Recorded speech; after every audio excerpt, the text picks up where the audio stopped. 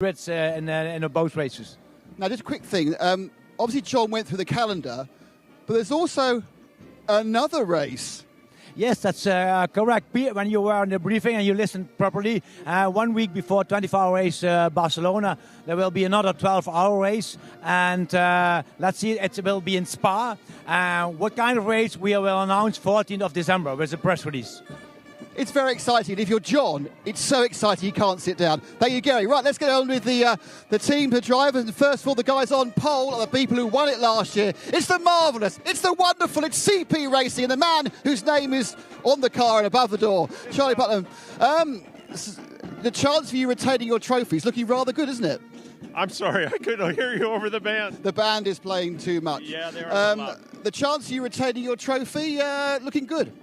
Well, I think we're looking okay here. You were asking me why I had those three guys qualifying. I think that pretty much proved the point. So they did a great job, very consistent.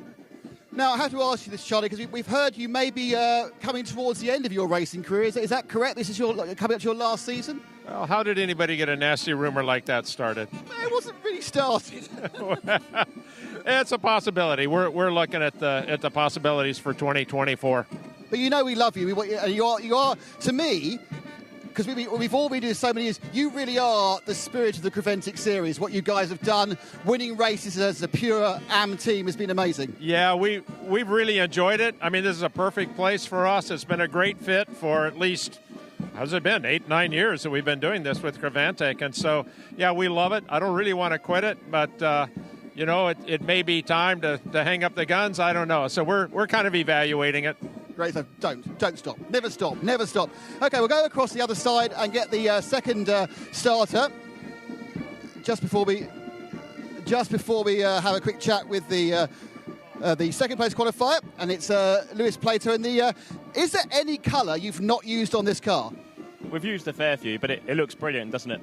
It does seem like being an explosion of fluorescent paint factory.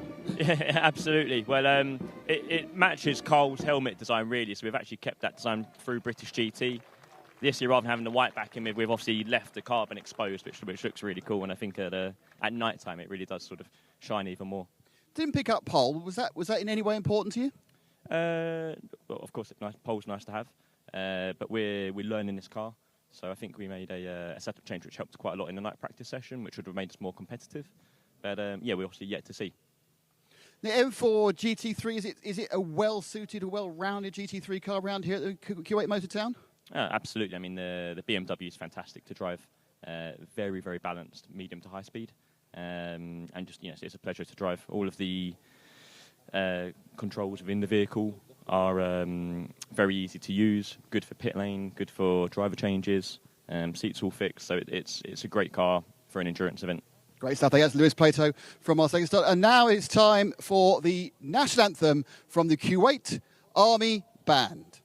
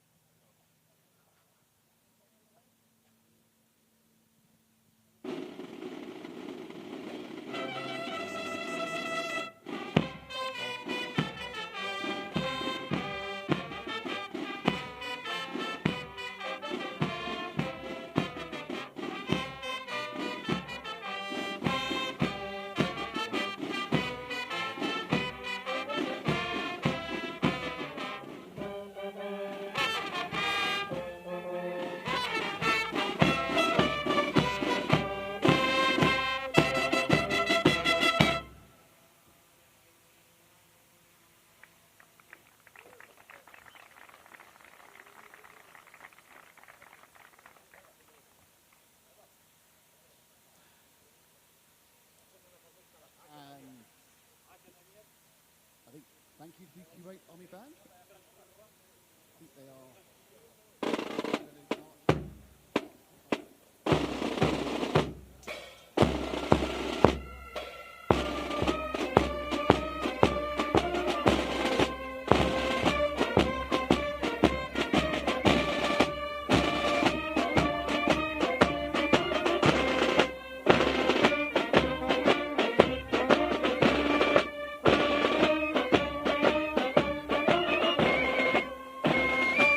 And that, of course, is our third place qualifier in our third GT3 car, which is the now renamed Manamari Energy by EB Motors machine. And the car in resplendent in its multiple colours. And a quick word with Sergei Nikolai.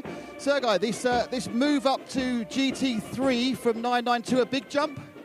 Yes, it's a big jump, but I really love the car. I love the aerodynamic of the car, and I adapt with the car very, very fast. What's the major difference between the two types of car? It's the braking and the speed in the middle of the corner. It's amazing. With the GT3, it's really amazing, because we didn't have time to make an insert. It's really hurting me at the corners when it's fast corners. I'll just look with your teammate, Simone De Castro. Simone, I was just talking to Sergei there. It's a step up for the team, but you seem to have really got to grips with the car very quickly. Yes, it's fantastic car. I don't make a lot of laps.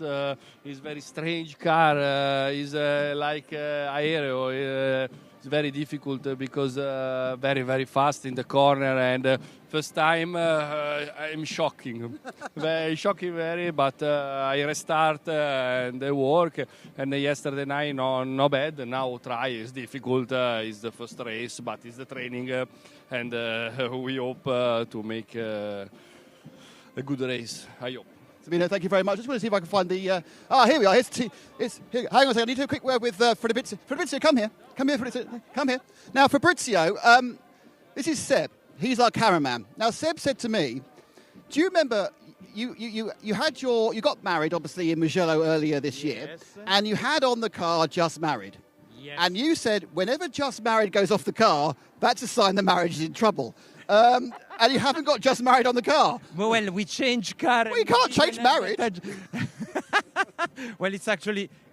Honey, are we in trouble or not yet? That's okay. No, it's okay. Everything is going well. It has been an amazing year. We managed to win the European Championship, last year the Middle East with the Cup, and we have been lucky right now to step up with the big boys. As we were talking about it yesterday, it's only 2 days in the car that we had. So for us, expectation is a race where we will train a lot, and only if they will give us the opportunity, we will have a chance to pass them and be in front of them, because otherwise we're not ready right now to fight for the win. And you've done a couple of sessions. How's your back? Not that good. Actually, we will lose a lot of time with me getting in and out. I can't bend. I don't have the mobility yet to enter and exit fast. Plus, it still hurts a bit in the corners. I will need to train. This is going to be a training for me. Like they have an handicap. That is me. And this Kuwait Motor Town circuit, it's impressive. It's changed from last year. How do you feel this new layout is? Well, I liked the other layout because it was very quick, and I thought it was going to be easier with the GT3. But the new one with the banking that resemble a bit Hockenheim, it's actually nice and interesting because you can brake in very, very late, and it's fun. Great stuff. So, John, Fabrizio likes the new layout. Can you perhaps talk us around it by any chance? Well, if I must, Nick, thank you very much indeed. First time we came here was last year, the premier international event for Kuwait Motor Town, and the track, as Nick has mentioned, changed ever so slightly. The changes are in the third of the three sectors. We've actually got either 18 or 19 corners now, depending on how you look at it. Turn 20, the final corner, hasn't changed. We're still calling it turn 20. Across the start-finish line and through the fast turn 1 kink, which, when full and on colder Hankook tyres, is not flat in the GT3 car. Past the pit lane entry, over the top of the rise, heading up towards 160, 170 miles an hour before you drop over the top into turn 2, down into second or third gear, and then you're rising through turn 3, blind, straight across turn 4. Ooh, watch your track limits there. Balance the car for turn 5, and you're into a huge, long, left-handed run, which tightens into turn 6. So you've got to pull the car to the left-hand side before you set it up for the 180-degree hairpin at 7. 8 and 9, 10 and 11, nicely flowing. The faster you go, the more aero you've got, the quicker you feel you can go. Then the change section. 12, 13, 14, exactly as they were last year, but instead of tightening to 15 and going to 16, you open out the steering and get on the throttle hard to go into 16A, a 7/8 copy of the Caracciolo Carousel on the Nürburgring Nordschleife, then through the kink onto the back straight at 17 effectively, and then down a little bit slower into the final corner, turn 20. Round about 235 k's through the final corner or into the pits, and that will determine whether you go in for service or across the line to start another 5.163 meters or about 3 miles of racetrack. Talk to the team with a new car. Now we've got a team that's a completely new car to everybody, not just a new car to them. It's the brand new Vortex 2.0, an upgrade in every way on the old Vortex. It's all carbon. It's incredibly quick. It's a fantastic job. See if I can find a quick word with Philippe. Quick word? Yep. Yeah. So the new car, it's very, very impressive. Yes, thanks for your commentary. Yes, we're very proud to be there. I mean, is it... What are, I mean, the car has a kind of the same silhouette, doesn't it? But what are the major changes as you for a driver and overall? Oh, the major changes is that the car is completely in carbon. Chassis and bodywork is completely in carbon. The engine is still the same. It's a Chevrolet V8 6.2 liter, but all the body and all the chassis is now in carbon. And is the aero very different, or is the aerodynamics very similar to the previous model? It looks completely different. It looks completely different. And does it feel completely different? Yeah. So as you can see, the time between last year and this year, the time is completely different. So the engine is still the same. So we think that the aero is completely different. And of course, this is the first time you've run it competitively. How is the reliability of the new car so far? Sorry, I don't understand. How is the reliability? How stop the tyres. How reliable has this car been so far? It's its first time out. Sorry, I don't understand. How reliable? Any problems with it, or is it working perfectly? It looks we don't have any problem for the moment. Our goal is to finish this race, but we don't have any problem for the moment, for the weekend. So we are very proud of it. We just have one car here. Yeah. Obviously, Vortex have run multiple cars, and I understand the idea also is to sell this car to customers. Exactly. We have 2 cars actually in production in Pesnas, in south of France, and we're scheduled to sell 5 cars at the first semester of 24. Fantastic, thank you. Best of luck for the car. The car looks fabulous.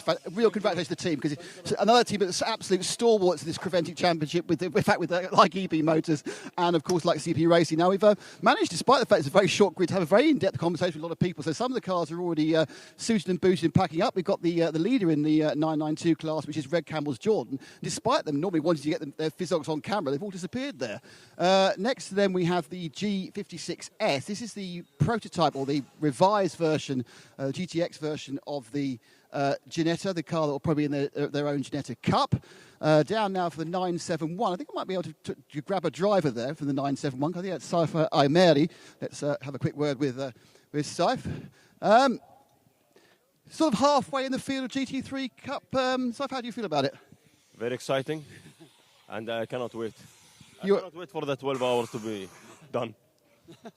And I mean, do you think that obviously qualifying for the Rabdan team, not massively important, but do you feel you're getting the most out of it as a team? Do you feel you're moving forward with the car overall? Yes, because yesterday we didn't prepare for the qualifying. The setup wasn't that good. At night we managed to fix the setup, the car very well, and they were lucky in P1 because we didn't put the right setup in the beginning. And are you getting in? Obviously, you're not starting because you're about to walk off. So are you in next? Yes. Fantastic. Good luck for the racing. Good luck 12 hours. We've got this is the the More Than Racing, the KTM, again, they've all packed up. The key thing about this is, if sort of from here backwards, is completely new from earlier in the week because they had a bit of a shunt, unfortunately. But luckily, being a kind of a composite proper race car, they just took all the bits off, found some new bits and stuck them back on again. Now, another small story here is the 2K Kramer cars. And I say 2K Kramer cars because actually there's only one on the grid, the 936 and the 937. They only initially entered the 936, this one here. But what happened was they decided, oh, hey, we've got another car, we've got a lot of drivers. What we'll do is we'll enter this one here, the 937. However, it's not on the grid, but it is at the fuel station. So I assume it's going to join the race as they go past on the green flag. So both those cars are going to take part, but they're not both on the grid. Now we have a brace of BMW GT4 M4s, Simpson Motorsport and Century Motorsport. Again, we are knowing about, they are very close. And then come to the teams who are obviously the leading teams in the TCE class. We have, of course, CWS Racing, which of course is Colin White, who is the CW in CWS, returning to racing. He's not starting the car, returning to racing after, in international racing, after a very, very serious accident about 18 months ago. I think Colin particularly is enjoying the warm weather, as it means he's feeling a little bit happier on some of the injuries. And nothing like a bit of warm weather to warm the cockles of your legs. And then we come to the final car, which is the one TCR car. This is the K, Kuma, Neil and Lemmer, though actually Ricky Kuma unfortunately has picked up a bit of a virus and won't be taking part in the race. John, everyone's packed up and got in the cars a bit sharpish, so I think what I'll do is I'll hand it back to you to talk us through, 12 hours and 6 minutes. Nick Damon, as ever, his usual effervescent self on the grid. So here's how they will line up. The three-part qualifying on Friday had the number 85 defending winners of this race from last year, of course, the CP Racing GT3 AM class, GT3 Evo from AMG, Charles Putman, Charles Espinlab, Joe Foster and Shane Lewis. Had a long chat with Joe Foster earlier in the week, who is very much looking forward to getting back out on the circuit. Alongside them, it'll be Lewis Plato, Jack Barlow and Carl Cavers in the 22 Century Motorsport Pro-Am GT3 from BMW. Then behind them, the Manamari Energy by Ebi Motors GT3 R992 Porsche, Fabrizio Broggi, Sabino De Castro, Sergei Nicolai and Cosmo Papi. Vortex V8 GTX, Vortex 2.0. What a machine that is. It's in carbon fibre at the moment, so some of the more extreme aerodynamic details are actually quite difficult to pick out. Never mind having a zebra or some kind of broken up camouflage livery for that car. It's superb. Unveiled at Barcelona earlier on this year. It's Arnaud and Olivier Gomez. Olivier starting with Lionel Amarouche and Philippe Bonnel in that car on the outside of row number 4, which of course is our first GTX car. First of the 992s, Red Camel Jordan. That is the pole sitter in the GT3 Cup, the 909. Hello to Paul Truswell, who is remotely controlling the strategy from the Isle of Wight data centre. They've got Toro Verde in GTX with Lawrence Tomlinson back in driving modes. He's handed over the running of Janetta to his daughter. He's got his son driving with him alongside Michael Simpson. And that means that Lawrence can, A, do a bit more development work. And that car, the G56 Cup, is a development car. We'll talk about that later. Very interesting design details on that one as well on the outside of row 3. Rabdan by Fulgenzi is next up. That's another one of the GT3 Cup 992 cars. And it is Enrico Fernando Fulgenzi driving, along with Christopher Zirkling and Saif Almeri, local driver. They'll be getting in later on in the race. Sharing row 4 is the Razun More Than Racing Crossbow, the rebuilt car. We send our best to Dominic Olbert, who had that huge incident, and Daniel Drexel, Arthur Quist and Hatham Quadjaruri will be driving that car, and Hatham is driving it. 2 Kia Kramer Racing 992s, one in the 992 category. That's the one in the number 936 on the inside of row 5. 937 is the 992 AM car. That's an additional car from them. They had 2 cars, one was a spare, and they've decided to split their drivers between them and give them a little more track time to get ready for Dubai. That's a car that we'll see again in the trophy, the Middle East trophy. And then the last 2 rows of the grid are all Union flagged entries. Century Motorsport with their pole-sitting M4 GT4 started by Nathan Freak. AGMC Racing by Simpson Motorsport with their M4 G82. That'll be started by Vasily Vladikin. CWS Engineering are the pole-sitting TCE car. That's the black number 278. That's the older G55 shape Ginetta. In TCE TCX, and in TCE TCR is James Kerr and his happy band. It will be Vasily Vladikin who starts that. Oh, he can't be starting 2 cars, so I'm not sure who's starting that car, but he's got 2 second or third generation drivers in there with Jack Lemmer and Henry Neal in that car. That's how they line up. We've got 12 hours for you. We'll go from the heat of the day in about 2 hours to 3 hours time. That'll be the peak temperature, and then into the fairly temperate evening. And when the sun drops here, it is like flicking a light switch. We'll be having probably 4.5, 5 hours of full dark running in the end of the race. The cars come onto the start-finish straight now. Beautiful lineup, little bit of gap between the first 4 rows and everyone else in the field under the control of the pole sitter, who was a little bit behind there as the red light goes out. 12 hours on the clock, and the Hankook 12H Kuwait, the first round of the Middle East Trophy for 2023 and 2024 is underway. And immediately the outside pole sitter jumps across into the lead and will take them down towards turn number 2. Century Motorsport and Lewis Plato leads out in the multicoloured BMW coming through. Here's the Vortex up into third, and the pole sitter has already dropped down into second. So it's Century from CP Racing, then the Vortex, Olivier Gomez in that Vortex 2.0 over the top at 4 into 5. Now the long turn 6 before they switch back into turn 7. We lose them for a moment from our commentary position high on the grandstand as they're in the dip, and now they explode back into view as they come out towards the 2 left, right left S's. And this has been a very good opening for Lewis Plato. Statement of intent here from the BMW team of Century Motorsport. Got the slight feeling that they were rather stung when Nick was talking to them on the pit lane, on the grid rather earlier on, that they didn't take pole position. Well, they've put that right into the new section for the first time. The hairpin at 16A, negotiated. And heading out onto the back straight, and it's a good 3, 4, 5 second lead maybe now as the leader comes round the final left-hander and onto the start-finish straight. At the end of the first lap, it will be scored as a leading lap for Lewis Plato as he goes underneath us. The rest of the cars coming to the line now and going across it. And Phil Anson alongside me, John Heindorf, Joe Bradley to join Nick Damon in the pit lane later on. I said statement of intent. Wow. There, Lewis Plato.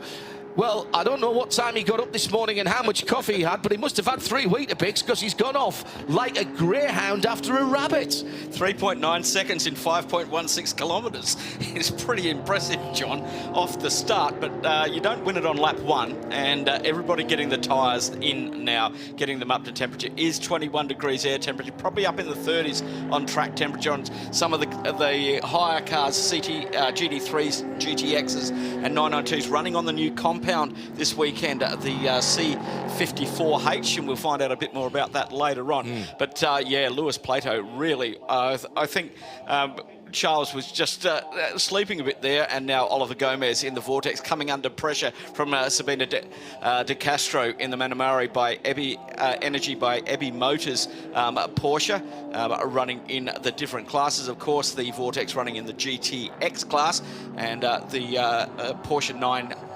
11 GT3 R992 is running in the GT3 category. That's a full GT3 entry. The other two entries are GT3 Pro-Am of the Century Motorsport current race leader, and the AM entry of the 85 CP Racing Mercedes AMG. And here goes the Porsche now up the inside, making the run down to the final corner, and he's going to get that move done in the braking zone.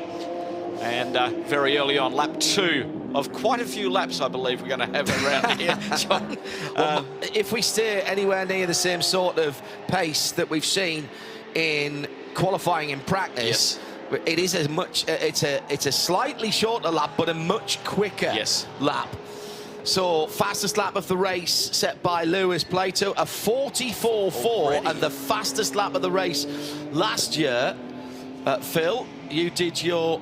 Yeah, it was a 52. Yeah, so straight away. And they qualified... 44.1 was the qualifying time. On an average. On an average, of course, yeah.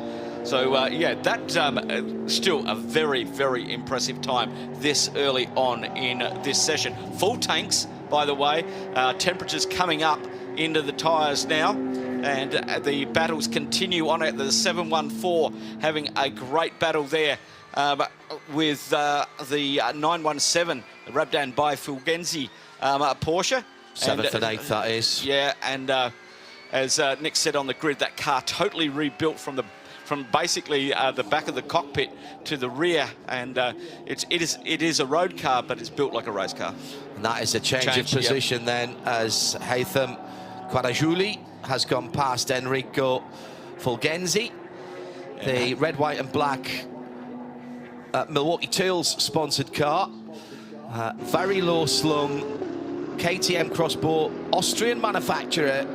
KTM, better known for its motorcycles, and has bought up a number of motorcycle brands down through the recent past, competing in Moto 3, Moto 2, and of course Moto GP. That's a product of the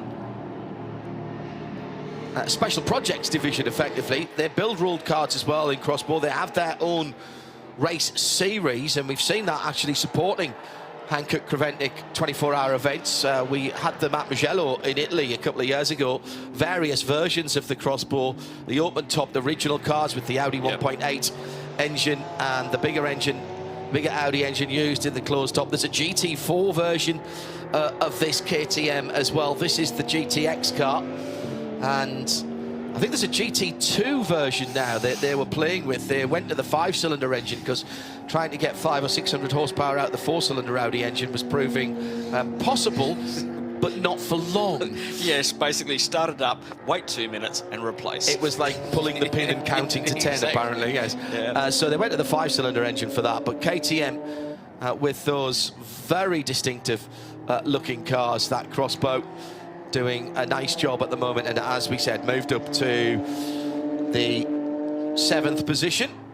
So Lewis Plato by nearly 7 seconds at the moment, battling down at the GT4 area. Two similar cars, the newest version of BMW's M4 GT4 contender, AGMC Racing by Simpson, Vasily Vadikin, with the 2nd position there, 12th overall. Ahead of him, Nathan Freak in the mostly white car, as they are on the far side of the circuit to us at the moment, just heading back through into turn 12 and 13, that middle testy section. And now coming through, and already the car's starting to move around, Phil, through turn 15.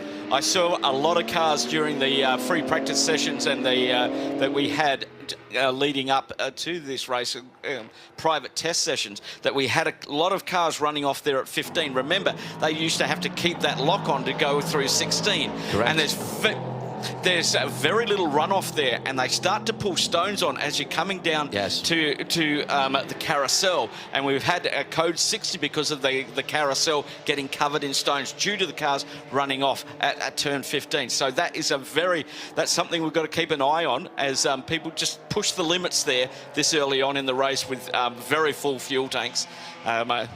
It's going to be difficult. Let's have a look at the race start again. So coming to the line, it looked, it's very tight as they crossed the control line. And in fact, the lights didn't go out until they were much further down. And I just wonder if Lewis Plato was already slightly ahead. The stewards will be looking at that up in race control.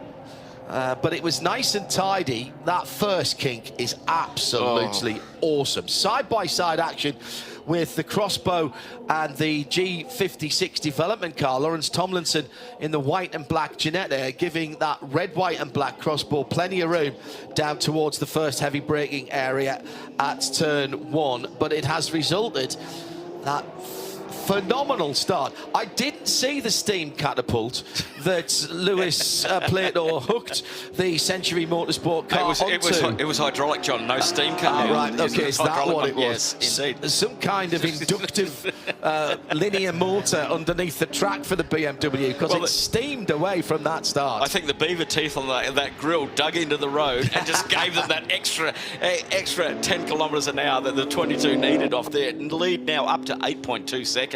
We're only on lap 5. Now, if you're the team manager down at Century, you're saying to Lewis, right, get yourself into a rhythm. He's doing early 44s. The best lap of the race 2 laps ago, 44.2, and he did a 44.2 as well. 44.223, which is a new lap record, of course, because this is a new circuit configuration. 44.247 last time around, 44.5 for CP Racing and Charles Esplanade. Certainly no slouch there. That's his fastest lap of the race as the racing fuel is burning off and the Hankook tyres are coming up to temperature and pressure. They did sit for quite a long time on the grid. They were out there about half an hour before they rolled, maybe even a little bit more than that, actually.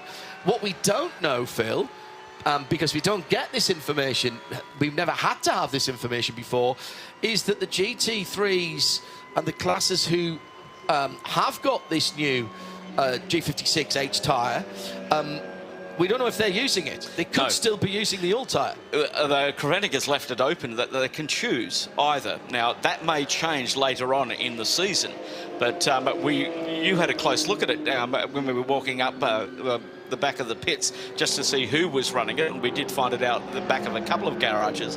And we'll probably get Joe or Nick later on to have a chat with the teams if they can see if they're running them, to find out what the difference is. Because last year we were using the C52 here, now with the C54H.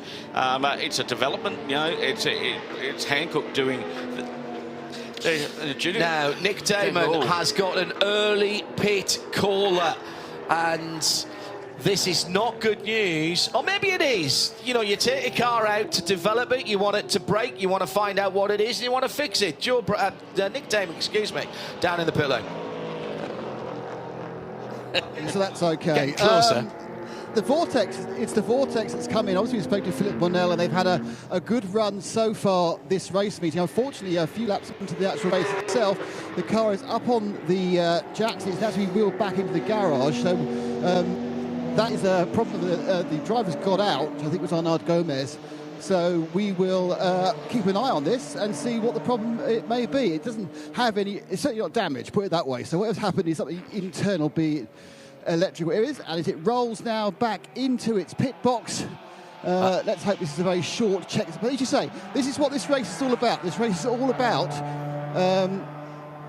getting to the bottom of any potential problems, and hopefully, you know, this will be the last one. It looks like there's going to be a computer connector. That's never a good sign. They have learned something there, that they need to be very careful when they open the gull wing door when it's on the trolleys, because that was very close indeed to clattering on the top of the roller door for the entrance into the garage itself. That Vortex with the 6.2 litre V8 General Motors lump in the middle of the car. That will be a car that we'll see at the Repco Bathurst 12 Hours for 2024. Delighted to say that RSL again involved in providing the international part of the commentary team for Australia's international endurance race, and we'll be teaming up with the not inconsiderable talent of the local broadcasters there on national television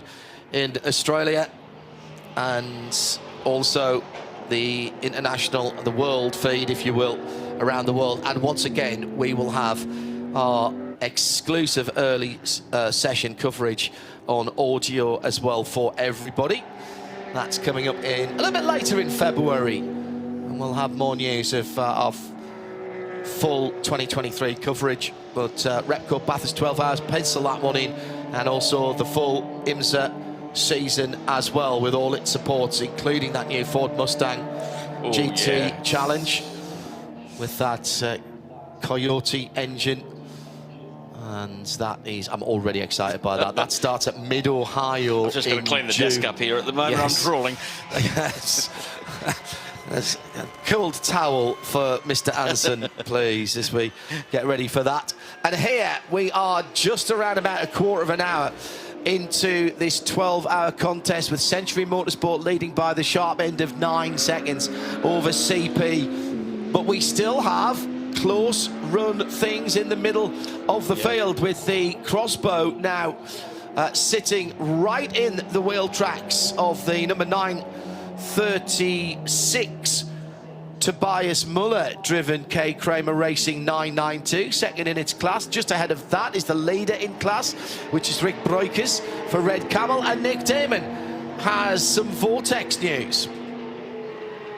Yeah, it's obviously not very good news for the team. In fact, hopefully you can see now that there is a auxiliary drive belt sitting on that rear tyre, and actually you can look into the if you look into where the alternator is, which is actually just in front of the first cylinder there, I can see that belt is cracked and frayed. So they've got an issue there with the alternator drive belt. So yeah, that's a kind of a basic issue that's happened. They're looking to replace the belts, but obviously it must have just started running out of battery power. And if you look on this dashboard, it does say that the battery is very low. So it's been a charging issue.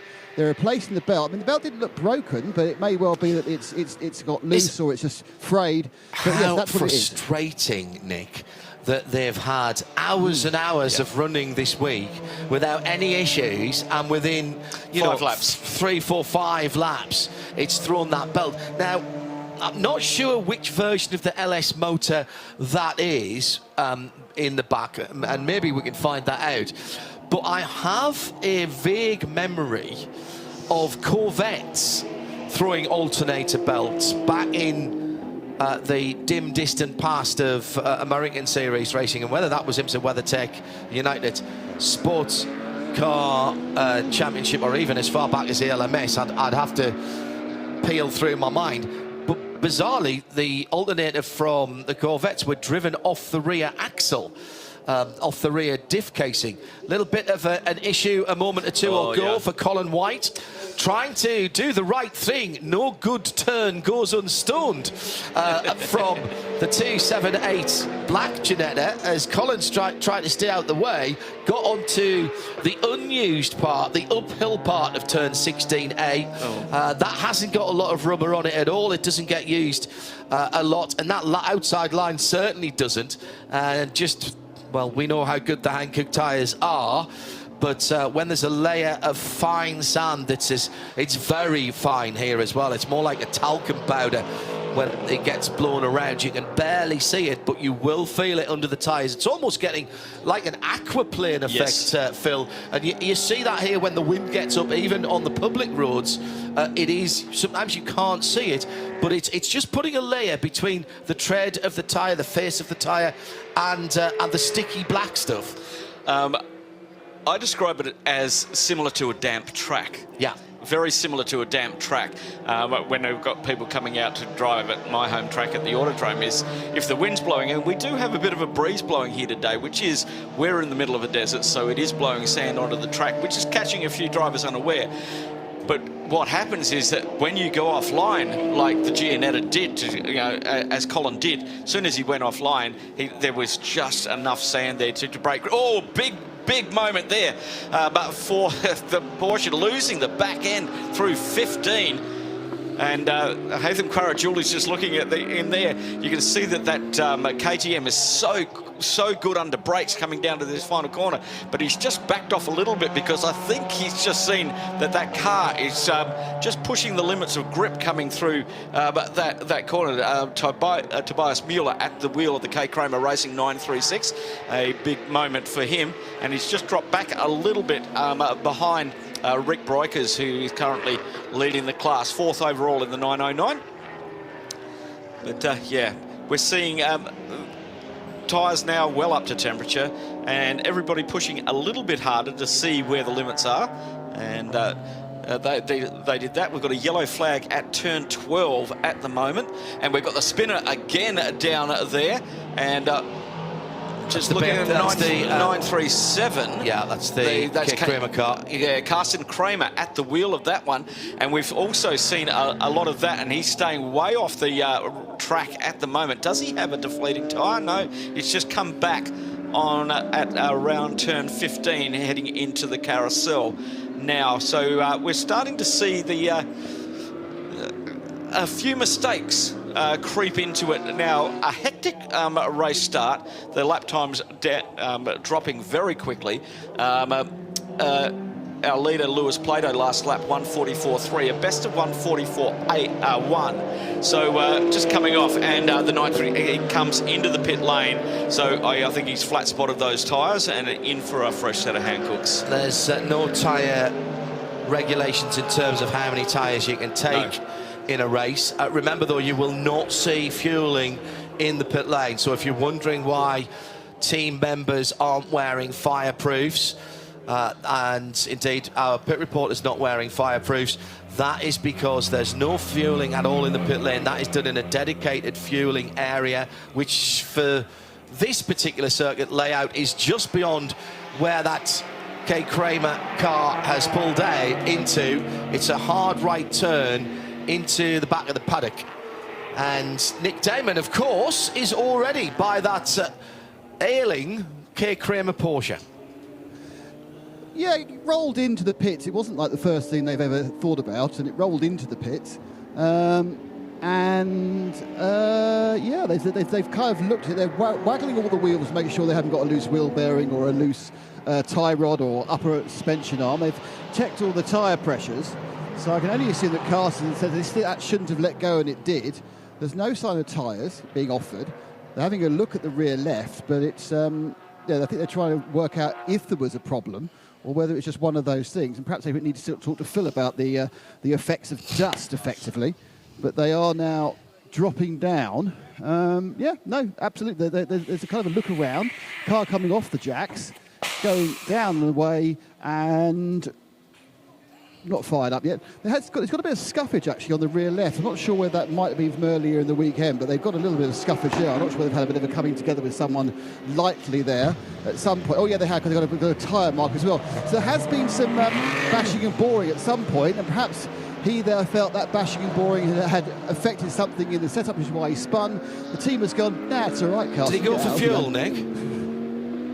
No, he hasn't. He's gone part of he's skipped fuel. Fuel is at the. I think we should point out that fuel is at pit out. It's in a direct line with the pit lane. So now this snaking round you see at some of the tracks, it's just a straight line out, and they have 8 pumps for 14 cars. So it's very unlikely we'll get those huge queues you've seen at some of the other tracks. The reason I asked Nick there, Phil, if he went for fuel, and I was slightly surprised when they didn't, is because there's new regulations for fuel under full course purple, code 60 here. Get to that in a moment as the Milwaukee Tools sponsored KTM Crossbow takes another position, moves up another spot. That has been the car on the move with Haytham Kwarajul behind the wheel, and the Razzoon Mordan car now up into 5th position and has finally passed the two 992s. Tobias Mueller and Rick Breukers is just still ahead of that car. Was that who he went past there? He went past, I think, Tobias Mueller in the K Kramer car.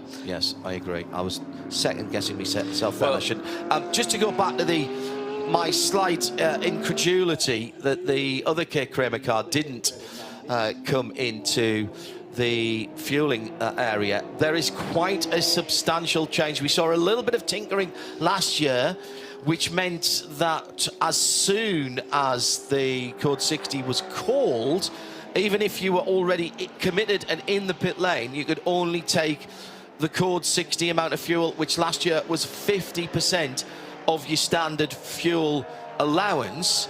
There's been further change this year, and it is significant. It is indeed. 25% is the maximum you can take of your allocation, or allowed allocation, this year under Code 60. If the Code 60 falls while you're already refueling, if you have activated the pump, and we have pump observers down there to say that, you can only fuel to that 25%. If you've already gone past the 25%, you would have to stop. So that's going to be something for the teams to be aware of, because last year, if we had barrier repairs or long Code 60s and stuff like that, we saw guys coming in twice to refuel and getting the tanks to their actual capacity, which is over their allocation, which means they can run much longer, and without tyres being the limitation on that thing. The other area under Code 60, no penalties are allowed to be served under Code 60 anymore, and that's going to have a huge impact, because that's where, remember, you had to double the time to be under there, and some of the team strategists were brilliant at working that out. Paul Trustwell being one of them, could work that out, that they could actually gain time by losing time, if you want to point it that way. So that little hole in the regulations has been undone, and that battle continually going on between the Porsche. The Porsche quicker in a straight line, the KTM quicker through the corners, and this is turning into a little bit of a titanic battle between these two cars, the 936 and the 714. We expect the GT3 cars to come in around about the first hour mark. We're at 11:35 to go at the moment for their first refueling stops. So this is the battle for fourth position overall. The mostly orange but stripy orange, almost sort of a Paul Smith tailoring stripe on that car, the 909. That's the leader in the 992 Cup class, and behind the leader in the GTX class. Onto the start-finish line now. Underneath us, side by side, underneath the gantry. And it will be the KTM that has the inside to the left-handed kink at turn one. I didn't see much of a lift from either of those two cars there, if anything at all. I think they're flat through there now. Yep. Over the slight brow, that's the pit entrance on the right-hand side. It's now dropping down into turn number 2, and you're braking just over the top of a rise, and there's one or two little undulations there. It's actually quite a tricky braking area into turn 2. Over the hill at 3 and 4, easy to get that one wrong and run off the track to driver's right in the middle of that chicane. Then rising at the start of turn 6, come from the middle of the road, because you want to be all the way to the left-hand side at the end of that red and white curve before you chop across a very early apex into turn 7. You don't really think it's going to be, but that corner, really you're giving that up to get out of it and through 8 and 9 and 10 and 11, which are beautiful flowing S-bends, setting the car up on the left-hand side of the road for the first of 3 right-handers. Set the car and leave the steering, pretty much exactly what Rick Breukers is doing. There's a little correction as he comes into 14, and then 15 is now a straight line. Yeah, it's not even a corner anymore. No, they've learned how to get that one right, and you could see that the KTM just pulled ground in those corners. What do you reckon the weight difference is between those two cars, John? That's a good question. It's about, I think it's about 1,200 kilos for a Cup car, maybe a little bit less. Yeah. So I'll have to look up the KTM. I don't think it's that, bizarrely, I don't think it's that different. So incident a moment or two ago for the Simpson BMW, an off-track moment for the number 138. And just going off the track. No, that was indeed, that was the Porsche a moment or two ago. But it was James Kay in the Audi, excuse me. The 138 Audi that was off the track. That car has moved up past K. Kramer Racing's Porsche number 937. That car's already been in the pits for flat spotted tyres, and the Vortex is still in the pit lane as well, as James Kay was almost had to show his pass to get back on. And Nick Damon, and we have had a spin this time. That's turn 16A for CP Racing. And that's the second. They had a spin there yesterday they did, as well. exactly the same place. Yes. Exactly the same place. And it was coming up on James Kay. And again, offline at turn 16. And as soon as you go to the throttle, Phil, that was a spin to the inside. That could have been much, much worse. Yeah. Particularly as we had the EB Motors car coming through. Now, I was factually correct in what I said, that the Vortex is still in the pit lane. However, Nick Damon, it had sashayed out for a moment. It came out. They took it. They'd had a slave battery. Obviously, the main one had got a bit flat due to the lack of an alternator. It was all looking good. They dropped it off the jacks, had to look around, and then they went, oh, and they put it back on the jacks, back on the dolly wheels, and back in the garage. And now they're staring at the back of the car again. So, not sure what the secondary problem is. The engine cover's going back on again. Now, whether they've not quite got the alternator tension right, which, you know, I've had that issue on my Triumph TR4A, actually, the alternator just going loose by itself. Admittedly, it wasn't quite so serious, just meant my lights are a bit dim. Yeah, so it's now back in again, having a bit of a stare. Anything about a bit dim in you and your cars. Yeah. Sorry, too easy. It's too early. You know, what can you do? But yeah, so the Vortex, the new Vortex 2.0 is back in the pits. I don't think it'd be a long stop. I think this is just, as you pointed out earlier, John, massively frustrating because it went so well and no problems all during practice. The worry for me, Nick, and maybe you can have a word with Philippe Bonnell or one of the team down there. The first question is, did you change anything in terms of what is happening in the engine bay between all that running you did earlier in the week and this morning? And the second thing is, has it thrown another belt? Because if it's going to keep throwing the belt, it's going to keep throwing the belt. So whatever has happened, whether it's been a curb strike, whether it's been something that they've changed, there's clearly an alignment problem with the belt if it's going to keep throwing the belt. And I'm slightly worried by that. We'll leave Nick to peer. And there's now, what, half a dozen people in that engine bay behind the driver of that Vortex. Again, I will say, do not judge that car right here, right now. That is literally the first car that they have built to this new specification, the 2.0 specification, and they are here to find these things out. Yep. The second chassis was laid down in October, so it's finished. The plan for next season is to run 2 2.0s and 2 1.0 cars, and then to get 5 customer cars ready throughout 2024. Coming in, not a completely nailed down price right now because they're finalising the specification as they're developing the car, but to come in at a price that is less expensive than a GT3 car, which I mean, a GT3 car is a lot of race car for the money, given that it's a major manufacturer designed, built, and supported car. So it's going to come in somewhere between a GT4 and a GT3 car. That's a very interesting proposition there. I actually know why it's in trouble. Why? Nick mentioned the reliability word on the grid. He did. He did. Hashtag blame Nick at RSL_studio. Sorry, Nick. We've had our first time penalty for the day. The 971 wins the award for the first time penalty. It's 6th offence at track limit infringement, 10-second time penalty. However, there is also a new penalty for track limits, which is a drive-through, part of the new 2024 regulations, which have been implemented for this first round of the Middle East Trophy. Now, Paul Truswell, hello, good morning to you.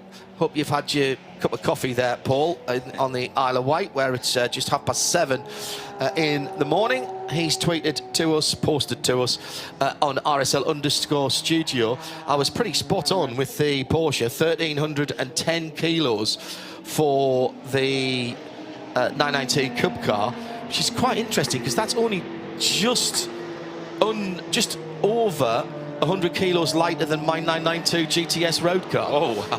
With my 18-way seats and all the comfy bits. The KTM Crossbow is 1,100 kilos. So there is a 200 odd kilos. Yeah, in there. 190 and a 210 kilos difference, which before. Well, that's probably me and you, in fairness, Phil. And probably Joe's leg. But yeah, I was just watching. I was 108 kilos before I came away. However, the food here at Kuwait Motor Town, once again, the caterers have been fantastic. And Khaled and the team have made us so very, very welcome. So I may be going back slightly heavier than I came out. Good news for the Vortex is the V8 has... sonorously fired up, and it takes up. Love the new treatment on the side there. I just wonder how easy or difficult it is to get in, because you won't want to put your foot on that no side pod side of the car. It's quite difficult. 14 laps they spent in the pits, and back out to that looks like it should be mounted underneath the hard point of a B52, doesn't it? Exactly. It does look weaponised. Yes, the old NASA Dryden B52 that used to launch the X15. Exactly so. Yes. It was where I was going, Phil. Phil, formerly of the Australian Air Force, of course, in his earlier years. When I had hair and a waist. And went everywhere on a motorcycle, you mad fool. Considerable distances in Australia as well. Yeah, everywhere's next door in Australia. 19 laps have been completed by Lewis Plato in the Century Motorsports BMW M4 GT3. A dual attack this weekend, GT3 and GT4. Remember, they won the GT4 category last year. They were in the Aston Martin GT4 Vantage, and a double BMW Assault this weekend. That GT3 is BMW, John, is proving to be a prolific weapon in the GT3 fight in the various categories around the planet. And it does look a third larger than every other car out there, unfortunately. It just does. And especially in the colour scheme that it's in at the moment. The 22 makes its way through. Between that and the ABU Motors Porsche, we've got every single Pantone possible used. I'm going towards the 12 million colours of LED. It's possibly even more now as we move into digital. But yeah, and as we saw last night, it does look brilliant under lights here. 5/12 of this race will be under lights, 7/12 in daylight. And as we saw yesterday, when that sun drops, it's like a lava lamp. Yeah, it's exactly what it looked like. It looked like a big glob of it dropping back down. It was fantastic. Yeah, the lead at the moment that Lewis Plato has over Sabino de Castro in the Manamuri Energy by ABU Motors Porsche is around about 13 seconds. It's just been creeping out slowly. It didn't have that I'm going to do 3 seconds on the first lap type thing. I think that was a statement of intent to just go, okay, we're out there.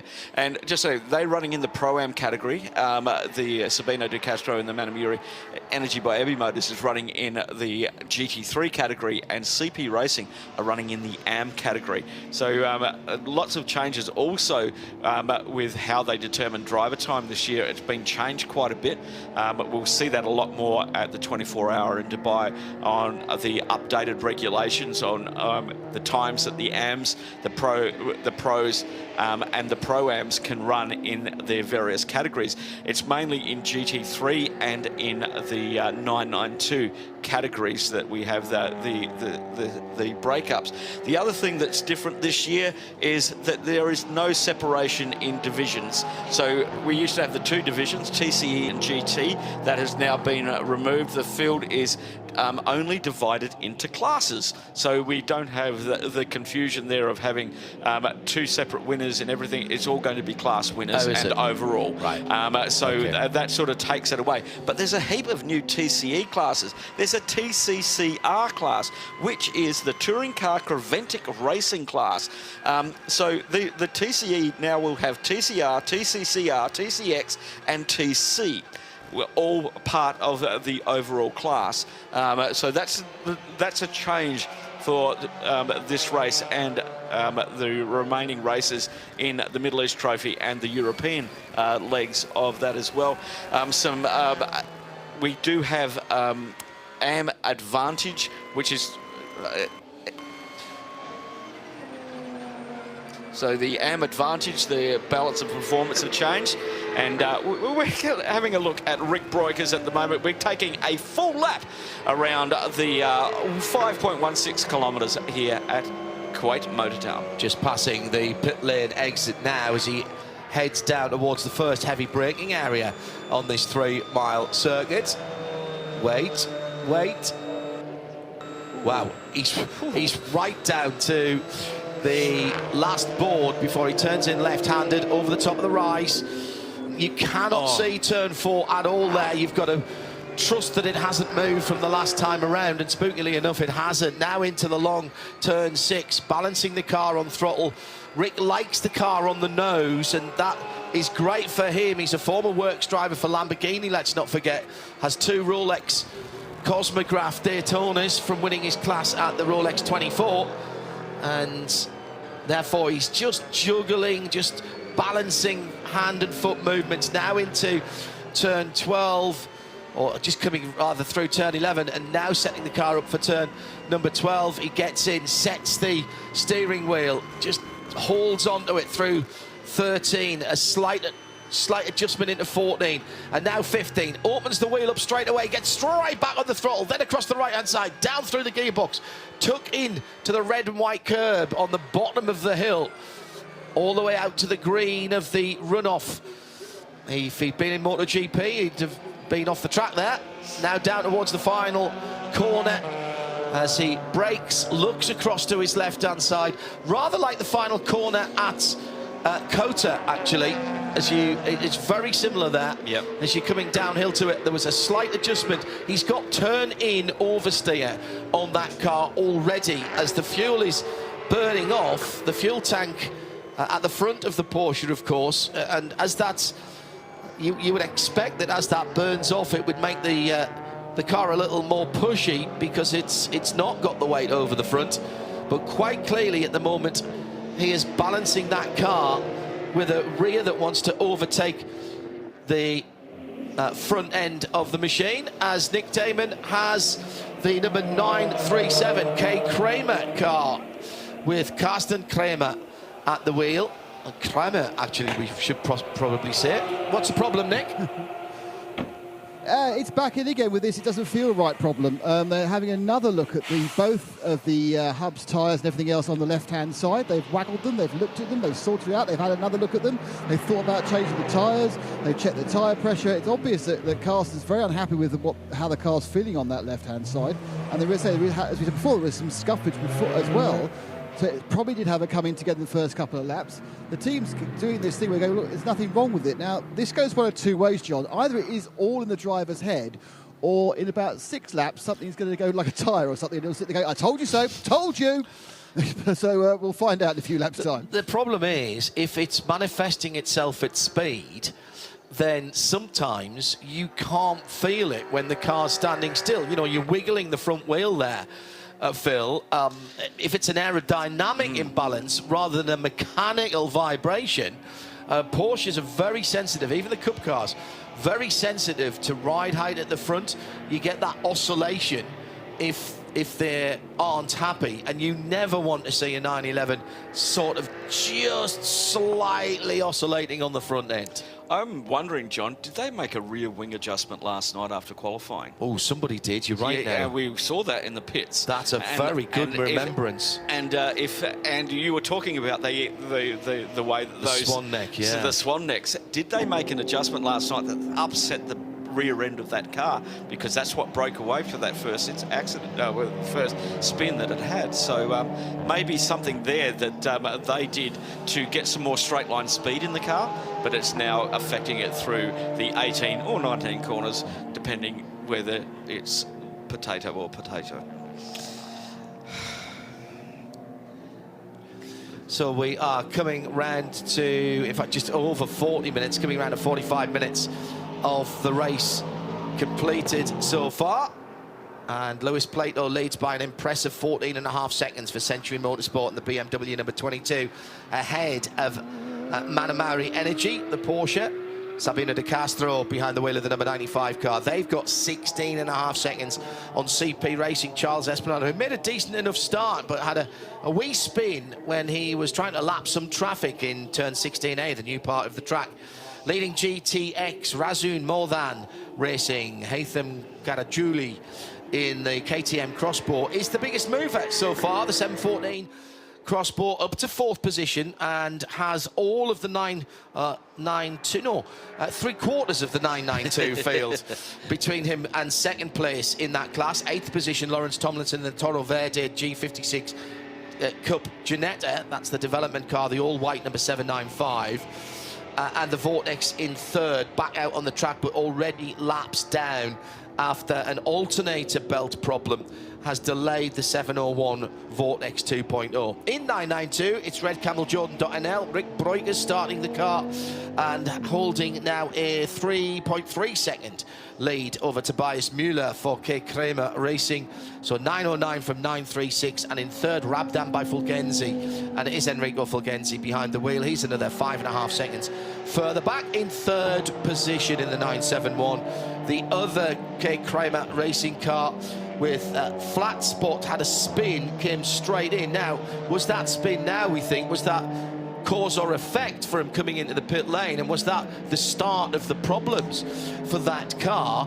But Karsten sent back out again, but is already a couple of laps, 3 laps down on his class leader. In GTX, we've done that, leader with Ethan Karajuli. 2nd is Lawrence Tomlinson for Toro Verde, as we mentioned. Then it's the GT4 car, Century Motorsport Nathan Freak leads the old BMW GT4 battle, 4:29 now, 8 seconds ahead of AGMC Racing, teamed by Simpson, Vasily Vladikin behind the wheel of the 438. And in TCE, CWS, Colin White by 35 seconds over James Kay in the Audi RS3. That's how they stand, with still 11 hours and 15 minutes to go. The leader, having completed 25 laps, Lewis Plato, who made a bold move at the start and continues to lead by 16 seconds at the front of the field for Century Motorsport. They've been just looking at the body language of that car, it seems to be a lot more stable in its current configuration than the Porsche behind it.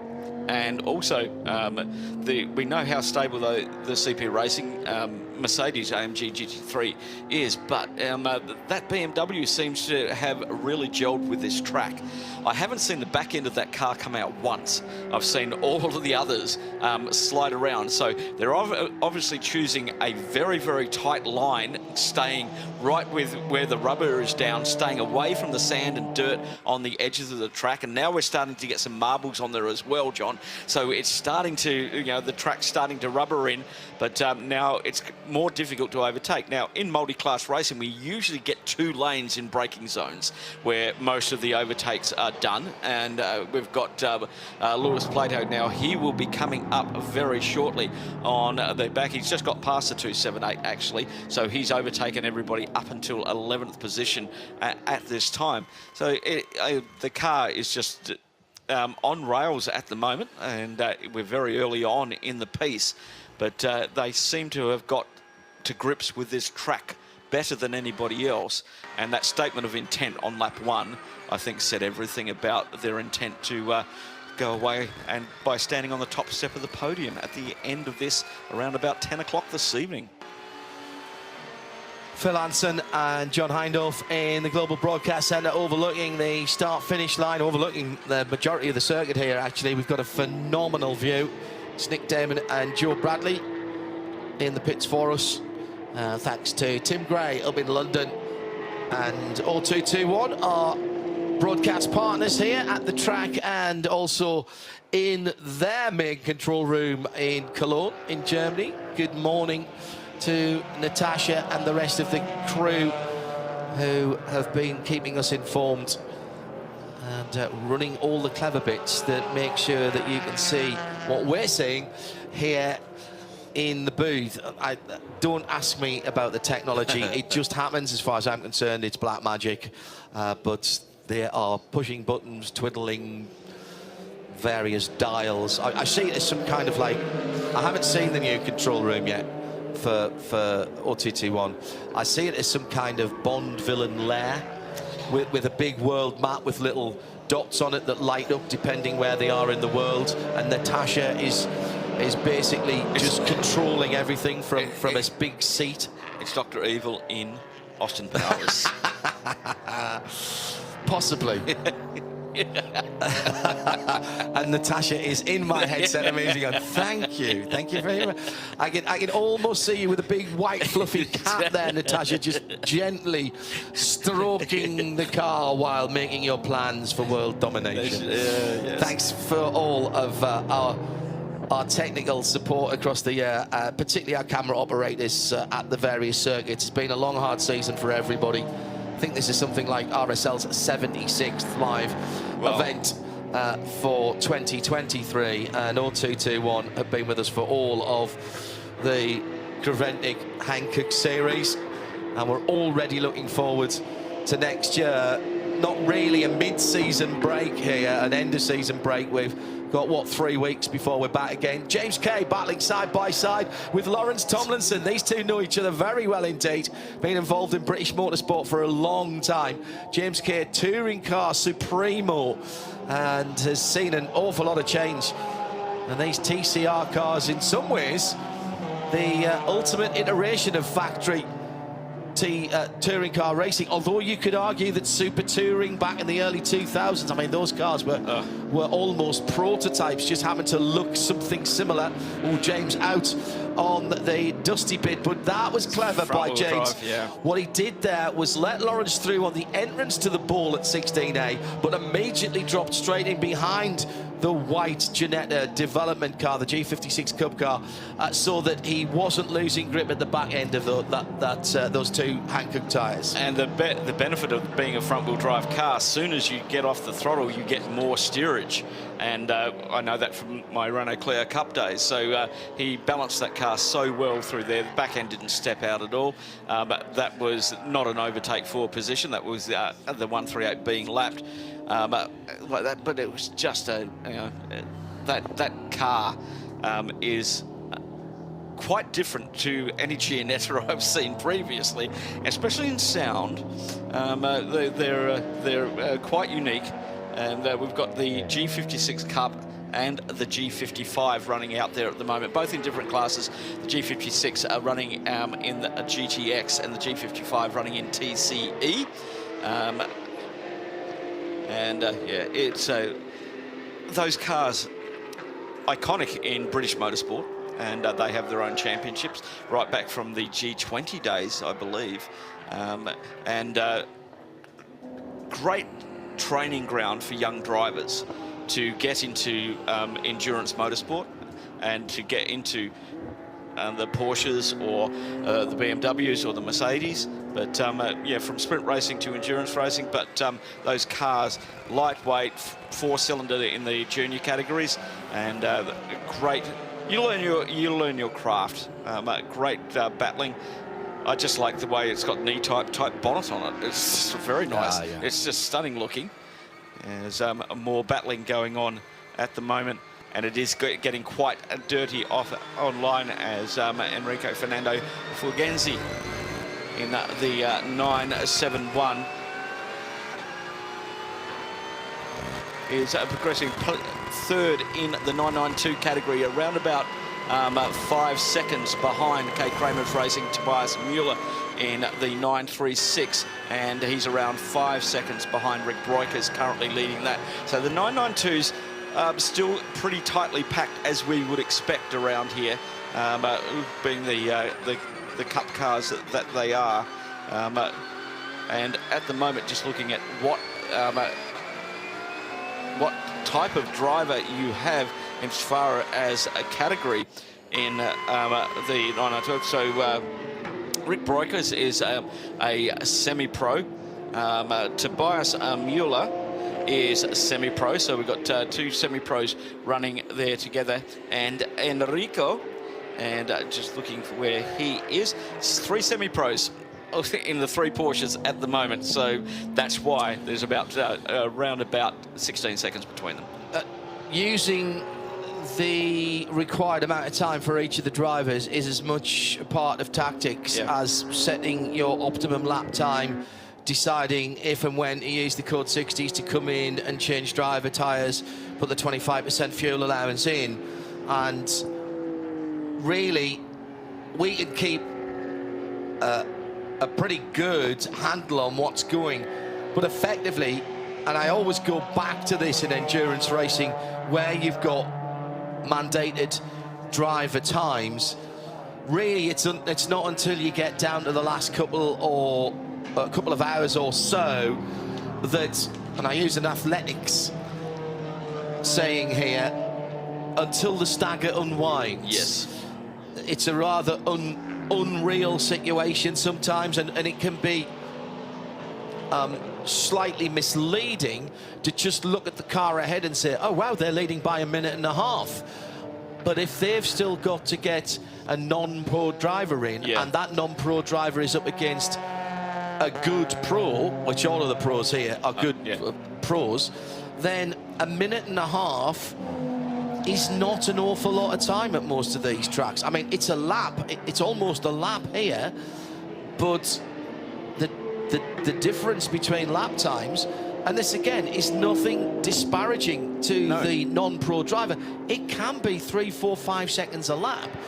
Now here, it's likely to be less than that because there's less traffic, fewer cars, and therefore fewer opportunities to have to go offline. And that's where mistakes make.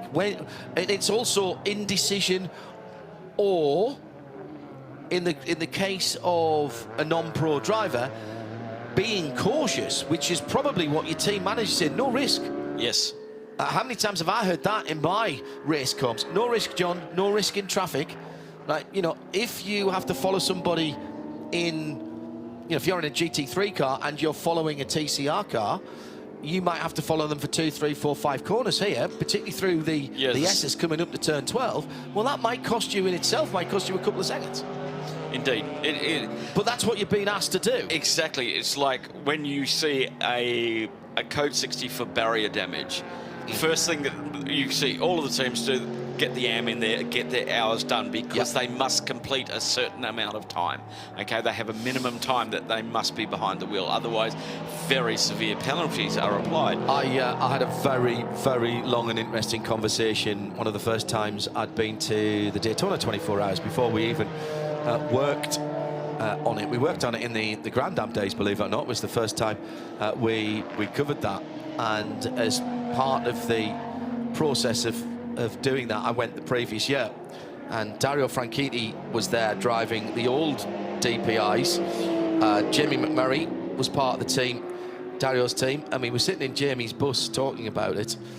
And I think the previous year, the car that won had a gentleman driver in, and the gentleman driver had not driven a green flag lap.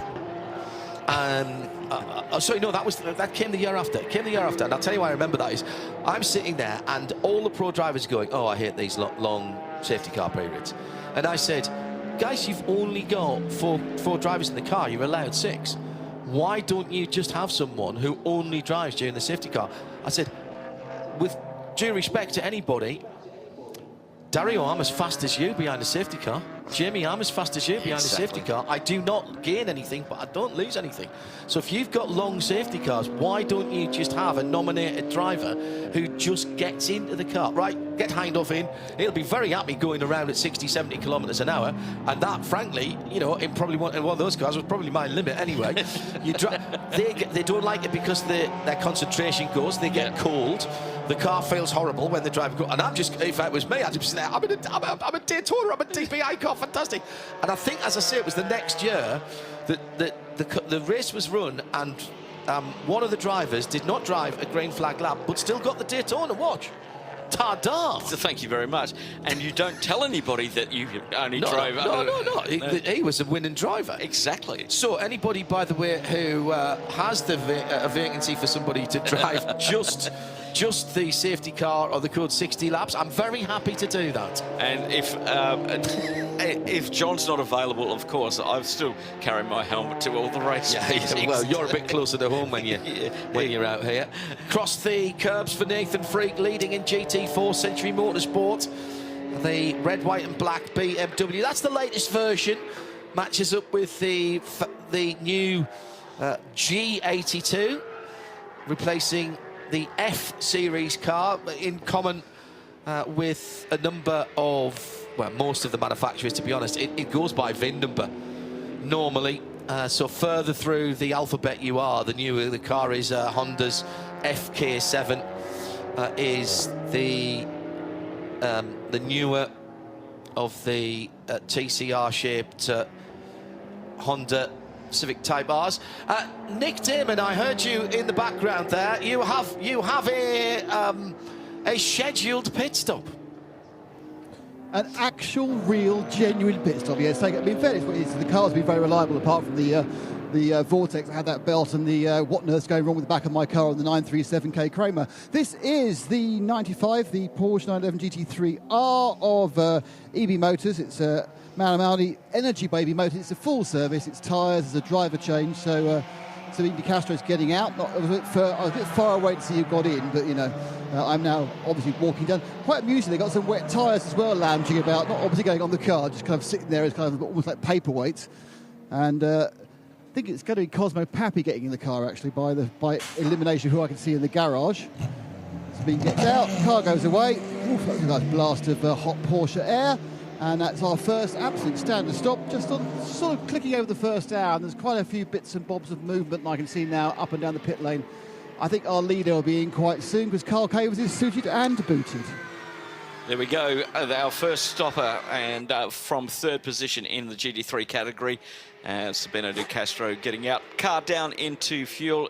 Hopefully we'll check it as they click over the driver identifier, and I'll go Cosimo Pappy may be in that car, but we'll give you that update. The first one in there, that moves CP Racing up into second position. And with 34 laps for our leader, 33 seconds back to Charles Esplanade now. And so good half a minute around the lap time we're doing, which is just probably 1 minute and 3/4. I'm just keeping an eye on the lap times. The best lap time for Lewis Plato so far, 1:44.08.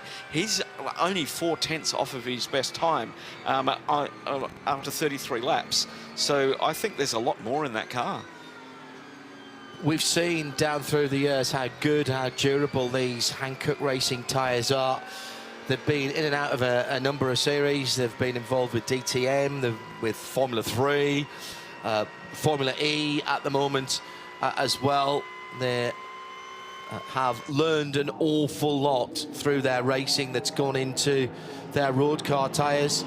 And who would have thought a few years ago that there would be original equipment tyres for Porsche? And yet the new 718 Boxsters and Caymans have got that bit of a battle out on the circuit, and a big slide a moment or two ago for Rick Breukers, who's been closed down by Tobias Muller. I wonder if Rick's just used his tyres a little more as he came through 14 towards 15. It was full flat four-wheel drift from the orange car leading the 992 category.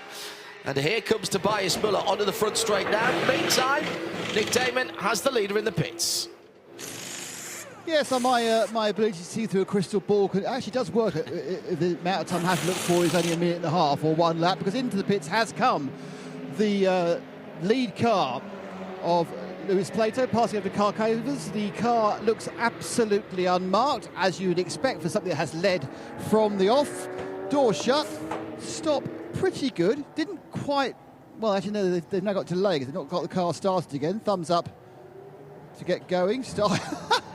The lollipop man pointed to the thing on the lollipop saying start engine. But yeah, that was great.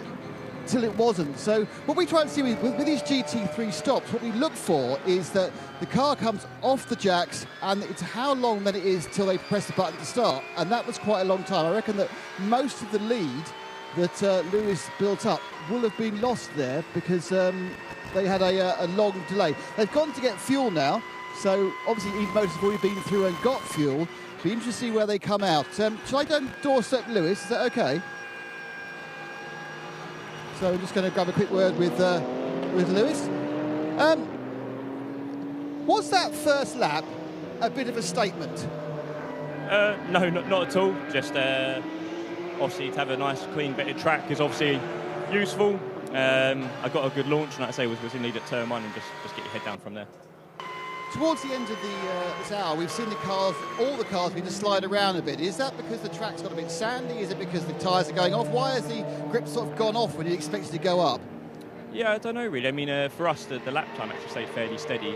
The grip loss just changed from initially the rear axle and then moved more to the front through the stint. But our lap time has stayed fairly consistent. It is very dusty offline. I tried to get past one car sort of on the wider part of track and it didn't work at all.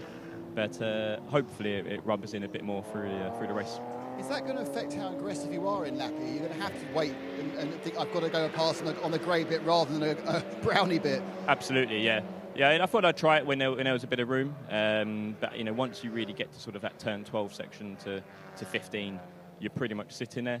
And same for the long left to turn 5, 6. You're pretty much going to wait behind them because going offline is just not an option. Lewis, well done. Thank you. So Nick Damon in the pit lane with our early leader, and Lewis Plato has done his job and handed off the Century Motorsport car. So CP Racing, Charles Esplanade takes up the lead. Meantime, this battle for the lead in the 992 Cup class, and Nick was mentioning a new race for CREVENTIC coming in 2024. We'll see more of this at Spa in May next year. Sorry, no, it's in September next year, isn't it? That. So looking forward to that. For the moment, it looks like Rick Breukers has got the handle on that very edgy looking 909. The 936 in second. What a Porsche number that is, the white and yellow car. It's the difference between a slot car that's got magnets at the back and one that doesn't at the moment. Oh, yes. And the K. Kramer car, Tobias Müller, doing a cracking job. Now they've got traffic here. This might be an opportunity. These cars go very long. They'll do about an hour, which we're coming around to shortly. And whilst we keep very, very close down at turn 2, Mullen is right there, and I do think that Breukers is struggling with a little bit of grip here, and that will be every single part of the car, accelerating, braking and turning, and he's got the BMW right ahead of him as he has to try and cut through. Opportunity may be here for Müller, who rides the curb at 6 to try and get a different entry into 7. He's going to try the cutback on the inside. He's got on the throttle very, very early indeed and had to come out of it there. It's 3 across the track, and here comes the leader of the race, CP Racing, in the AMG as well. Breukers goes through. Müller is slightly balked by the BMW of AGMC. That was absolutely no fault of the driver there. They had to be online, and that was Vasily Vladikin, but that did cost a little bit of time to the second place 992 category car, with the leaders coming on them. Down to Nick in a moment through turn 16A. Nathan Freak has just put the fastest lap of the GT4 race in at a 1:52.7.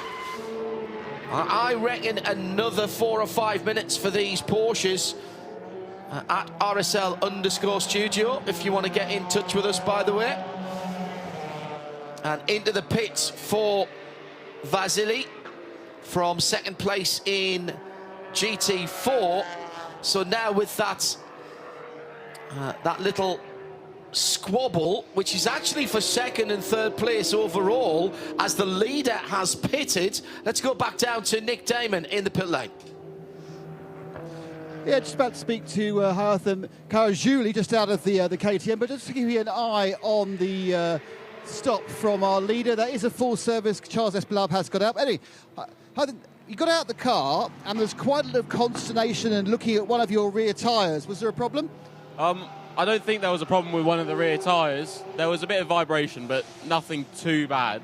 We more had a problem with the electronical issues, so that's why they were in the back of the car. But I think it's sorted now. It's just the dash kept turning off and then I had no control on the wheel, but I think it's sorted now. You had a good old scrap with Rick Breukers in his Porsche. I mean, it's interesting, isn't it, when you have to compete with someone who's not in the same class with you? Yeah, it is very interesting. We did have a big pace advantage against the Porsches today. I don't know why, but it was getting quite frustrating getting stuck behind them. But we managed to get past them in the end and pulled a gap. Is it just a case because you're faster in the corners where it's very hard to overtake and they've still got that speed in the straight? That's exactly what it is. They got so much more speed on the straight than we do, and it's a bit frustrating because we're so much quicker, like you said, in the corners, and then they just pull the gap again in the straight. Well, great session. Well done. Thank you.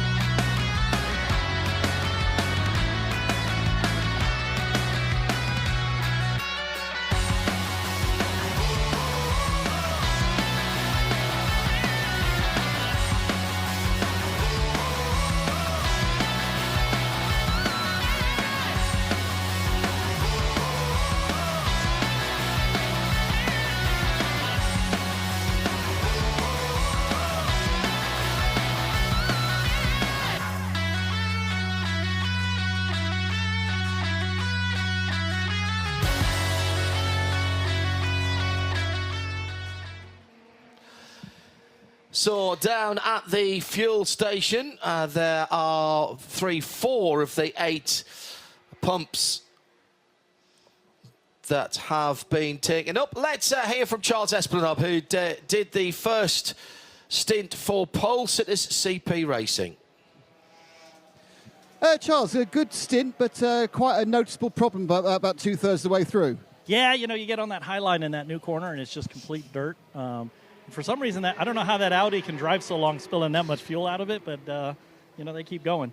But yeah, it's pretty. So which car was spilling fuel? The little TCR Audi. Oh, okay. It shoots fuel out faster than I think they can put it in. But anyway, you know, a little bit of mistake. You know, we get our head back straight and keep going, and you know, like we always do, we'll keep pounding to the end. Were you okay with the start? It did seem perhaps that BMW jumped you, perhaps not illegally, but taking advantage perhaps at the start, the light not going out when it was supposed to. Yeah, I think, you know, they obviously got the turbo. I think they can spool that thing up a little bit with the brake, and they get a little bit of a jump on us in the start. No big deal. We talked before the race. I told them I wasn't going to be aggressive, but I'll race them hard at the end like we always try to do. We've also heard the kind of the grips moving around. Is that the same for the Mercedes as it is for the other cars? Yeah, for sure. It, you know, the new Hankook tires really, really good. It's good and durable over the stint. You can tell we haven't had any problems with that, but it changes a little bit, and especially here, the line starts changing a little bit. I think when guys, like for us in particular, when we get lower on fuel, we have to change our line a little bit, and then you get back into some dirty stuff that hasn't been driven on. So it gets a little tricky, but love being here in Kuwait. And I always love seeing, when I get out of the car, you got the best smile, and I'm like, okay, good. He's not, I didn't do anything too stupid. I would never comment on a proper racing driver what they do. I might just go, really? Well, sometimes you always got a smile when I see you. So thanks, mate. Catch you. Thanks, Natasha. Well, what a servant to this series and to endurance racing, CP racing has been. This is coming towards the end of of their competition, then what a contribution they have made, particularly to this series. I remember them running a Porsche at the Nürburgring, one of the GT America cars, of which I think only 20 were made, and then they decided that racing in Europe and around the world was the thing they wanted to do, and it has been the really one of the defining teams, Phil, in this championship, and particularly in terms of the makeup of the team. You know, very experienced drivers, but and again, this is no detriment to them, no real superstar drivers. They've just gelled as a team. The non-pros have done their job. The two Charleses, Joe Foster's always been quick. Shane Lewis brought in, you know, former factory driver Shane Lewis. So yes, absolutely. But they just seem to have such a good time doing it. They're almost the poster team for CREVENTIC Hankook Racing. Most definitely. As we've said, Shane, they're all running as AMs, even though Shane has been a factory driver. Everybody's currently an AM. That's why they are leading the AM category. And as we saw last year, as an AM entrant, they won this race. But yeah, they are the epitome of what CREVENTIC wants.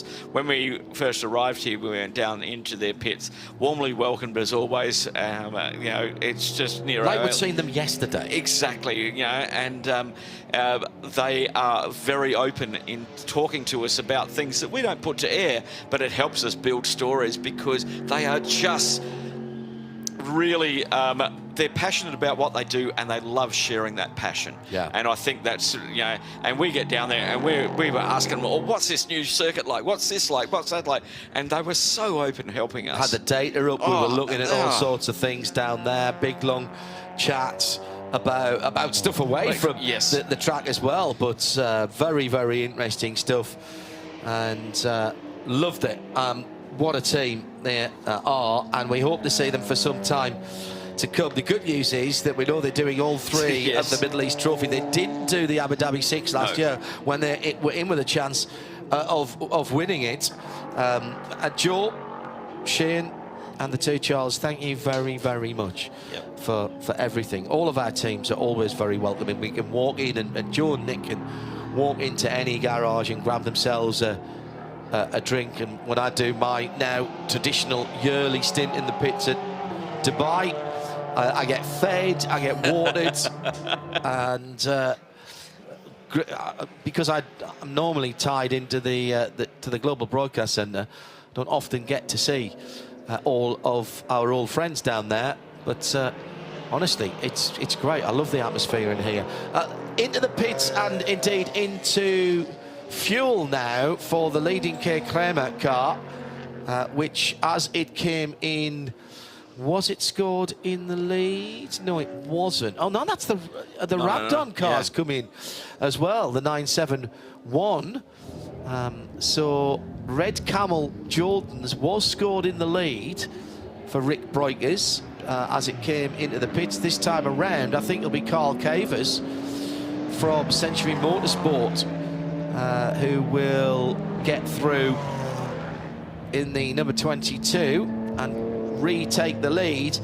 It was around about 16, 17 seconds before we started the pit lane cycle, and when Lewis Plato got out of that car, and we wondered how far that would be once they had done their stop, and Nick thought they'd wasted a bit of time, but I think they've actually increased their lead over second place, the Porsche Manamari Energy, with now Fabrizio Brogi between. We'll give you a full rundown when the pit stop cycle is finished.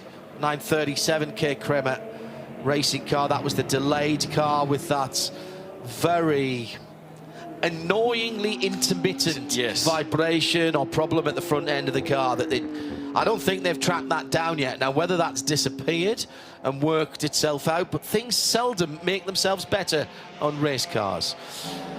Rick Breukers did the first stint and was scored as the leader in that pit stop cycle, and Nick Damon is with the man from the Netherlands now.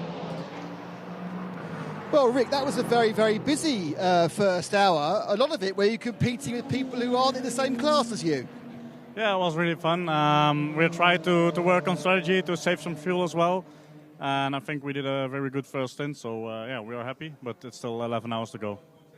But how is the car balanced? It seemed that you perhaps had it on the nose and it was a bit loose at the rear. Was that set up or just the track and the dust? Well, the track is quite tricky. It changes every day, maybe even every hour. So we were struggling a little bit with oversteer, but it held up to the end of the stint. So overall, I'm quite happy with the balance. And obviously, you're missing your chief strategist. He's 4,000 miles away. But is Paul Trustwell still in constant contact with you and the team? Yeah, he's in close contact with Thomas. So he's working from home. But I think so far it works really well. We don't expect a lot of code 60, so strategy will not be the most exciting for this race. But yeah, it works well, I think. Great stuff. Thanks, Rick. Thank you. Yeah, so our old eyes, Phil, not deceiving us there. In fairness, we weren't talking about millimetres and tiny degrees there. That was a car that lesser drivers, I think, would have been struggling with. Rick Breukers, what a driver. He is absolutely phenomenal. And he managed to just wrestle that car through that stint. Bit of an issue, or at least a close call for the 714 as the BMW number 429 came back on the track for Century Motorsport. The leading GT4 car and the leading GTX car, both red, white and black. So had they come together, we would have struggled to find out which bit went to which car. Unless it was off colour and we got purple or we got a shade of yellow as they blended. Now, I've just seen the CWS Ginetta go through, and we'll try and get another glimpse of that. I think the right-hand side of the front of that car is just sitting a little bit proud, is it? Or is it just catching the light differently? There's a big clamshell front end on that car, and we'll try and get a look at the black Ginetta with the 278. It's still Colin White who's behind that car. He's in behind the KTM Crossbow at the moment. It's the right front of the car that seemed to be sitting a little bit proud. Well, try and get a look at that. It might have just been a trick of the light. And Colin is pushing on. So I can't see any other signs of damage there. You know when something catches your eye, Phil, and you think, that's not right. Oh, well, that isn't right. And that's the leader of the race. Carl Cavers has spun, coming out of the final corner to our left-hand side. And the multicoloured Century Motorsport BMW M4 GT3 is across the track and will lose the lead to the Porsche that's just gone by. The ABU Motors machine, the Manamari Energy sponsored machine, and that BMW is not restarting. It's still got its lights on. It's looped it to the inside. Carl's now restarted the car. He's been waiting for a gap in the traffic. He's going to head straight to the pits, is he? No, he's going to continue and pulls out right in front of the 714 Razzoon More Than Crossbow. That's dropped him down to 6th. So what happened there at the final corner? He had a huge lead as he'd come round, and he's just lost it. Getting on the throttle, it looks like he was pinching the edge of the corner for some reason. Quite strange. And I'm not sure why. There wasn't anything on the outside of the corner. And by the way, I was right. They had increased the lead up to nearly, in fact, over 30 seconds when that happened. Now, we'll check in. He's dropped down to 3rd in GT3.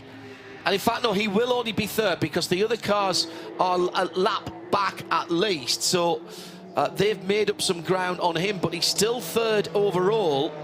But that is a huge, huge loss. Some 30 seconds to behind the leader now. That's getting on for him. I reckon that's at least a minute he's lost there. Yeah, and I think what it was, as you rightly described, he had to wait until all the cars came through. Yeah. He wasn't going to risk turning in front. the only one that I think may get a question is the 714 did overtake him under yellow flags, as we hear. I heard screeching of Hankook tyres. That is the 714 itself. Exactly. It is the KTM Crossbow. Arthur Twist's gone off, and that is yellow flags on the far side of the circuit. I thought I heard torches, Hankook tyres, and he has... New into the car. Yeah, this is at the hairpin at turn 16. Arthur still maybe getting the Hankooks up to temperature and pressure. He's off to... Well, he's gone straight on as if he was going on the old version of the circuit. Now, did he jump or was he pushed? No, he went straight on. And didn't even try to make turn 16. Did he lose it on the entry? That's what I was thinking, that he lost it on the entry. The back end's come around on Maybe him. on a downshift? Yeah, new tyres on the car. He's only been in it for a few laps. Wow. So, and as a lot of the drivers have been saying with Nick down in pit lane, that if you get offline, it's getting very, very dusty. He's been out there 7 laps in fairness, so not quite as early out the pits. Maybe going offline to avoid the Century car. He got possibly some dirt because that was on there his as well. tyres, Yeah. and that was the same lap. But my goodness me, that will have woken Arthur up if he wasn't already, because that is a high-speed entry there, as we've been talking about all the time. The car is tracking straight. They've got the additional lamp pods in the front of the machine. Now, there's another car where it doesn't look as though the clamshell, and that one, remember, goes up and forwards. Remember a couple of years ago when they ran, they had to keep on coming into the pits to keep on resealing that because it kept on popping up at the back. It's fine in the slower parts of the circuit, but on that fast run down through turn 1 to turn 2, it looks like it's slightly lifting. It's a cracking way to do it, and it looks very space age. I like the slightly changed livery on the Milwaukee Crossbow here. They've used the shape and the panels of the car really well to differentiate between the white and the red parts of the livery, to the point where it almost looks at various points that there are key lines between those. Yeah. And in fact, actually, it's body panel differences. It's brilliant. Yeah, it looks like there's third panels where there's no third panel. Yeah, it's very clever work. Very nice. This is where I reckon he lost it there. There's no runoff on that left-hand side at 15. Yeah. So he's probably overcorrected, tried to tighten it up a little bit, and carrying that extra speed through there now. We've seen it so often through the free practice sessions and the qualifying sessions yesterday. Really easy to lose the back end there. On that slight downhill, you're just unweighting the rear end just so slightly, and it's probably enough. Let's head down to the pit lane as we've got the slippery surface, the rubbish on the track flag, which is the yellow and red striped, almost the flag of Catalan that's out there at the moment, or Northumberland as well, same colours. Whilst that is out for gravel at the entry of the hairpin at 16A, let's have a quick word with the man who started the only front-wheel drive car in the race, which got up to 11th position in his stint. James Kay out of that car now and talking to Nick Damon. James, hectic hour or so. I mean, being the car that's the target for everyone else, it's quite difficult, isn't it? Yeah, very difficult. You know, we are the slowest car, but at the end of the day, we're trying to prove on ourselves and with CREVENTIC that these TCR cars, the old Spec 1 Generation 1 cars, should I say, they can be a lot more cost-effective to run. We can bring a lot more people back into the championship. The biggest market at the moment is TCR cars worldwide. We want to get some of those cars back in this championship. Are you running to this new, slightly reduced power concept that CREVENTIC have for the TCR cars? Yeah, we're running to the new regulation, shall we say. So we've got free ride height at the moment, which doesn't, to be fair, make that much difference. We just have to you try and go faster, and then you wear the tyres out quicker. So you've got to, it's a management thing, really. The Gen 2 cars, TCR cars, are appreciably quicker, as they would be. It's better bringing those cars back to the same speed as a Gen 1 car, and then we can have a very good race. You were one of the drivers' calls who were here this year and last year. How do you feel this slightly revised version races compared to the version from last year? It gives more opportunities for the faster cars to overtake the slower cars. That's That would be my first thought. But as a driver, I really enjoyed the rest of the circuit. You know, it was absolutely fantastic. A lot more challenging. This, you know where they're going to overtake you. So as a mindset for a 24-hour race with lots of fresh drivers, I think it's a good concept, definitely. James, thanks, mate. James Kerr, who, I mean, ask James Kerr anything about touring cars, he's been there through all iterations, so he's a good man to give us a think piece there about the new regulations and the opportunities for the earlier versions of TCR to be back and be competitive. And he's absolutely right, of course. There's a lot of them around. There's a lot of them around, and in this region as well. We've been running TC touring cars here as part of the national series, and James has been out here a couple of times driving those.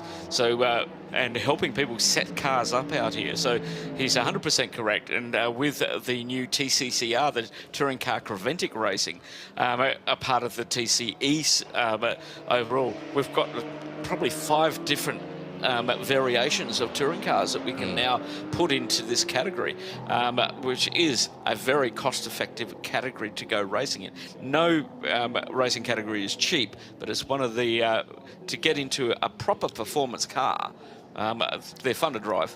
And remember, these cars are manufacturer designed and built and still supported as well. Yes. And so in terms of jumping, press the start button and drive, there's a support network behind every one of the manufacturers.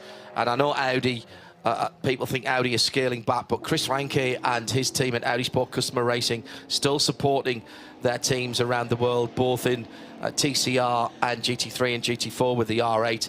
I mean, there's over 200 R8s around the world. True. And I would think there's probably at least maybe getting on for 100, maybe a little bit more than that actually, in the various iterations of the TCR cars, all built on the same base chassis. So the Cupra and the Golf TCR cars, all built by actually by Cupra in Spain, and they turned them out the same factory, and they are still supported by their various manufacturers from the Volkswagen AG conglomerate. Porsche, close cousins as well, of course, still under that umbrella. And great excitement about that additional race for next year. More details as we get it for Spa-Francorchamps.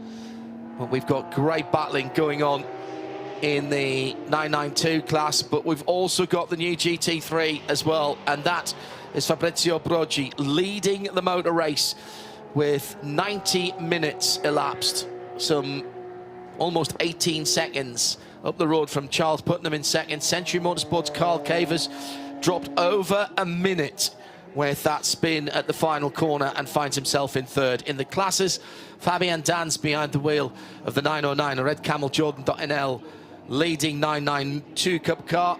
Saif Alameri in second. He's about a minute and 10 seconds away. And third, it's Kay Kramer racing with the mysteriously monikered Selv behind the wheel, another 25 seconds. Further back between them, we've got the GTX leader in fifth position, Artur Chvist, who's been off the road in the KTM Crossbow at turn 16A. Second in that category, the Toro Verde all-white G56 Cup car in development, Freddie Tomlinson, continuing his career. Started around about a decade ago in karting. He's been racing cars for, what, 3 years or so now. Third in GTX, the troubled Vortex, but Olivier Gomez is turning laps fairly consistently now. And indeed, since Nick Damon stopped talking about its reliability and just sent it out onto the track, it's done 32 laps. So that's absolutely fine. And in TCE itself, it's Neil Muston who's taken over from Colin White, and he leads Henry Neal just out of the pits. That's Matt Neal's son, so another, well, actually I was going to say second generation, but third generation. Steve Neal had a race career as well. Henry's grandfather, much missed in that Audi, in second place in TCE. Phil, I'm going to ask you to make way if you don't mind, because we've got a wee guest that we're going to slide into the right-hand seat of the global broadcast booth. He's come rather a long way to be here, so I thought it'd be a good idea to have a quick chat with him. Home for Randy, who is to my right now, is San Clemente, California. Welcome to Kuwait Motor Town, Randy. How are you? I'm doing pretty good. Thanks for having me. You guys make an exciting call for this race. Very impressive. Thank you very much indeed. Now, your website is, you call yourself the world's #1 track chaser. Now, we'll get to that in a moment. Okay. I did a bit of addition yesterday, and I reckon I've done about 82 tracks that I would call full motor racing circuits. I need to know your criteria for which tracks you count and how you count them, first of all. Yeah, the short answer really is just to see car and truck racing on any kind of an oval, road course, or figure-8 track, and it's called wheel-to-wheel racing. So we don't count timed events like rally racing, drag racing. So if you see adults racing cars and trucks on ovals, road courses, figure-8s, that's a track. I have a question then. Does Race of Champions count? Because they start side by side and they are racing head to head.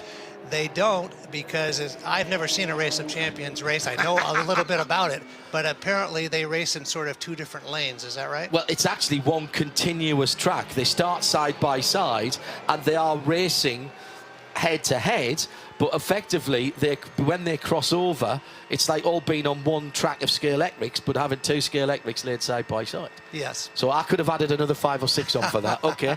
I'll just say this: if you get to 100, you can be listed as an official track chaser. So you're very close. I think I'm 82. Sorry, no, we added a couple last night. Actually, I think I'm 84, 85 now, because bizarrely I'd forgotten Mallory Park and Cadwell in the UK. One track that I think I've been to, and a track configuration that probably I've been as much as any other that you haven't, is the Le Mans 24. Definitely, I haven't been to that. I went to Le Mans a little bit earlier this year for the European Truck Series. So on the Bugatti circuit, the circuit permanent, yeah. Yeah, so within our track chasing rules, we can count 2 different variations. I don't really know which variation they're running today. There's the Grand Prix and the National Circuit. I think this is a modified Grand Prix, because last year, instead of coming out of turn 15 and going into what's now turn 16A, which is one of the club links, which normally is the West End circuit, last year we tightened up and then went around 3 more corners and added a bit more to the back straight. So last year we ran the longer circuit. This year they've shortened it down. Is that enough to count as a change? Yeah, the variation has to be 3 turns and 1 straightaway. Okay. So I think that probably would qualify. So 3 turns different. Okay, that's another one I've got, because I've seen 2. I've seen 2. I've seen 2 here. We keep talking, you may go over 100 just no, right during I very much doubt that for the moment. It becomes, for me, it becomes harder and harder to add new tracks, because with the exception of, say, CREVENTIC and the Hankook 12H series, most series that people go to and watch, or in my case do the play-by-play on, tend to go back to the same places over and over again. So are you constantly looking for new venues like this? Are you looking for obscure venues that might have not been used for a while, that somebody's going to bring it back into racing? Because you have to have seen racing there. You can't just walk into it. That's right. You have to see a race. Actually, what brought me to Kuwait is the idea of seeing a race in a new country. And for me today, Kuwait is my 87th country where I've seen racing. Yeah. And that ties into the overall hobby of track chasing, which is racing, meeting people, and seeing the local sites and attractions. And so that's a big part of it as well. We might go to France or any country really and be there for 10 days, but the race is only 1 afternoon. Yeah. So there's a lot of filling time to see everything that's going on. In the United States, we basically race on permanent ovals like they do in the UK. Just a quick break into Randy here, as we've got the 278 Neil Muston driven CWS G55 Janetta off at 16A. That's been the action area, and again you get off the single groove on the inside, and I think the rear Hankooks are buried in the gravel. This could be code 60. He was up high in the grey on the dust, And Neil needs to use very, very few. Code 60. Code 60 is out. Nick Damon, who's dived to the pit lane? Well, guess who it is? It's Red Camel Jordan, isn't it? Though actually, are they going for fuel or are they doing it? I think they're doing a track limits drive-through. Oh, no. I've second-guessed myself. The right-hand turn for the fuel is very, very, very at the end of the pit. It's just it's sort of past where the lights would be if this was an F1 pit lane, and they've dived in for fuel. So I think that must have been a preemptive code 60 call.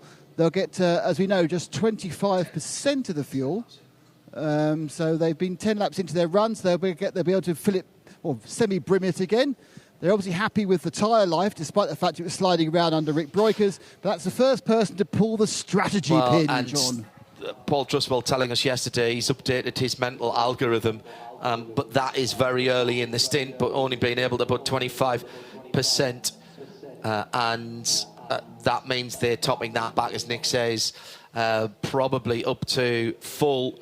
Now, we heard earlier on CP Racing tell us about the Audi TCR, which is leaking fuel from the overflow on that corner. It is the tightest circuit on the track, and actually following in behind the white Porsche of K. Kramer Racing was really struggling around there. Got a load of push, a load of understeer, and almost went off following it. This will be an easy recovery. In fact, says Heindorf from the comfort of the air-conditioned booth.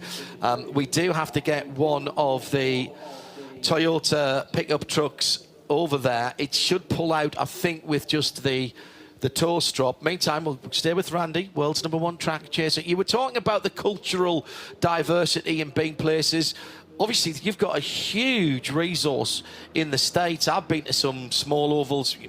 We were fortunate to go to Lanier one year. Normally we can't go there because Petit Le Mans is on the Saturday, but we had an early season race that was run on a Sunday, so we went and saw some Saturday night oval racing on the is it I think it's 3/8 of a mile Lanier paved. That was great. I've been to South Bend with Jeremy Shaw to see some racing there.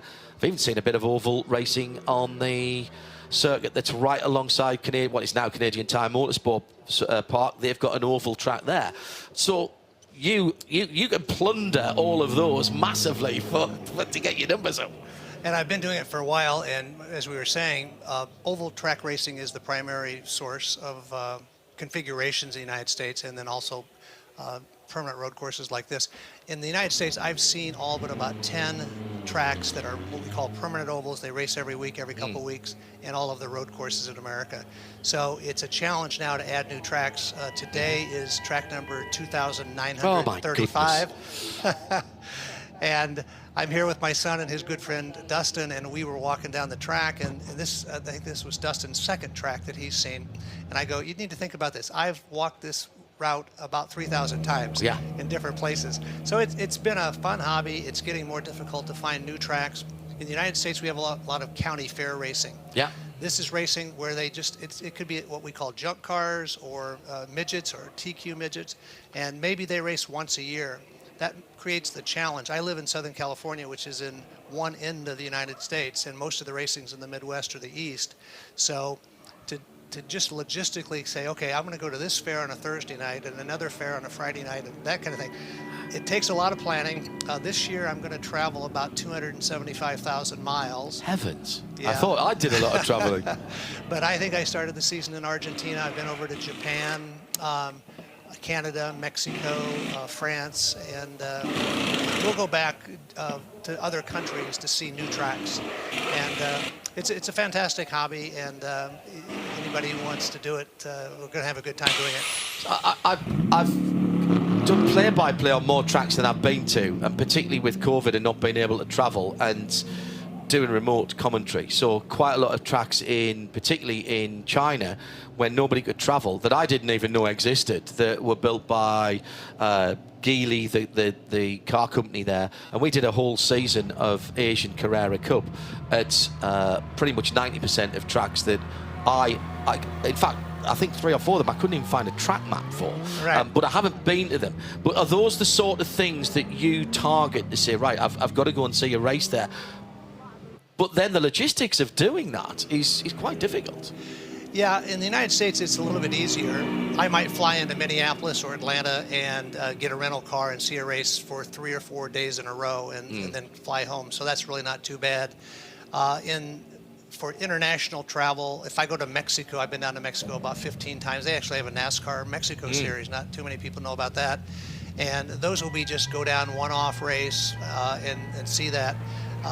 If we go to Europe, we'll try to see maybe a race like this on one of the permanent tracks, and then maybe an autocross race or a rallycross race on a dirt so track. rallycross counts, does it? World Rallycross, where they all start at the same time, yes, they do. Oh, that's 2 more I've got. I told you, we're going to get to 100. So I've been to Linden Hill for rallycross. Yes, I've been to, yeah. And I've been to Croft, where I've actually commentated and raced at Croft on the motor racing circuit, but they have had rallycross there, including things like Internations Cup, where they started, in those days, they used to start 8 supercars, which were all Group B rally cars at a time. So I saw those there, so that's one extra, and Liden's an extra one, right? I think that's 86 I'm up to now. I'll send you the rules. You may find some more. I'm loving that.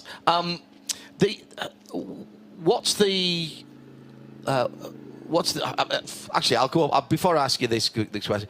It must then almost break your heart when you see some of the circuits that you've been to that are either not getting used or getting demolished. You've got Bridgehampton being knocked down, a couple of the big ovals that we were hoping that were going to be preserved and used again in the US for major racing. The pressure on the land means that they get built on. Did you ever go to Riverside? Oh, yes. Yeah. Oh. See, I've been to the car park where Riverside is and sat there and almost cried my eyes out, actually, when I was coming back from... where was I coming back from? I was coming back from Thermal. I'd been doing some Continental tyre testing at Thermal. Have you been to Thermal? Yes. Mm-hmm. And you saw a race there? Yes. Excellent. Yeah. Very good. That's about 5 different configurations, but you can only count 2 of those, can't you? Right. Yeah. And a place like Thermal is difficult to get into. Yes. Being a private track, a country club type track. So I've been there. There's a couple other, there's actually about 10 or 15 private country club type tracks in the United States. Thermal was maybe the most difficult one I ever could get into, and there's still a couple I haven't gotten into yet. I did the, what's the one down by Michigan Raceway, south of Chicago. I did that with Audi. Autobahn, thank you. Yeah. And that's got 2 really different, the forest circuit that goes up and over the top. That's a fantastic circuit to drive. But they don't do a lot of racing there. That's the problem, isn't it? Yeah, they don't. I've been invited as a media person or a track chasing person, whatever you want to call it, to actually drive in about 10 races. My very first race was in Turley, England, at an autocross race. They gave me a car. I was the biggest guy there probably, and so I had a hard time getting a driver's coverall, but finally they set me up with that. I had a Ford Montego, I think it was, right side steer, left side gear shift. And the way it should be, the way Henry Ford started, let's not forget. And we raced clockwise, so, and we lined up 10 across, and I think I got off the line slowest, but I got up to 8th place, which I thought was an achievement. All right, I've thought of another one that I could possibly add. What about an indoor oval where I took part in a Reliant Robin race as part of the racing car show as an indoor oval that raced for a whole week, and I was in the race, and that was side-by-side racing. Does that count? Yes, if it was a race where everyone started at the same time with the green flag, raced for... Get in. There you go. And believe it or not, we were talking about Reliant Robins yesterday because we were trying to make a point that all cars are 4 wheels, but we had to qualify that by saying Reliant Robins are 3 wheels. So motorbikes you don't count? No. What about lawnmowers? Nope. We have a lot of racing. We have I've done a 25-hour lawnmower race. I was trying to sneak Whisperer Green in there for another one. Sorry, guys, per Herbert ad Astra from the grass to the stars for the British Lawnmower Racing Association. Doesn't count on that. Randy, what do you do for a living that allows you to, A, have the time to do this, and B, have the wherewithal and the finance to do this? I used to work for Procter & Gamble. I worked for them for 30 years, and I've now been retired for 22 years, which is a pretty long time. And when people ask me how I pay for it, I usually just tell them I charge it, and I'm pretty sure my wife pays the bills, but I don't really She's been with you for nearly 1,000 of these trucks, hasn't she? A little over 700. Wow. And so she's tagged along, and that's pretty good because this is really my hobby. It's not necessarily her hobby. I don't know if I could go with her on her hobby 700 times. So she's much better in that regard than me. How did it split then? How much did you do before you retired, and how much have you done in the 22 years since you retired? I had about 500 tracks when I retired. Oh wow! So the bulk of them has been since you retired. Yeah, and in the last 25 years, I've averaged seeing racing at a track I've never been to before more than 100 times every year for 25 years. That's absolutely incredible. About 175 nights of travel a year. I told you I'm going to do 275 miles this year, and I probably average 200 to 250. What's the longest distance so far that you've travelled from San Clemente, California? I've been down to South Africa, right. And that was, as I recall, a 16-hour flight from just South Africa to Atlanta from Johannesburg, and that would be another 2,000 miles or more back to L.A. This flight was pretty long. We flew L.A. to Qatar, and that was a 16-hour flight. Yeah. So I've done Qatar to Miami before on the way to Daytona. So yes. But I don't mind. I mean, I estimate that with my business travel, I've averaged about 3 flights a week every week since I was 23, and I'm no longer. Who do you 23. mainly fly with? American. All right. So you are exec platinum. Many times over, and are you concierge key yet? I've got more than 6 million frequent flyer miles on American, and all the other airlines as well, another 6 million. So well into the emerald on One World. Yeah, we fly a lot American and BA as well, and Qatar as well. All right, where have you not been that you want to go?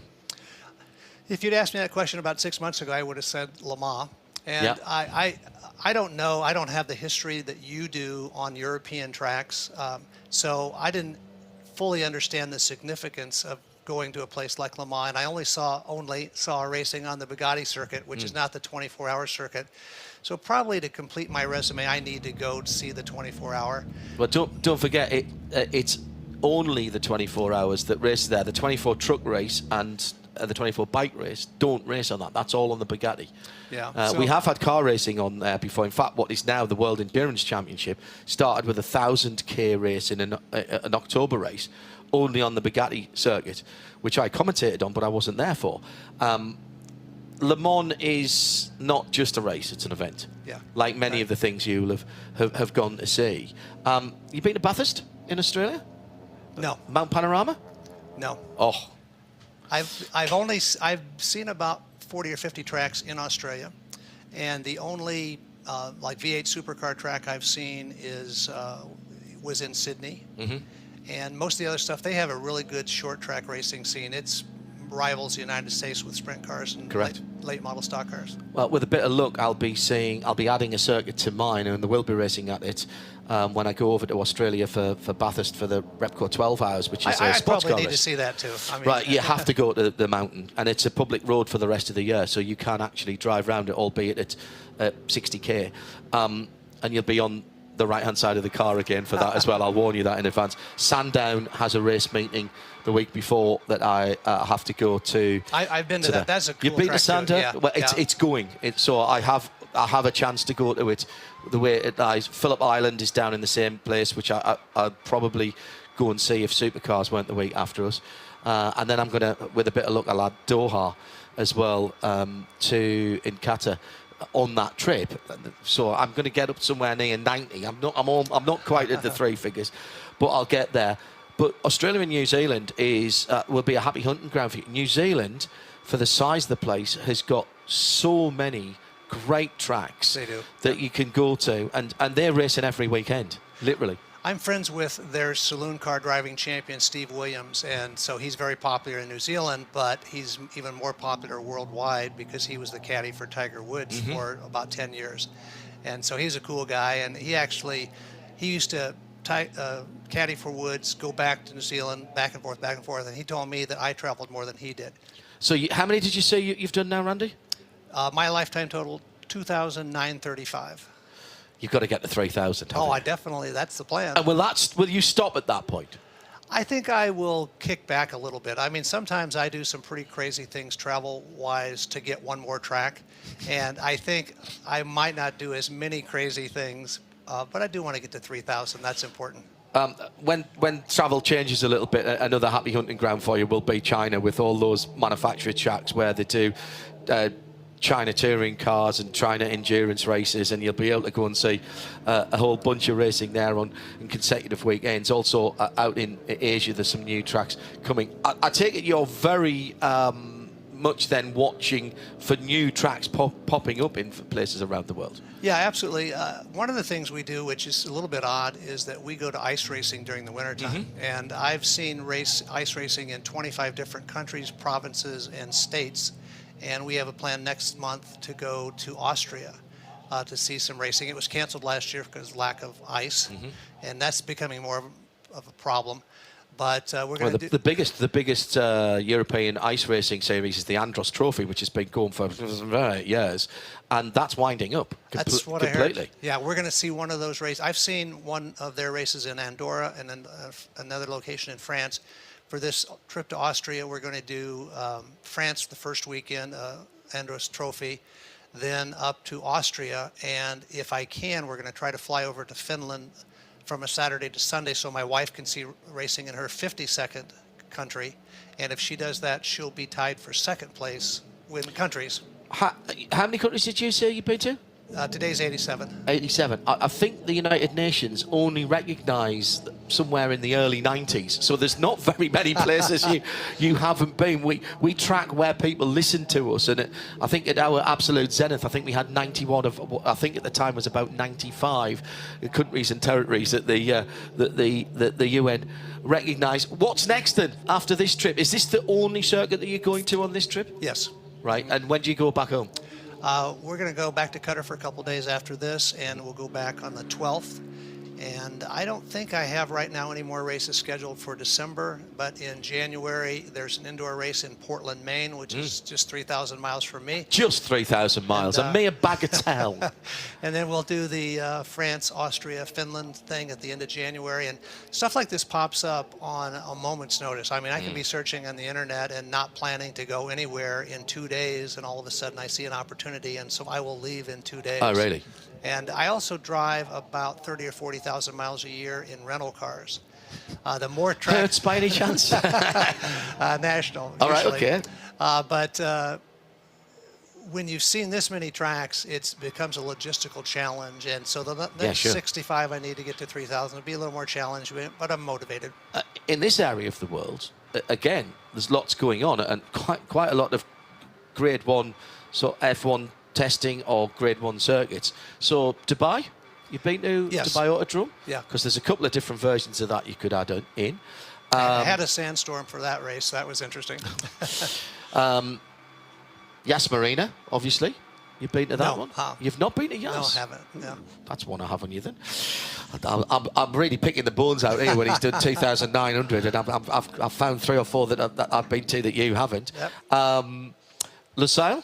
Yes. Good, excellent. That's the one I'm going to add. I was impressed by that facility. Yeah, and it's all just been done up. It's very, very impressive. Bahrain? Where? Bahrain? Yes, yes. Yeah, I did the first 2 motor races there. I'm very. Where else have we got in this area? So you've done Yas Marina. You need to get to. You'll enjoy Yas, and Abu Dhabi is a good place to go. I actually went all the way to Algeria, and did you? I was there for about a week, and I was supposed to see the race on about day 4, and they canceled the race.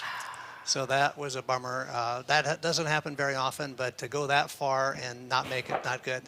It happened to us this year in Portugal, where there's a street race at Villarreal, and we were meant to go there for that, and our part of the race didn't happen.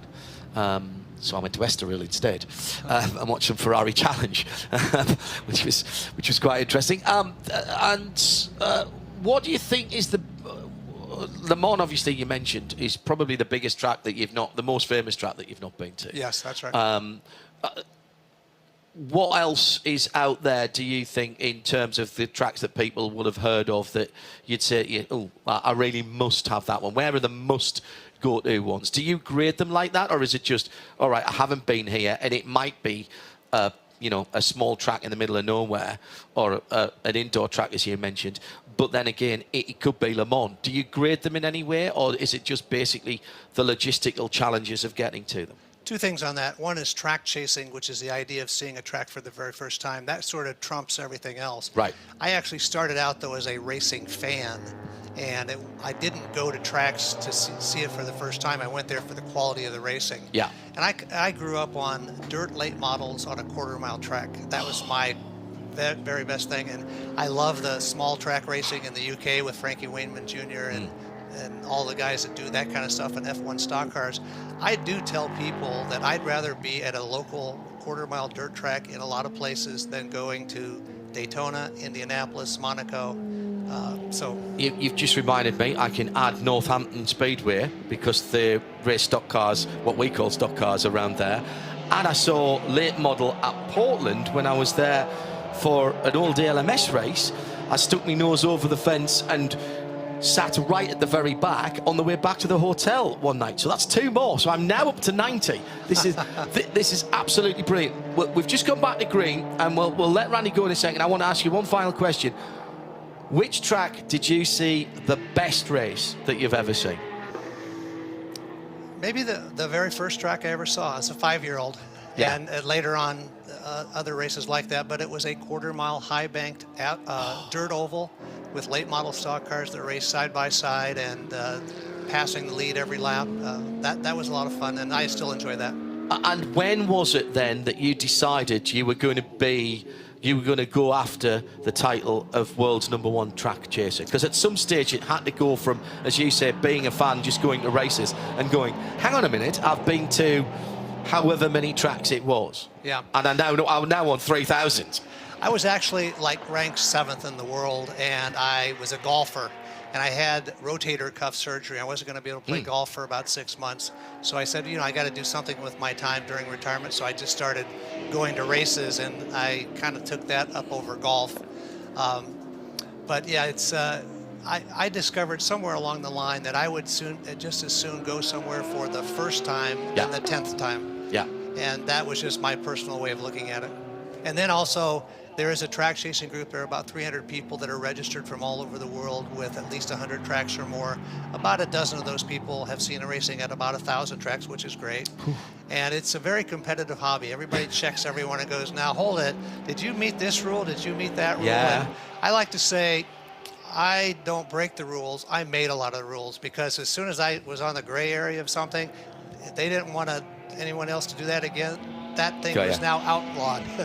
That has a website, I presume? Yes. And is that trackchaser.com or something like that? It's actually it's a track website called roamingtheraceways.com. Yeah. And so that's for that kind of thing, measuring track counts and so forth. And then my own website is my name, randylewis.org. Sometimes people won't remember that. They can just Google world's #1 track chaser.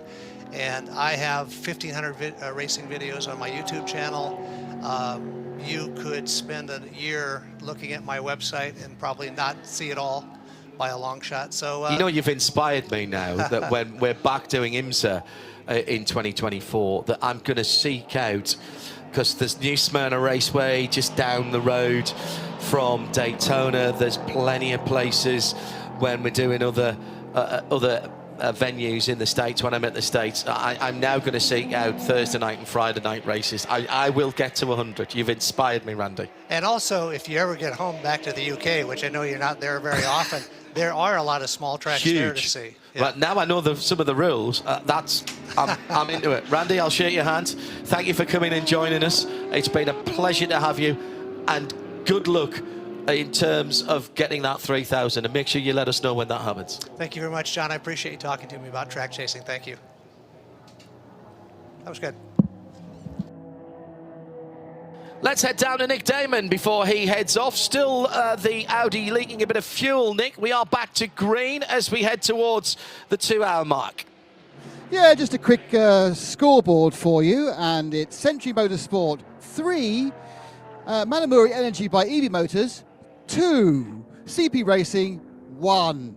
And that's the number of times they came down pit lane during that code 60. Both Century and Manamuri changed drivers.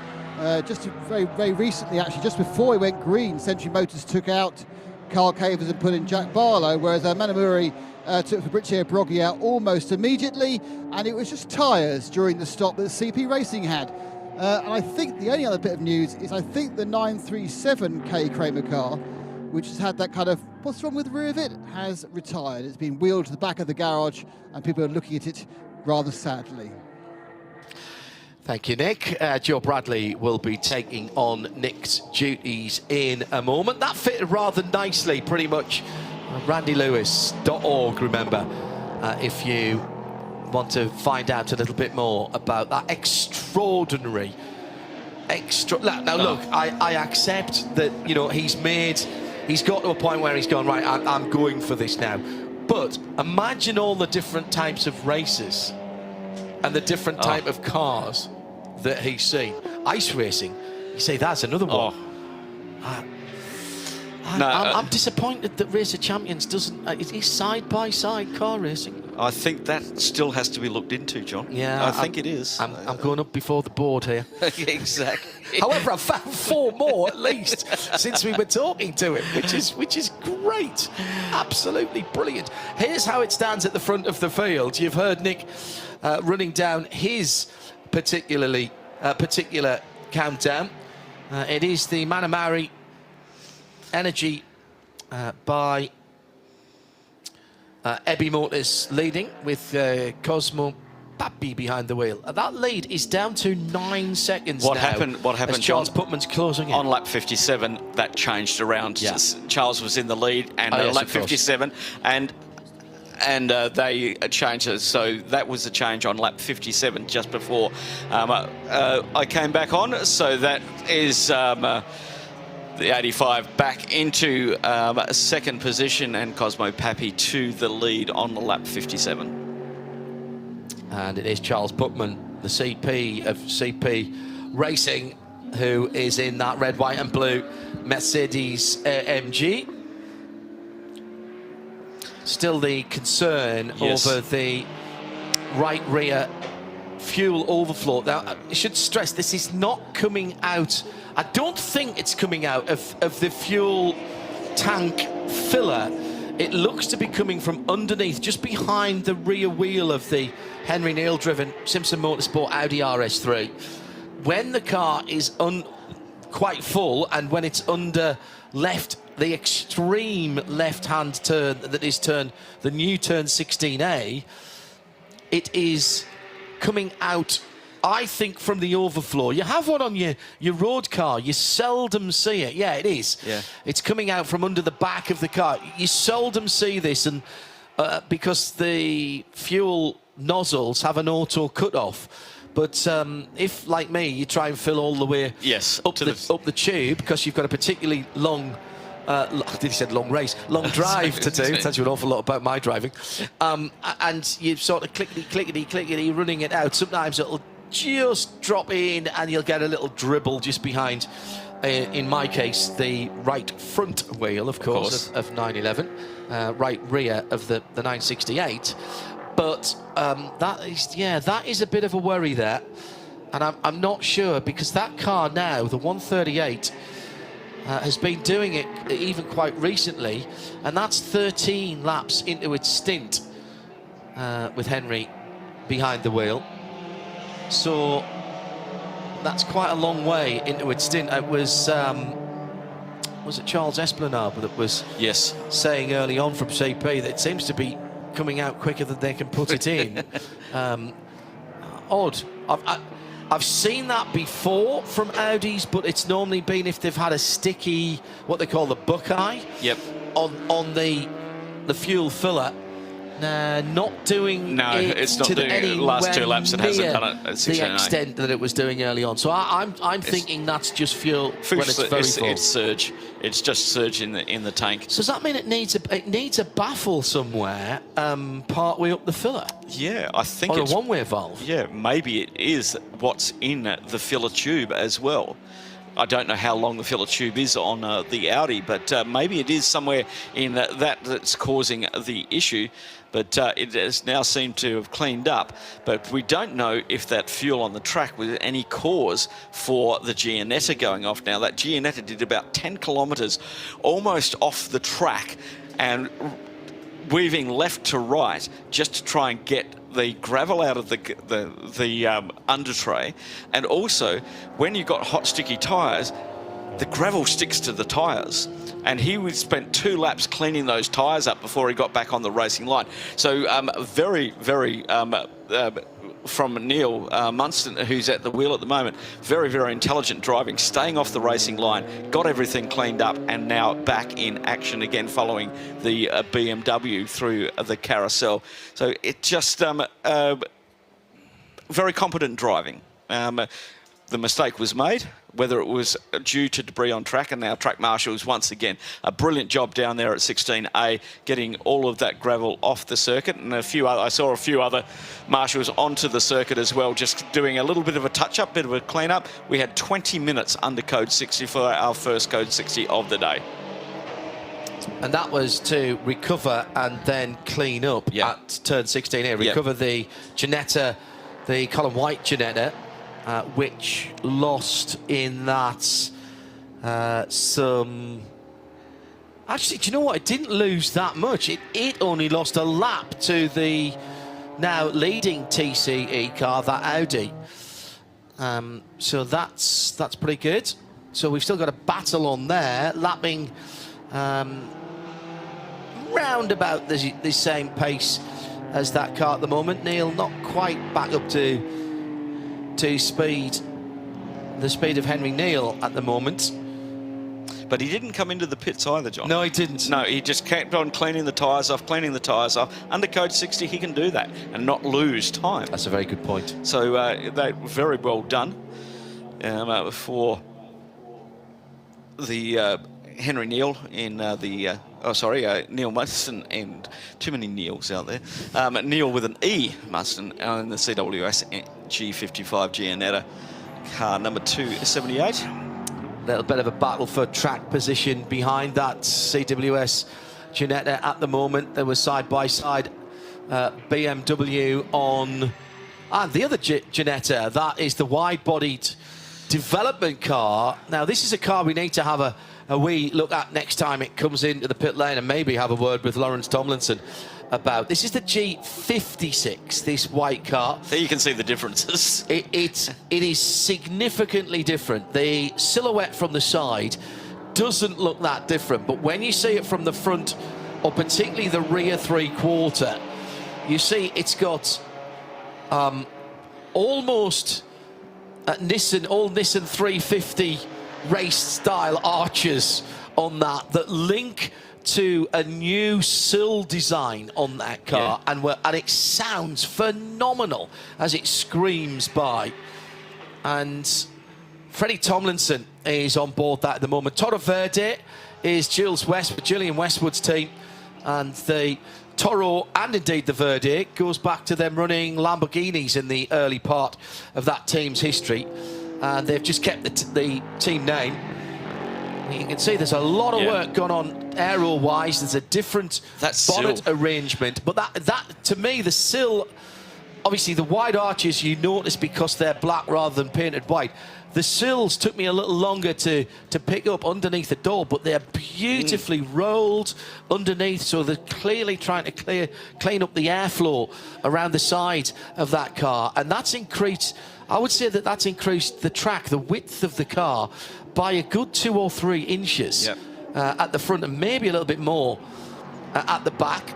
Now, we've got some time penalties coming in. These are all refueling regulations. Ooh. I'll run through them as they came in. The leading 992, Fabian Dance driven, Red Camel Jordan, the 909, 10-second time penalty. Also, the 278, that is the black Giannetta from CWS, also 10 seconds. And the 971, the Rabdan by Fulganzi, third place 992 Porsche. That is also a 10 seconds. Now, if you're new to this racing, they don't have to come in now. They have got 2 hours to serve that penalty. However, it must be served under green conditions. So they can wait as long as they want. But in the old days, you would have waited as long as you could in that period to see if a code 60 came out. Because if you served it under a code 60, you doubled the time that you were penalised, but you could serve it, and it still was the best way to do it. You can't do that anymore. No, and by the way, if you don't serve it in 2 hours, it will get doubled. Yes, exactly. At the very least. So I think James Kay said it regarding with the car count as it is, the code 60s may be minimised for the way that it worked out. It's a bit strange how the people are doing this. So the penalties are probably for taking more fuel on than they were allowed to under the code 60, because this is new for everybody, especially for the teams, and they have pump attendants on every pump who are checking that, because that goes on from the time you do. But once again, we're back to Porsche racing. This is Cup car versus GT3 car, 4 litres against 4.2, and as you might imagine, the leader of the race putting a lap on the Cup car. Very different, again, cars that look similar in silhouette, but once you see them from the front or the rear, you see the difference of the GT3 car. As I said, the GT3 now with a 4.2 flat 6 normally aspirated engine. It's still the 507 horsepower 4 litre Cup car engine, still a brilliant sounding engine. I'm not sure how much longer we'll have that car and that engine in street cars, but the current GT3 still has it.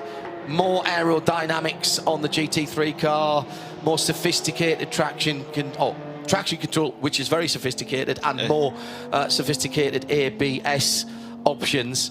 And you can see the difference when they are head on to the camera. The 992 is actually the 992 Cup car is the 992 Turbo, which is the wide. They're all wide-bodied cars now. For the street cars. When I say it's the turbo body shell, the Cup car has the air vents in the rear wings, but that looks like an old narrow-bodied car when you see them front to back with those 2 cars in the same shot. Now, there's been a bit of chatter about the leaking of fuel out of the back right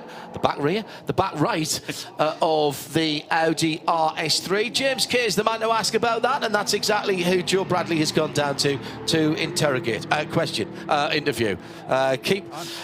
Make sure you keep that telephone directory well out of the way there, Joe.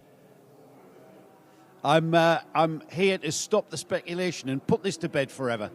James Kay, we are waxing lyrical about this fuel seemingly pouring as quickly as you guys can put it in. It's pouring out the car, but it doesn't seem to be causing even a fluster here.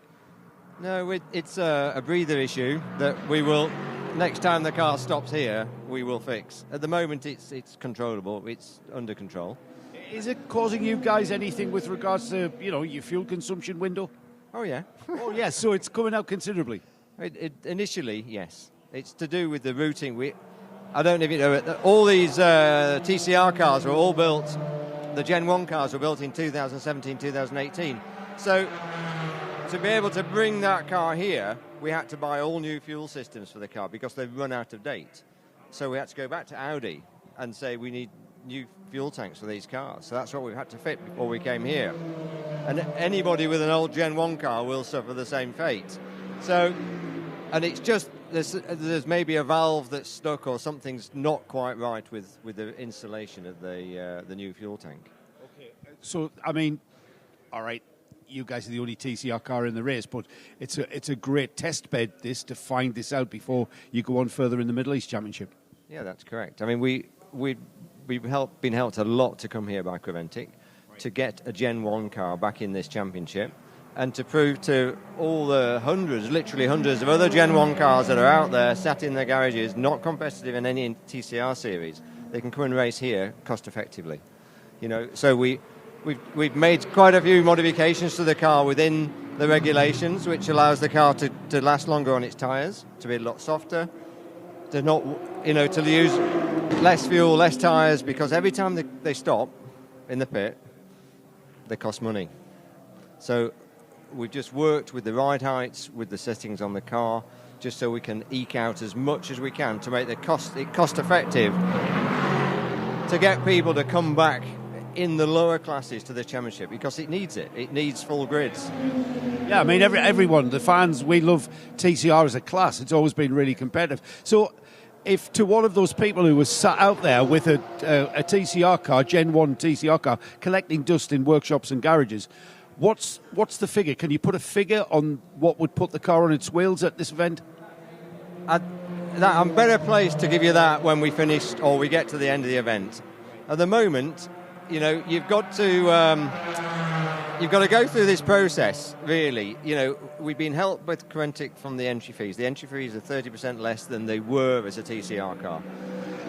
If you use less, the fuel's always a part of the entry package. If you use less tyres, less brakes, because the car's not so stressed. We're using a DSG gearbox rather than a sequential gearbox, so that's basically a road car racing gearbox, modified for racing, rather than it being a pure racing gearbox.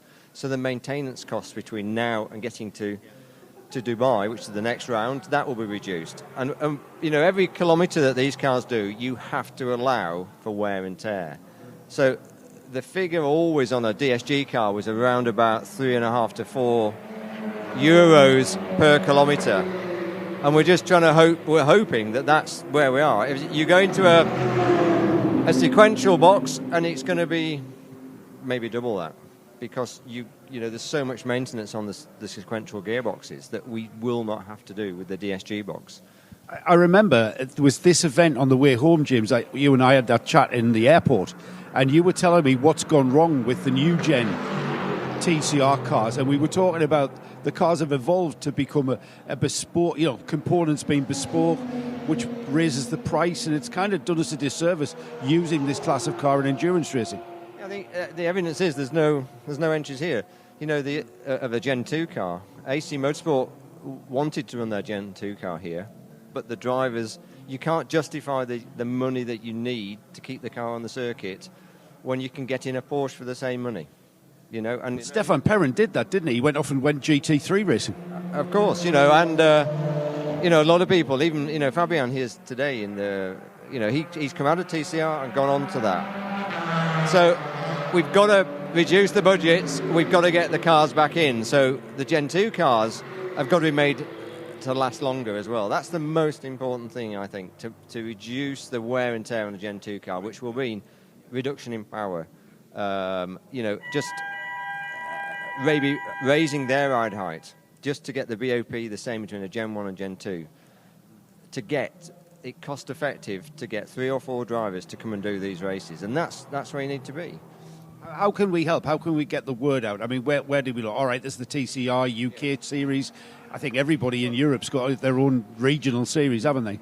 And I think you'll see announced yesterday, even in the European series and most of the regional championships now, they are actively trying to get the Gen 1 cars back out racing. They're running a separate class. UK was the first. Stuart Lyons' TCR series in the UK, which has gone from strength to strength. They've introduced a Class 1 championship next year. In the European series, there's also a Class 1 championship. So the word is out there that the Class 1 cars can be as competitive and be a lot more cost effective to run, which can only be good for this championship.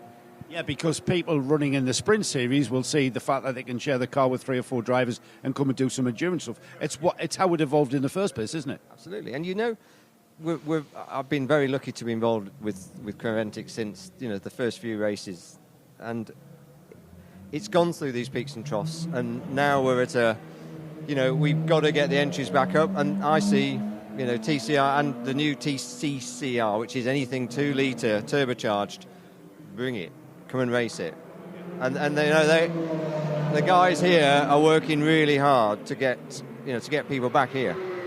When's the car due in, James? Because I'm intrigued as a former mechanic to see what exactly you do to fix it. We're about an hour away, I think, before we come in here. Yeah, Henry Neal's in the car. You know, again, it's a bit of a story to all that. You know, Henry Neal, Matt Neal's son's here racing. I raced since I was a kid with Matt. Yep. The other driver is Jack Lemmer. Jack Lemmer's Mark Lemmer's son. You know, Barwa Motorsport, the most successful team in British GT racing anyway, and an ex-touring car driver. You know, so we're all here. We're all actively trying to get. How old does that make you feel, though? Because you've raced against their dads. Very old, yeah. I do feel very old, you know. But I also, you know, I wouldn't be doing it if I didn't feel competitive. So it's... to be fair, that both their dads would be here as well racing if they could. But they're trying to keep the wheels on the wagon so they can go racing in the teams next year. So. And on a more important note, did Jack's baggage turn up? His luggage, did it turn up? No, he's British Airways have definitely let us down. So now he's got flip-flops as racing shoes. I can see he's got clown shoes on behind us there. He's got clown shoes on. He's got a pair of my old overalls. And that's it. That's all he needs. That's all he needs. I'll be back in an hour, James, to watch that. Thanks, mate. Thanks for clearing that up. Really interesting chat there from James Kay and Joe Bradley. Thank you, gentlemen. And if you have, or if you know of, a Gen 1 TCR car that is gathering dust or is sitting under a dust sheet at the back of someone's race unit or whatever, then I think the Mutrans probably have about 4 of them. Yeah. Because they used to race in the series in TCR, and then they moved on to the 992 category. Yeah. And they raced in the local series in them as well. So in the region, I reckon there's at least 10 or 12 sitting out somewhere. So, they're here. And if there's 10 and 12 here, how many are there in Europe? Wow. Well, when you consider how many manufacturers built TCR cars. Yep. I think at one stage there was, well, certainly double figures. There was a Renault, there was a Ford. You didn't see very many of them. VAG had Cupra, Audi, and VW.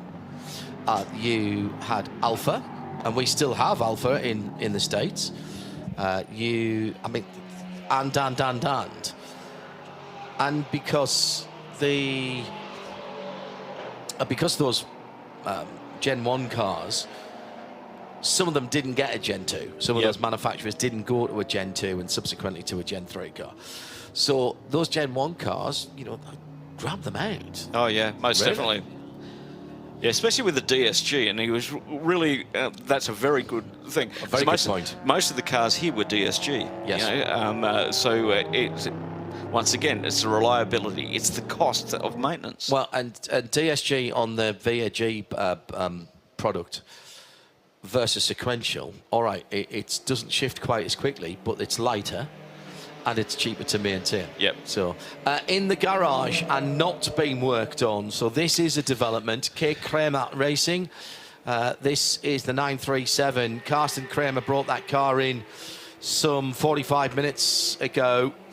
It's been in and out of the pits, to be honest, and that was the car that they felt they had a vibration or something not right at the front, and they've not been able to find that, or at least to convince the driver enough that it's okay to continue.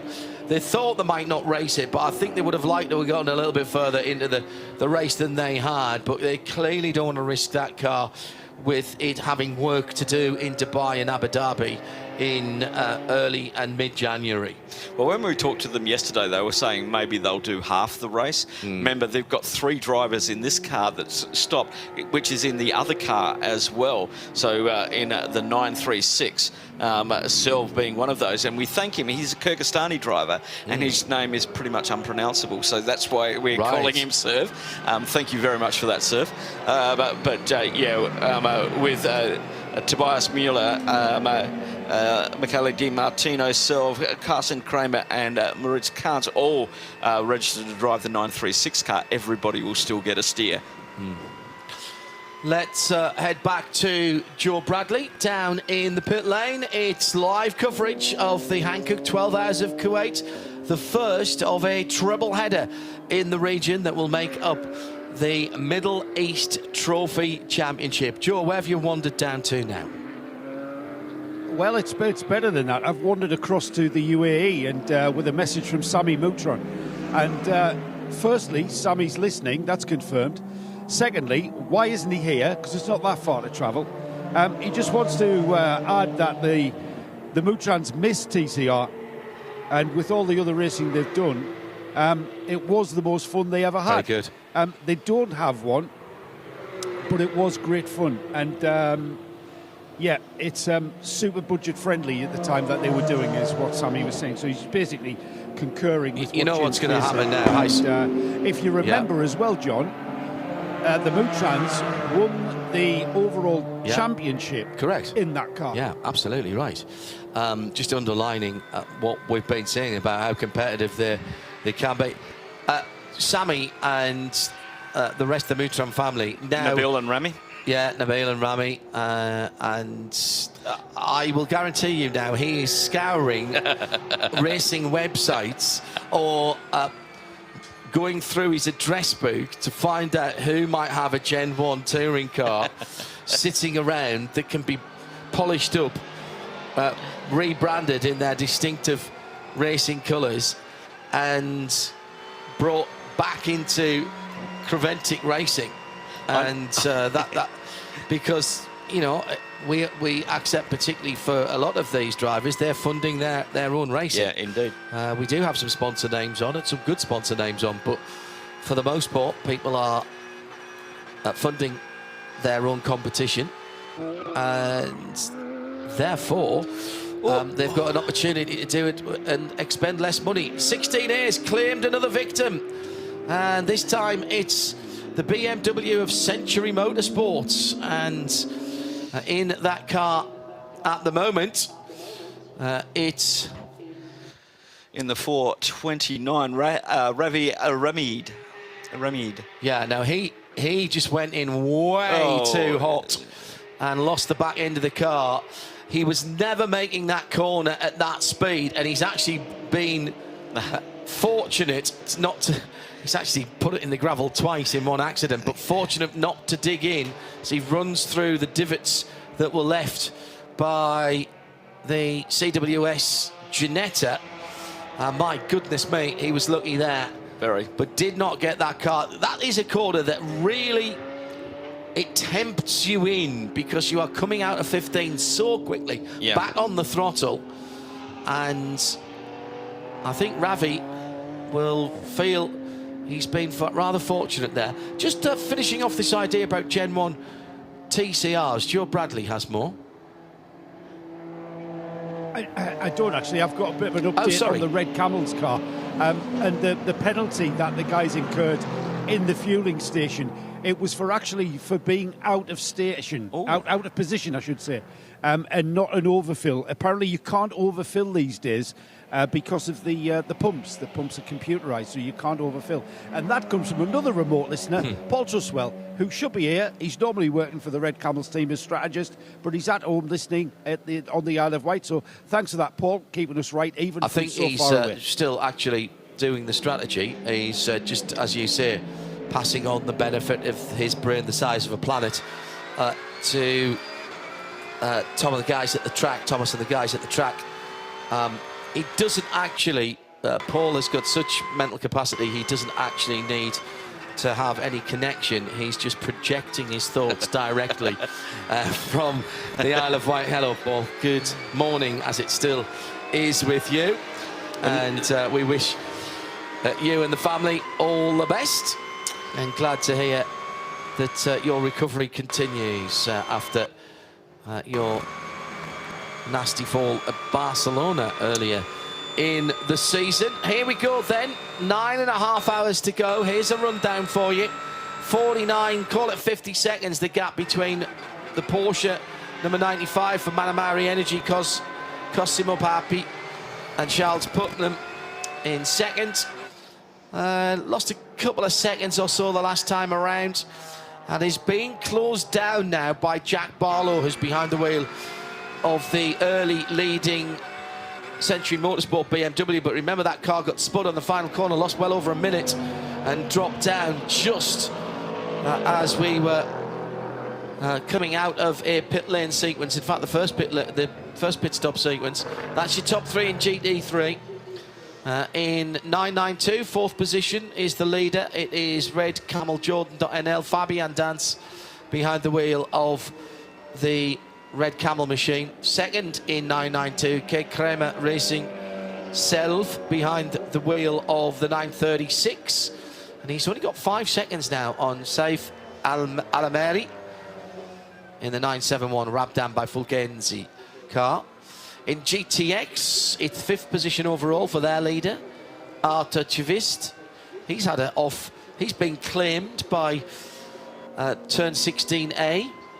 Most of the field have now, I think. In the 714, the red, white and black Milwaukee Tools supported KTM Crossboard GTX. Second in GTX, Toro Verde, Freddie Tomlinson in that development. Ginetta G56 Cup, the white and black number 795. And he's got quite a decent gap on the Vortex. Lionel Amarouche behind the wheel. They've done a 46.1. That is the fastest lap in GTX. As to the pit lane, from second position, Charles Putman has just driven past Joe Bradley and is heading for the pits. Do I detect, Mr. Bradley, heading for the fuel, should I say?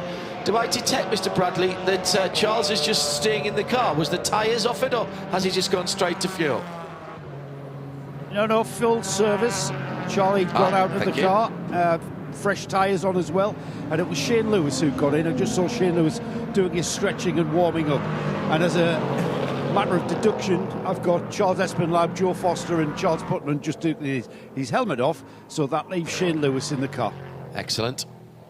We'll grab a word. We will grab a word with Charlie when he gets a bottle of water in front of him, and I'm sure he'd be glad to have gotten this race started and got into the car in an actual under race conditions and getting on with it. That's what we like to do. The used tyres, further evidence as they sit on the apron. The pit lane still in shade, as the working part of the pit lane will stay for the duration of this race. It's configured north-south, and it's only as you pop out from behind the cover of the grandstand that you're back in sunshine.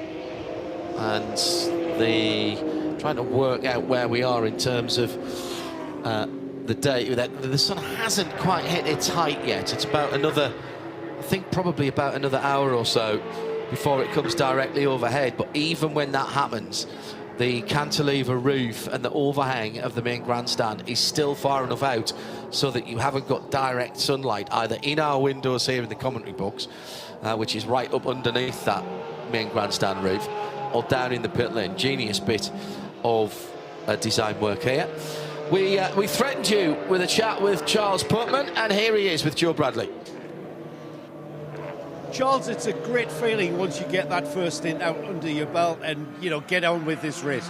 Yeah, for me, it kept getting faster the whole time, which is not necessarily the way the car should go. But, we don't get to run here very often, so we're all kind of learning the track as the race goes on. I think it'll just keep getting more competitive as we go on in the race. The track looks really dusty, as we find in the Middle East, the sand blowing onto the track. How tricky is it? Yeah, for me, the biggest thing is it hurts the vision. All that dust in the air is sort of like a haze or a fog, and the sun, we got this brilliant, Arabic sun out there, and so it sort of puts a big haze on the area. It makes it a little difficult to see at times. And, of course, when cars go offline, it looks like a boat going through water. It's just the dust rolls right off of them. So, small grids shouldn't have an issue with traffic, but there's always an issue with traffic in multi-class racing. It always is, but that's part of the fun of endurance racing is how you use the traffic to help you and to hurt your opponent.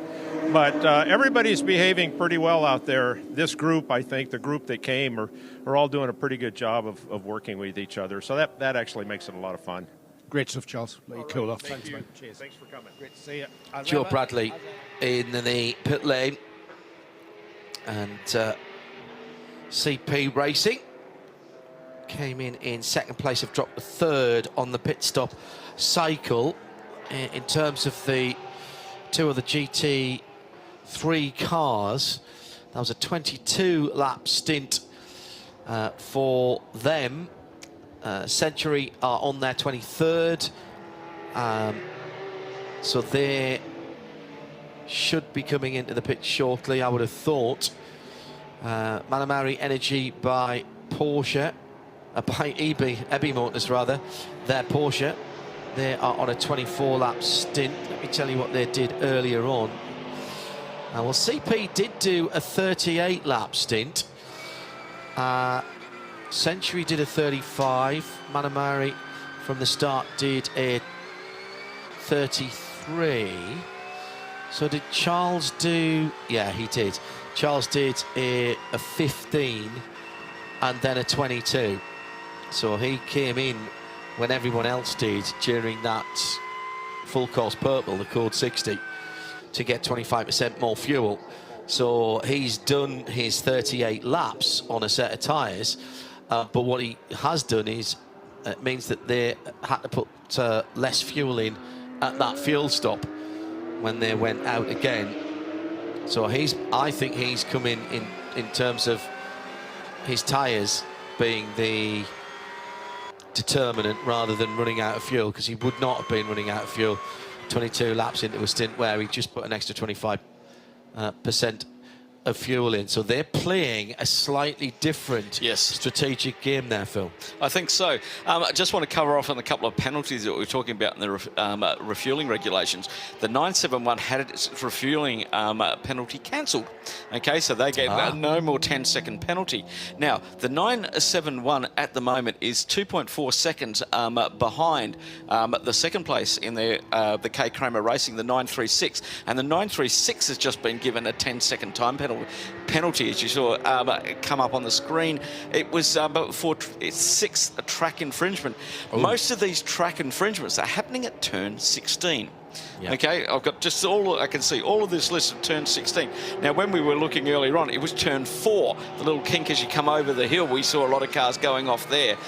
So it's a bit interesting in a race configuration. Turn 16 is now being the biggest one, and turn 16 is before turn 16A. So they're cutting the kink now. They're cutting the kink, and they're 4 wheels off at the kink, and that's what's causing all of these track limits issues now. Right.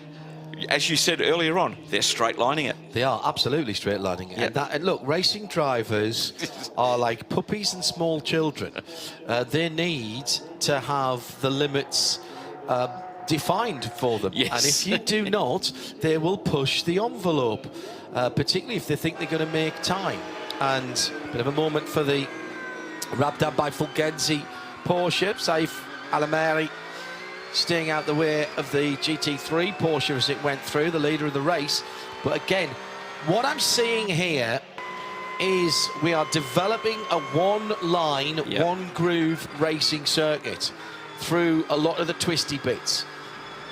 And it's not for marbles, it's not for tyre debris, it's clearly what is being swept up and cleaned off and rubber going down on the racing line. And the moment you even get maybe half a car's width from that, the working side Hankook tyres, Phil, are struggling for grip, and you get half a car's length offline, you're going to go a full car's length offline, and at that point you've got to get out of it. You cannot just tough it out there, because that will just cost you more time. Indeed, John. And I've been watching this develop, and I'm seeing a lot of drivers now hold off to the last corner to do that overtake under braking and turn 2, jumping up the inside down at turn 2. So they're not in the middle of curves. They're not going to really, they're not turning while trying to overtake. They're just doing it in the straight line, in the braking zones at the end of 2 straights. And I think that's going to develop more as it comes on. Freddie Tomlinson dialing himself in nicely to the Ginetta G56 Cup, the all-white with a little bit of black on it. 795 car, seconds in GTX and 8th overall. Just watching the times coming in, and his personal best has just kept dropping. It was a 48.7. Then he got down to a 48.6, a 48.4, a 48.3, all on consecutive laps. And then he's starting doing it again. He's now down to a low 48, 48.2. So he's knocked a good half a second off his lap time in the space of 4 or 5 laps, and there has been a yellow flag out at that point as well, so he couldn't have improved there. I'm very impressed by that young man. He's dialing himself in, as I say, very nicely indeed. I'm just looking at where they're running on track. The 714, and they're all three together at the moment, even though there is a significant time difference between the 714. Fifth position 714 KTM, yeah. And that's leading this trio of the moment as they're making their way down to the final corner. Freddie Tomlinson is just behind that, and they've got the 701 Vortex in there, which is quite a few laps down, but they've all seemed to have found themselves in one group again. But they're having a battle, mate. They are. They're battling for track position, not necessarily for positions on the timing and scoring. And by the way, follow along with livetiming.getraceresults.com, and you can see the overall positions. We've got tracker, we've got a race statistics page, we've got a penalties page, and a messages page. You can pick individual cars, and basically you'll have exactly the same in your vision if you've got a second or a third screen, as we have here in the Global Broadcast Centre overlooking the circuit. Still the heat of the day here, temperature climbing nicely. It was forecast to be middle to high 20s Celsius today, and it's just coming up nicely. So Saif Al-Meri, who we're on board with at the moment, his penalty got cancelled as well. So it's all kicking off out there at the moment. So that is the penalty for 971. And that was the fueling penalty? Yep, not respecting the refueling, and that got cancelled. So we've had 2 of those cancelled. The 909 and the 971 both got their penalties cancelled. Right, and so that will have been... This is the sort of thing that we get the information on here at CREVENTIC that sometimes in other series you don't always see. But what will have happened there is that there will have been a submission by the team manager, and there is effectively a chat line from the pits to race control and the race stewards, and they'll be submitting contrary evidence or at least mitigation to the offences of which they have been accused, and that is then taken into account. And remember, we've got a penalty system here where it's not something that has to be sorted in 4 laps past the pits, because you've got 2 hours, Phil, before you have to fulfil that penalty and come and serve it. And I actually, look, it can't happen in short races, I know, but I think this is good, because what you've obviously had a bit of back and forth there saying, hang on guys, you're saying we didn't do the fuel right, but look at the time that we pushed nozzle on, or look at the time that full course yellow was caused. I'm guessing, but I would think that the conversation would have gone across those lines. Right, I tell you what, hang on, we'll go and have a look at it, and then all of the relevant data has been looked at, and race control will either say, well, good effort lads, but no, you're still going to get the penalty, or as has happened here, yes, absolutely, that's fine. It was too tight to call, or we have it new, we've just found some new stuff. Yeah, you were absolutely right to draw our attention to that. We won't be charging you, sir. Have this one on us. Off you go. Yeah. And I like that. And this is part of the back and forth, as I say, that you don't often see, and certainly that we don't often get to talk about. Now, we're not privy to all of these conversations, and neither do we need to be. But it is good, and I like the fact that we find out when the penalties have been served, and if the penalties are rescinded, we find out that as well. In so many other series, the penalty just disappears, and you know, we're left thinking to ourselves, and I've done this in all kinds of series, 2 and 4 wheels, where you've got, did Dave Miggins serve that drive-through? And you're looking at your co-commentator, and they shrug their shoulders, and so you scroll back through the information, and you don't. That's not what happens here. Very open and transparent, and I really rather like that. It is indeed. And if you are watching us in Vision and you see the scoring screen up on the left-hand side, the numbers of the cars dictate what class they're in. Oh, yeah, okay, good point. so if you're looking at the top three, so anything under 100 is a GT class. Yeah. Okay, then we go to the 9.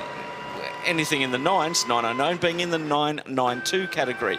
GTX is in the 7s, okay? And then we get down to the 4 category, and the GT4 category, well, that's 4. That makes common sense, doesn't it? Then we get to the TCE category, that's in the 1s. It just makes common sense. It's easy for us to follow. It's easy for you to follow. Yeah, and so TCE is here, the TCR, and the Janetta is running in TCE as well, but that would normally be a TCE GT. As you can see there, TCE TCX. Yes, okay, exactly. So TCX.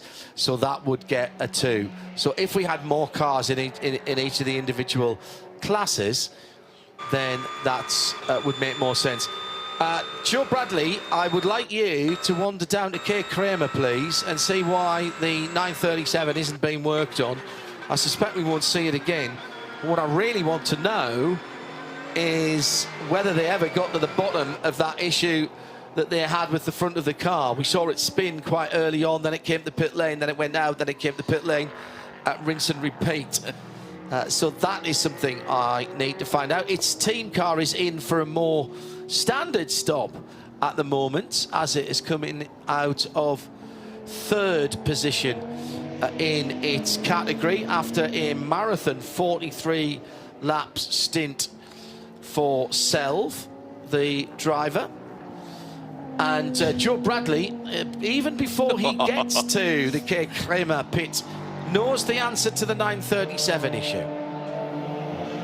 Well, last night we were talking to Carsten Kramer about the reason behind entering the second car, which is basically another Cup car that they have got. It's basically a test session for that car. And it's the same driver lineup in both cars, and they were basically just giving it a bit of a run and giving it a bit of a test and just sort of hoarding it for the coming season. And the answer was that they probably weren't going to finish the car.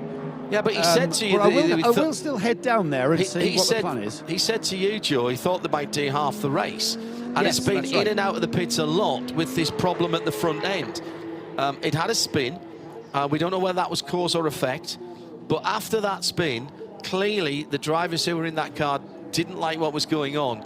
And I'm not sure they've got to the bottom of it. And that's really more of the question. Not why it's parked, because we know that it was a late entry and effectively a shakedown for that car. What I really want to know is what was going on at the front of that car, and have they identified it? Yes, you want the I want the down and dirty.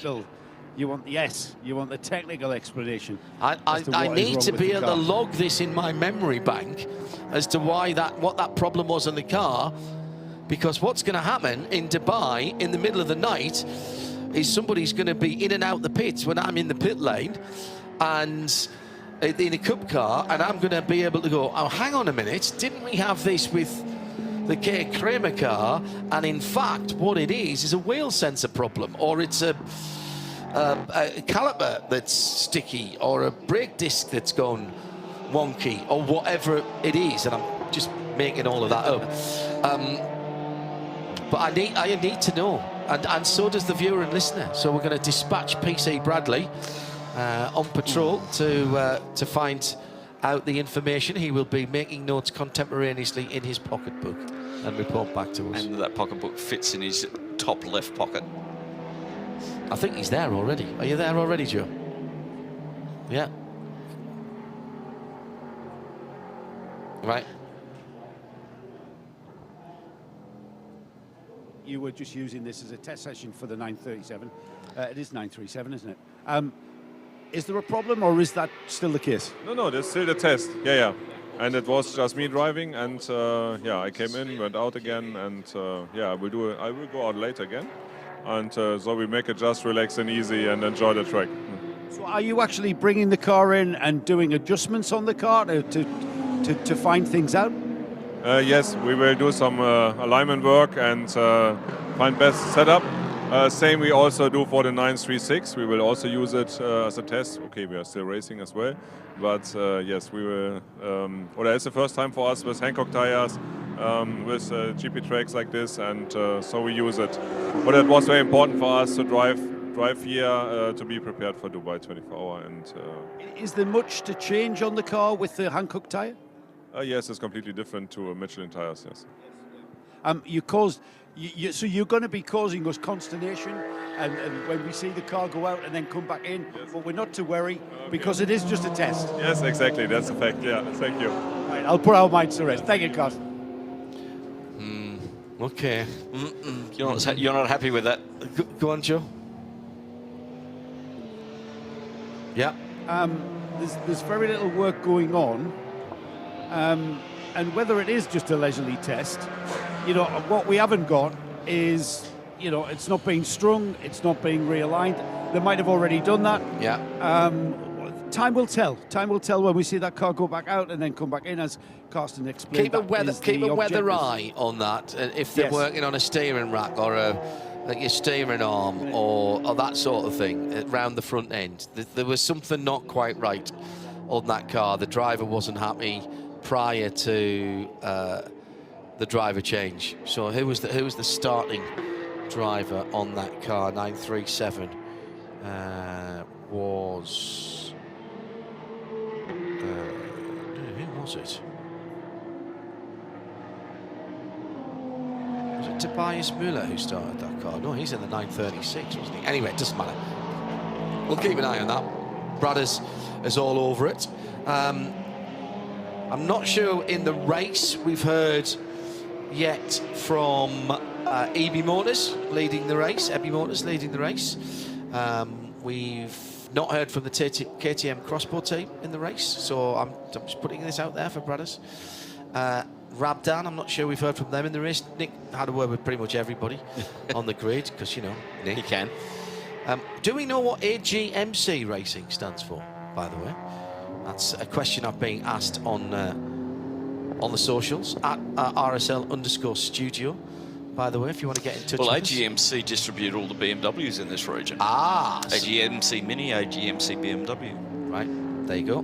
So that is answered for those of you who were for asking that earlier on. They supply all of the track vehicles for track days at the Dubai Autodrome. Oh, do they? M2. Very nice. Yes. The clamshell hood that was causing us a little bit of a worry earlier on the Milwaukee car does seem to have latched down properly. They did come in the code 60, they released it, put it back down again, and they sent him out. As the leader is with Joe Bradley, and this is the ABU Motors Porsche, the Manamari Energy car. It's the number 95. Pretty sharp pit stop here from the ABU Motors team. They've had a driver change as well, so we'll get a word and see how it's going at the front. But fresh tyres, and the car is already off the apron and heading to fuel. While you're down here, I've just had some information regarding the Red Camels penalty for being out of position in the fueling. Once again, Paul Truswell furnishing me with this. They've had an appeal that has overturned it, and the penalty has been cancelled, and so has the one for their competitor, the 971 Porsche. So those penalties in the 992 class been wiped out. Yeah. Thank you, Joe. ABU Motors getting fueled at the moment. Just want to say a quick hello to Peter Cates back in the UK, who's tuned in. And if you aren't aware, the book that Peter Cate has talked about with us on numerous occasions in the last couple of seasons, notably at the Nürburgring 24 Hours, is out. It's called Racing Hell, a journey through racing, an alternative journey through racing. I was fortunate enough to see an early draft of it and absolutely consumed it in one late morning into early afternoon. It's out. if you go to Racing Hell book, or if you head to Amazon or any of the onlines and look up Racing Hell and Peter Kate, it's out there. It seems I wasn't the only one enamoured of it. The early reviews from some of our listeners, it was on Eve's Christmas list as well for presents for motorsport enthusiasts. It seems you liked it just as much as I did. Very honest, and sometimes brutally so, but very honest. And Peter's recollections are extraordinary of his career. Racing Hell is the book. Joe Bradley with more interviews from the pit lane, still down at ABU Motors. Yeah, the 95 Porsche just been handed over to, I'm not sure, I think it's Sergio Nicolai who's now in the car, but Cosimo Papi just brought the car in. Cosimo, how hard are you pushing out there? Oh, the stint was good, the car was perfect. We are working so hard with the team, with other driver, but I think that we will work very hard for the rest of the race, and we hope that we will be all good. You have been working hard. I can see you're sweating. You're a young man, so you are very fit, but still you're very tired out there. Yeah, I push very hard. I'm stanco.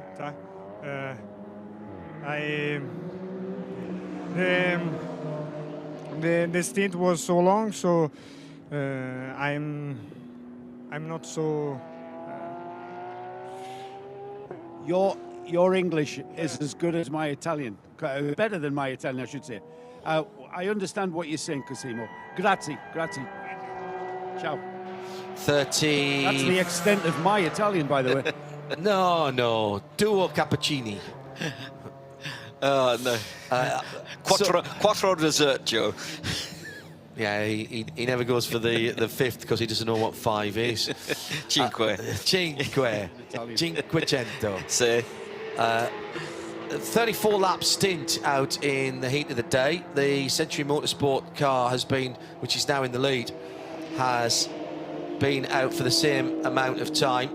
10-second penalty for the third place car. This is CP Racing, and this is for the 6th offence of track limits. Now, there is an opportunity, and there is now the provision for drive-through penalties. Yes, indeed there is.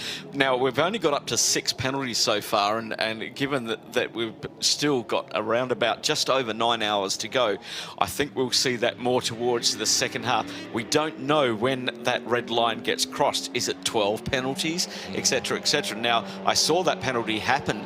I saw why it happened at turn 4. It's that little cut through where they're straight lining it. He had a slower car there as well, so there may be mitigating circumstances on that one while he dropped a couple of wheels, 4 wheels over the white line. But that one is down now at turn 4 for car 85 and a 10-second time penalty, which must be served under green flag conditions. Just before we complete another hour of racing, as we come to the 9-hour mark, a bit of other sports car news that we're catching up on, staying across what's going on at Daytona, of course, for the IMSA test ahead of the Rolex 24.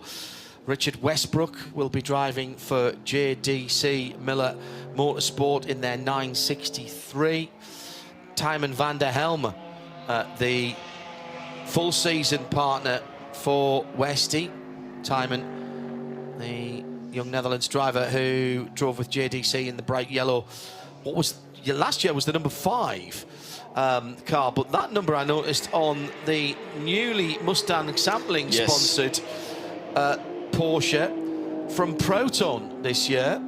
JDC were the last team to have Mustang sampling sponsorship in IMSA, and also Phil Hansen, the additional driver for the Michelin Endurance Championship rounds, and Ben Keating for the Rolex. Ben Keating's already driving an LMP2.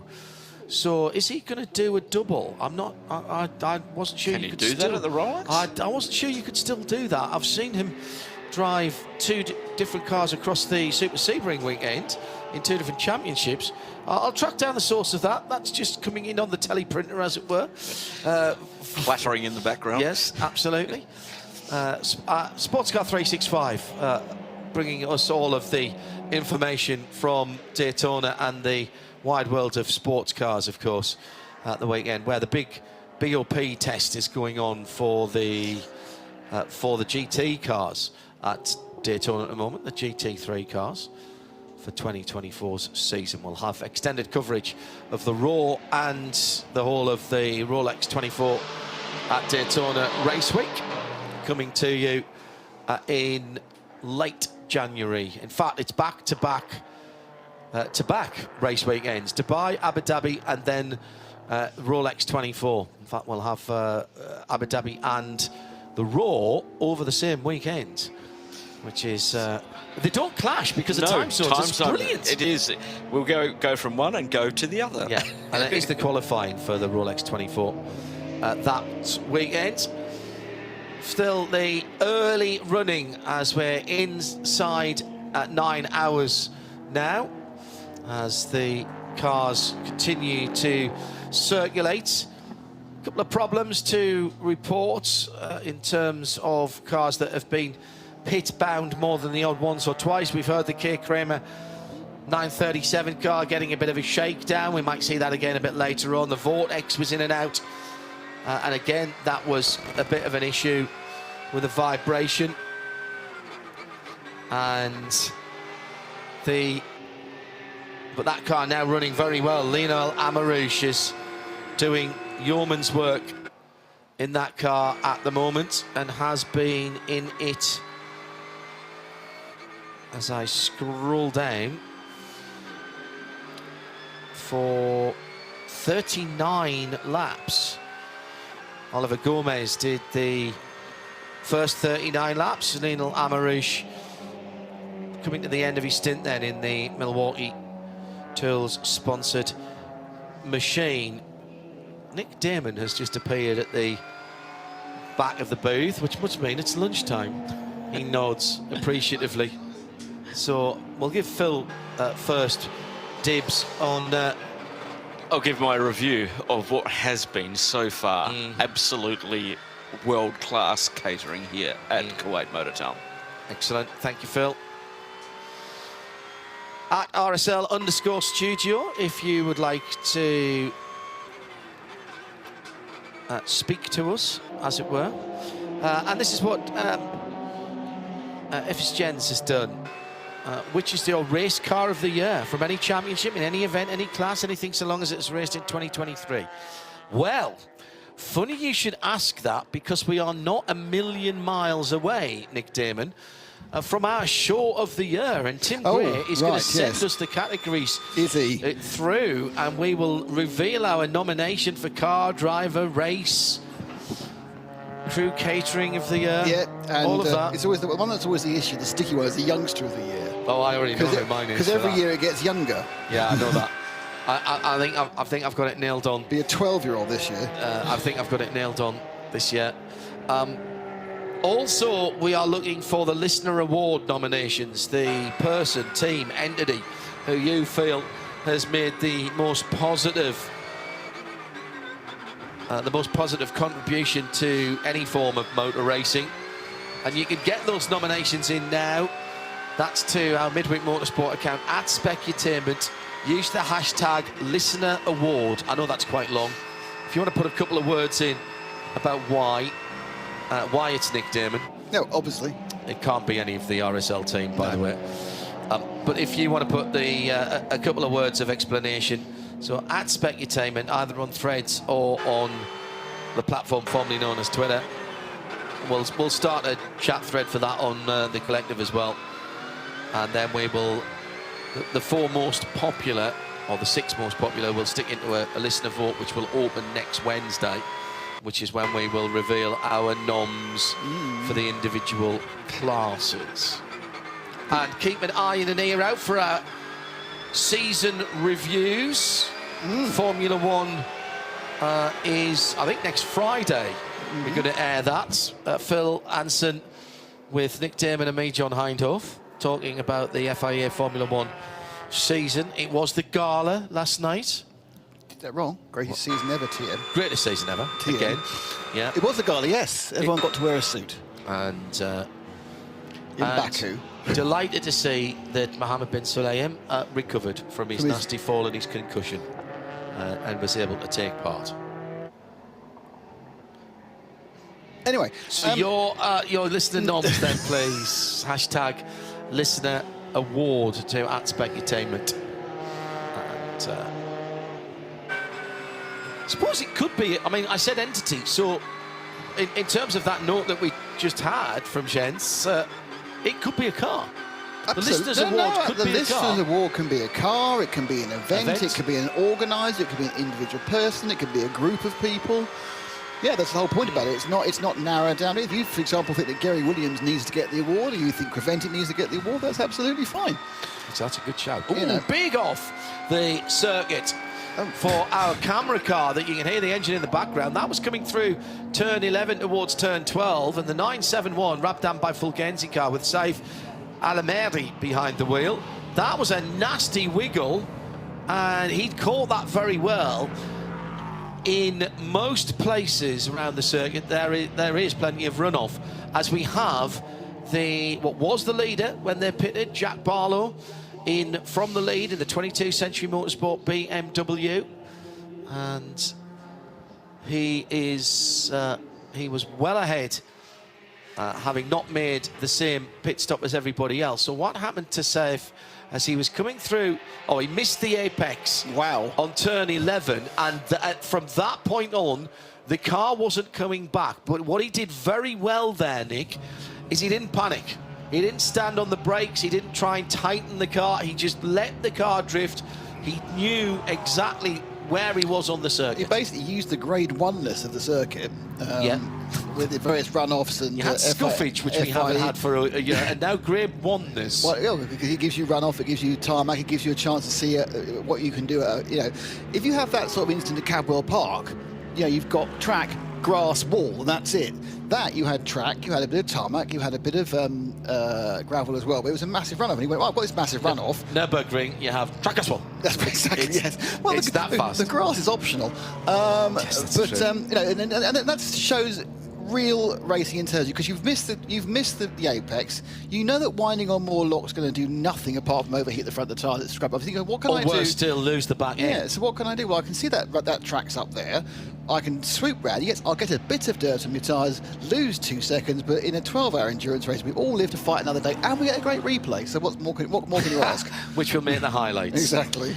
Don't forget, on the YouTube channel for 24H Series, all of the 52-minute highlight shows from so far through this season. So if you want to have a bit of a catch-up, I've enjoyed putting those together. I've really enjoyed them this year. Most of them you and I. I mean, you've done a couple of your own, but the most of them you and I. I've really enjoyed doing them this year, and there's been some great racing.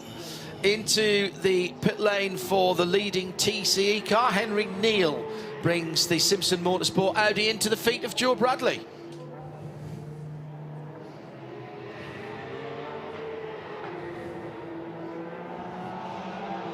Remember, he's impersonating several different drivers. Yeah.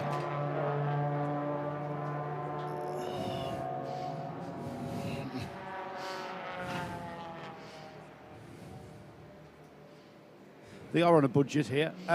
More significantly, though, as the car has already rolled off and gone on to fueling, keep an eye on that car, because it's going to be spewing fuel again, because they've done nothing with regard to that. Oh, really? Remember about an hour ago, James said that they were going to have a look and see if they could rectify that breathing issue. Well, nothing was done, so that might happen again. Joe, did you say that was the starting set of tyres on the front of that car? Yes, and you can tell when you see the wear on them. So that's 86 laps those front have done. So yes, 3 hours and 10 minutes of racing. So Henry's going to tell us what they felt like. Luckily, I haven't got a cameraman. He's on his lunch break, because he's here in his underpants. Did they change the rears as well, Joe? Did you change rears there as well, boys? Didn't you?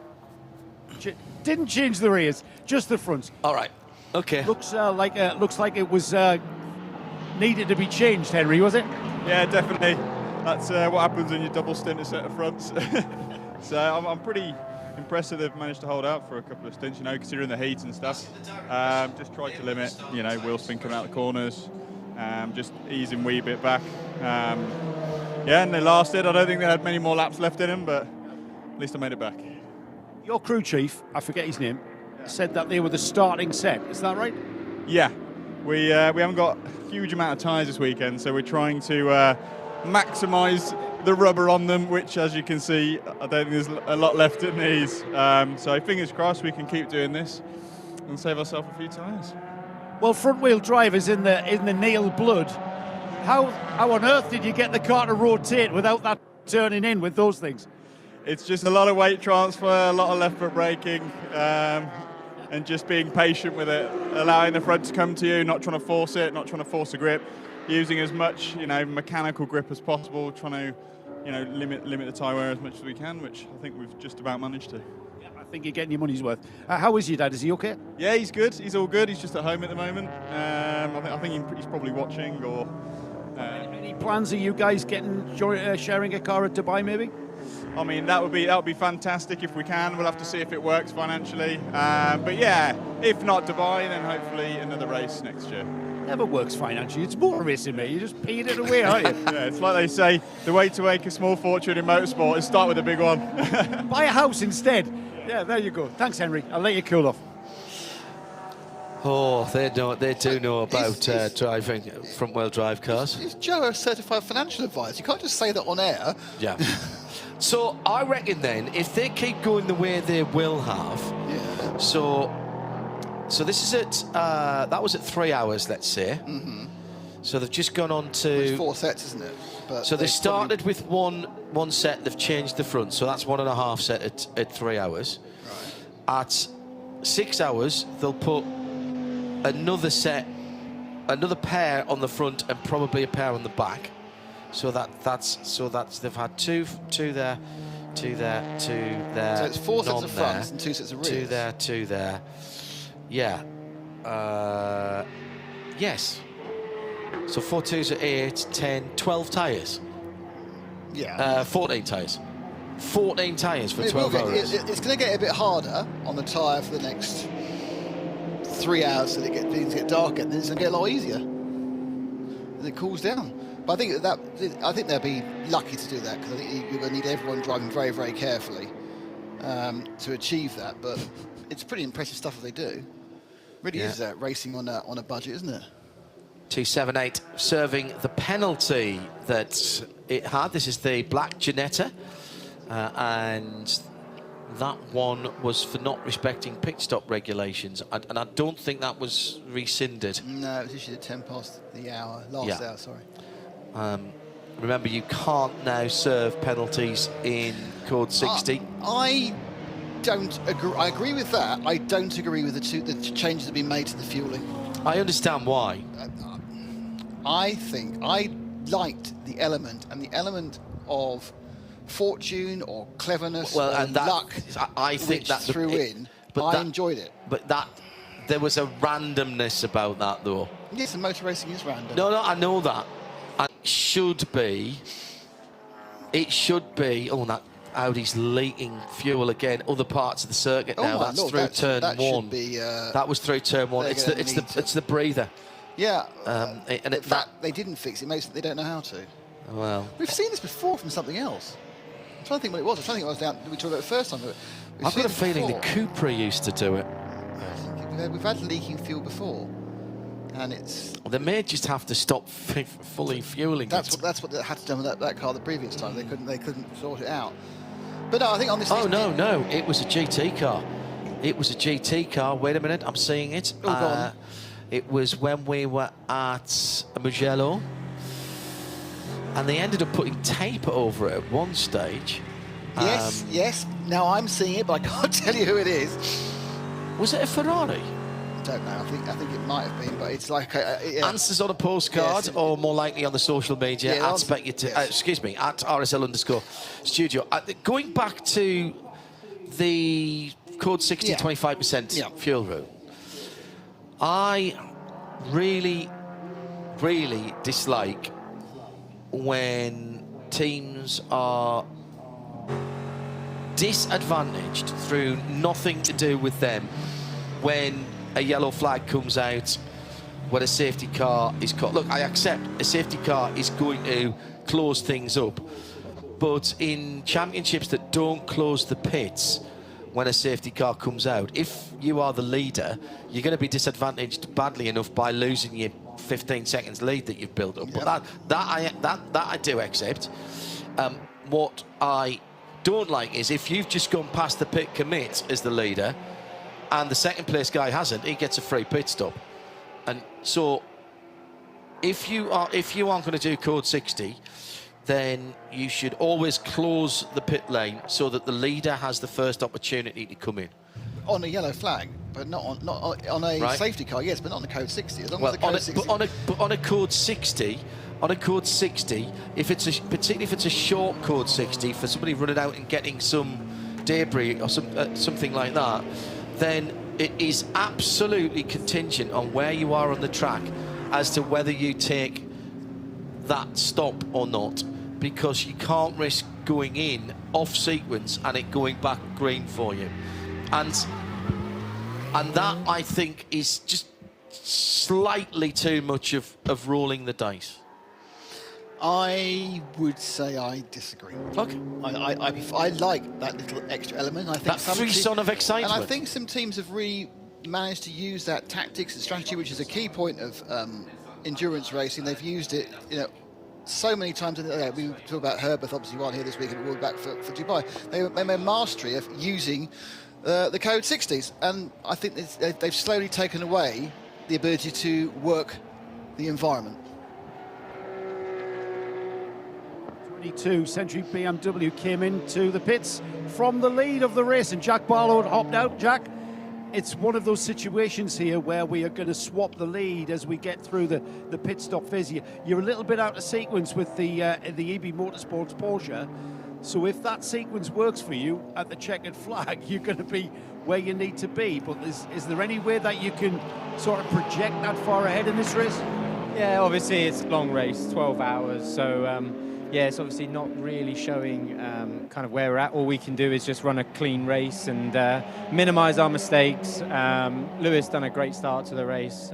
Carl just made a very small mistake that set us back slightly, but playing catch up a little bit now. But hey, it's all of our first races, obviously of this length for 12 hours. Lewis has done a couple in the past, but for myself and Carl, it's our first time doing a race longer. Well, for me, 30 minutes, and himself for an hour. So yeah, a lot to learn.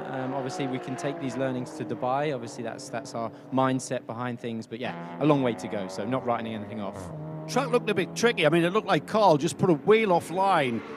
It seems to be very, very slippery with the sand offline. Yeah, so we found that when we came to the circuit. I'm not sure if anything had done much running before we had been here, or even just overnight, if the wind picks up slightly, then the track can get very, very, very sandy. So it makes a big difference, but it makes passing the slower cars very challenging. Obviously, you see a gap on the outside and you want to be pulled into it, but you know it's so slippy, so you just have to be patient. It's an easy mistake for him to make, and definitely one he'll learn from, I'm sure. So you were telling us yesterday, Jack, you've been out of motor racing for about 9 years. Here you are. Big event like the 12 Hours of Kuwait, you must be like a pig in a pig pen, as they say. Yeah, I can't stop grinning. Just walking around the paddock is it's nice to be in and around the paddock and know that I'm one of the drivers on the grid. It's a really, really good feeling. So I'm super grateful to be here, and yeah, obviously everybody that's made it happen. I'm just huge thanks to them, and yeah, hopefully you'll see my face more next year, maybe. Yeah, that's my next question. So, what's this going to lead to? Is this a one-off deal or is it a multi-deal? No, so I'll be doing the whole of the Middle East CREVENTIC Championship. So you'll see me at Dubai 24, and you'll also see me at Abu Dhabi 6 Hour. So if some more can lead from there, then happy days. But at the moment, just taking it race by race, just enjoying it while I'm here and making the most of it. Obviously, if it leads to something, that's a bonus. If not, I'm just going to enjoy the races that I have got to compete in this winter. Keep smiling, Jack. Great to have you. What a great addition to the grid, Joe Bradley with Jack Barlow there. Battle on the track for second and third, but there is one lap between them at the moment. So this is the BMW battling to get back on effectively the lead lap. So there's 3 miles between these cars, although they are second and third in that order on the timing and scoring screen. And the second place car is Shane Lewis for CP Racing, Lewis Plato in third. for Century Motorsport, and that car has been quite a bit quicker at most parts of the race. Interesting to hear what Jack was saying there, and even with just over a dozen cars on the track, finding space to pass Nick is really difficult. Two very evenly matched cars. I would say the BMW maybe has a second and a second and a half in its pocket at the moment in terms of pace, and that may be because Shane is running to a lap time, but that's still not enough to make a clean pass here. Shane's putting his car in exactly the right place, and the dangers of going offline, very well described there by Jack Barlow. Yeah, I mean, it's the track obviously has this very long infield section, which is basically the whole of Sector 2, and it is a single line for two similar class of cars. Now, if you put the cars you say where you want to, there's no absolute way that Lewis Plater can get past Shane. The only chance Lewis has got is in some way getting the drive out of the final corner, whichever number we decide that's called now, which I suppose is better out of 16A or 18, whatever it is, and then getting that speed down the straight. But I think actually there's some very good straight line speed in that Merc as well. So this could be a frustrating few laps for Lewis, because he knows if he can clear Shane, he can be a second or two faster. And it's really important because he's got to make up 1:45 on Lewis. He's got to make up another half minute on the EV Motors Porsche, and he is, of course, the fast driver the fastest driver in that car, who needs to get the time down, because obviously they're going to have more time. We still got more time to come. More time to come with Carl Cavers, who's is the man who's he's there. He's a very, very good gentleman driver. He's a gentleman driver. So race-wise, this actually was looking like two cars going around together, and a person in second being a lap ahead of a person in third is already going to spin out what could end up being quite major implications for the race that's still got 8.5 hours to run. Yes. And I have no doubt that Shane Lewis is absolutely aware of the significance of what is going on here, because keeping that car 3 miles behind him, which is what he's doing at the moment, just means they may not have to fight that car later on in the race, and he's giving his teammates the opportunity to be fighting against similar speed drivers later in the race as well. And this is what I keep saying about endurance racing is, it's about the here and now, but this might be playing out in 7.5, 8 hours time. Yeah, in a normal scheme of things, there's absolutely no reason for the most sensible team in the paddock, CP Racing, to hold up a car that is faster and is a lap behind. Except that they know that in several hours' time, these two may well be battling out for second or even first overall, even though they're in slightly different classes. So every lap that Shane holds Lewis back is 1 or 2 seconds they haven't got to worry about when it unwinds. And Lewis Shane is a very, very quick driver. Probably on a lap, probably the fastest of the CP guys. I mean, they're all kind of good quality. They're class amateurs, but most of them have, outside Charlie, do instructing and that sort of thing. So they've got some sort of race background and race at tracks. Of course, they are a very pleasant age. I like the seniority of the team is fantastic. And what you're seeing now is experience trumping a faster car, and you would think that Lewis now needs. Last time around, he was really sniffing as they went into between 14 and 15. He's got he's getting half a wheel up the inside on not the ideal line, going through the section through 12, 13 and 14. Just pokes it up his nose up again, but the car's blocking. And so we've been watching this now, for 3 or 4 laps. Let's say 5 seconds that they haven't got to worry about easily in a few hours' time. Yeah. He's actually the Manamari energy by ABU Motors, he's doing them a favour as well, because Shane is over 2 minutes behind them at the moment. Last lap, both the second and third did a 45.7. The leader, Sergio Nicolai, did a 44.6. Yeah. So it's as you say, there are two of the three who are gaining by this, and one of the three is sitting there going, "This is just my worst nightmare currently, that I am using up my pro time, but not getting my pro lap times." Yeah. Yeah. And there's absolutely nothing that can be done at this stage. That, I mean, in fairness to Shane, he's done that thing where he's taken the rearview mirror off and thrown it away. He's driving as if there's nobody anywhere near him. He's just driving his own race. He's as the Americans would say, he's hitting his marks. He might just be modifying his line in one or two corners, so there's absolutely no invitation down the side. It's like a motorcyclist going into a roundabout, a traffic circle.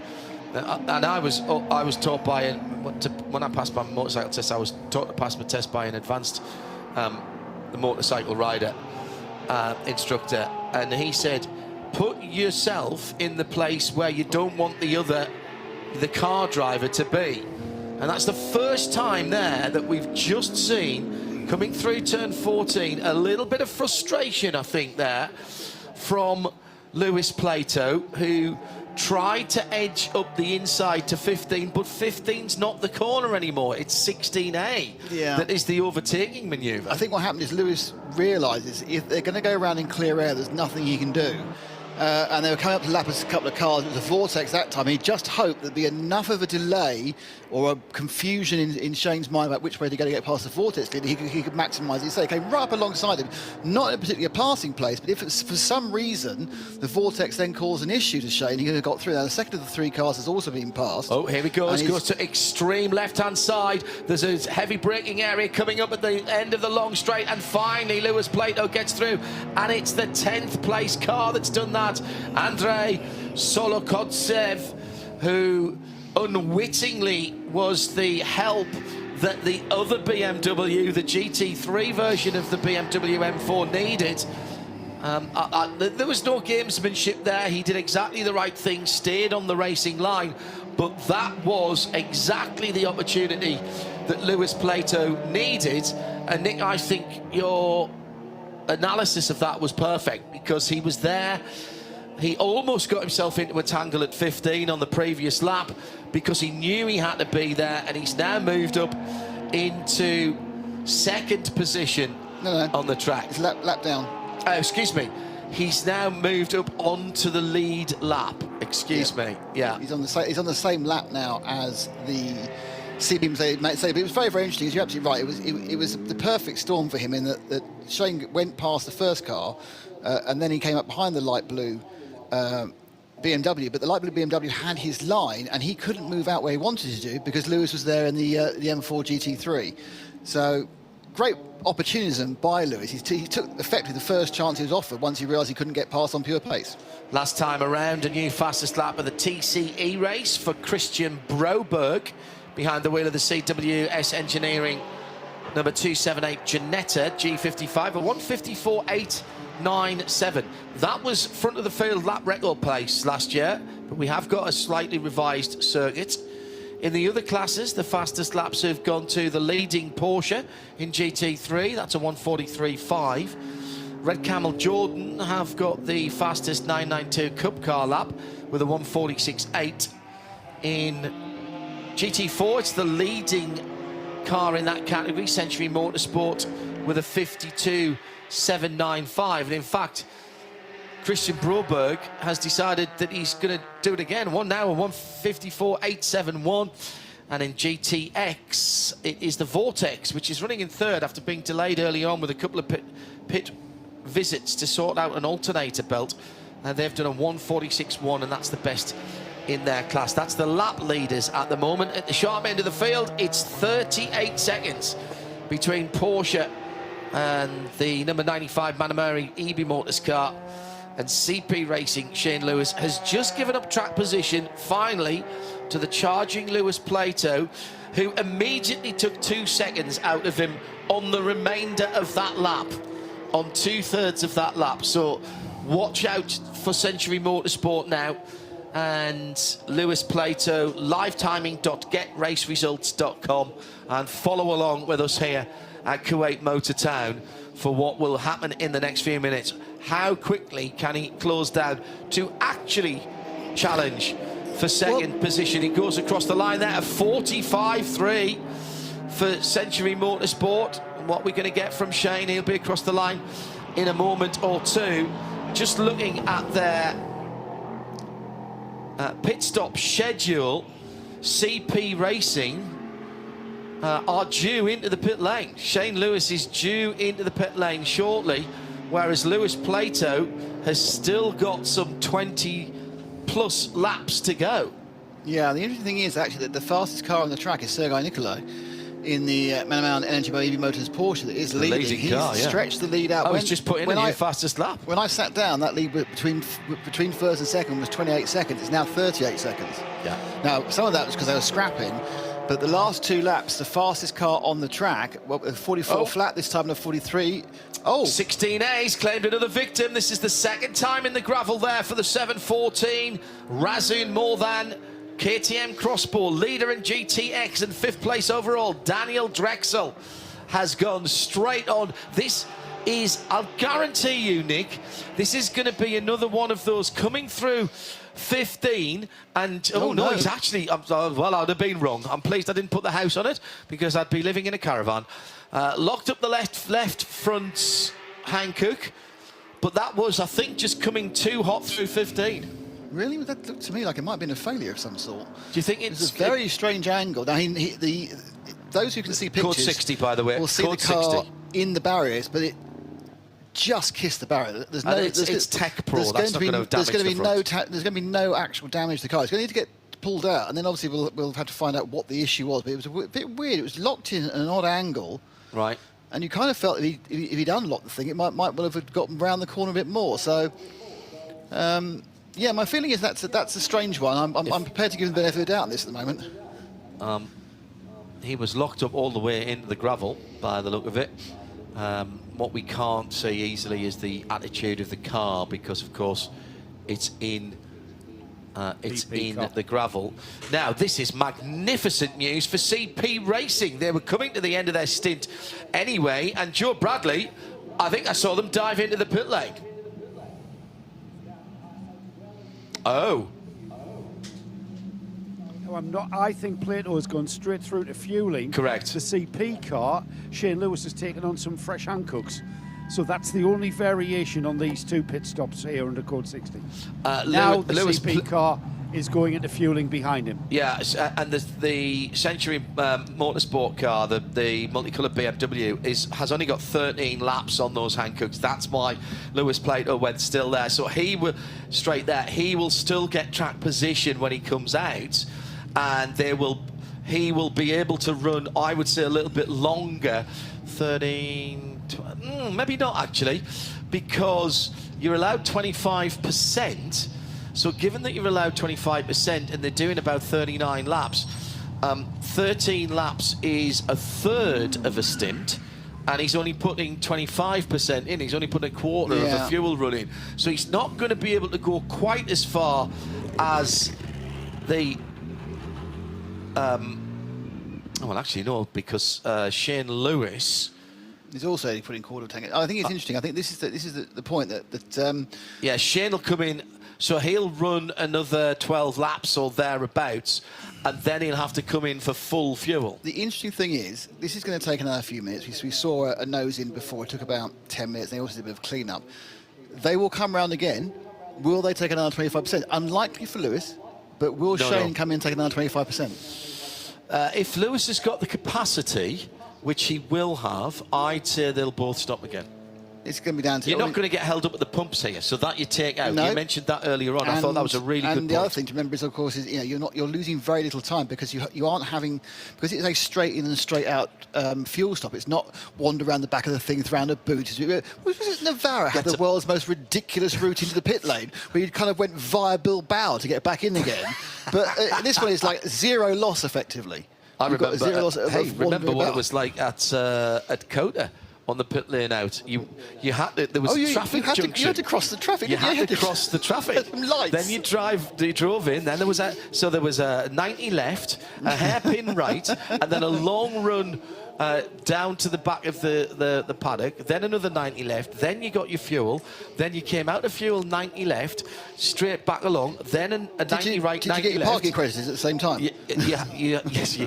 If once you'd bought something, you got to validate it, and you were back out again. Undamaged, that car. Completely undamaged. I don't think it's even got a scuff on it.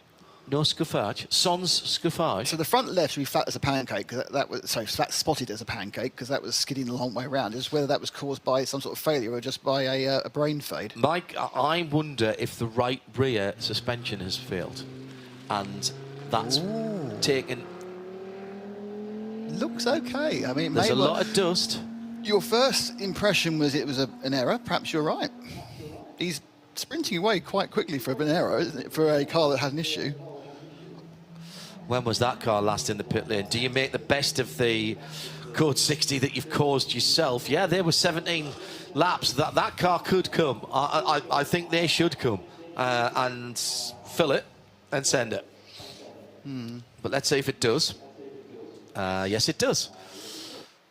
Sure, and I didn't even get that sent to me from Paul Trustman. I'm sure they'll get a new set of boots for it. Well, they're going to have a look at least, aren't they? They're going to need a front left, surely. Joe Bradley is watching that car that caused the code 60 coming in. I think, Joe, they'll have at least a look at the tyres on that car, whether or not they decide to change them. Onto the apron, it showered us in gravel, which was expected, but there was a horrible scraping noise coming from underneath somewhere. So front end wise, that was the way the car went in. There's literally nothing. There's a tiny little scuff mark on the splitter.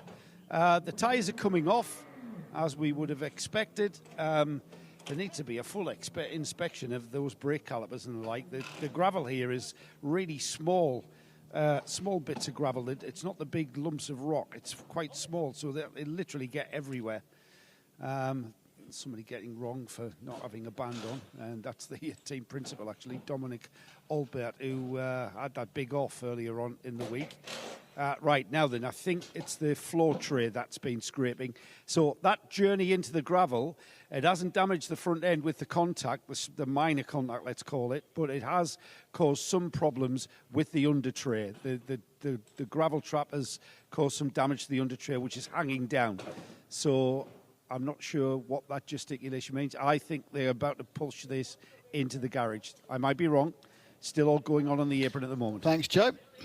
And yeah, it's looking like that may well have been some sort of issue. I am now in the hot seat. I'm joined by Phil Anderson back where he's fitting. By the way, Phil, excellent selection of information in front of you at your desk. I sat there going, this is amazing what Phil's got. He's got 3 screens, 4 pieces of paper.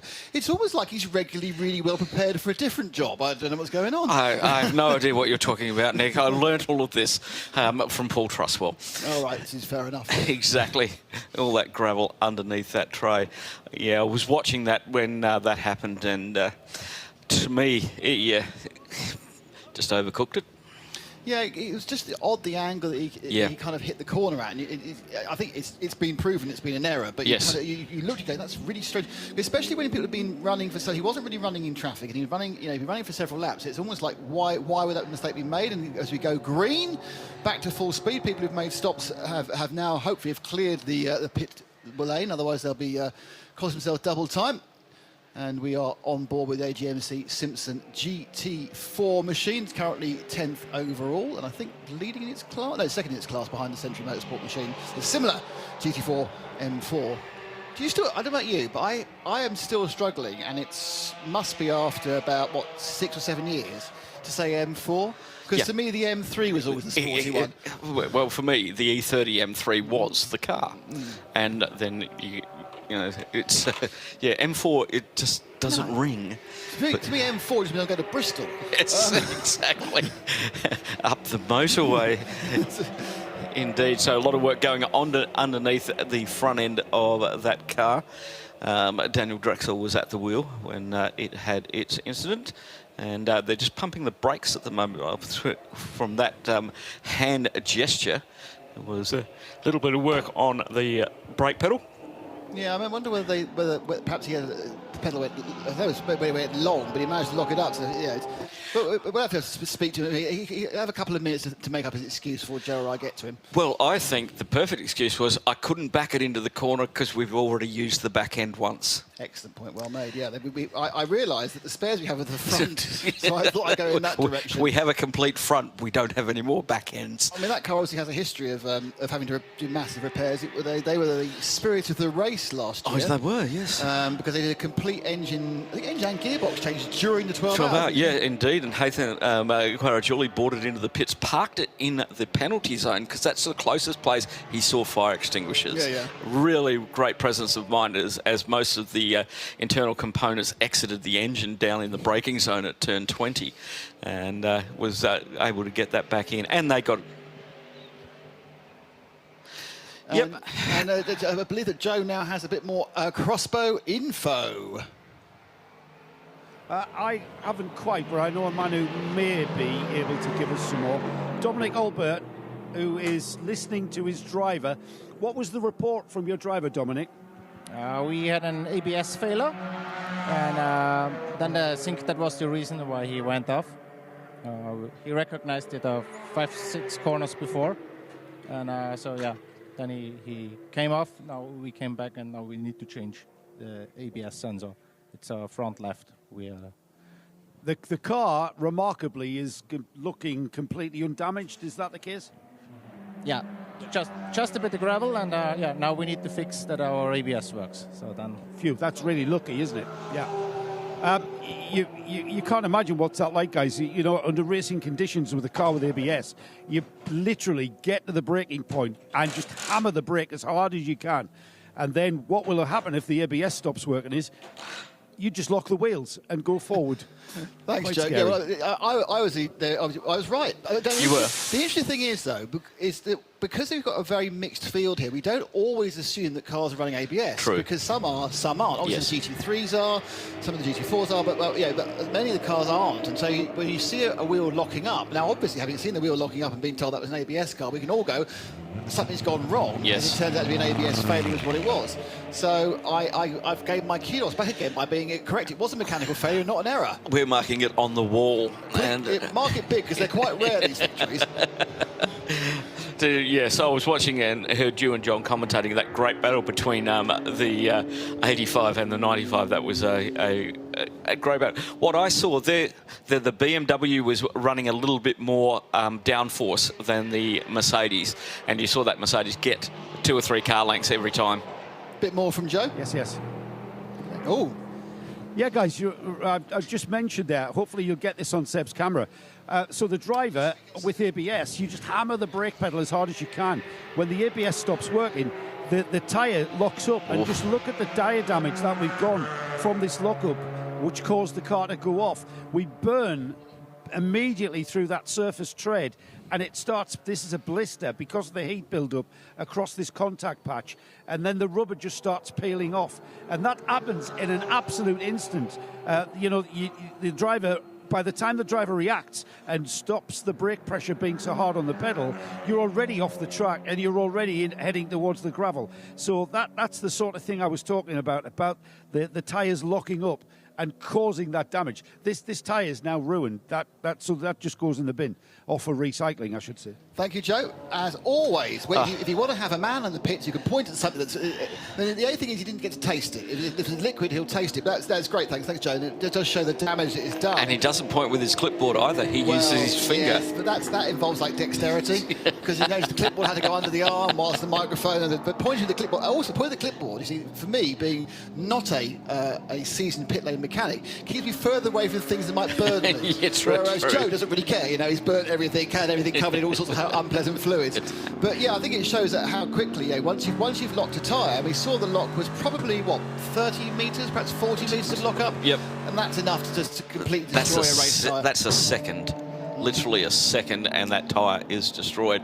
And you've got to remember, you're not braking at road car distances here. At that corner, you're braking at probably 40, 50 metres.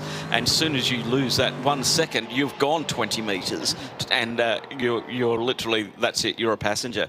I just saw him having a few issues there, Daniel Drexel at the wheel. The car weaving around under acceleration and under braking, and he's cleaning the tyres off. He's got a problem with that car. They've broken something.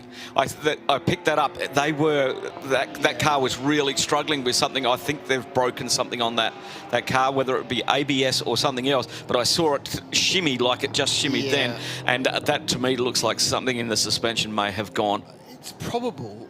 My guess is he is trying to see in a safe way if the ABS is working. Yeah, no. So you come down the straight. Oh no, you're actually right rear. Right, the right rear has gone. They got a. Is that tyre or is that actually alignment? Is that?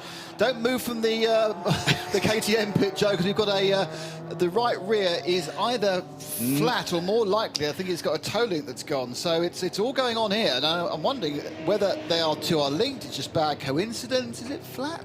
No, it's not flat. It's either not. It's a wishbone. Yeah, it's either that or it's coming off, that it hasn't been threaded, it hasn't been locked on properly. Ah, right. It could be a loose. Could be much less serious. Just a loose tyre. Yeah. He's got to get it back to the pits. That's the problem. He's not having a great couple of laps, really, is he? Yeah, and he's at turn 7 at the moment, he's slowing at turn 7, and it does look at a very strange angle, isn't it? It's at a funny angle. Yeah. It's a turn 3. It's a funny angle and looks slightly flat, but obviously on. Yeah, but it's flat, and I think it's coming off as well. Yep, he's stopped out on the circuit now. Effectively, he's got the set. It's flat, and it's coming off, and the ABS doesn't work. So he's stopped. This will probably bring out another code 60, and of course, the good news is this is not the end of the day for the KTM team, because they'll get towed back to the pits. This looks fixable. I say looks. I pointed out 2 seconds ago, I'm not a mechanic. It looks fixable. Now. And they'll get this thing back on a flatbed. Now, the only thing is, obviously, if the wheel falls off, it'll be very difficult to get back on a flatbed. Yeah. So the question would be how quick they can get it back. There are cut-throughs which the tow trucks can take to shorten the distance. Of course, if it's not, it'll be much longer. They have to load it onto a flatbed. Of course, if you load a flatbed with a wheel missing, you can damage the bottom of the car. We've already had 27 minutes under code 60, and this will be our third one for this session. We have 8 hours, 12 minutes to go, and that car has been leading that category since the get-go. So let's have a little look-see of what may have caused this issue. So the tyre goes on. So he thinks he's felt something. Maybe he's felt something not being tight. So he's pulled that tyre off again, and there is the end result of the car not going any further. I think Daniel made a very wise decision of not trying to get it back to the pits because of the damage it may have caused, which may have elongated the time in the pits. If you lose the tyre, the car is therefore going to be sitting on the ground and causing massive damage. Yeah, because they rely on a flat floor to work correctly. And as you can see from the diffuser at the rear end of that car, you run that along the ground and things go bad very, very quickly. And so is this going to put the Ginetta into the lead of GTX? Well, that is 3 laps behind at the moment. I think in the let's have a look. Resume the racing. Well, at the moment, G50 Ginetta is in the lead at the moment on 108 laps, 105 laps from the KTM, and so that is a 3-lap lead that will continue to grow. And then 3rd place in the GTX. It's obviously with its issue earlier on with the belt change. It is a few laps down on 97 laps. Our leaders are on 114 laps, and the leader of the G56 Cup is on 108 laps. As overtaking under code 60? Is one doing code 60, one doing code 59? Well, possibly, but... You're not allowed to overtake, doesn't matter. No. I think the problem is they probably went other cases when they were just halfway through. Now they're trying to work out... Who was where? It's after you, Claude. I don't know. Is it me? Is it you? Is it us? What's happening? Just keeping an eye on the possible recovery. So let's go down to Joe, who may be able to bring the denouement to something that started at the CREVENTIC round in Estoril. Joe? Well, yeah, the CP Racing Mercedes has come in from second place. The number 85 car being brought to a halt by Shane Lewis. Now, Shane gets out. Now, you may be able to see from Seb's camera that we've got a couple of his teammates now sporting huge sideburns. This is paying tribute and homage to Shane's homegrown ones. It's Charlie Putman who's gotten into the car, just stalls, pulling off the apron. Didn't really cause him any sort of issue there. And Shane with a sterling drive there, with some great racing with the Century BMW, wasn't it? That battle, I think, will go on until the flag, and when you consider the EB Motors Porsche to be in there as well. And we thought, what's the saying, boys? You only need 2 cars to make a race. We've got 3 GT3 cars in the top class, and these 3 have been pretty much wheel to wheel. Shane, happy to see his teammates sporting the sideburns. And as ever, Shane congratulating his team. He's happy with that stint. We'll stay. If you stay with us, we'll get Shane when he takes his helmet off. We'll just run through what this whole sideburn thing is about. Coming into Estoril, Shane was beginning to grow some proper Dickensian style mutton chops, and we challenged him for the next race, which was in Barcelona, which was about a month later, to actually get and grow as the biggest, bushiest sideburns you can. And the little tinker shaved them off and didn't do it. But his team had already bought the comedy sideburns, didn't get to wear it, because they said, well, we're going to do it if you're not. As you can see there, you've got Charles Espinal on the left and Joe on the right. And Joe, back to you, mate. Let's find out all about Sideburn Gate. I've got my own here, boys. You can just see under there. Shane, I've got to say, that might have been a cracking driving stint, but the sideburns are pathetic compared to your teammates. I'm telling you, I got to catch up. You know, they're ahead of me on everything. On the track, here in the pits, and in the burn department. I got to catch up. Yeah, I mean, I just want to... These are actually there, but he's been shaving up to there. Yeah. So what are you going to do? What's the strategy to get the hair to grow a little bit thicker? Well, so, if you can make me a little younger, I can make it a little thicker. But no, man, it's I've kind of kept these around just for good luck throughout all the years, and I'm so happy that these guys are kind of joking around with me, a little bit fun, you know. So you got to have something. So having a good time with these boys. Well, you had a lot of fun out there. That was a great battle for us with the BMW. Tell us a bit about that, Shane. Yeah, you know, so they got on the radio and said, listen, he came out with clean tires, you know, new tires, you know, don't have to race him. He's going to be quicker. And I'm like, well, he's going to have to work for it. I'm like, I ain't going to give it to him. Right. So had a good battle. And then the biggest trouble is, you know, you come up on traffic, and I want to be super careful. It's really tough offline. Right. So you got to be really careful offline, really dirty offline. So I wanted to be really careful with the passes. And when I came up on one of the slower cars, he just went from there, and I had to let him go. Hopefully this is going to go all the way at the flag, boys. Down to you. I know there's some sort of rumour going about that you guys are coming to the end of your CREVENTIC journey. Please don't, because I don't know what we would do without you, because it's such a great atmosphere in this team. No, rumors, man. Those are just rumors, bad rumors, all talk. It's mostly because they want the winners to go away. It's all about that. They don't want to see those winners here anymore. Well, there is that as well. Thanks, guys. I'll leave you to your details. Oh, that's a great answer. It is. They want the winners to go away. Fantastic team, fantastic humour, and it's good to know that they are all disappointed with his inability to follow through on a sideburn grace decision. But we finally got him. It just took us 4 months. Exactly.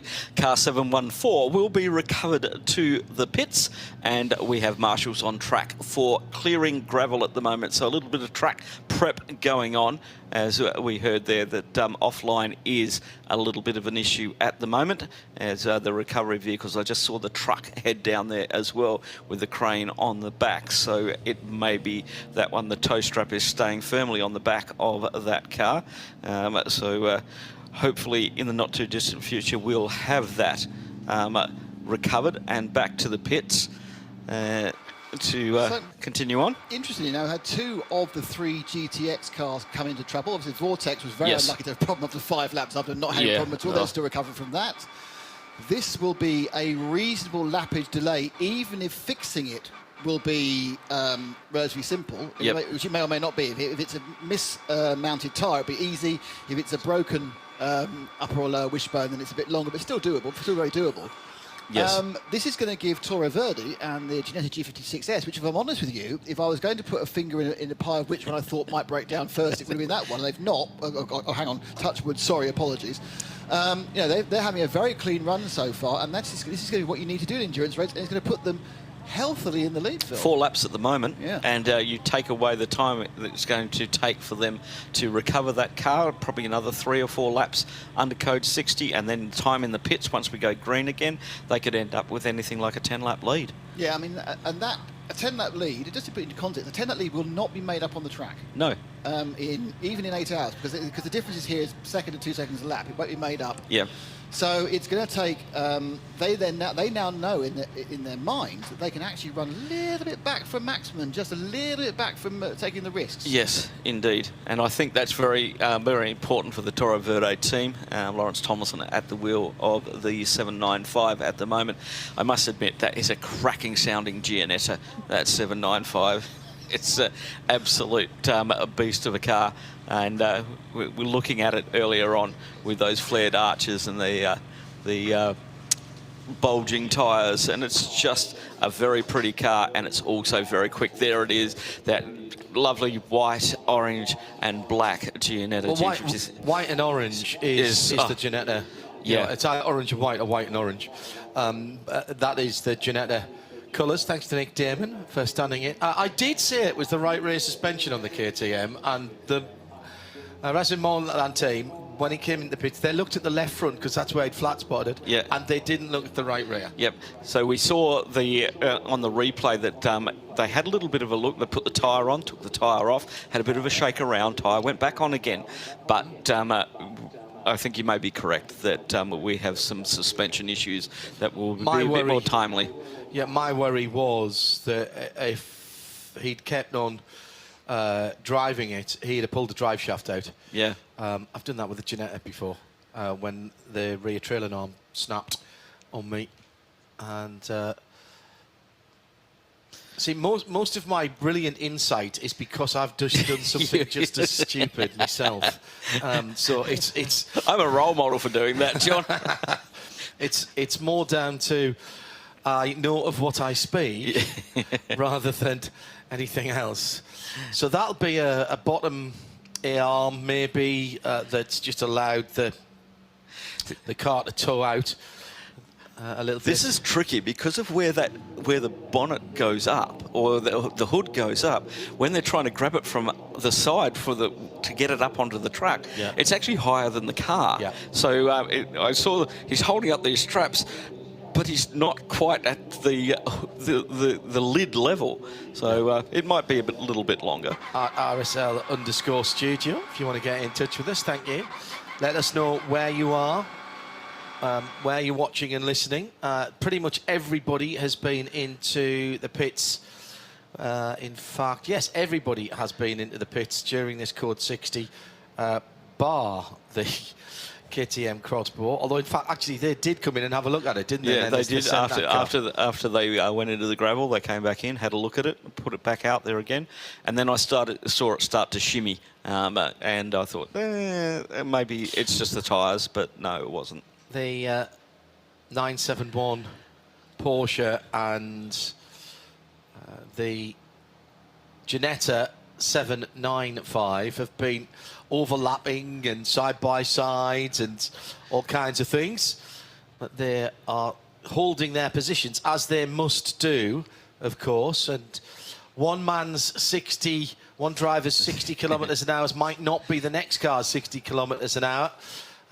Quite often now you'll have a secondary, effectively pit lane speed limiter that holds you on 60. Sometimes you just go down into first and it does it automatically. It depends how the guys have programmed the car. Whilst we're still under Code 60, let's take the opportunity to have a look at the standings at the end of 4 hours of the Hankook 12 Hours of Kuwait for 2023.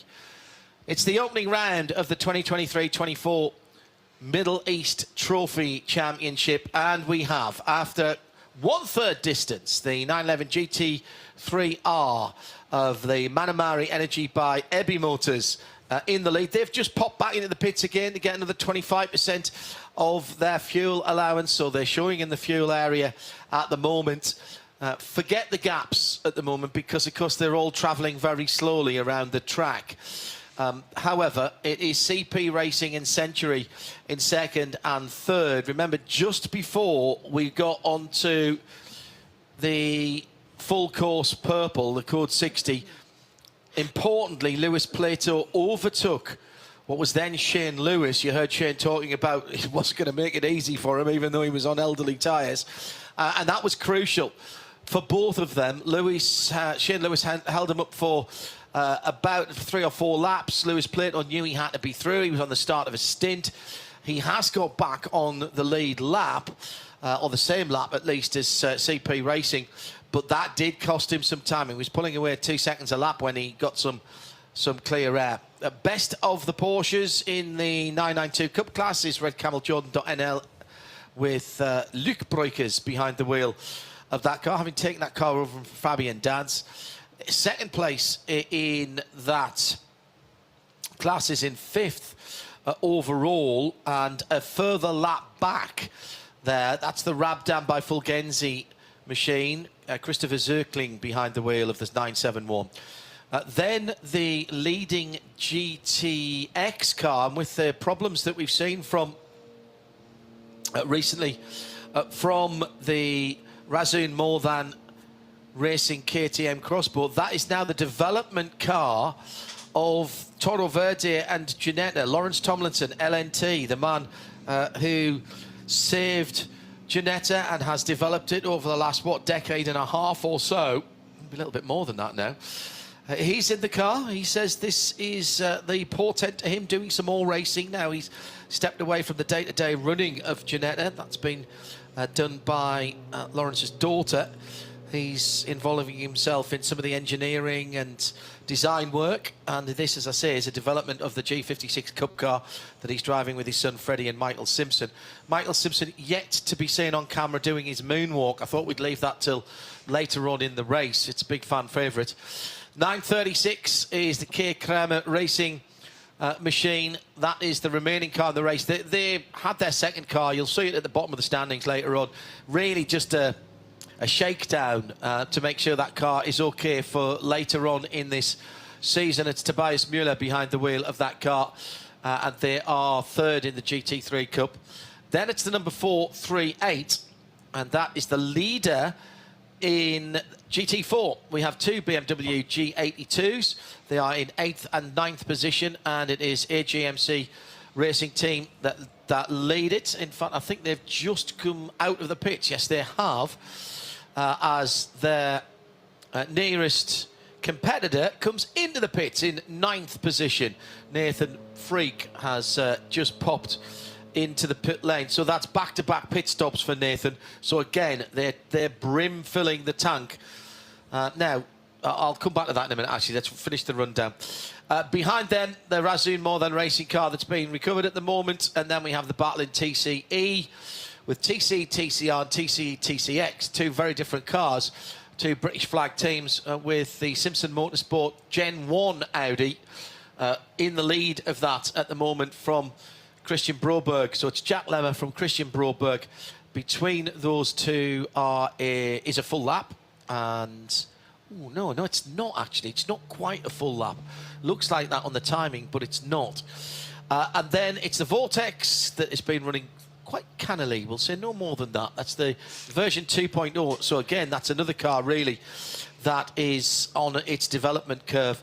And then the semi-retired, a bit like myself, semi-retired K Kramer Racing machine that did have a wee problem earlier on, but they're doing some alignment work. They'll pop that car back out again, and it gives the drivers a chance to get a little bit of more experience of this circuit. We will see that car in full competitive anger when we get to Dubai and to Abu Dhabi for the next 2 rounds of this championships. That's how it stands then at 1/3 distance, 116 laps down, and your leader is the Porsche of Manamuri Energy by EB Motors.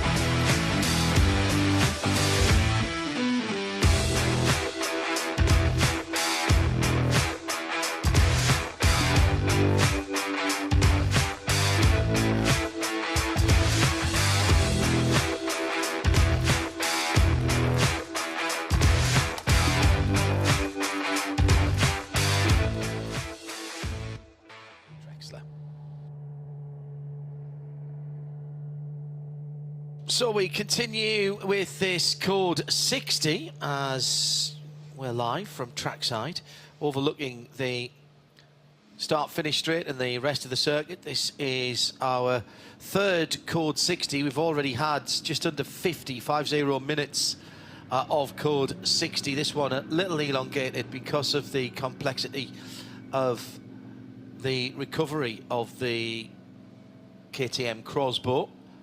So everyone is taking the opportunity to come back in. I was going to make a point, and I'll do this now before I forget, because, you know, I'm of an age. Memory dump. No, mate, tell you. I don't get it out now. If I don't get this thought out now, it's gone forever. Go, go, go. Let's say that you are in an other GT3 car. It doesn't really matter what it is. Yep. And your maximum fuel dump, 100% fuel dump, let's say it's 90 litres. Yep. So that, actually, let's make it 100 litres so that the arithmetic is easier. So obviously under yellow, under purple, under code 60, you can only put 25 litres. Yes. Now, the fuel tank size is not necessarily exactly 100 litres. Exactly. Some of these cars will have, let's say, 130 litres. Exactly. So what they can be doing now, and they will have started brim full at the start of the race. Yep. So if you've got a 130 litre tank, you will have had 130 litres in. You can only ever fill 100 litres at best, and during code 60, 25 litres. So these multiple stops, if you're looking at this going, where are they putting this fuel? How much have they put in that? They've put 200 litres in this car. Well, you know, they'll never have to stop until next Tuesday.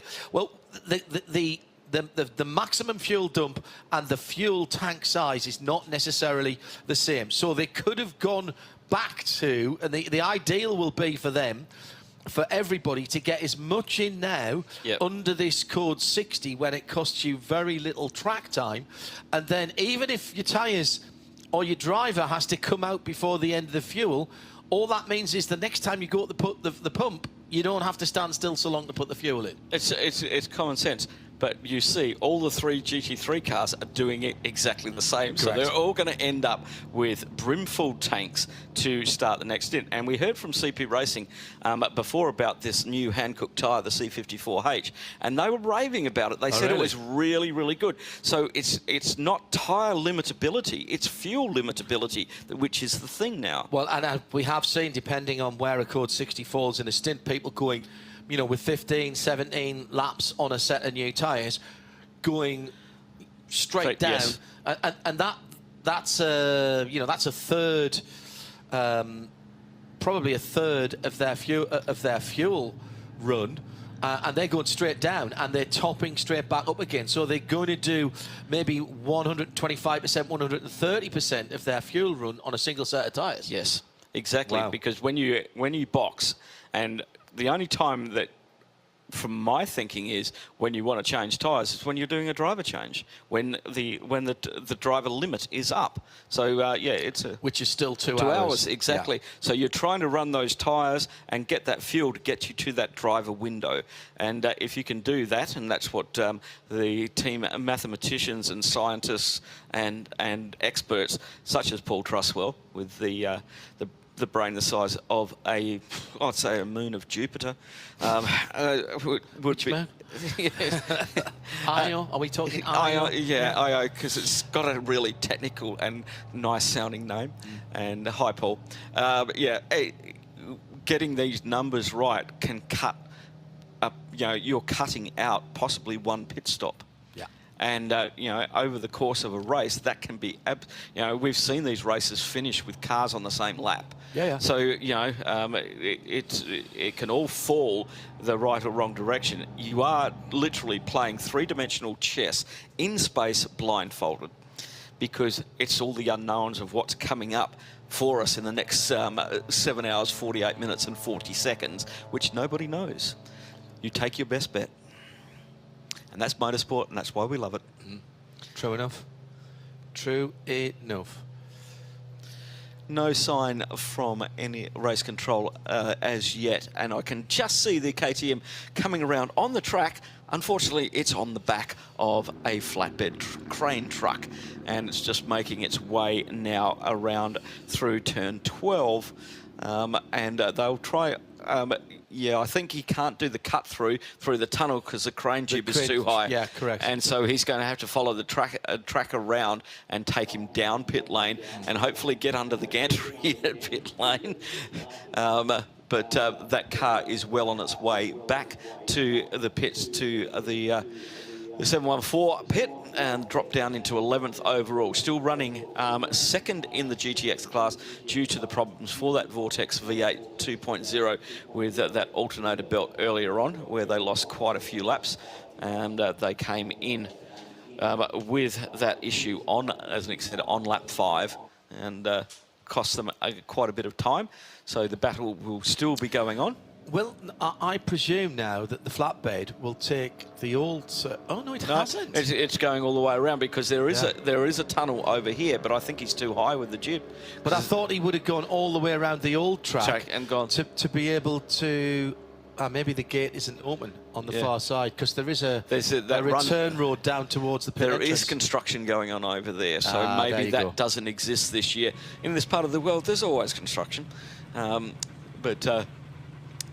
Yeah, he's just coming on to the back straight now, heading towards the pits. I believe as soon as that car is in the pits, I've seen most of the track workers have got back to their positions. And once again, thank you to our Orange Army here in Kuwait. Amazing job as always. Endurance racing, it's not easy to be out there in the sun, dealing with very noisy race cars, but we appreciate all of your efforts, and globally, because without you, we don't go racing. Yeah, all around the world has been a very long season, hasn't it? If you look at when the season starts and when it ends, getting towards the last of the circuit racing season worldwide, there'll still be 1 or 2 club races and some off-road races as well, of course, but we're back in terms of international racing again. The gantry. Oh, they can't get under the gantry. The gantry. He's under, he's got it. Oh, he just took it very, very slow. Just took it very slow indeed. Wow. Oh, heart in mouth. Wow, that was very close. It was, because if they would have damaged that, they wouldn't have been able to get the car off. More to the point, if they'd knocked the gantry down, we could have been here till next Tuesday. Oh, yes, indeed. Yes, that car is the truck now making its way down towards the pit entry at turn 18 or 19. Take your pick. Final corner. And heads off the track.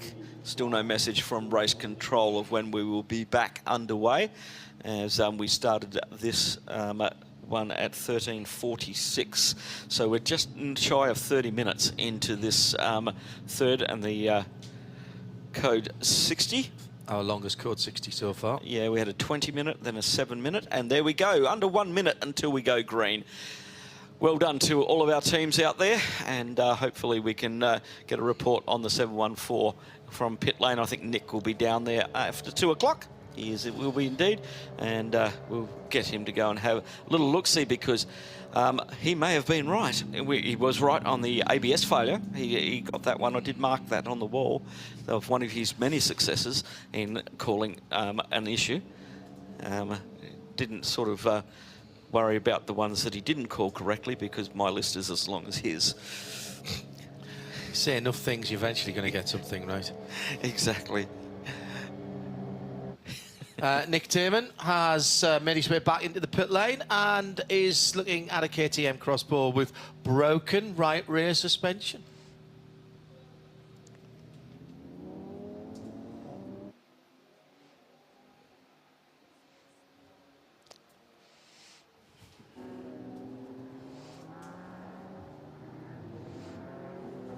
So this does seem to be a wheel mounting failure, possibly separate to the issue they had earlier with the ABS sensor, because I was having a look, and they've actually got the ABS sensor wires they replaced in that first instance about, well, now 45 minutes ago.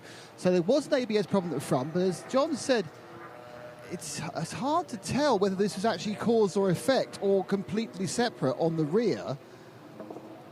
They're not waggling it because they can't. Nothing seems too bad. They've actually worn away a small amount of the bottom wishbone. That's been worn about by the wheel being at a jaunty angle, effectively, has worn such a way. They've worn the edge of the disc away, which luckily now is only lightly warm, so I can put my hand that close to it.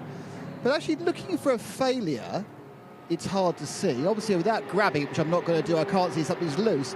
But it could be as simple as a wrongly seated or a difficult-to-seat nut. The actual thread seems okay. The locking point is still in there in the hub. So it's a bit of a mystery, John. So we'll have to try and find out when they perhaps have another go at it. But the main thing is, because it only got 3 wheels, they haven't even moved it yet, because they have to undo the ratchet straps and then they'll lift it off on the crane and down again. Thank you, Nick. We'll keep an eye on that one in the pit lane as we are back under green flag racing. Number 95, the Manamari Energy Motors by ABU Motors, leading the way on 120 laps. 119 laps for CP Racing Car 85 with Charles Putnam at the wheel at the moment in second position. And then on 118 laps, Carl Carver's in the 22 Century Motorsport car. And we heard about, over lunch, I was watching that battle, John, between the 22 and 85. And it was just fascinating to watch, of probably the BMW carrying a little bit more wing. It was quicker through the corners, and the 85 was quicker down the straights. Just made it, and it was traffic that ended up causing the overtake, as the 714 is gently lowered down to the ground. 7 pit stops so far for our race leader, 5 for the second place car 85, and 8 for the Century Motorsport. So very, very different strategies at play at the moment. And around about 7 hours and 40 minutes to go. It's going to be one of those ones where we get down to the last 2 hours and all the strategies start to come together and to see who's made the best decisions. Great news from CP Racing about the new Hankook tyre, the C54H, being very good and being able to run for so long and maintain a very, very similar lap time, which I'm finding very, very good indeed, which is going to make the Dubai 24-hour and the Yas 6-hour very interesting indeed. When it comes down to driver time and fuel limitations are going to be the things that can bring you undone rather than the tyres. So congratulations to Hankook for making a better tyre even better.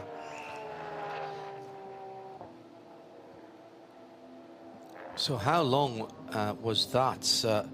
Code 60 then?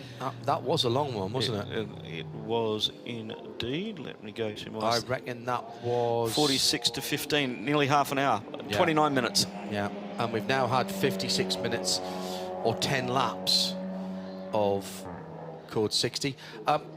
Easy enough to work out because you know how long the track is in kilometres, and 60 kilometres an hour, that's pretty easy to do that arithmetic. For some. My abacus is broken.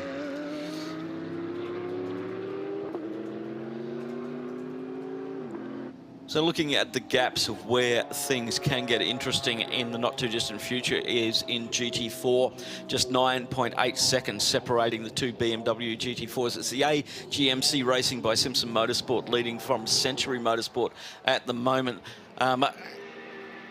Overall, I believe Century Motorsport would be in the lead. They've done 2 more pit stops than the AGMC Racing team by Simpson Motorsport. So they've got a couple of pit stops extra in there, maybe just to top the tank off as well. But that's, you know, just looking at the lap times at that one at the moment, Andrei Solokotsev at the wheel of the AGMC car, lapping in the 156s, and in the Century Motorsport car, Nathan Freaky is absolutely flying. He's in the 153, so he's almost 2 seconds a lap quicker at this time. So I give it 2 to 3 more laps, and those two will be nose to tail for lead of the GT4 category. Phil Anson and John Hindhaugh in the booth. It is Nick Damon again. Downstairs in the warmth of the... He's still in the shade, but it's still pleasant. It is outside. Mid-20s, getting up to high 20s Celsius today is the forecast. We're pretty much at the overhead of the sun, the zenith of the sun at the moment. You can tell that by the lack of shadows around the cars. Still a little bit, maybe, so where are we now? It'll be... It's either just it hasn't quite gone over the top yet, has it? So it's it's going to go down in a little over 3 hours' time. I know it's incredible, isn't it? So it's just gone past the zenith because the shadows are going that way and the sunset's that way. Yeah, so yeah, we are point. past zenith. Yeah, at the moment. Very good point. I should have spotted that on the front straight. You didn't. You don't have your binoculars. It was about. It came up at about 5 this morning. The sun. Yep. And beautiful sunrise across the water, which greeted me as I stuck my head out of the curtains to see what time it was. And really gorgeous. There was just enough little low cloud this morning to really fire the sunset up. Meantime, work going on that right rear axle holder, the stub axle on the KTM crossbow. Well, those guys, I reckon, could take that car apart and put it back together again, blindfolded with one hand tied behind the back and no tails. Yes, indeed, and they've got the grinder in there. Nick may be in his element very shortly if a crowbar gets presented. Wait for the lump hammer. And the lump hammer gets in there, but you can see there is wear definitely on there where that's been rotating without the locator nuts being present, and they might have broken one of those locator nuts off inside that hub. And that will be, well, it's normally an easy fix, but if something's broken off inside, and you can see there's the grinder in evidence, but getting... Nick Damon. Yes, I'm talking to you. Yeah, just with them now, there's obviously, as Phil rightly says, they're trying to separate the hub, which more importantly, of course, includes the screw in which the nut goes into. Nothing's kind of wobbly as such, so there's no situation where that angle we saw the wheel on was caused by anything apart from a failure of the locating nut. So the question is, what they're going for there, they're angle grinding, I think, the locating pins behind because they wouldn't tap out. Correct. But it's interesting what element of the hub has failed. I'm kind of wondering whether they actually... It was sitting wrongly on the hub, so it's in fact, bent more or something like that. The wheel went in, and so it was sitting proud to begin with. So when you put the nut on, it actually didn't go in far enough for the locating nut lugs to come out. So it's almost like it was sitting proud of where it should have been due to the problem in the hub. That's my guess from here, because there's nothing wrong with the locators and there's nothing wrong with the thread. But if you look at what they're doing, it may have been that it was just Nick, sitting wrongly in its way it was do you think faced they onto the borrowed a wheel. hub from Vortex? No, because then it would have broken in the middle. They had a number of failures. Yeah. 3. 2 of those were at Magello, weren't they? On 2 cars. Yeah, on the rear. It was rear right. Yes, wasn't it, John? it was rear right. That's what made me. For a moment, I was going to say this has happened before. Then I thought, oh no, different low-slung, purpose-built car. Well, there you go. Proof, if proof were needed, that just because you're in a class with only 2 or 3 in it does not mean that going racing is any easier. No. And what have we always said, Phil? In endurance racing, your biggest competitor is the hardest competitor of all, which is time. Time is your enemy. As the Is that, Nick, have you worked out how big that lump hammer is? We have got mobile phone torch. We've had a lump hammer now, and we've angle grinding as well. Worryingly, it's a proper professional torch. They are sponsored by a very well-known tool company, so they do have all the correct tools. They have all the correct tools. The lump hammer, let me have a look. I'm just trying to see. Yeah, I think that could be 4 pounds. So probably it's probably a 2 kilo metric one, but that is a proper lump hammer. It is all Milwaukee gear as well. Have you noticed? Yeah, it is all Milwaukee gear. It's not one of those namby-pamby rubber ones or leather ones. That's a proper 4 pound lump hammer. So that's there. Not seeing any tie wraps. There will be tape, obviously. There's always tape. But it isn't often we get a real lump hammer. They're taking off the whole of the end of that axle, and it's not coming off. Has that seized? Yeah, the hub assembly. They can't remove the hub assembly, and that's what they're trying to. The locating pins holding the hub assembly, effectively the rotating part, they are not working. They can't remove it. Hence the angle grinding, which is fabulous for vision. But you know what should be a relatively simple repair. I need a new hub. 1, 2, 3, 4 screws. Bung the whole thing again. They can't do it. And it's taking a bit longer. As you say, they're trying to ease it away. I can't think it got hot enough to weld it, to do some fake welding behind. It looks like it's locked solid. Yeah. Now, they may have left the car in gear deliberately to make it so it's not going to keep spinning around every time they try and do something. But if they haven't done that, then that looks like that hub's locked onto the end of the drive shaft. It's welded itself on. Wow. It's a much bigger problem than the basic, we need to get new threads in. This is why I think the problem was it's sitting wrongly, effectively, in the interface between the bit with the threads and the hub itself. Absolutely quality to hear the banging behind you, Nick. I always like to hear some banging behind me. It's quite... actually, there's double banging because they're back working on the front left as well. So obviously, they're just making sure that's good. They've got 2 corners there. Nobody else gives you this kind of coverage, ladies and gentlemen. Nobody. We could be here for hours. I'm not actually sure what they're trying to achieve. Are they trying to free something up, or are they trying to knock it off? Because basically, trying to get it off, and you've got replacement. Just really whack it. They do have a new disc. The disc got damaged, so they have a new disc there. They've got a drive shaft as well, but I think that's probably just for precaution. I don't think they've got a drive cast I issue. was very worried when I saw that. 2 BMWs on the front straight. Well, I'm going to leave your mic up, Nick, so shout up if with a little hooray when it comes out.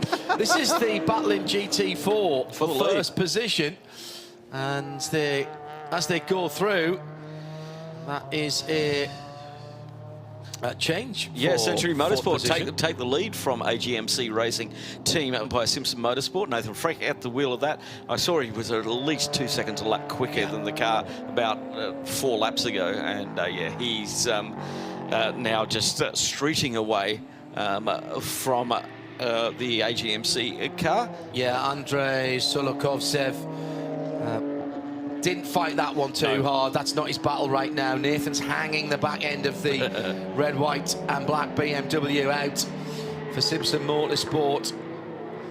That car looking to be set up with a little bit more rake in it than the AGMC machine, and it looked... There was a moment, actually, when I just glanced, because I was too busy listening intently to the lump hammer behind me. But I glanced up, and I actually thought that was a GT3 car coming up behind him, because it looked so much higher. Meantime, let's check in with some of the other cars. Go to the front of the field. Sergei and Nicolai behind the wheel of the leading Porsche. That's the Manamari Energy by ABU Motors. And that magnificently colourful car, which looks like someone has stood back about 15-20 minutes and fired the biggest paintball pellets in the world at it, at various colours. It's brilliant. I love that. Even the door mirrors are different colours. Red on the left and bright highlighter yellow on the right-hand side. Carves his way past the Audi, driven at the moment by Jack Lemmer, that leads TCE and TCR. And this has been a good run for this Porsche. Oh, got the auto flash on there, on the button. Coming in behind the 909 now of Luc Breukers. That's another leader in class, 4th overall. And the GT, a 3 Cup class Porsche 992. So, waiting for Charles Putman to cross the line, and there he goes. You can hear that.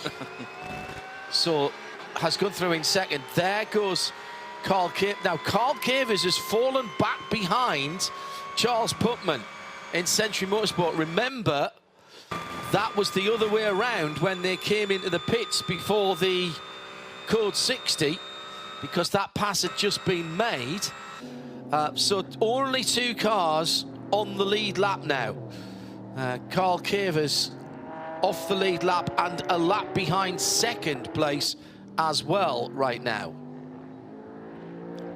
8 pit stops done by that car. That's possibly why they are so yeah, but they are replete with fuel, aren't they? They are, and 7 pit stops for the 95 leading at the moment, and only 5 for CP Racing. So yeah, as I said, the pit stop strategy will come into play in the last probably quarter of this race, as it normally does. And banking on code 60s or banking on having a good run with traffic when you're battling with somebody, as we saw with the 85 and 22 prior to the code 60. A great battle going on there. Bit draggier BMW and a little less wing on the Mercedes, and you could see the difference as they got through the twisty bits. The BMW was eating the back bumper, and then as soon as they got onto the straight bits, the AMG drove away. And it was just that traffic that gave the 22 the opportunity to get past. As we continue on through 992, currently led by Luc Breukers in the red Camel Jordans.NL on 124 laps, 123 laps for the 971. Christa Zockling at the wheel of the Rabdan by Fulgenzi Porsche, and a third in that car, running 7th overall, is Tobias Miller in the K Kramer Racing. That's the 936. That is currently 3rd in that class. In the GDX class, it's Toro Verde, Lawrence Tomlinson at the wheel of the G56 Gianetta, leading that one by a considerable amount at the moment, because both the other GTX cars have struck trouble. Now, the Vortex now has overtaken the 714 because of the 714's issues, and the Vortex now running in second position in GTX on 111 laps. 122 laps has been done by Toro Verde car, so we've got around about 10 laps difference between those two. And then the stricken KTM now stays on 105 laps, is now 7 laps behind the Vortex, who had a 4-lap pit stop before to change that alternator belt. In TECE, it is Jack Lemmer in the Simpson Motorsport Audi RS3 LMS DSG leading the way on that. 51 seconds over Christian Broberg in the CWS Engineering Giannetta G55. That's the one that bought out one of the Code 60s at turn 16 and back done, and that's the one I saw doing 2 laps, cleaning the tyres off, getting rid of all of the gravel underneath that, and still only 51 seconds for that. Century Motorsport getting a 10-second penalty. That's the leader in GT4. There's only 4 seconds between those 2 cars. That's the 6th offence. Again, they will not have to bring that car in straight away. Phil, we're not even halfway through here. Yep. We are going. I mean, when do we trigger? And is it just at the discretion after the first one? If it's just continued, you know, are we going to get into the realms of drive-through here? That's been added. It has. To the toolkit of race control. Yeah, and we don't know. That's the whole thing. We do not know, and neither do the teams know when that will get triggered. So I reckon once you get over in a 12-hour race, once you get over 10 warnings and maybe 3 penalties, all of a sudden you'll be driving through pit lane, and that is something that I think we'll see, John, because it doesn't seem to be going away. At the moment, we have had for track limits 3 10-second penalties been given. A couple have been retracted for the 396, the 85 CP Racing, and now for the 429. So that's 3 cars that have already exceeded those 6 times, well, 5 times. The 6th time you're going to get the 10-second penalty. What are you going to get for the 7th time? You know, and do we restart? Let's go to Nick Damon, who's been watching the banging, the hammering, the grinding. There's been banging, grinding, there's been hammering, everything that Nick loves about a pit lane. Well, I know what the problem was. It was broken. The problem they're trying to fix. Yes, exactly. What had happened is the disc locating lugs had both sheared off. So they couldn't actually locate the disc onto the hub, which obviously means it's not doing an awful lot, and also means the whole thing's wobbly and you can't mount a wheel. So they had to drill out the old ones and put new ones in. Now, interestingly, the standard amount of lugs you connect your disc with is 2. However, on the right rear now, there is just 1, as they've only drilled and remounted 1 and left the other one flat. Obviously, they feel that's fine. Obviously, it saves a huge amount of time because we've seen how long it's taken them to do 1. And they're now rebuilding up the rear wheel and rear hub. They've got the disc back on again. They've got the caliper back on again. They're just about to get the wheel back on again. So it's still a bit what's cause and what's effect, but the long stop here was because they could no longer mount the disc because the mounting lugs had been sheared off. Thank you, Nick. That's the right rear we're talking about there on that car.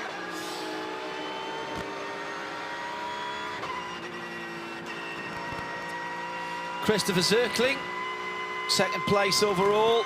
The unmistakable whine of a straight-cut Porsche gearbox. Can't even really hear the engine note over the top. That beautiful, normally sonorous flat 6. Here he comes into the danger area. Huge sideways moment there as he went through turn 15, and he was balancing that car on more than a dab of opposite lock. Wow. That looked a bit sketchy to me, John. That was a little bit about, but you can see how hard they're pushing through 15, and I think some of that is causing the issues in 16. They're arriving there at a great rate of speed, and that is a very slow corner. And talking to the drivers over the last couple of days, where has been that issue, they understand that that's going to be a problem area if somebody gets it wrong. There is not a lot of runoff there. We've already had the KTM almost up to the barrier, but luckily the gravel looks very deep, and it dug in well, and yeah, it's not a place where you're looking at that as you're holding your foot just above the brake pedal, just waiting to you know, now, as you approach that, and it's took a while for everybody to get used to. As we are around about 7 hours 20 minutes from the checkered flag, and around about 2.5 hours from darkness here at Kuwait Motor Town, and then it turns into a completely different place. However, the track doesn't change, it's just your perception of it, especially when you're behind the wheel. Well, just having a look down at the pit exit, and well done to the 714 team. But Razzoon More Than Racing, they are back out on circuit. So a great effort from them to understand the problem, devise a solution to the problem, and send a driver out with their... Now, Haitham Karajuli has got back into the car. Remember, he started the race and had a great first in. He made up 4 positions from his 8th position start by the time he came back into the pits. He's our only local driver competing here from Kuwait, racing in many series around Europe at the moment. Probably wants to get into LMP and doing all the right things, and having another race around his home circuit, his 2nd endurance race here. And I had a chat with him last night, and he was more worried about his teammate Dominic after that big shunt that Dominic had on Thursday. And there we have the vortex has been off as well. So I'm just trying to pick that up. It's just going through 14, 15. He didn't even get to the danger area of the track. No. Now let's look at that car and see if we can pick up any damage. All 4 Hankook seem to have air. He's wiggling the car around just a little bit. It fires up the engine. The V8 engine was pulling okay. And Philippe Bonnell, one of the driving forces, I pun definitely intended there, literally as well as metaphorically, we wasn't at full speed coming out the final corner, didn't use all of the exit as he goes by us and disappears out of sight. Yeah, I think he's okay. Just a strange one where he went. So was that coming through 12-13? Yeah, I think he... So was that... I tell you what that is. Remember when we were on board with the Porsche? Yes. And we saw that big Oppo moment? Yeah, same place. So that's not normally where the Audi puts fuel down. No. Because it's the wrong way. But is there something on the track there? Because that was really interesting. Most definitely. The Audi has been out in its stint for an hour and a half, so definitely not the fuel. And James Kay did say they're going to fix that at their next fuel stop, which has already passed. So we'll keep an eye on that vortex and that area there. 14, 15 is where we've seen cars come to grief, whether they take too much speed into out of 14 into 15, which we've seen quite a bit, and just lose the back end of the car. Maybe he had to straighten that up to get there. Remember, we had the KTM off on the right-hand side there earlier on as well. So that looked a really similar type thing of just grabbing a little bit of getting a bit of oversteer, having to correct not to go off the track to the left, where there literally is the gravel pit. If you went into that, we would probably leave you there, because I think even the track vehicles will get bogged on that one. Yeah, you're just trying to keep the car on the black stuff, and shot him off onto the other area, which is just past the turn of where we were last year, where we went on to the next 2 corners. So interesting. Keep an eye on the vortex. I'm keeping an eye on everything that comes around that sort of area now. As the blue BMW goes through that from AGMC. Andrei Solokovtsev dropped back to just under 9 seconds, just over 9 seconds behind. Yeah, Nathan Freak's got younger tyres on that by about 35 minutes. So I think he's had a better, his advantage was tyre advantage.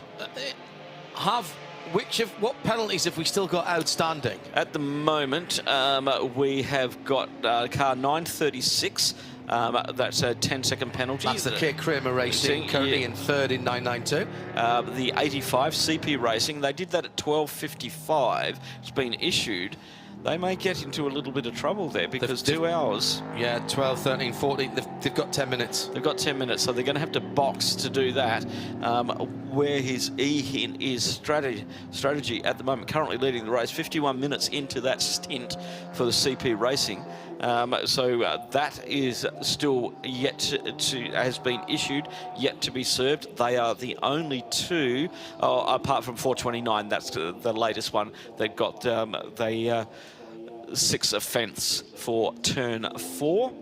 As we watch Philippe Bonnel in the Vortex. With sun on that carbon fibre, John, it just looks great. It really does. And you can see how the number is put onto the side. You can see that undercut that is there. It is so LMP, this car. And apart from a small technical issue, it's they've been being able to. Well, as you said, this is part of their test program. You know, this is the first race out for it. The same with the G56 Giannetta. So they're learning about this car. They're learning about how it handles it. You know, we've had. We're about an hour and 14 minutes away from half race distance. So they're getting a massive amount of data for their customer cars, which are going to be coming in 2024. And that's what everybody's going to be on about. 2024 is when they're going to start selling this car to their customers. And we saw that yesterday with with going from being, I'd say, a semi-professional team. I called them amateur yesterday. I do apologise for that. Going from a semi-professional setup to a full-blown professional setup with their pit box, with everything there. There's more crew on hand, everything. What I can't wait to see, and I think it will show just how much work has gone into this new car, I can't wait to see the previous iteration of the car and this one side by side. Because although it is undoubtedly, as Nick and Joe, who've both been close to it, have said, it has the family DNA. Yes. I want to be able to look at the front panel and see what the aero difference. The sides you can clearly see. Yeah. The rear buttresses are even aero. Oh, there's another very wide moment. So that's coming. I think that's coming through turn. It's a 936. That's turn 11. That's he's coming through turn 11. Yep. Yeah. And there's a few people going wide there. I think that's catching people for track limits there as well. Yeah, I want to see that. I want to see the sun playing an inch, like we get at the Autodrome, getting down, coming down into the bowl there. You can't even see the marsh. I think the sun's now starting to play into them when they turn into that corner. The sun. You can't penalise it. You can't take it away. And it's difficult to adapt to. And that's the second car in probably 2 laps that we've seen run wide through that corner, just coming into turn 12, just missing that apex and getting onto a little bit of dirty stuff out on the far side of the curb. Luckily, there is quite a bit of runoff there. He's just maybe 5 kilometres a little bit too quick. And that is all it takes as he makes his way up down to turn 3. This next corner is where track limits have been in, right there. As you can see, all 4 wheels over the line for the 936. Tobias Miller at the wheel. 2 laps are now behind Christopher Zokling, currently 3rd in the 992 category. They've done 5 pit stops. The cars in front of them have done 4 each for the 992 category. So they're all tied up 4th, 5th and 6th outright at the moment on the scoreboard. Charles Putnam currently in the 85 in the lead, 54 seconds over Carl Cavers in the Century Motorsport BMW M4 GT3, and then another 16 seconds back to Sabino Di Castro in the Manamuri Energy by ABU Motors at number 95 Porsche 911 GT3. That's our top GT3s. The leader is an AM, the second car is a Pro-Am, and the third is a GT3. So that's your 3 categories in that races. I'm watching CP Racing and the Vortex come down into turn 20. There's that Mercedes in with Charlie Putnam at the wheel very late on the brakes. Puts a lap on the Vortex. Currently running down in 12th position. Second in the GTX, 120 laps done. This track, the more I look at it, the more you realise how technical this track is. The corners, I think it is, the corners flow into each other. You get the first part, say, of the S's wrong, and that's going to penalise you all the way through until you get to the carousel. You don't get a breakthrough there. So if you make a mistake coming out of 7 at the start of the S's, you're going to be paying for that until you get to the next straight bit. Due to the fact that if you're offline, you're going to pick up some rubbish on your tyres. And I think the drivers enjoy it because of its technicality, that when you put a good lap together here, you get rewarded. And it may look simple on paper, but it is a real driver's track.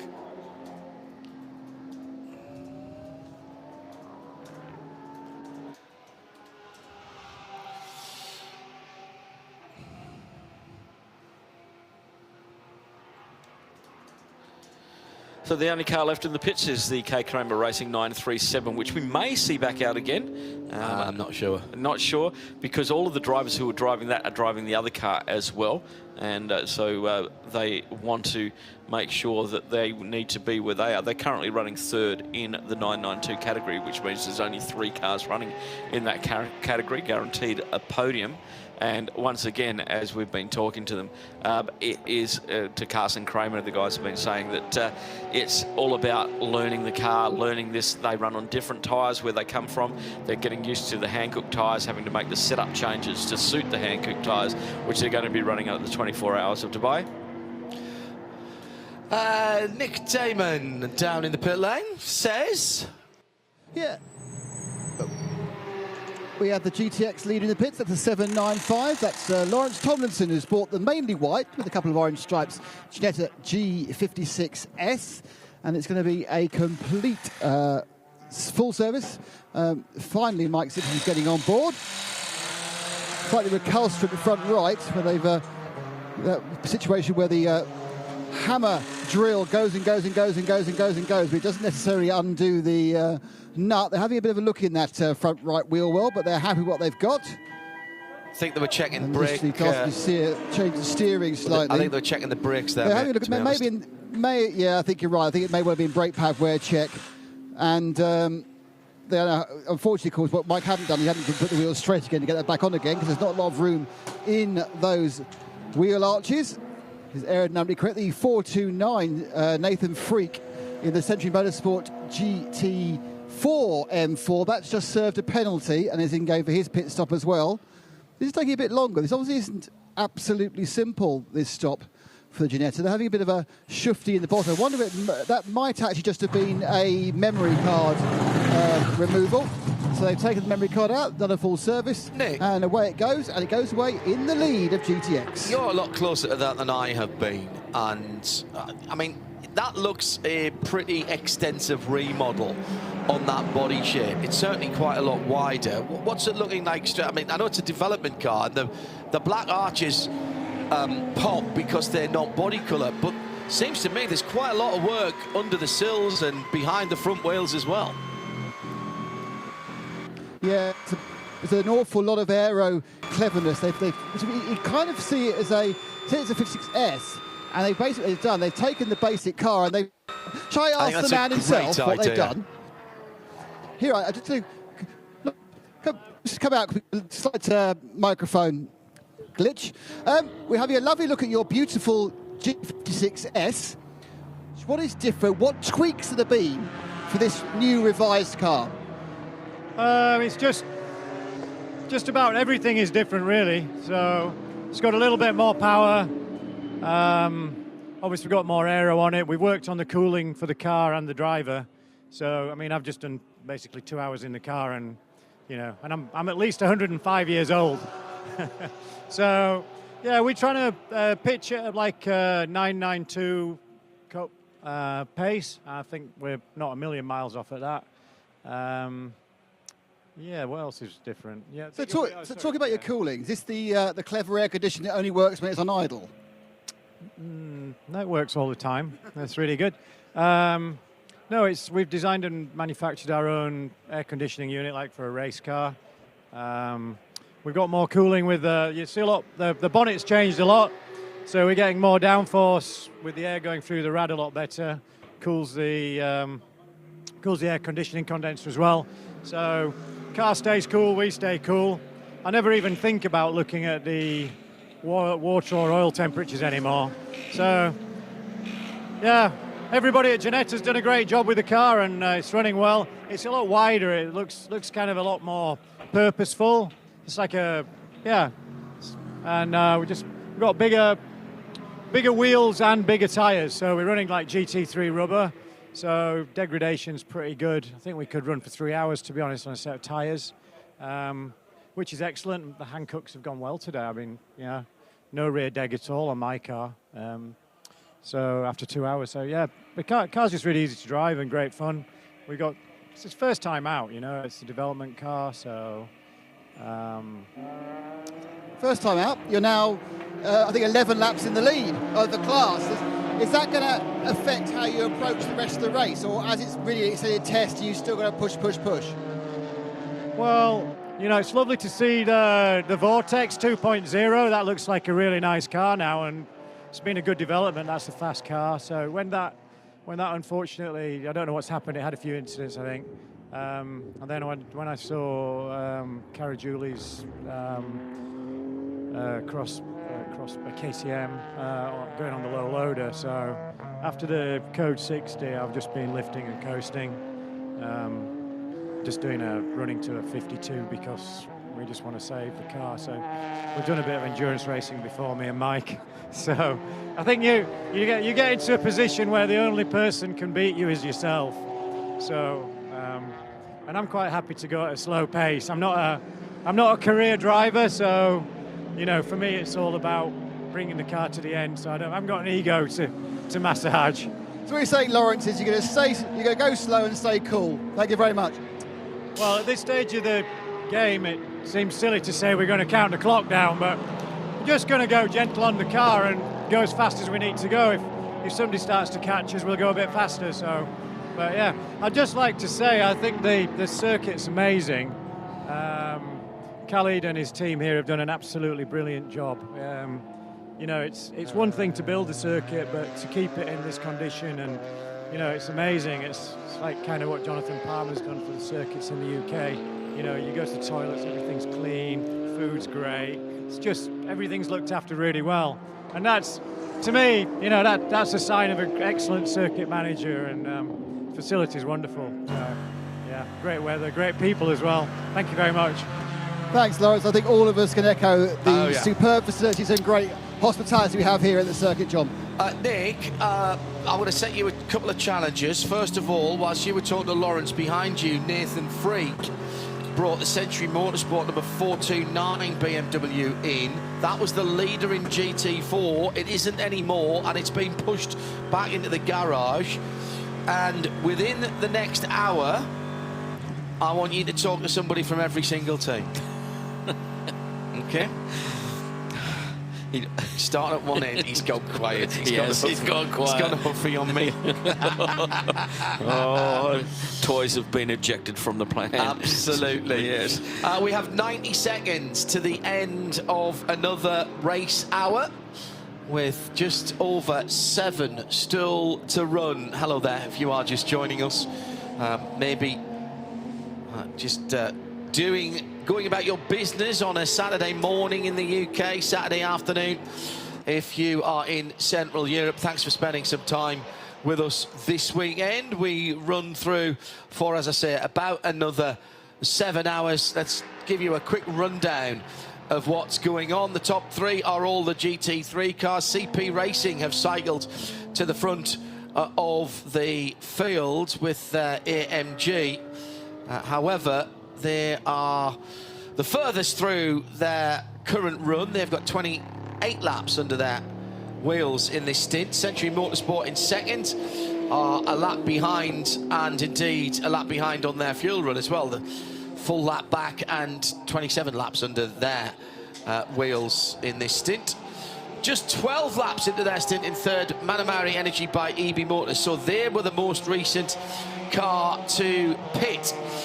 In the 992 category, Red Camel, Jordan NL leads it, and they stopped 28 laps ago. In second, Rabdan by Fulgenzi in the 971 also stopped 28 laps ago, and K Kramer Racing in the 936 are in third, and again they stopped 28 laps ago. But there are laps between those cars. Red Camel have a lap on Rabdan, who have 2 laps on K Kramer Racing. In GTX Torre Verde, the white G56 Cup car, Michael Simpson's just taken that over from Lawrence Tomlinson, and they lead comfortably in 7th on the overalls.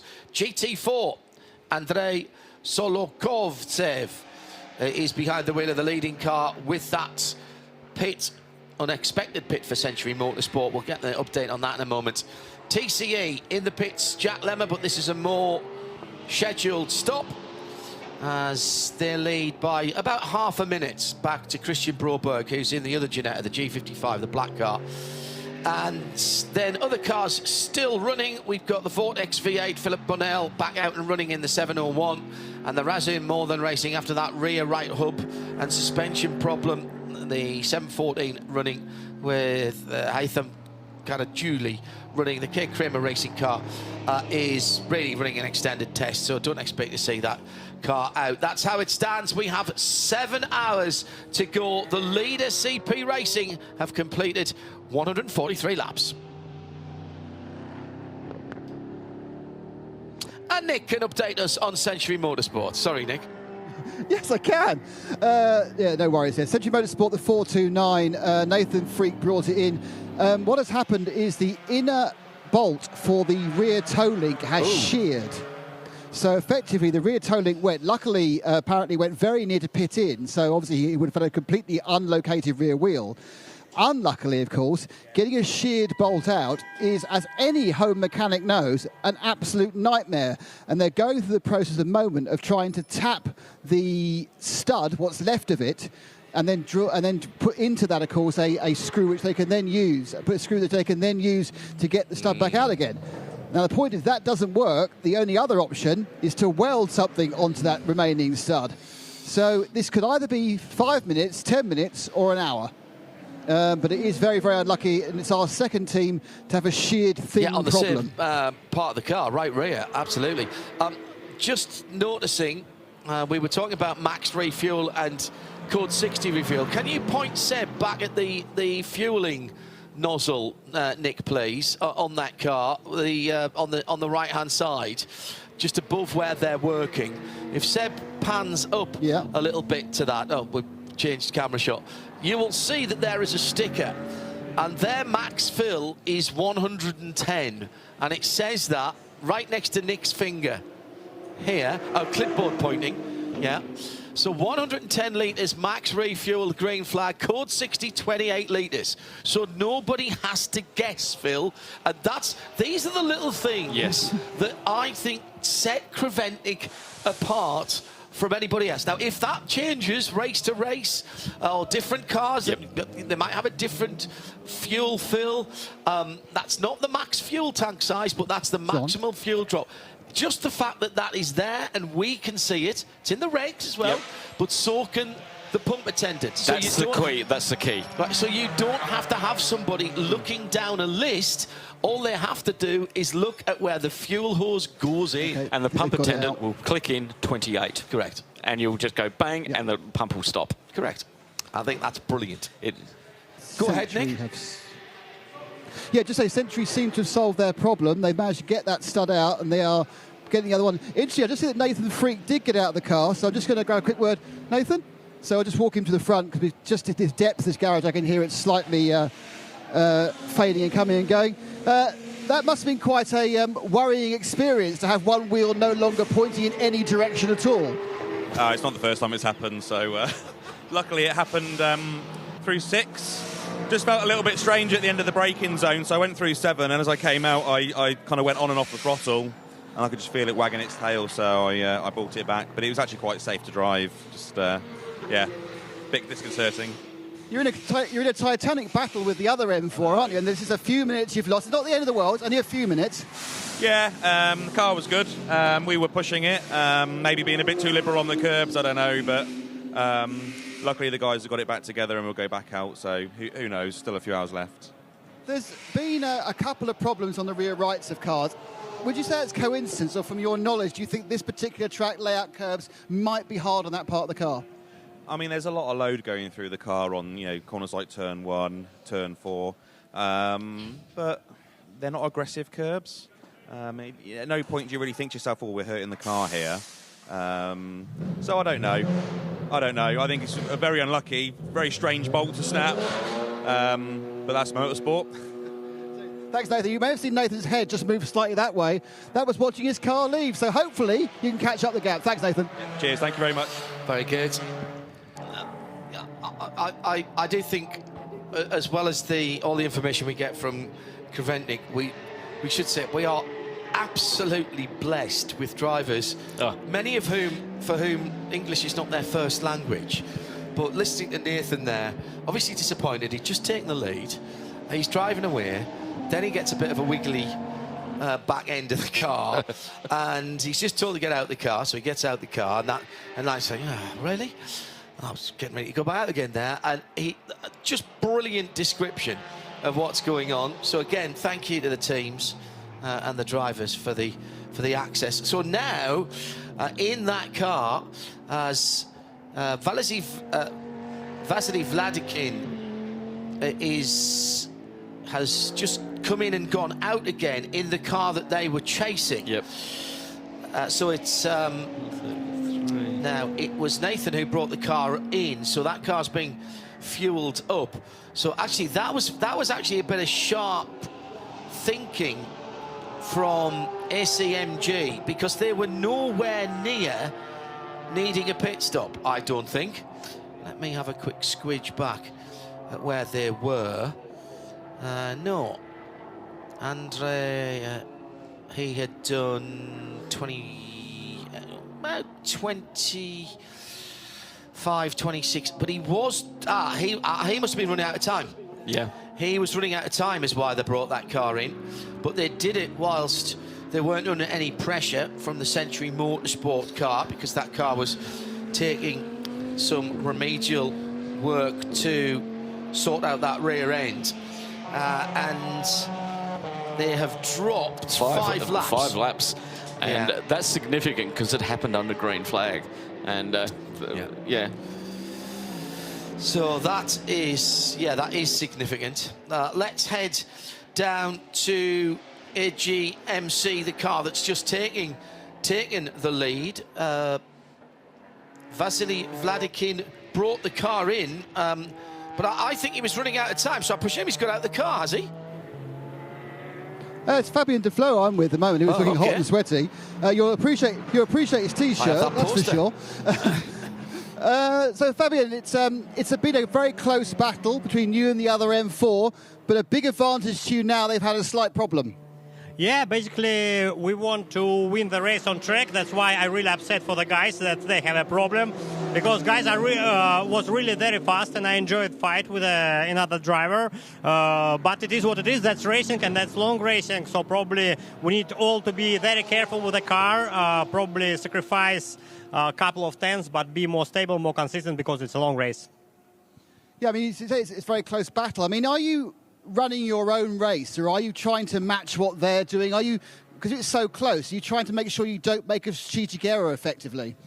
Basically, it's an absolutely different approach if you race sprint or race endurance race. For endurance race, I have clear aim. I know what is the target pace I should have, and then I try to do all the laps in 0.3 in 0.4. It's my strategic goal, and then I'm trying to achieve. Sometimes fail, sometimes not. Oh, sorry, but trying to do it.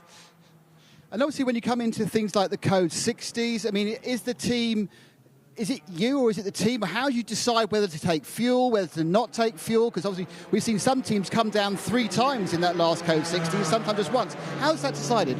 Yeah, basically I don't decide anything. I just like a robot, drive and looking for the order from the team. Team is very experienced. The guys are really nice, very good in communication, very clear. I even don't ask them to explain why I need to pit or not to pit. I just do the orders, like army, you know. So you just got out, you can cool down. How long before you get back in the car again?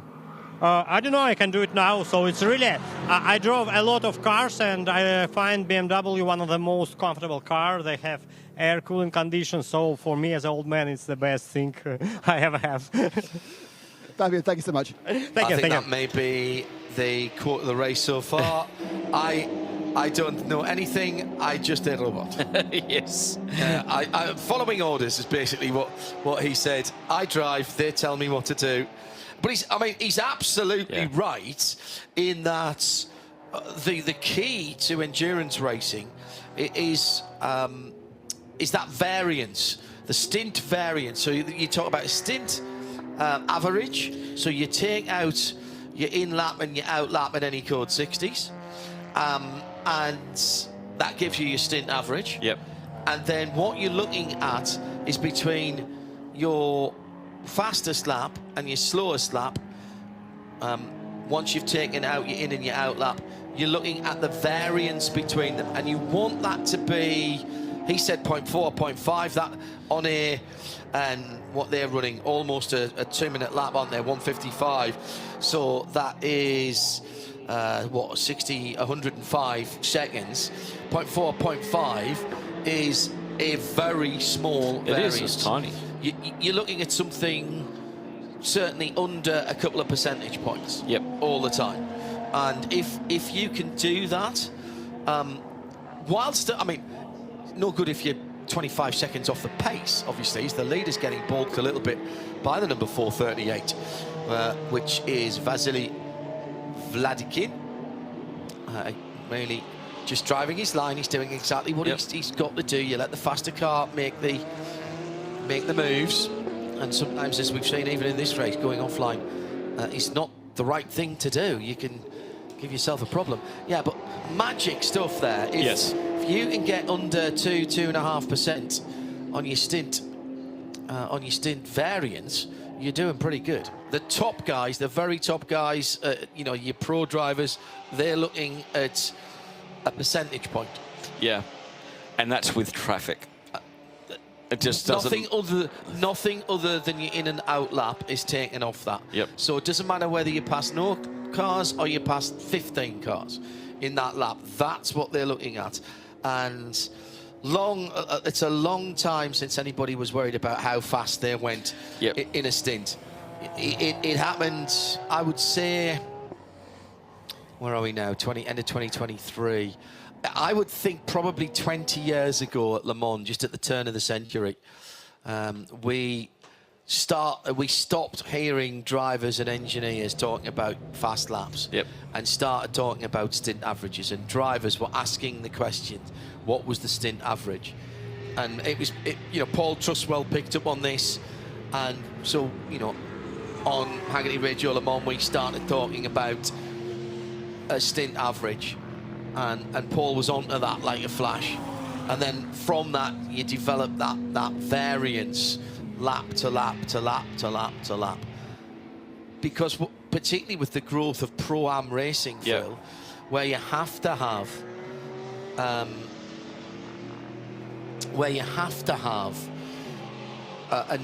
at least one, sometimes more non-pro drivers in. It's no point in your non-pro driver being at Le Mans, on a 3-minute-ish lap, being half a second off your pro driver, Oops, I've had a half spin, I've lost 4 seconds. Oops, I've had another half spin, I've lost 2.5 seconds. It would be much better if you start looking at that over potentially 2 hours in the car, hour and a half, 2 hours in the car, to be, right, let's be 3/4 of a second off every single lap. and just keep it out of the gravel. Yes. And that's consistent. Be consistent, absolutely. And your team manager will give you that. Somebody who did just that was Christian Broberg, and he is now out of his car, so Nick Damon has joined him down at the pits. Christian, I was about to say, oh, you look really tired, and then you explained why you're really tired. Yeah, it's a completely new discipline for me, so we've done a few endurance, but with classic cars. But I normally drive a Ginetta exactly like this one in the hill climbs, which is normally a 2-minute stint. And now I just did a 2-hour stint with a Code 60, and I'm famished. I'm knackered. So, I mean, it sounds a strange question, but 2 minutes up a hill, one run, to many, many, many laps. Obviously, the driving is similar, but how difficult is the mental element? You don't understand the G-forces your body goes through in a hill climb because you can manage it like a sprint. But when you're doing it, I think I did like 45 laps, one lap after another. Especially here, there's so high G-force corners, you really feel it. You get fatigued, and it's the Ginetta is a light car, so we go pretty fast through the corners, and you can really feel the G-forces in the car, and it just gets you tired because you have to hold yourself in place. The straps do as much as they can, but inside your core, it's all moving, so it takes a toll. So how come you decide to shift up your career from hill climb straight to long endurance races? It was all thanks to Colin. It's always Colin. Yeah, so we got in contact through mutual friends, and I asked the question while I was in Dubai, if he needed any drivers for Kuwait. He said yes, so I got on a flight, and here I am. And I take it you're pleased you made that decision? Yes, very happy. Great experience, the cars on track, very respectful, even though so much faster, some of them. And yeah, just had a blast. We've had your first taste. Does this mean we're going to see you in Dubai and Abu Dhabi as well? God wish, yes. I hope so. I really hope so. And I just want to say thank you to all my family that's watching me back home. I really take the support. Thank you. Christian, thank you very much. Well, he's done very well indeed. I'm going to say that now. I have no hesitation in saying well done. He's had a little round of applause for his driving and I suspect the interview as well. Again, clearly not English, not his first language, but that was impressive, both in and out of the car. Take a bow, Mr. Broberg.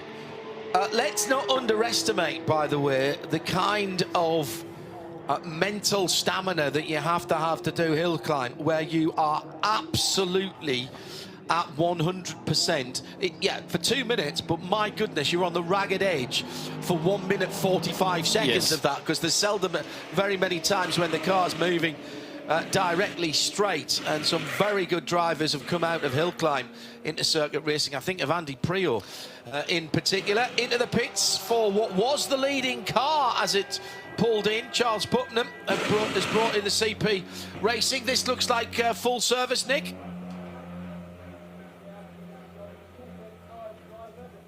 Is, well, not a young driver, he's a new driver. It's Joe Foster. He's replacing Charlie Putnam. And just as that we're finishing off now, creeping out into the peripheral vision was the Red Camels Jordan 909. Luke Broiker's bringing that one in. That, of course, is the leader in 992.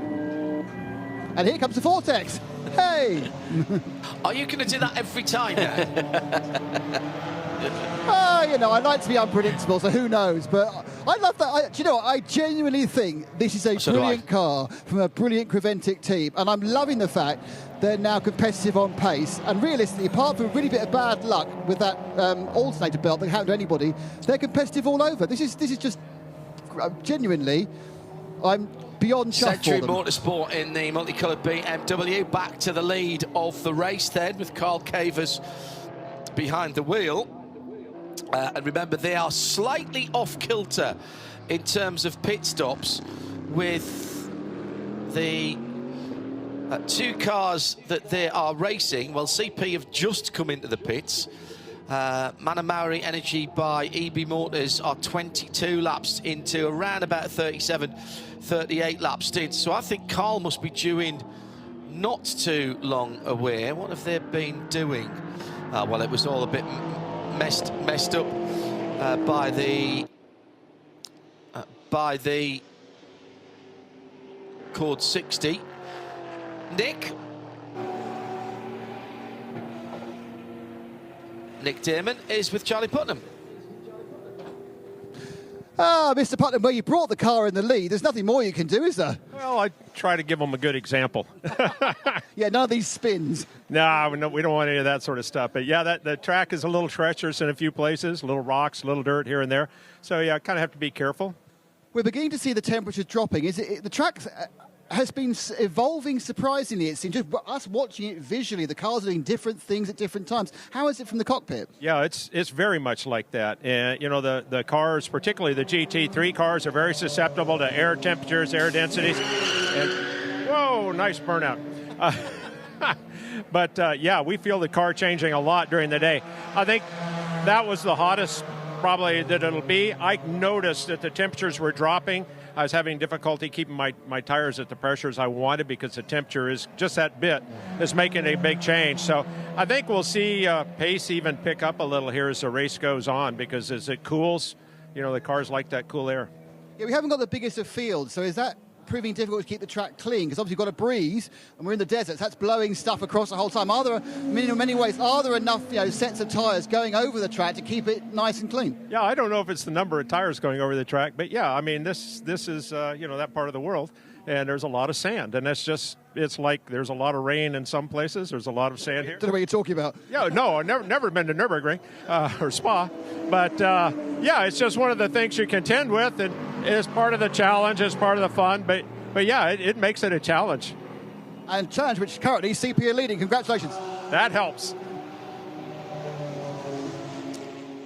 You've got to love the enthusiasm of CP racing, all of it, but made possible by that CP, Charlie Putnam, and the car heads back out onto the circuit down that exceptionally long pit lane.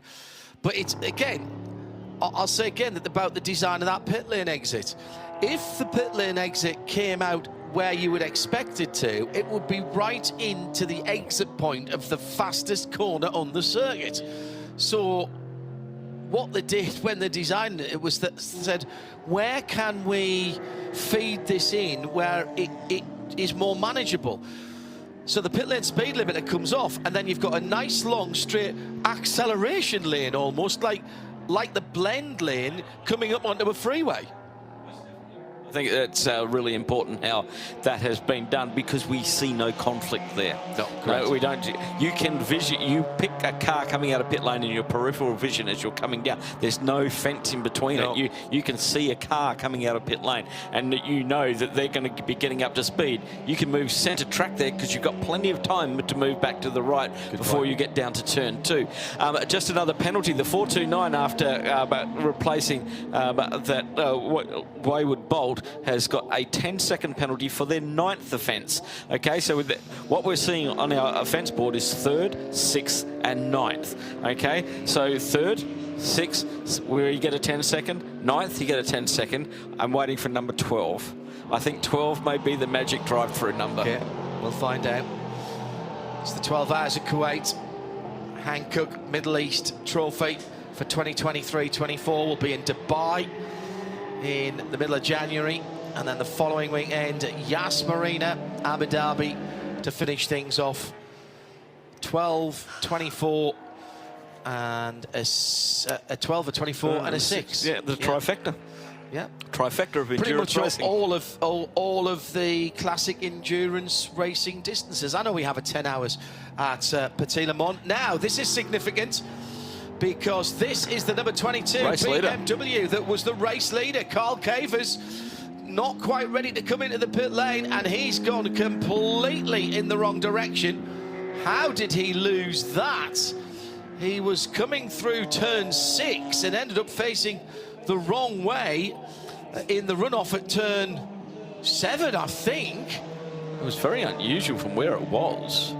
Totally. Or was that 4 into 5? But he seemed certainly to be in a little bit of strife there as he came over the top of turn 4. Now, he was on his own, comes over the top of 4, that's fine. Turns into over the top of 3, that's fine. It's through 4. He missed the apex of turn 4 a tiny little bit. And actually, he didn't. What he's done very well there is stop the car rolling too far back into a potential problem of getting it stuck in the gravel trap. And he can see what's coming over the hill. Yeah, that's where a he good point. punted. So, yeah. I think that's not too bad. He may lose the lead by the time we see him the next time around. There was only 9 seconds between him and that one, and Nick Damon down in the pit lane. I think he might have further problems. It could just be flat-spotted tyres, but Nick will tell us, as that pit lane siren tells me that he's in the pit lane. 1 hour 20. Yeah, Carl Covers is in, and I'm watching him go past me, and they're going to change him.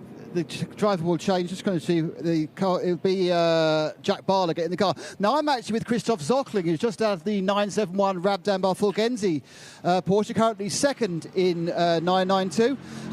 Tell us about your stint. It seems very busy out there, despite the fact there's only 13, 14 cars.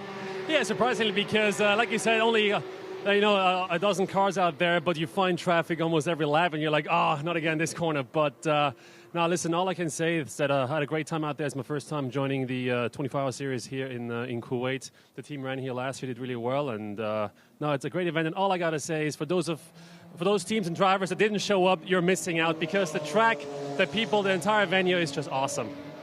Yeah, I mean, it's interesting though. What we are seeing is a number of, like just now, spins and incidents and overshots. How tricky is the track surface? Well, the track surface isn't the tricky part. It's right now, this time of the day, the low setting sun, especially when you're heading into turn, 12, 13, 14, the quadruple right hand, that you don't really see your braking point and your entry point because the sun is just sitting so low. So if you overshoot, the offline is quite dusty, quite dirty, so it's easy to lose the car. So you really gotta, keep your eyes on the prize and make sure you don't go too far offline. Now, you're about a lap behind Red Camels, who are leading overall. Is there anything you can do as a team to make that up, or have they got a little bit more pace than you overall? Yeah, there's one thing we can do, and is push really, really hard. I mean, Safe did a really good job, Enrico did the start, really good job, and he's back in the car now. So all we can do is maintain our pace, keep the consistency going, and not get any penalties, because it's so easy to get track limits here, because it's just so tempting with the low curbs to push and push and push and run a little bit too wide. And yeah, stay out of trouble, fingers crossed, no mechanical issues, and just bring it home. Thanks, Chris. I hope we see you in Dubai and Abu Dhabi. You most certainly will. Thank you. I'm afraid I would have lost money that we've not seen Christopher Zirkling in this championship before. I've seen him in Dubai before, but not in this championship. Yeah, because he ran in Super Cup there a couple of times, and he ran in the local series there quite a few times. So yes, but we've never seen him in this series.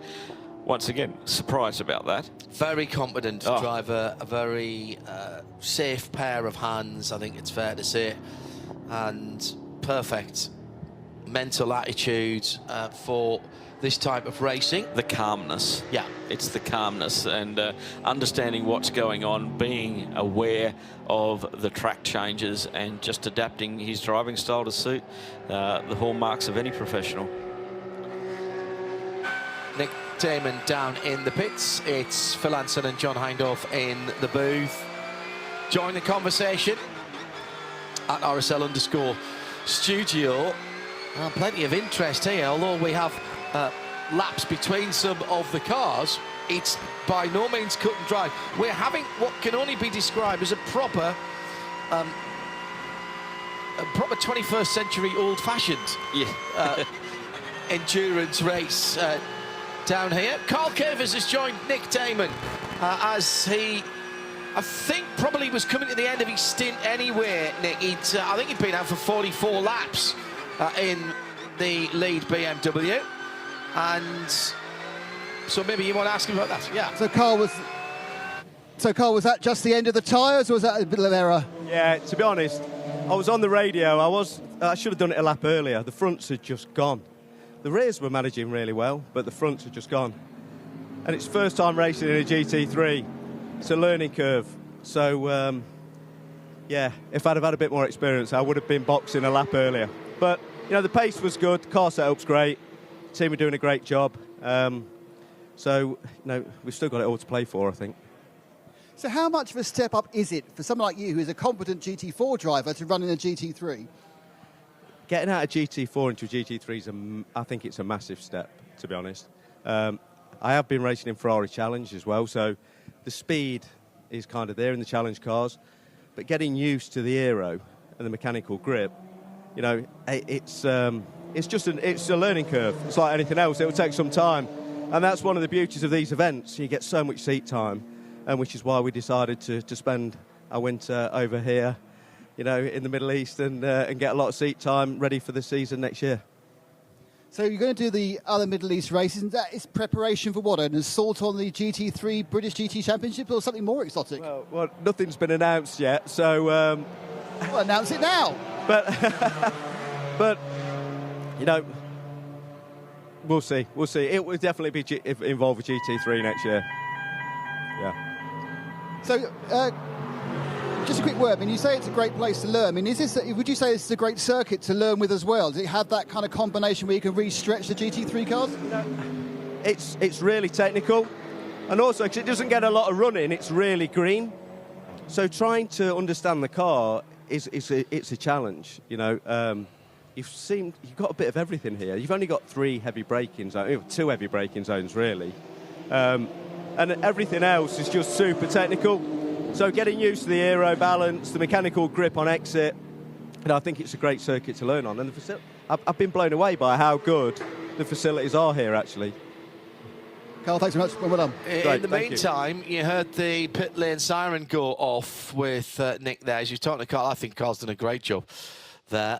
The 714 came into the pits, and there was there was contact, actually, going into 16A. The 714, the KTM Crossbow was already going slowly, and the Ginetta, the column white Ginetta, was trying to get round the outside, and there was side-to-side contact there. But it seemed to me, Phil, that it was all that the Milwaukee back car, the KTM, was already going slowly. Yeah, you were on your feet watching it. Yeah, I had him going slowly through 12, 13, and I think he was concentrating on an issue rather than not being able to see that Giannetta coming up the inside of him, and just pushed him onto the dirt. And that car, the 714, has now has a box. That was Haytham Karajuli at the wheel, and questions being asked there: is there a problem again with the KTM? They're looking at the front left of the car. The side-to-side contact was right-hand side of that car, and they're looking there as well. Despite the fact that that car's been in the gravel twice, at least, it still looks pretty good, actually. So just to run this again and give you the background of why potentially this car is in the pit lane. It was already going slowly through turn 12. It's still on the racing line. This is the 714 we're talking about. Still running on the racing line, but certainly not up to speed. And then really unaware of the Ginetta coming up alongside. It was Haytham Karajuli in the KTM and Neil Mudston in the Ginetta. And they've got the rear deck the engine covers up, so which flips up. Nick Damon, who is there, it flicks up like a big air brake. It looks like something from back in the 1950s. And when you've got both ends of that up with the cabin cover as well, it looks like something out of Thunderbirds. They're worried about the rear left now. Is this the same thing, do we think? Yeah. Well, it's the other side. Now, interesting, there's a thing saying ambient sensor failure on the screen. Whether that means anything, I don't know, but there is an amber failure on one of 2 LCD screens at Karajuli, thank you. Yeah. Karajuli. Well, that's one for you, but hang on, that's one for the bingo card, isn't it? I finally got one terrifically wrong. But they are having a look around the rear side. Interestingly, despite that kind of coming together, there's no real scuffage on the right-hand side, apart from the fact they've managed to wear most of the Hankook off the tyre. And unfortunately, the car is going back into the pit. So it's not been a very good last hour and a half for the KTM number 714. And that was Nick Damon down in the pit lane. Now, again, let's see how close they get this one to the garage door. It was the Oh, the back one. Oh, that's going to hit it. It's gonna hit it. See the hand go up just in time. I think that touched. I think there was a touch. Possibly did. See all these flashy, futuristic bits and pieces. You've got to remember that you're still going to get them into the garage. The worst one, Phil, would have been if it was on its way out, because that would at least have pushed it down. Yeah. But if it's on its way out, it's It going would to have pull ripped it it off off, and pull it off its hinges. Well, it can run without it. It doesn't need it. It's only an engine cover. I bet there's some reason for it to be that. It's got quite a lot of aero on it. So, as Nick says, not the greatest hour or so for the KTM Crossbow, with it causing an extended period, over half an hour, of full course purple, code 60. First, it went straight on at turn 16A. Just about kissed the barriers. That wasn't the issue. There wasn't much damage to the car, but they couldn't work out how to get it recovered after it had been to the pits and went back out again. And then there was a problem to the right rear. And rather sensibly, the driver brought it to a halt, because we had a worry, even just looking at it from the outside, that it might have pulled out a drive shaft. Yeah. And then they couldn't decide how to get it picked up and onto the back of the rollback, because it wasn't going to tow back. So as we stand at the moment, it is still, or is back at the top for Sabina de Castro in the ABU Motors Manamari Energy Porsche, and they hold a reasonable lead over CP Racing in second and Century in third, with just under 6.5 hours to go, Phil. Yeah, there's only 12 seconds between Jack Barlow and Joe Foster at the moment, and looking at their lap times at the moment, Joe's just settling in the 147s, Jack's in the 144s, so we'll possibly see in probably 2 to 3 laps time the positions change for the 85 and the 22, running in different classes, of course. Pro-Am for the 22 of Century Motorsport. Yes, indeed. Well, I think we're going to, for the moment at least, we'll be just talking about them all in GT3, won't we? Indeed, yeah. Nick Damon has some good news, and Keir Kramer Racing deciding that they're going to make a liar out of me, because I didn't think we'd see their second car, Nick. Yep, we're back up to 14 now, the 937, with the same man who brought it in, which was Carsten Kramer himself, taking it back out again. So it's his personal test car, apparently. My guess is perhaps they're going to be trying something, or they just want to get some extra miles on the track. But yeah, so Carsten now back in the car, straight into... He almost forgot, and then went straight for fuel. And they'll fill it up, and I assume he'll do another half hour or 40 minutes, or what they want to do for testing purposes. I do like that rear ducktail spoiler on the Cup car. I can live without the big aero wing. I do not understand why anybody would want a big wing on a road car. And you know, the GT3 RS has got the swan neck mountings on it and everything. You know, fine on a race car, but I do like the sort of classic ducktail that it forms the underneath part of that aero package. Let's head back to Nick, who's trying to speak to at least one individual from each of our teams before he goes off duty. Maury Krantz joins him. From the 936 Kramer car. Very good. We've just seen your other car going out, the 937. Is it just Carsten who gets to drive that car, or are you going to share it amongst all of you? I think it's mainly Carsten driving the car. He loves racing. And he's going to jump into the 936 later on. But, yeah, he's just trying to get some mileage, I guess. How has the race gone for the 936 so far? Well, it's let's say it's a first-time experience. I think that's put it quite nicely. Yeah, it's the first time for us here. And there's a lot of stuff to learn. Still working on the setup. It's a big... Yeah, obviously we're prepping for the next season overall. So we have to learn, we have to work on the setup. And, yeah, I think after the last 2 pit stops, we did some changes that paid off quite well.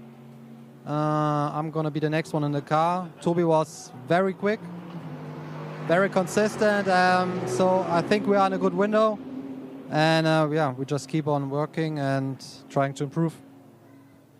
Is it a case of getting used to the unique regulations in CREVENTIC as well, or is it just about the track and setup? Both. Obviously, normally we run a different tire, so we have to change the setup.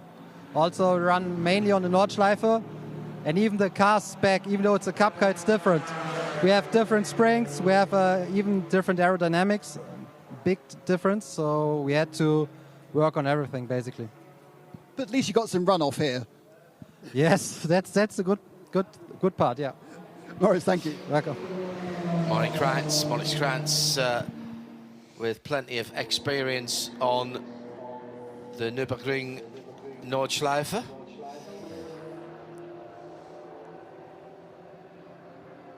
Very different challenge here this afternoon as we head towards 4 o'clock in the afternoon. So we've got probably about 90 minutes, 80 minutes of sunshine left, I reckon, Phil, and... Yeah, before the chill descends. Yeah, before it drops down to, maybe 17 or 18 degrees. We do, the twilight here is 35 seconds. It seemed to be last night. I hadn't finished a sentence last night at the start of the qualifying broadcast, or the night practice broadcast. We came on air, and before I'd even thrown to Phil or Joe, the sun, which was above the shot we had was the low shot from turn 1, and it was above the Kuwait 12-hour banner across the track. As I started talking, and before I threw to Phil or to Joe after my opening comments, it had gone below the horizon. Oh dear. I think it was probably about a minute and a half, 2 minutes, if that. An absolutely incredibly quick sunset, to the point where you can see what you're actually seeing, of course, is the Earth's rotation. The sun's not moving. It's like putting your wall dimmer on your lounge room at 30 seconds to off. Yeah, that was pretty close. So, in this portion of the race now, where we are heading down towards half distance, but in this middle 4 hours, where it's about consolidation, it's about ticking off the laps. Very, very close indeed, and that's another lap put on the GT4 version of the BMW by the number 22. Remember, this is a bit of a drive back now after that little contretemps and the drop for that 22 BMW. Nick Damon down with the leader in 992 Cup. It is the 909, the Jordan's Red Camel. With Luke Brooks. Luke, been out of the car a few minutes, you've cooled down. It's quite intense out there despite the lack of cars. Yes, the track is very demanding for the tires, the body and the mind. Actually, normally it's more of a track where you come to the corner, you brake, you have an apex, and here it's all one set of corners, you know. So it's a different way of driving, which makes it more difficult. Also a lot of fun, but it makes it definitely more tense. Yes. But yeah, you got your dad in the car now. Is it? Do you know, obviously you two and Fabian are very quick. Is your dad the weak link now? No, actually, he was just doing 49s, so it's perfectly fine. He's doing a great job. And of course, you have to say that. No, seriously though. I mean, when you've got the three of you, the family, and a fourth driver, how is it integrating that non-family member into the team? We just join him part of the family, you know. So he's also doing a great job, great guy to have in the team, and it's a lot of fun. Luke, thanks a lot. Thank you. Luke Breukers. Now, will he end up being as quick or indeed quicker than his older brother? There's no doubt about Rick Breukers' speed, former young driver and factory driver for Lamborghini. He has proved himself on racetracks all over the world. As we are expecting the leader into the pits any second now, and Nick Damon has him now. Stop, brakes, and in we're getting Fabrizio Brogi. Now remember, the issue that they have is with Fabrizio's back injury. This is where it's really costing them time, not round the track, but in the driver changeover.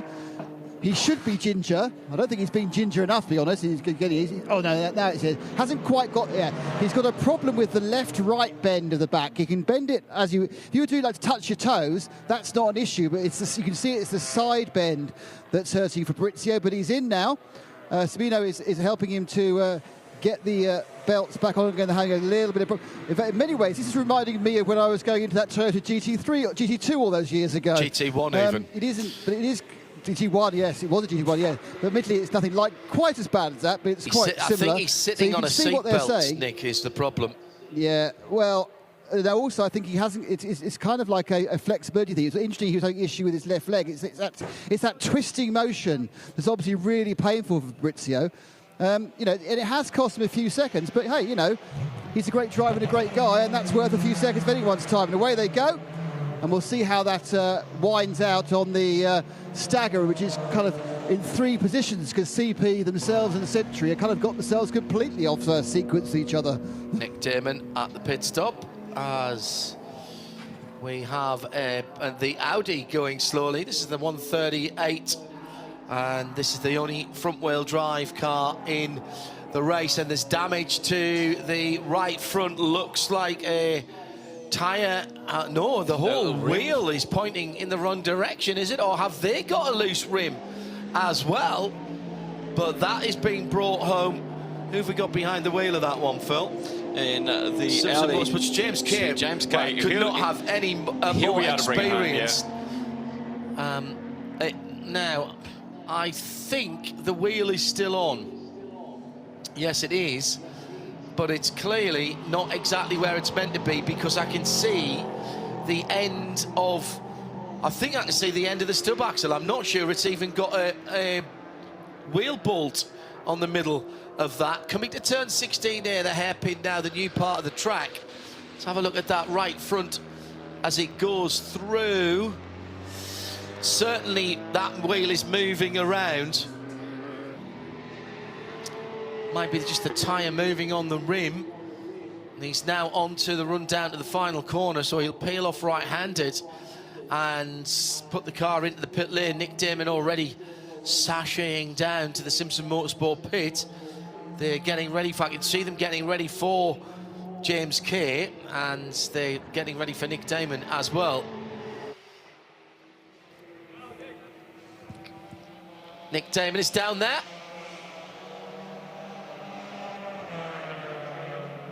Hello, Nick. Interestingly, it's Mark Neal doesn't get in. He's wearing his dad's overalls, so top BTCC overalls, with his Type R, Halfords, and Yasuo battery sponsorship. So it's one of the advantages of having a father, and also being as tall as your father, you can wear his outsize overalls. Now, this tyre is absolutely ruined, but I'm not sure whether it's just a flat, because it's taken the it's gone flat. It's taken the laminate across. It's pulled off from the inside, so you've got that kind of overlap on the outside, and they think they need a bit of breakage. But I was sitting there thinking, oh, it's got no centre nut, and then I remembered it was a 5-nut wheel, so the 5 nuts are coming off. So there's no way that would have come undone. They're certainly done. The flappage of that tyre has slightly affected the front box wing, but it's not too bad. Nothing they're going to have to replace. Worst case scenario for that would be a small amount of duct tape.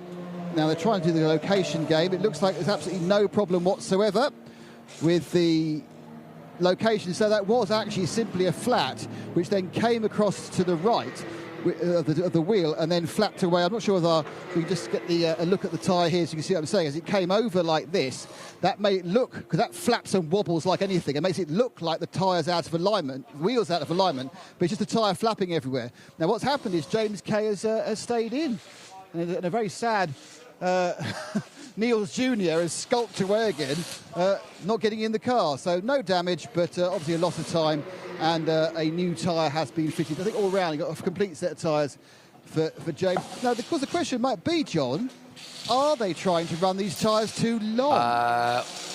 Yeah, well, they ran the first set on the front for 3 hours. Those were, I think, they're still the original ones on the back when it came in. Mind, having said that, what does Martin Haven always say about front-wheel drive touring cars? The rear wheels and the rear tyres are there to keep the exhaust from dragging on the ground. Nick? Yeah, I was going to say, I know that's what Martin always says. I thought it was a quiz. Might be a bit too much delay to have a quiz, to be honest. But yeah, so they are now away, and it's down to get some more fuel. So now we get to see the second part of the ongoing saga of the 138. Will it start leaking fuel all over the track? Well, they said they were going to fix that. James Kay said he was going to fix that earlier on. So let's see how that's going to play out. The battle going on at the moment is for the race lead. CP Racing in the 85 at 22 of Century Motorsport. Just 2.7 seconds separate them at the moment as they make their way into the S's. And I've been watching that gap come down on their last lap times, comparing Joe Foster in the CP Racing car, 45.5, 44.6 for Jack Barlow in the BMW. So that is coming down hand over fist. And the AM car leading the Pro Am car at this time after that little spin earlier on for the GT3 BMW. They are making that gap all the way down. I think within 2 laps we're going to see those cars side by side. Coming down to half distance, just 9 minutes or so away. Still beautiful sunshine. Very nice this afternoon, Nick Damon, down in the pit lane. It's lovely. The weather is marvellous. The sun's going down. I'm having a fantastic time. And I think Sabine de Castro is having a fantastic time. You brought the car in the lead. It's all going rather well.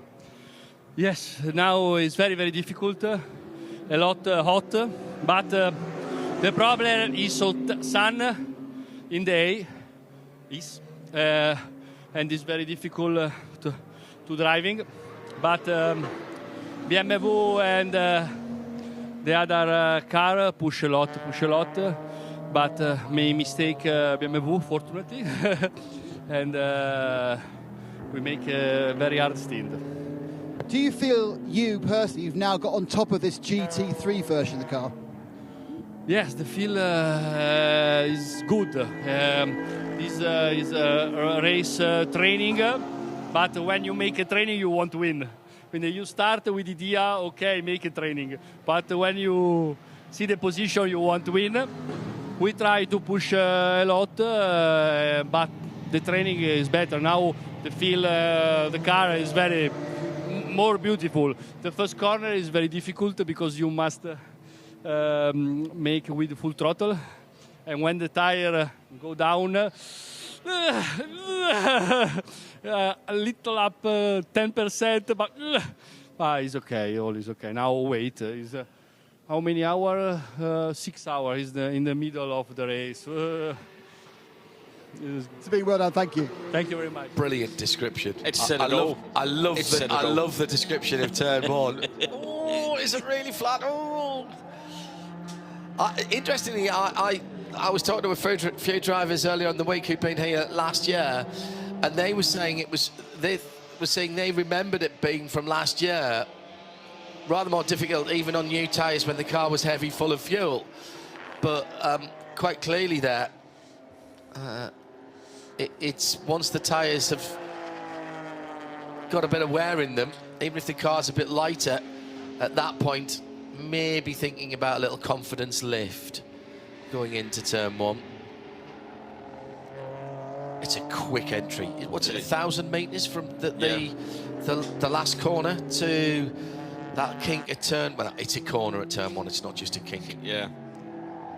So you're travelling pretty quickly at that point. You've got to have a bit of commitment. Here's something significant on the track, because this is the leader, Joe Foster, being caught now by Jack Barlow. So this is a real-time actual battle for the lead with half of the race still to go, and we still have these leading cars right there up against each other. Joe Foster then coming to traffic. Here's the opportunity for young Barlow to gain through 12, 13, 14. Oh, there's traffic right ahead. It's one of the GT4 BMWs at the fastest, one of the fastest parts of the circuit. Oh, great driving by Joe Foster.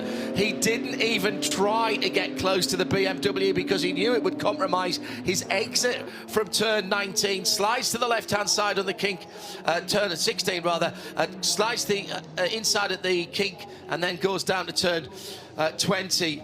That is quality.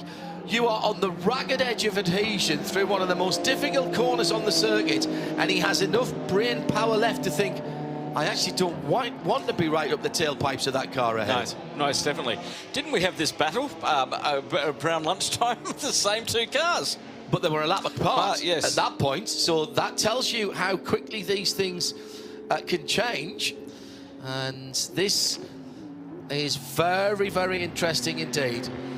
BMW losing a little bit of aero under braking there. You can see it squirming around as they come over the hill. Sun hits them right in the eyes as they come through 2 and 3 and 4.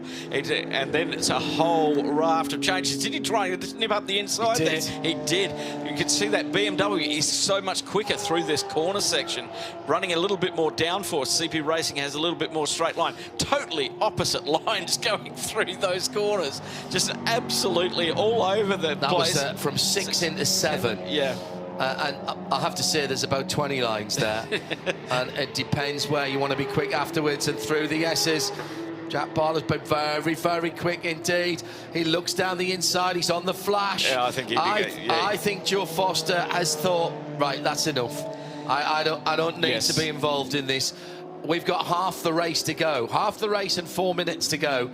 And there's no point in me completely rooting my tyres or maybe even compromising my whole race. Yeah. Just to hold on to the lead right now. Yeah, contact at this stage of the race is totally uncalled for, especially they are GT3 cars, they are different categories, Pro-Am versus Am. But it's great to see the difference in the cars. You know, from what I saw earlier and to what I saw just then, the BMW is running more downforce. It's much quicker through the S's and through the corners, but Mercedes is lightning quick down the straights, and it's just what suits them the best. And I think with the BMW, it's probably looking after its tyres a little bit more with that more downforce. It's not sliding around. I have a suspicion that however quick Century caught the AMG of CP Racing, that I think now that he's gone through, I think Joe can probably up his pace a little bit without getting in the aero wash too badly. Joe Foster at the moment in behind the leader, having just lost the lead. So whilst he didn't really want to fight too hard to keep the youngster behind, now that the youngster's ahead, he might eke away a little bit. I don't think he's going to gallop away at the 2.5, 2 seconds a lap, though, Phil. No.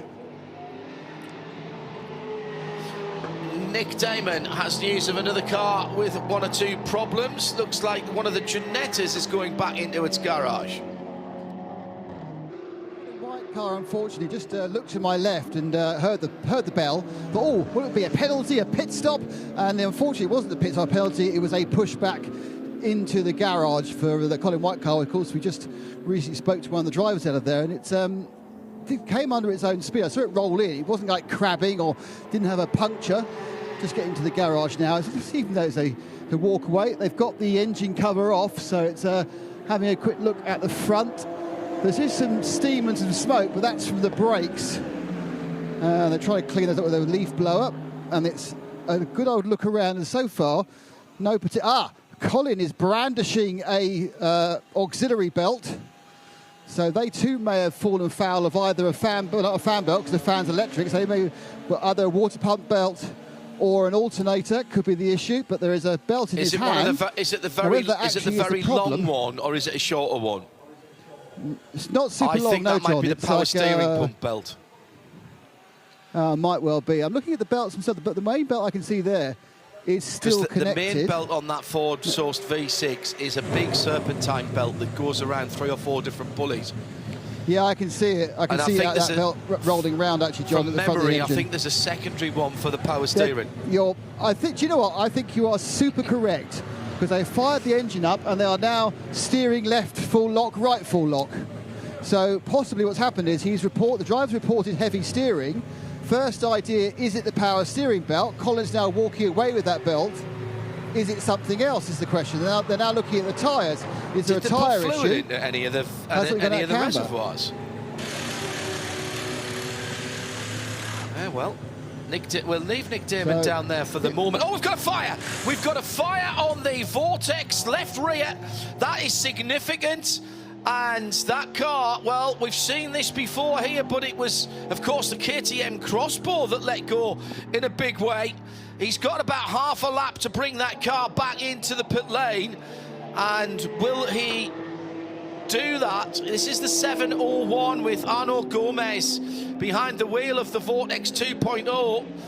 And he'll have been told by the team, they're seeing the same pictures as we are, as he threads his way around the circuit and back towards the pit lane. Second in GTX, 11th position overall.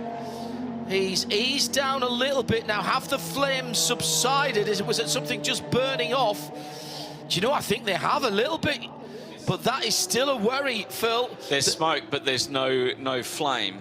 So there was maybe an initial splash of fluid onto something hot. Now it's on the right-hand side as well now. It was purely on the left-hand side as he was coming down the main straight. There you can see underneath the car from the front, actually, spreading right the way through to the back on the left-hand side. So maybe that's brake fluid that's come out from underneath. Brake fluid is exceptionally flammable. He's headed to the pit lane. And Nick Damon, keep your eyes peeled there, Nick, and stay well away.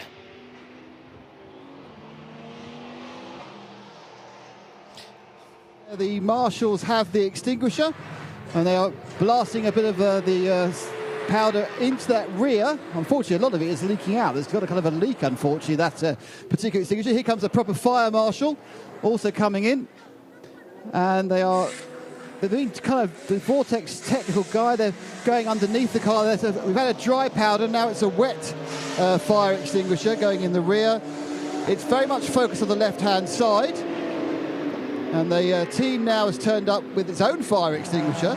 So I think everything's out now, to be honest. I don't think they're currently having an issue on that front. And they're trying to take off the engine. This could be the dangerous part. It's melted through. It's still on fire. There's still fire on the left-hand side, which of course is the V8. There's banks on both sides, and they're trying to get off there. It has melted the carbon fibre of the under tray through. As you can probably see, there's no end of smoke. But let's have a look. Where is the fire? Oh, they're really having a go on the left-hand side. Some great movement there by the team. Trying to work out to breathe. I'll probably try and keep breathing. Might be an idea. Fire out. It was sitting on the left-hand side. It was very red, which makes you think it's an oil fire. It's burnt through the under tray. It started at either the front of the engine or even at the front corner of the car. The left bank. Yeah. It's the left bank of the engine which has gone up. Not gone up, it's wrong, sorry. I think the engine's still running, but something has come out from the left bank. It's ignited around the bottom of the exhaust exit on that left-hand side. I'm sure the fire may have travelled. It's possible there was some liquid that went and then it caught. Unfortunately, I don't want to say, my guess is that might be it for the Vortex's first race. What I didn't see, Nick... I'm sure they've got some spares. They'll need new under tray, but there we go. What I didn't see, Nick, was any fluid coming out from underneath that car, which, you know... So maybe it was a loose header, a loose exhaust manifold, and that heat has caught something else alight. But it was very odd, Nick, because it was a big conflagration quickly, and then as he went further around the track, it almost seems to have burned away whatever it was that leaked, or burned away perhaps that part of the under tray that you were talking about. Well, also, of course, it's obviously it's burnt some of the resin from the carbon fibre as well. But yeah, something has leaked, but not, I don't think, something that was consistently leaking. So it wasn't consistent. So it's a weird thing. But luckily, the man who'll be able to investigate this is the man who loves to taste the fluid. Because I'm handing over Joe Bradley right now. Nick Damon has done his 2 hours in the pit lane as the Vortex 2.0 is pushed back to its box and to the garage. So they'll want to know what's happened there. This is, I mean, I'm not saying that they want this to happen as part of the process, but it is part of the process. Yeah. When you are testing a car, no less a person than the head of Honda Performance Development, David Salter, in the US, said to me when they were developing their new GTP car, very successful GTP car, as an engineer, we actually are quite happy if we go out and it breaks, then we fix it, then it goes out. If it goes out and comes back in and we haven't broken it, we then worry that we haven't broken it and it might break later. And I kind of understand that twisted logic in that, you know, we like to find out what the possible issues will be and find something that, and find a fix to them. It's the Elon Musk strategy. Send the rocket up. If it blows up, find out why it blows up, and then fix it, and then send it up again. Yeah. Unplanned explosive disassembly. Yeah, 429 getting a 10-second time penalty for their 6th infringement. Currently, Charlie Robinson at the wheel of the Century Motorsport BMW GT4 running in 2nd place in the GT4 category, around about 6 laps behind the AGMC. I was about to say that is not helping them fight back. No. There were 5 laps in the pits. They lost 5 laps in the pits. They cannot afford to be taking any penalties. They've got to run quickly and keep the pressure on the GMC car, because they're not going to make that up on the track. It has to be, I heard you and Nick talking about this, and it has to be therefore either a problem or something else. But as we have seen with the Vortex, misfortune can strike very quickly. Right on half race distance too. Right on the 6-hour mark. We're halfway there, and living on a prayer. Yep. Vortex in the pits, in its garage, and therefore dropping some more laps. Important learning, though. Let's take a look at the positions in GT3. Century's BMW ahead of the CP Racing AMG in 2nd, and in 3rd the number 95 Porsche, all having completed 177 laps in the Porsche 992 class. There were laps between all of these, but 1st and 2nd now are back on the lead lap. It's the 909 machine of Red Camel Racing ahead of the number 971 in 2nd, and they're on the same lap with the K Kramer car 3 laps behind. Laps between all of the GTX runners. The 795 is the Team Vortex car that is in the pits. With problems. 701. 70, that's a G56 Cup car. Oh, yeah, sorry, that's the Toro Verde car. Already has some 5 laps on the Vortex, which is in the pits. And also, of course, we had that earlier problem for the 714, which is the KTM Crossbow, and that is now on 143 laps. 13 laps behind the car in the pits. So in 13, oh, that was a bit of a wiggle there too. In fact, as we speak its name, and it doth live. The Milwaukee KTM back out on the apron. Has 13 laps to go to get into 2nd place. The Razzoon More Than Racing machine. In GT4, it's BMW for AGMC, now still 5 laps ahead of the Century car. And in the TCR combined categories, it is the Audi that is leading, but on the same lap, the CWS Black Ginetta, the number 278. That's how they stand as we 5 hours and 51 to go. 25 seconds between those two TCE cars at the moment, and lapping around 56 for the Simpson Motorsport Audi, and in the 59s for the Giannetta at this time. So that's growing out ever so slightly. Gap between first and second is 19 seconds between Century and CP. They've just crossed the lines, and waiting to see Fabrizio Brogi come through as well. He's not too far away from finishing his lap, just coming through to turn 16A now. So, Philippe, what do you reckon? I mean, right, just over a dozen cars. We, you know, expected a steady run. We've had anything but that. We had the BMW streak off into the distance early on. We've had a, 3 now 4 Code 60s.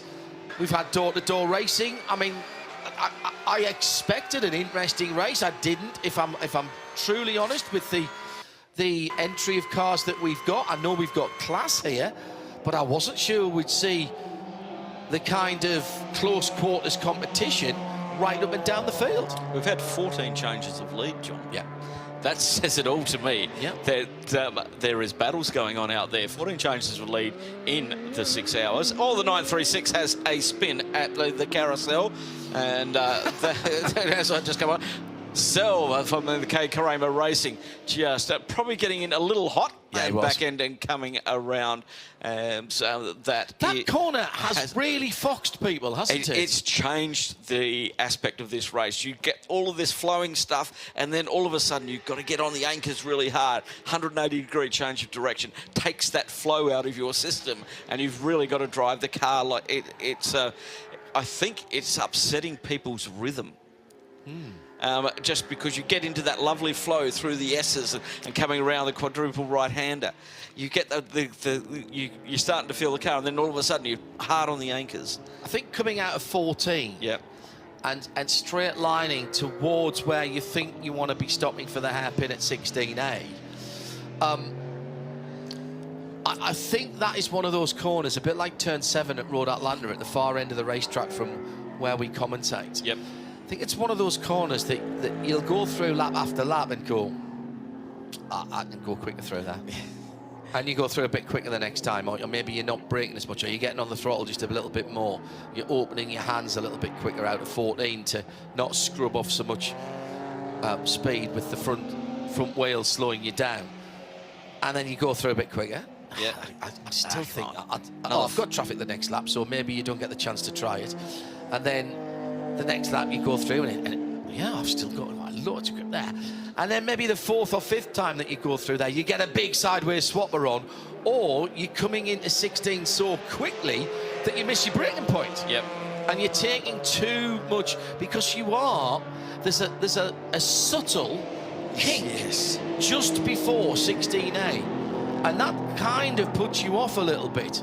And you're not actually in the right part of the circuit that you want to. It's like when you're coming down the Craner Curves at Donington Park, and you come into the old hairpin at the bottom. What you don't see is the road narrowing from the left-hand side, and it almost creates I'm going to coin a new phrase here, a pre-corner to the corner. Yes. And when you're on the absolute limit is when you actually find that and go, oh, I'm not exactly where I thought I was on the road. And I wonder if that's the same sort of thing that's been happening into 16A. I mean, everybody's had plenty of practice time this week. Exactly. It's not as if they don't know which way the track goes.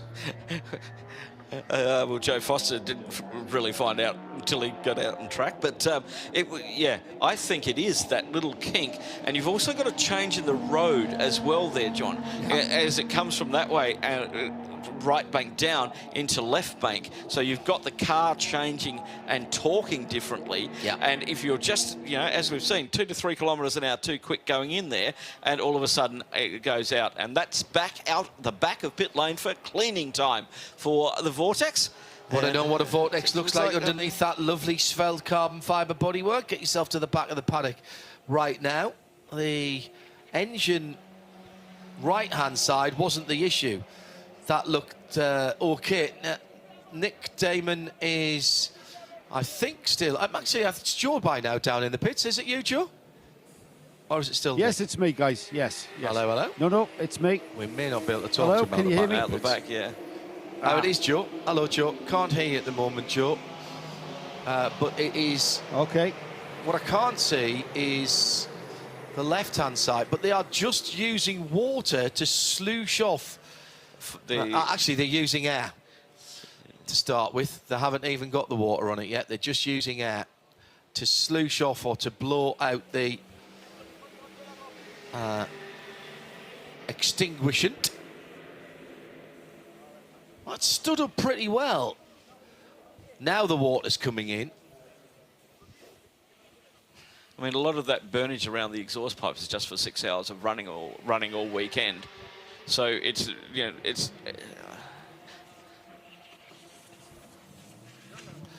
Let's try and get down to Joe again, brothers. Yeah, we're out the back. Hopefully you can get me, guys. Hopefully you can hear me. Not sure if you can. It's relatively good news. The car has been delayed by this fire, obviously, but the good news is all it is an exhaust that's been touching some carbon fibre under tray and bodywork, and that's eventually. I mean, it took 6 hours to take a hold, as we say, but the good news is after a clean off, the car will be back out because it's got nothing wrong with it other than a bit of aesthetically unpleasing burnt marks. And once we've replaced the bit of carbon fibre that took fire and caught fire, we'll be able to get back on with this. So it's the cleaning job that's going to take a bit of time. Thanks, Joe.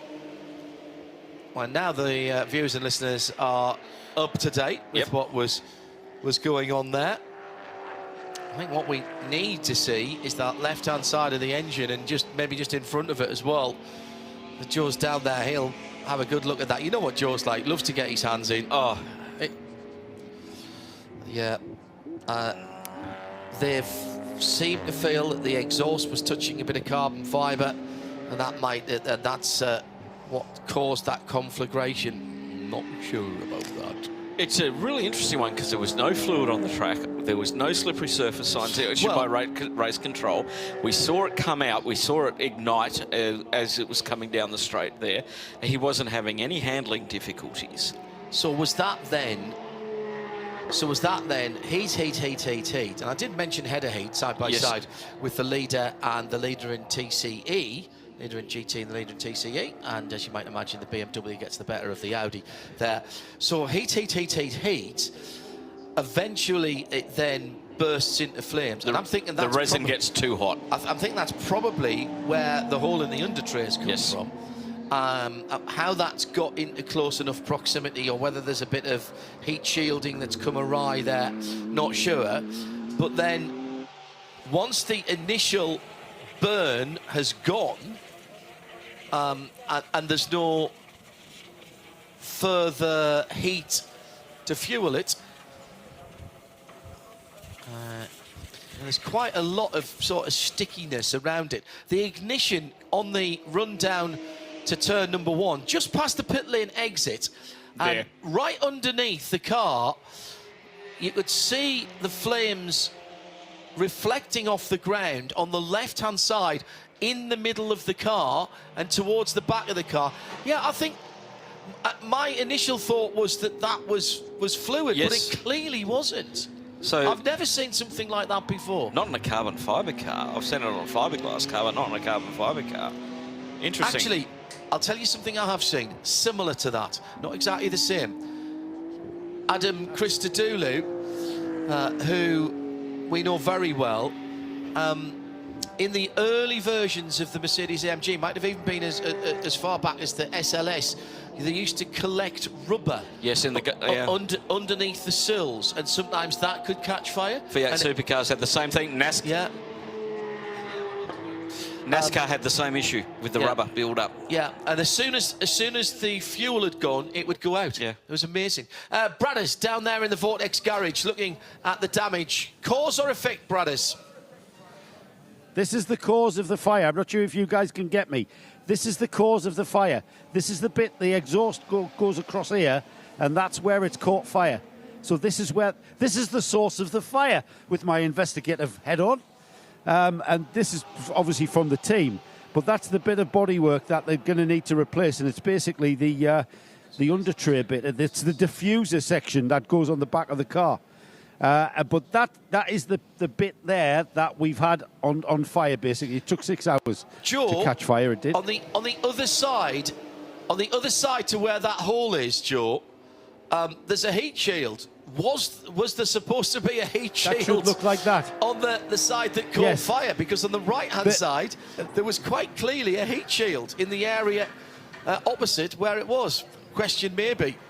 You can clearly see a heat shield there on the right that wasn't there on that the part that you were pointing out.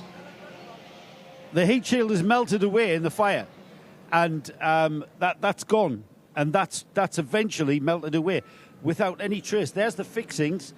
Hang on, I'll get my cameraman to this bit here. There's the fixing bits there and there where the heat shield goes, with a big bolt there. You can see the top bolt from the heat shield. That fixes there. That's just gone, disappeared. And there's yeah, can see where it was fastened on. That's where it started. Yes, see what I mean? So the heat shield's come adrift there. If you look at that one, well, the heat shield is either come adrift, which has caused the heat soak on the carbon, which has then took fire, or the carbon has took fire because of heat soak and burnt that. 'Cause that's just a bit of aluminium, so that would melt.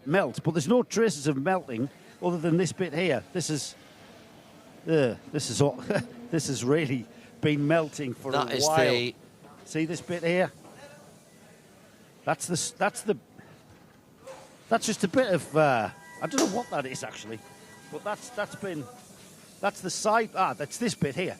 See this bit here? Bit of bodywork, bit of plastic. That's plastic, not carbon fibre. And this here should look like this. Does that make sense? And if the camera comes around here it is. That plastic bodywork piece is now melted into this work of art. Oh, actually, that's still hot. Ouch.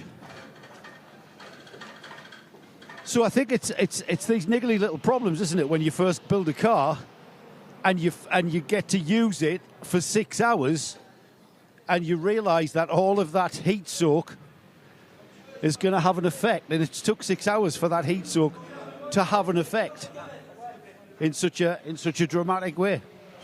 But the car, guys, I don't know if you can still see these pictures. The car has now been washed off. It's been cleaned off. It's back in the garage. And they are now just going to put it back together and get it back out there. Thank you, Joe. Joe Bradley, as ever, on the case there. So somewhere out on the track, I reckon, Phil, there is a piece of heat shield. Yes, a rogue piece of metal that is somewhere out there. Yeah, interesting. Nice spot, John. Yeah, I like symmetry. Yes, true. I am one for symmetry, and it struck me that there was something missing there. 438 has just been given a 10-second penalty for their 6-track limit offence. That's the leading GT4 car. Fabien Defure at the wheel of the AGMC Racing team by Simpson Motorsport, as he makes his round on his 171st lap. He GT4 leading by 9 laps over the Century Motorsport BMW GT4 in second position, as it's starting to get 20 past 4. The light is just starting to drop a little bit. It's the gloaming. It's the gloaming. It is indeed just starting to get that lovely glow in the air, as the drivers are hating it at the moment. It's right in their eyes as they come through out of turn 7 into the S's. Did you favour a dark visor or a peak on your helmet? I mean, most of your stuff, of course, would have been you were doing open cars, weren't you? Well, radical. However, in the Clio, I had a half visor, because we used to race. And so I could flick that down, tilt my head forward, and then the sun would hit that. Yeah. And then I could flick that up when I didn't need it. It was mainly at night coming into the grandstand area where the lights are really bright, and then when you get into the darker area down at turn 1, you can if you don't change your visor there, your eyes can't adapt quick enough in that braking zone of turn 1. We see it at Yas in the Formula 1 Grand Prix. They have different levels of tear-offs as that sun is setting. Their tear-offs get lighter. They're all tinted, and you see them numbered in there, and they put them on so that the drivers can keep removing them to adapt to the lighting conditions. I much preferred. I had 2 different tints. Have 2 different tints. Motorcycle is different. Yeah. Motorcycle is a clear visor, but I've got a drop down inside my helmet that you can fire in. But the on my race helmets, I have a yellow tint, which I quite like to use if there's any hint of fog in the air. Yep. That's really good. And I've got a grey tint. And the grey tint, and bear in mind that mostly I drive closed-top cars. Although in the SR3 Radical that I raced at Donington, of course, then I had to work out how to keep that slightly open because my head was right in the airflow there. But I have a sort of smoke grey coloured, so not black, but smoke grey. And in a covered car, in a car with a cockpit, I do exactly what you're talking about. I have it just at above eye level, so that if necessary, I can just move my head. Wearing a hands device, that actually isn't that easy nowadays. So but I can always just pull that down a little bit if I need to and knock it back up again. And I never have them so tight that you've got to mess about. Oh, side by side. BMW and CWS Ginetta. That's the leading GT4 car again. And that was very close. I mean, looked a bit of a side draft coming out of the setting sun. So heading due east down towards the kink at turn 1 and now going down to turn 2. That was rather closer than I think either of those drivers would like it to be. Ivo Breukers just nips by in the braking area. Nice manoeuvre there. Oh, locked up the left front, Hankook. And the Netherlands driver tucks the car back into turn 2 and 3 over the top. That'll be nasty there now. Coming over the top of 3, you won't be able to see a thing there. As we can see the drivers so clearly, that means the sun's shining on them so hard. It's shining right in their eyes. I agree with the amber visor one. I used to use that at night racing at Dubai because we didn't have lights around the circuit. Something maybe a surprise for the next 24-hour there. Oh, really? Yes, we'll get to that when we get there. Okay. But driving with that and... I got the idea from the Mutrans, who used to run the Clio in the 24 hours. They were getting blinded by all of the cars overtaking them, right? Yeah. And that amber visor actually allowed them to see their instruments better. Yes. Okay, because of the way that they're working. And I think it was Ramsey who told me that. He also told me, but funnily enough, he said, the Clio was really easy to drive because everything is overtaking you. The Seat, the TCR, was really difficult. You were overtaking and being overtaken at the same time. When they got in the Porsche, well, you're overtaking everything except GT3s. And so as you move up, the challenges become quite different. You're basically going on to a different click in your mind, aren't you, in terms of traffic management. It's all traffic management, but it's just a different form of traffic management. Exactly, and at different speeds, and where you can overtake and where your car has enough power to do things. But there's been so much great technology, and especially in visor technology, where the self-tinting visor now is like my glasses that I'm wearing now, sort of photochromic visors. That was the last visor that I used in my my Radical, and it was brilliant on a night track night. It reacted quick enough. Brilliantly, so fast, so fast. Not cheap. You don't. You wrap them in bubble wrap and felt when you take them off, because you know how easy they scratch. But for a situation like this, where you're into that evening haze right into your eyes, it diffuses it and it stops it streaking. Even your eyeballs start to elongate the beams, and you can miss a braking point so easily when that's happening. The worst place in Dubai is turn 13. coming into the bowl. Yes. On that sunset, you can't see your braking point going into the bowl. So when the Brinks armoured car turns up at the end of the race, it's not to take the takings, it's everybody's photochromic visors, is it? Yeah. Right, okay. They've been FIA approved, by the way. Okay. Yeah, excellent.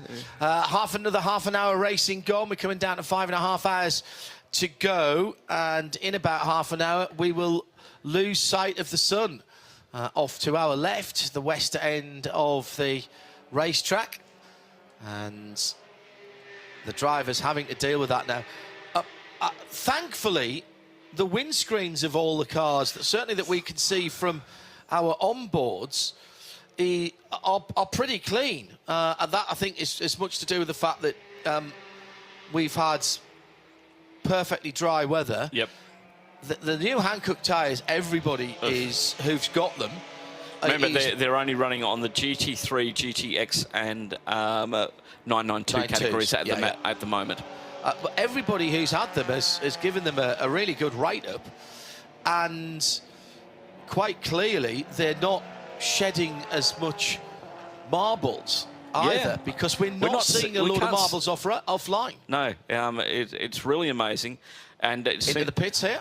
It seems like that is Arnold Gomez, the leader, into the pits. Jack Barlow in the car. He's going to be getting himself out of there. And let's go to Joe Bradley, who's standing next to them.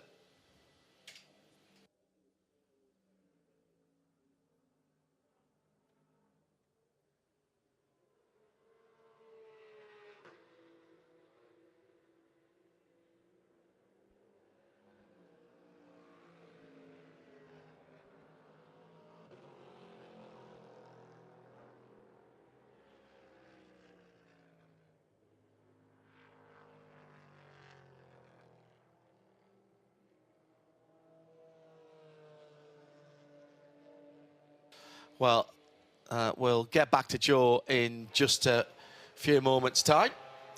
43-second lead that Jack Barlow got up over Joe Foster in that stint, and very impressive. Reasonably relaxed. Side window net goes up as they will head down to the fuel stop as they head out of pit lane. Fuel station at the end, 4 pumps. 4 pumps with 8 nozzles. No waiting, no delay. And you can get your fuel service.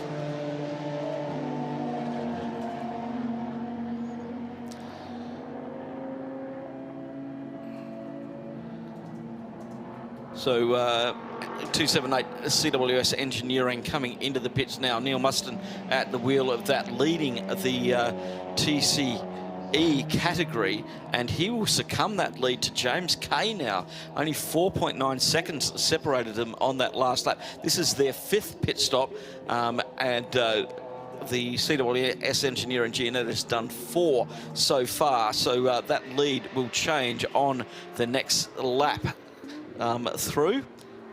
And a good battle going on in TCE. A TCR category car and a TCX category car.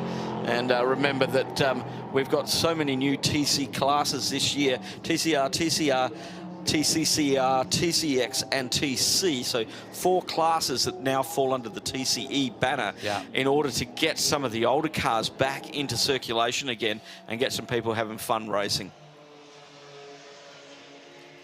2 leaders in the pits, CP and Century, with EMG GT and their BMW. 3 laps further back now, the number 95 Porsche, but of course that's going to make up some ground, significant ground, as they come back with their competitors now in fuel. So the Manamari Energy by ABU Motors, Cosimo Papi behind the wheel of the 95 at the moment. Rick Breukers leads and his 4th overall. My goodness, within touching distance of an overall podium here. Yeah. And they do go long on fuel, these cars, so they do have the opportunity for a slightly different strategic vision of the race. Joe Bradley, we can now go down to him in the pit lane. You've had the two leading cars in, both now in fuel, Joe. Yeah, I'm up at the Century Motorsport, the number 22 BMW that was embroiled in that battle with the CP Racing Mercedes with Jack Barlow at the wheel. Jack just in a bit of a debrief with his engineer. I'll just jump in. Jack, I just want to talk to you about that cracking battle you had with the CP Mercedes. That for us was mega. Yeah, so yeah, obviously endurance racing, you never know where you're going to come out in the pits, etc. A lot of the time during the stint, it feels like you're out there in no man's land all by yourself. But it was nice to be in the mix, obviously, with the other guys. It looked like this time they didn't put up too much of a fight as they did with Lewis before. So eventually they didn't. Yeah, they made my life a little bit easier, I believe. So, but no, I really enjoyed that stint. Now go and get some water down me and then get ready for the next one. So you put them under pressure, Jack. You did. You know, you guys were both pushing. The traffic came in. It was great to watch. Well done. And you obviously enjoyed that, being back and getting a chance to do that. Yeah, 100%. It's what I believe I'm born to do. So I just want to go and yeah, just do it all year round. So yeah, hopefully we can get some good data and good knowledge from here. Our pit stops at the moment aren't where they need to be. It's my first time doing pit stops, and obviously with Carl and Lewis, they've got the same seat insert, but with my seat insert, it needs swapping in and out. So we've got some work to do there, but hopefully in Dubai we can clean things up a little bit and yeah, work on that. So this one, you still working to the program? No thoughts on the checkered flag yet? No. Just stick to plan. Obviously, try and make the time up that we're losing in the pit stops, really. But yeah, obviously, we're here to have some fun as well, so enjoy it along the way. So you didn't look out of place out there, mate. Well done. Thank you, Joe. And in the pits now, the CP racing car, or in the fuel area, as they are raring to go. It was Joe Foster that brought that car in. And the 001 in the top right of the windscreen. Does not indicate a license to kill, but it indicates that they were the leader when they came into the pit lane. Here comes Lewis Plato to retake the lead.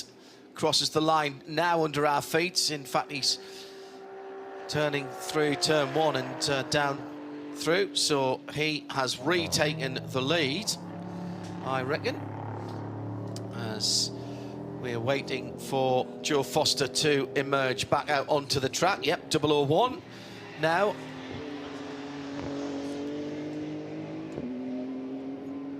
Up over the rise then, as out of the fuel station comes Charles Esplanade, and just looking to see Cosimo Papi, where he is at the moment on the circuit in the 95 car. He should be coming through, but he's lost the lead lap, of course. Joe Bradley, a little while ago, we had the black CWS Ginetta in the pit lane, and I'm not sure that was a scheduled stop. What do you have? Well, we think he may have hit something. The car was silhouetted against the sun going down, and all of a sudden the car was nose on to me, and then all of a sudden it was 90 degrees and being pushed back into the garage. So I've made my way back down here, and it looks like it's had a bit of frontal damage, and we've got some CWS engineering going on the front splitter. I wonder if I can direct the camera to have a look at this. Doing some work on an electrical connection. Aluminium plate being bolted in to keep the splitter intact. The splitter is split in two. Oh. But we've got a bit of desert engineering going on there. And in fact, I think that might be an old one. No, he's just tightening the plate up. Colin White, as ever, running the job. So a little bit of front damage. The important bits, where the suspension attaches to the subframe, is fine. Looks like there's no damage anywhere, so just superficial. However, on these cars that depend on a bit of aero at the front, that's quite important. Joe, they've made up a new electrical connection as well on the left-hand side of the engine. The guy who's working in there with the tape, he was just crimping a new some kind of electrical connection on a big red wire. So I don't know if you can poke your head in there and see what he's doing. The guy who's got the black gaffer tape at the moment. Oh, yes, good spot. Right, so that's certainly not a headlamp, is it? You know what? I would be able to get in there, but if it wasn't for Colin, the pesky Colin White, bending down. The big red wire, John, I think is just a bit of loom. Yeah, well, I can't quite see. I can't quite see what he's doing. A new connector onto the end of that earlier on, and how big was the connector? Yeah, sort of halfway between a tiny one and a battery-sized one. You know the sort. Right. You know the sort, like, yeah, an earth strap. That's exactly what it looked like, Joe. That's what it'll be. It'll be an earth strap. Yeah, I'm going to get in the way if I put my nose in any further. So I'm right. Colin loves at a the pot front of the rivet car bike, doesn't he? where this. Oh, there. Well, there's Colin drilling the bit. He's got that now. Then look at this innovative engineering. That's a bit of strapping that's going on there just to stop the splitter sort of folding down in the airflow. This is great stuff. There's the pop rivet gun coming out. We love a pop rivet gun, and it's an electric one. Oh, I like that. No squeezing of the wrist there. No osteoarthritis needed there. Colin gaffer tape just pulling off the pins from the pop rivet. Another drill, this time on the bit that attaches to the main bodywork. We've got the air intake going on in the front, so it is a little bit of well, I mean this in the best possible way. A little bit of a hash job, but it's going to be effective. Well, but you know what? I've always said that endurance racing, in terms of motorsport, endurance racing and rallying are actually pretty close together, because you've got to have that never say die attitude. And when I was working at RML, which was a very instructive part of my working life, and we went from doing F2 rallying for the Opel Performance Centre to taking cars to Le Mans, including P2 cars, and winning Le Mans 2 years running. Should have won it 3 years running, to be honest. Our mechanic said, well, this is just like rallying, except I'm not lying in a puddle. I actually get to do my work on a nice, flat, dry floor in a garage, rather than lying in a puddle out in a forest somewhere. In a field. Yeah.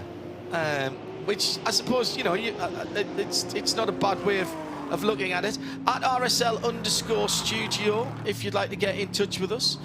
Thank you for all your kind comments so far. We still have the Simpson moonwalk to come, don't we? It's not quite dark yet.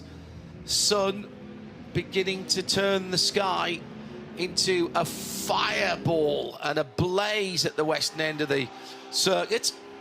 CP Racing going through the first corner. And Cosmo Pappy in the 95, Right very there. close behind, 5.2 seconds, closing down around about the last lap. Charles Esplanade, a 144.7, 144.6 for Cosmo Pappy in the Manamiri Energy by ABU Motors Porsche. So that gap has been coming down. Third place outright at this time as more cars Second in the place. pit. Second place, that will be. Battle for second and third. And some parts of the circuit now completely in shade. We'll keep our eyes on this battle for a moment before we go for an update with Joe down to Janetta into the pit lane and soaking up a penalty. The leader in the 992 Cup class. So that will be one we can chalk off. The battle for second about to be joined. Let's get down to Joe Bradley and find out what's going on at CWS Janetta before we get some side-by-side racing. Well, Neil Muston, who was sitting in the car while that job was being done, has gotten out of the car, and Colin's got in. Why has he kicked you out, Neil? Yeah, a bit of car failure. Initially, we lost power steering. It was an overheated belt, came in, fixed that, overtook the leader, put a bit of time on them, and then had an alternator fail. But it might have been caused, I had a lovely Porsche just stick it up the inside of the final, and then hit his brakes right in front of me. So we had a little love tap here. but this thing stops pretty well, so it's not a smart thing for Porsche driver to do. But other than that, I think we're back and running now. But it's basically an alternator. Ran out of battery, and luckily it cut out just here, so I coasted in. You got away very lucky with the front end, didn't you? It's just a little bit of splitter work. A bit more damage on the Porsche. Teach him a lesson. It's probably about €20,000 worth. Yeah. Is that what Colin's going to charge you for that? No. Well, it is a bit of a difference. I usually drive LMPs and Porsches, so driving this is just a fantastic car. It's remarkably fast. It's as fast as all the Porsches around the bends. It's a remarkable car. And it sounds fantastic. Has it got a different exhaust on what we've seen normally on it? Probably, yeah. Probably. It's allowed. It's probably supersedes all the noise restrictions here, but who cares, you know? Yeah, we love that. Thanks, Neil. We're going to get out of the way while they wheel the car out. So Colin White's now at the wheel of the Ginetta as it continues. So don't let them put Colin it probably out. wants to check out that it's fine and everything's all right, doesn't he? Yeah, thanks. I wasn't sure that bonnet was fastened properly, but that's been seen to. So a little bit of contact on that car with the Porsche at the final corner. Neil telling us that. And we saw the power steering issue earlier on. Now, back to this battle for second overall. CP Racing has it, and the Porsche team in third would like it. Yes. As they are on the circuit at the moment. Leader going down towards turn 2, and this battle going up to the final corner as Colin White gets it going. I like the extra airflow through the Ginetta by having the normally sealed rear screen just slightly pinged up a little bit in sort of Seat Cinquecento Abarth style. And that was to keep the engine cool. This is to keep get the drivers a little bit of airflow. Down towards turn 2 now. The number 85, with the headlights behind being the next car in the overall. That is the Porsche heading down there as Colin exits the pit lane. Now that car is not running cleanly. That car is not running cleanly, which suggests to me that alternator maybe is still not providing enough charge to get a clean spark, and the electrics aren't happy.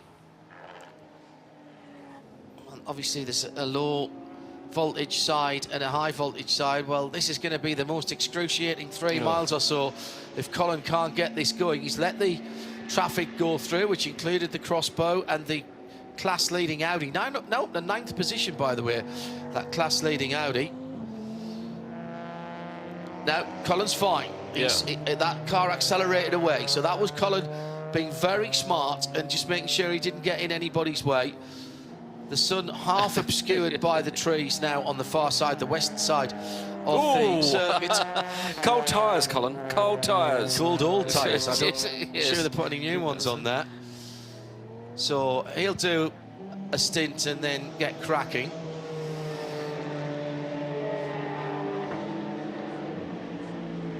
Now, nice bit of fast hands by Colin a moment or two ago, coming through turn 4, gets on the power. It's actually, that seems a lot more violent inside the car. Yes, it does. And the clever bit of that is not catching the first slide. It's making sure you don't have the snap back. The overcorrection. The other way. The Toto Verde G56 is in the pit lane, and Joe Bradley is looking at what looks like much more of a scheduled stop, Joe. Well, it looks like a scheduled stop, actually, with regards to Mike Simpson jumping out, Freddie Tomlinson now jumping in. It's the 795. This is the Ginetta G55. And we were talking about whether or not this car was a development G55 going forward into the new season. And Lawrence Tomlinson was confirming that. I'm just going to see if I can attract Lawrence's attention and see if he could... Good on you, Lawrence. I'm going to ask the man who knows the question. Lawrence, we've just watched the 795 pit stop. Freddie, your son, jumped in it. That's a development of the G55, you were telling me. What exactly are you developing on it? Yeah, it's a brand new car. It was a bit Lego. Chassis arrived in container, and the rest of it we flew in. And and the boys here have built it, done a great job, and it's really just a development run for us today. So we're really pleased with the performance of it.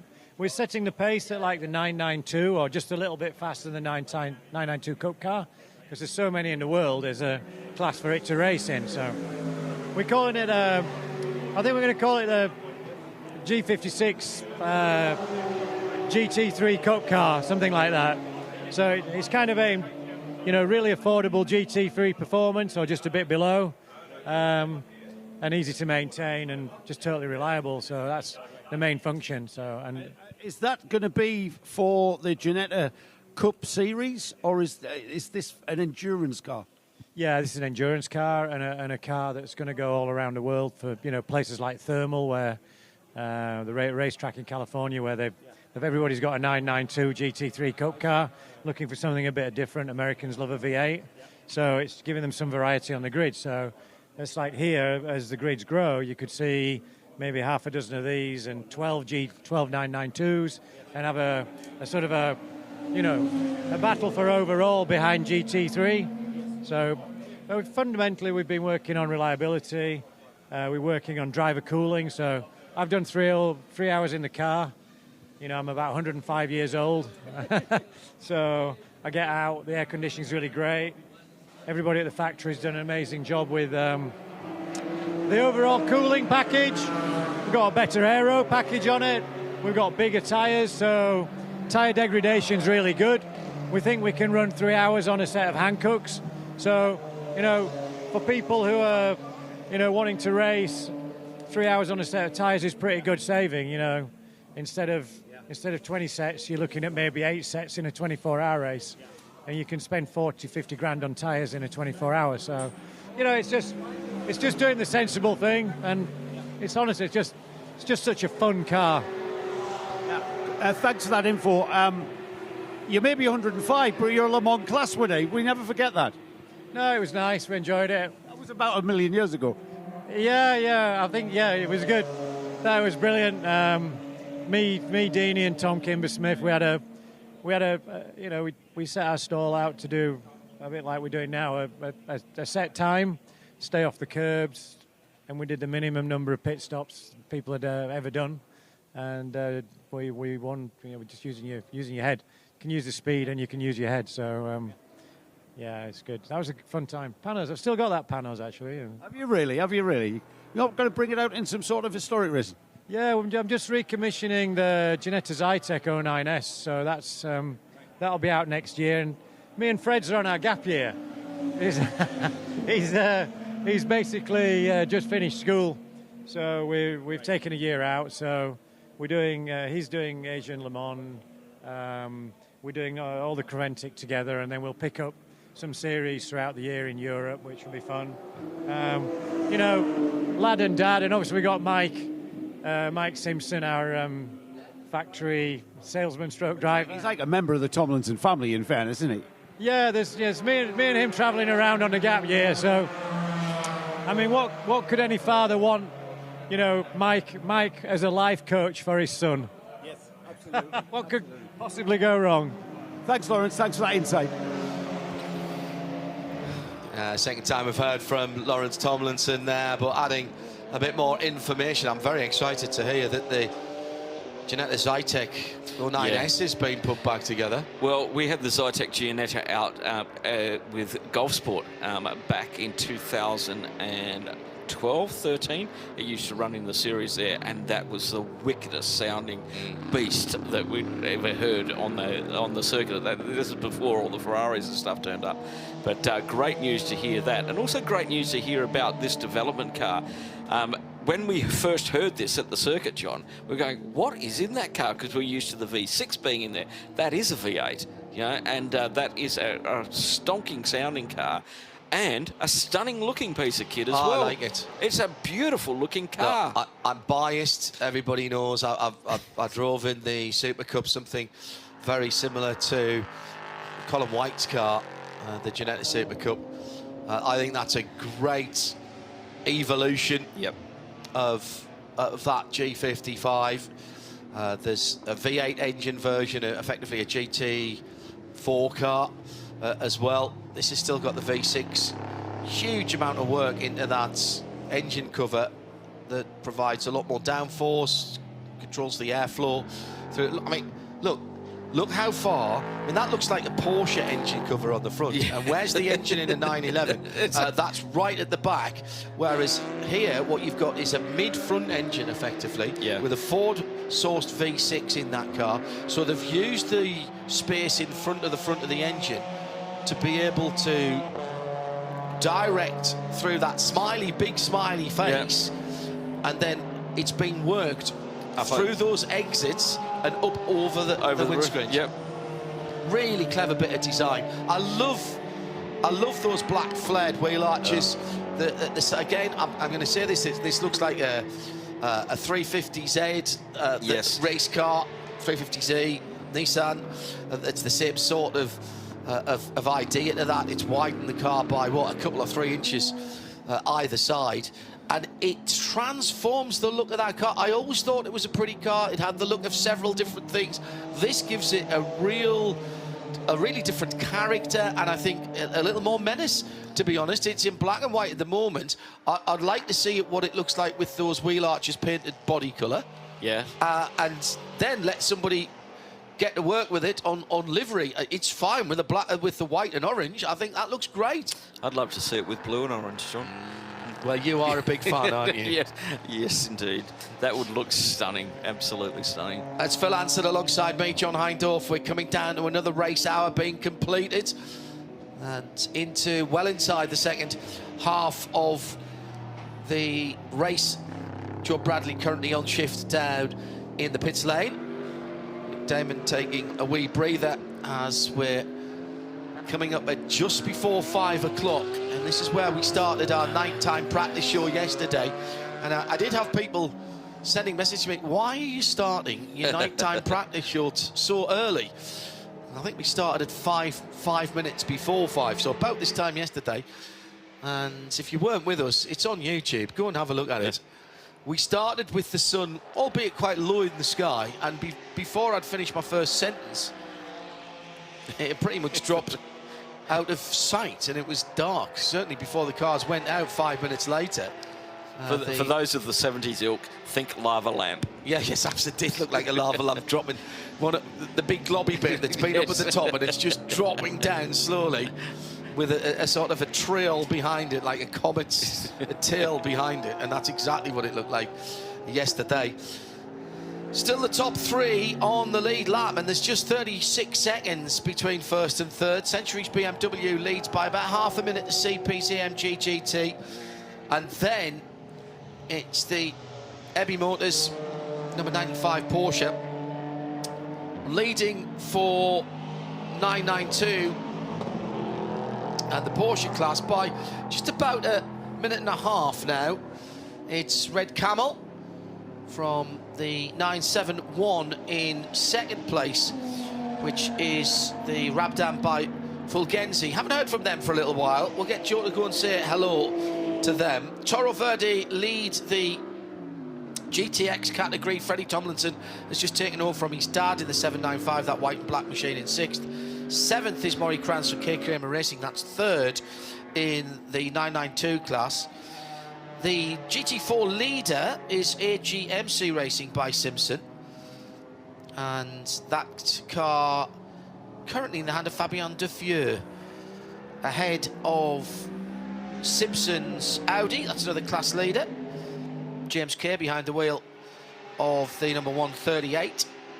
Century Motorsport BMW is next up, and that's 2nd in GT4.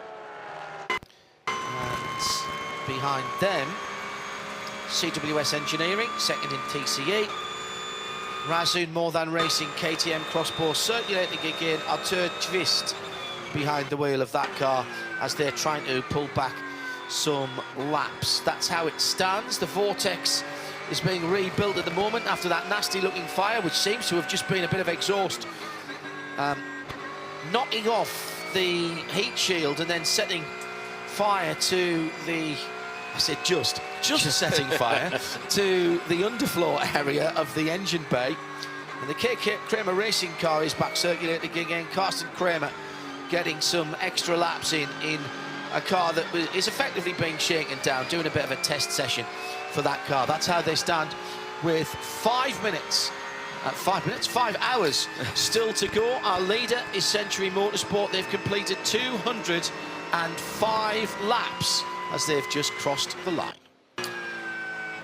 Riding on board with the 971 Saif Al-Amiri at the wheel as he comes through the quadrella of corners that now leads to the carousel, as the car lights now starting to have an effect on the track surface. And some of the wise old heads who've been around for a long time, done a lot of night driving, have informed us it doesn't matter when the sun goes down, the track stays the same. I beg to differ, because it just looks like completely different soon as that. Dubai, turns 3 and 4, no reference points. No, you got the walls are so far away, you lose all your different posts. Yeah, and you see all the trucks running down the road in front of it, and it just gives you a really false sense. You have that momentary, where am I on the track? You can't see any curbs, you can't see the lines. Yeah, here different. We have a lovely level of track lighting where you can see everything. It just makes it nice, and the way that they've painted the entry of every corner before the curbs white, which means your corner lights pick that up to give you reference point. It's just smart thinking by the people who designed the track, and a lot of drivers commented about it last year. Remember, we started at midday last year and finished at midnight, so we had half-half, well, around about 5/12 in daylight and 7/12s at night, with a reverse this year. So a lot more daytime running, a lot quicker, but as a couple of the drivers have said, they expect the track to get quicker as it cools down. It's still very pleasant outside. We're dropping into the mid to low 20s, and probably by 10 o'clock tonight into the high teens, which still makes it very comfortable. The drivers, as we saw earlier on, during the heat of the day, yeah, these cars get very hot. They have very little airflow inside them, because you can see from the Porsches, they don't even have a little side window hatch.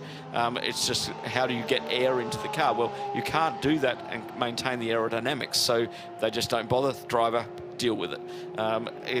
Is the way it works. And these cars can get quite hot. So especially inside with the 3-layer Nomex suit on, yeah, it's you can get stress, and it's great engineering from Gianetta. We'll just put an AC in it so anybody can drive it. Like, you can be a retired driver, go back, get your license again, and have fun in a car without the heat stress. And I think that's really important if you're trying to sell a series. Driver comfort. It's endurance. It doesn't have to be, enduring. It doesn't have to be a game show style of endurance. We're not trying to push people to breaking point. It's not. It's endurance racing. It's called endurance racing because it is endurance. It's not meant to be quick and easy. But hey ho. It doesn't. You don't want to be people to be in trouble, do you? No. In terms of their mental health or their physical health. But by the same thing, if it was dead easy, then the endurance part is for the car as well as the driver. But it doesn't have to knock somebody out. Starting to see one or two more bits and pieces on windscreens now. Rabdan by Fulgenzi. Feeding time for the insects. Yes, exactly so. Feeding time for the insects, sunset. They don't have clocks. And we just saw the 971 get passed by the 936. Now, that was an unlapping move. The 936 is quite a few laps behind the K. Kramer Racing Porsche on 196 laps, 200 laps for Saif Al-Amiri in the Rabdan by Fulgenzi car. So he's just let that one go.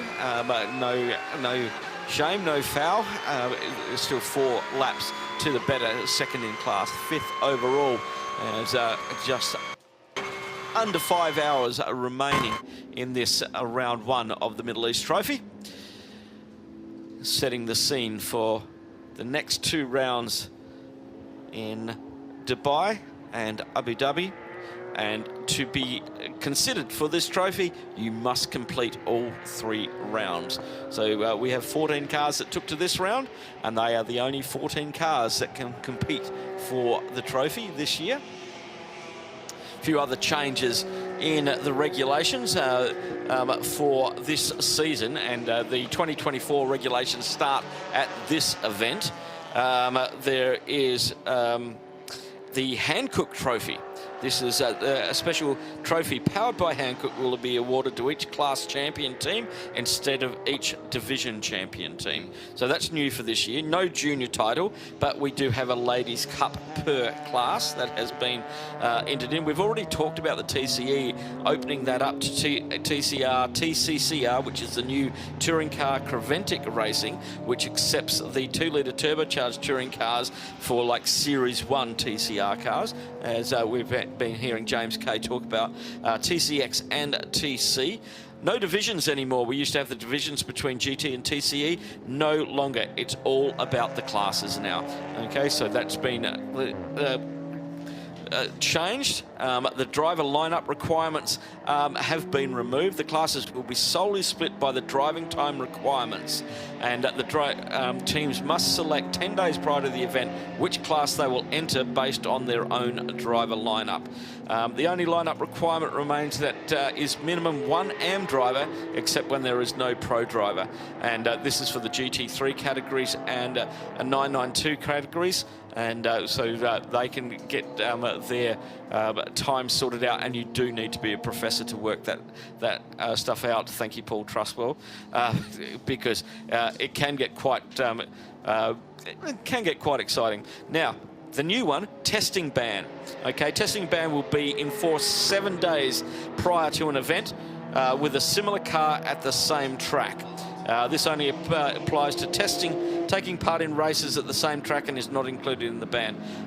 If you do that penalty, you'll start from the back of the class that you are in, side-by-side racing through the carousel. Penalty sums: if the sum total of all time penalties received is greater than 5 seconds, the total penalty amount must be served. Previously, time penalties less than 5 seconds did not have to be served in the penalty box. And we've already talked about the refueling to 25% and the code 60. No penalties to be served under that. And you might have seen when we're talking to the guys, if you're watching on the live stream in the pit stops, they're not wearing tabards anymore, but they have armbands this year due to safety concerns of the tabards being snagged on something. So that's been done. And the big one, which we haven't seen, but we may see in the first half, the race director may also issue a drive-through penalty for track limit infringements. I'm told that is an option. It will be used very sparingly. Yes. And only in extreme cases. I think that is the big stick. Yes, it is. To be honest. And hearing from the guys at CREVENTIC and Race Control that I'm not sure they think it's going to be a problem here, but they wanted that option in the regulations. I won't say it's the nuclear option, but it is certainly a big stick, because that would be a fairly draconian penalty. Yep. Particularly at some of the tracks that we have. Somewhere like Dubai, a drive-through is a lot of time, because that's a longish pit lane at the fastest part of the circuit. Well, if they put the 40k speed limit on it, exactly. It drops that down. You're 45 seconds in the pit lane just to get to the other end. Correct. And that's your penalty. Two of those, you've lost a lap. Exactly. Yeah. And so the only thing I haven't discussed with them, and we'll need to do this before Dubai, John, is to work out where can you do any refueling. No, you can't. You have to do the drive-through. That's a proper drive-through. No service, no nothing. Service, no nothing. Wheels must keep rotating all the way through. Yeah. No stopping at your pits, nothing else. And so that's, that is, as I say, it's a draconian penalty. It's there. It won't be used in anything other than extreme circumstances. I suspect that is somebody who race control are the race direction, in their opinion, is basically just not listening. Yes. And you can add your 10 up, and your 10 will become 20, and your 20 will become 30.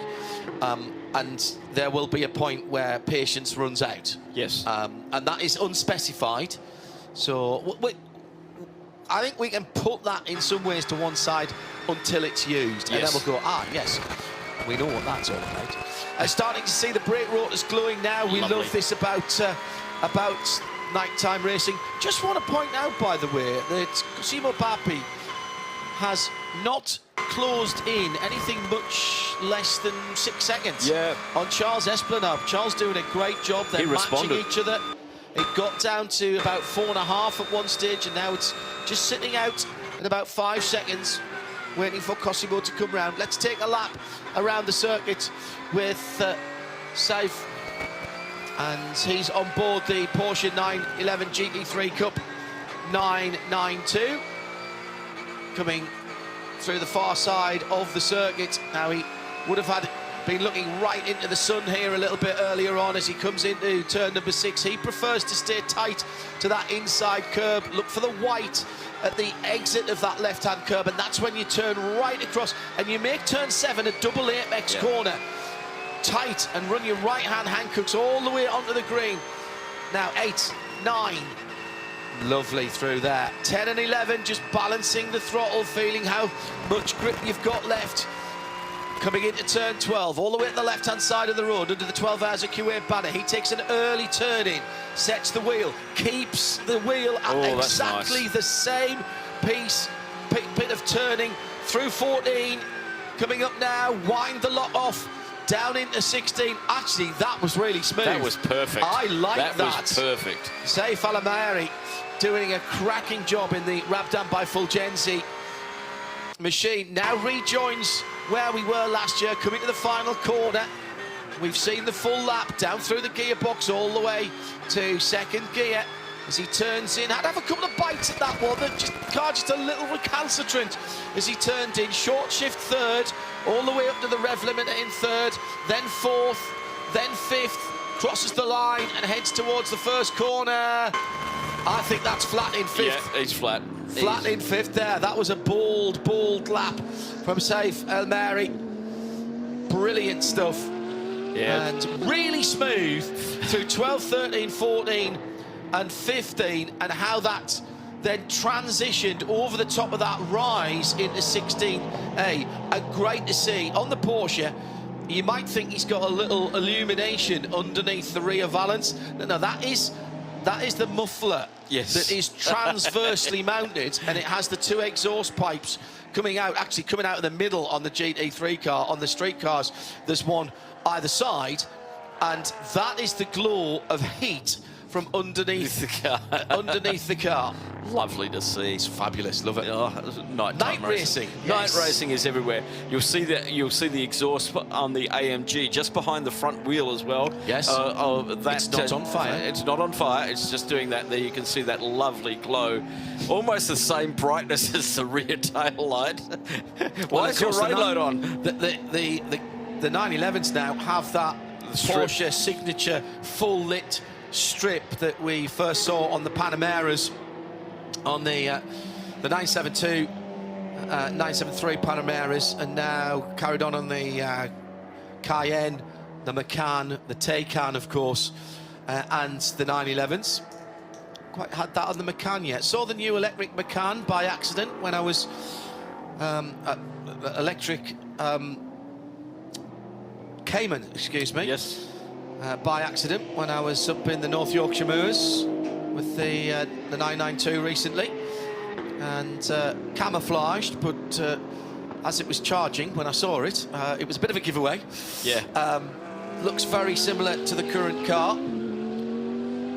And the next Macan, of course, also going to be full BEV. Although Porsche tell me they'll sell the current car with the internal combustion engine and the full electric car at the same time, to, as they describe it, to determine customer interest. and demand. So for a little while at least, you'll still be able to get an ICE Macan. Electric cars beginning to take off over here now. I've seen a few. There's quite a few. There's a large amount of Chinese electric cars out here flooding the market. We're in the top end of the market, of course. There's every version of Tesla. Half the Ubers in this region are Teslas. Oh, really? Yeah, in Tesla Green it's called. And what's the infrastructure like for charging then, Phil? Obviously, there's a lot of sunshine here, so you know, Tesla superchargers powered by solar, which I've seen in California. Yep, well, they have to do it in California, otherwise if they did it on the grid, it would brown the whole place out. That's true. If they don't have enough power as it is. But yeah, most of the service stations now that you pull up have been, you know, whether it's APCO or whatever the brand of fuel it is, they've already started doing that. You can also get hydrogen as well. As we know, Toyota are hedging their bets on the hydrogen market. That's starting to get some thing. 937, that's casted. Basically, they're just, yeah, I think we'll just put it away. Hot brakes, that's all that is at the front. But he's been out there for a little while now. The trolley dollies are going underneath the Porsche, and some more testing done. All about trying a few different pieces of setup, and the... Well, their main thing was that they have to get this car set up for the Hankook tyres. Obviously, where they've been running previously in Nordschleife, they've been running different tyres on the car, and so understanding what the tyre does and then getting that to work. BMW with the glowing exhaust exit just forward, just behind the front right-hand wheel as well. So again, don't worry too much about that. Don't worry about this car going, the 937 going back in. They've got a lot of work to do with that car in terms of a lot of competition for that car. They'll be doing the Dubai 24 hours, so setting up lights and just making sure that on the long run, that car is doing exactly what they're...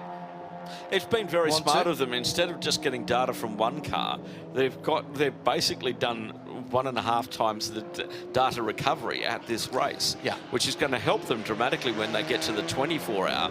You've got to remember it's going to be a much larger field, but there's going to be much more traffic. Understanding what the tyres are doing is great at the moment, and they're getting the baseline set up, sorted out. They're going to have a lot of test days at Dubai, as we always do, so they're going to have they're going to have the track time to get that car into the window where they want it to be. Let's head down to the leader in the TCE category and TCR, just been passed by the overall leader, actually, underneath us in the bright lights, floodlights of the main stand. That is the Simpson Racing Audi RS3.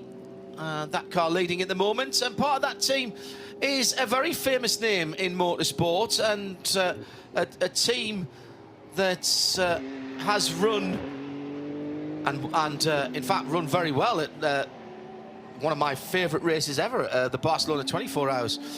Mark Lemmer's team running the Lamborghini. Well, there's another generation of Lemmer coming through to race, which will make Joe Bradley feel very old indeed, as he used to interview Mark as well.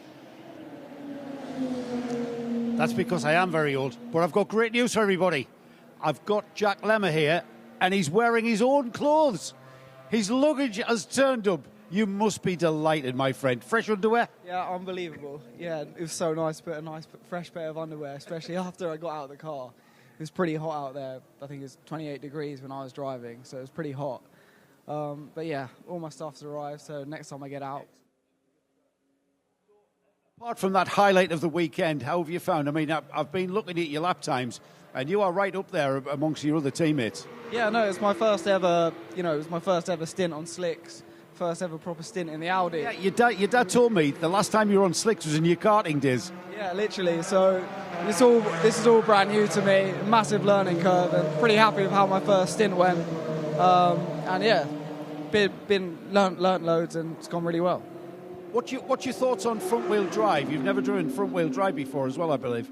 I've driven a Peugeot 206 Rally, a bit different to this, but yeah, driving front wheel drive is obviously very different. Got to be patient on the throttle and make sure you look after the front tyres.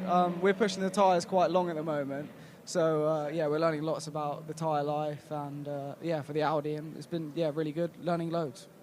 We saw the first set of tyres that came off the car, and they had been well gotten your money out of them. Are you guys still doing that? You're stretching the tyre life to the max? I think we've got new tyres now for the rest of the race. I think, yeah. But I had no clue the state of the tyres when Henry got out of the car. I had no radio in the car as well. So, I may have pushed the tyres a bit too hard in my stint, but no, I really enjoyed it. And, looking forward to get back out in the car later. I mean, the man behind the team, James Kerr, I mean, he's been racing much, much longer than you've been alive, Jack. What sort of information was he able to give to you about how to drive the front-wheel drive car? Yeah, I think obviously there's quite a few long corners around here, so just being patient on the throttle, that'll really help to keep life in the front tyres. Apparently hitting the brakes hard really takes some life out the tyres. So, just be careful on the brakes and get a feeling for where the limit is on the brakes. What's Jack Lemmer's future then? Here you are, you're at 12 hours of Kuwait. Is it the endurance racing route you're going? I mean, your family heritage is now very much embedded with your dad's team, Barwell.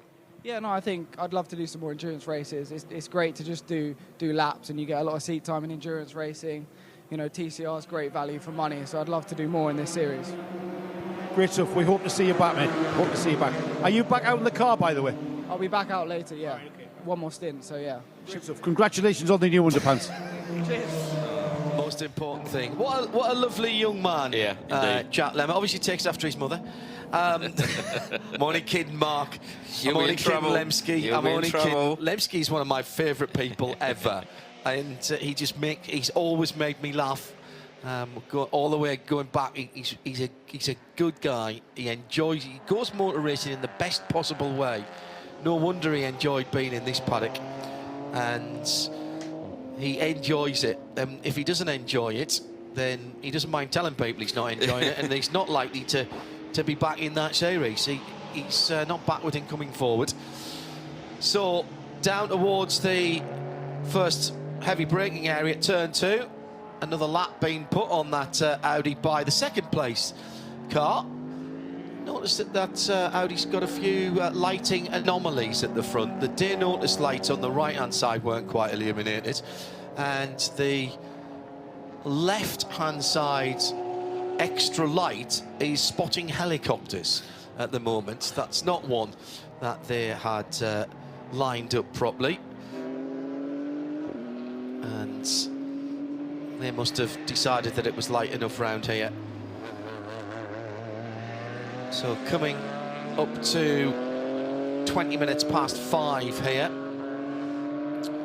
And it's dark. It's properly dark. It's full dark now. Yeah. In the space of under 20 minutes. BMW then leading. Lewis Plato just crossed the line. And it was 27 seconds the last lap around for Charles Esplanade. He's due at the line in around about 12 seconds or so. He's got 8.5 seconds on Cosimo Papi. So that's now starting to stretch out again as we're coming round to another set of pit stops. I think the traffic is playing a part in that. That's actually a bit of an elastic band, that one. Looking at the times, 44.5 for Charles Esplanade, Cosimo with the 44.4. They've been lapping within tenths of each other. Now, interestingly, of course, Cosimo took over from Fabrizio Broggi, who did just a short stint. He's struggling with his back. He only did 18 laps. So they are a little bit out of kilter with the other two cars in the top 3. So he's coming round to the end of his stint. He's done 33 laps, probably 4 or 5 more laps there. But that's, 8 or 9 laps more. Actually, it's 5 or 6 more laps than the two other cars. So he's in third, he's not gaining, and he has to pit first. And so that's going to drop him back again. It is, and also that'll be his 11th stop. CP Racing have only done 7. Okay, so there's 3 stops up. So their fuel strategy and their tyre strategy and their driver change strategy, with Fabrizio not being able to do full stints, it's forcing them to pit earlier. So that's possibly one of the reasons there that has been happening. But only 7 stops for CP Racing. Century Motorsport have got 10 stops done. That is...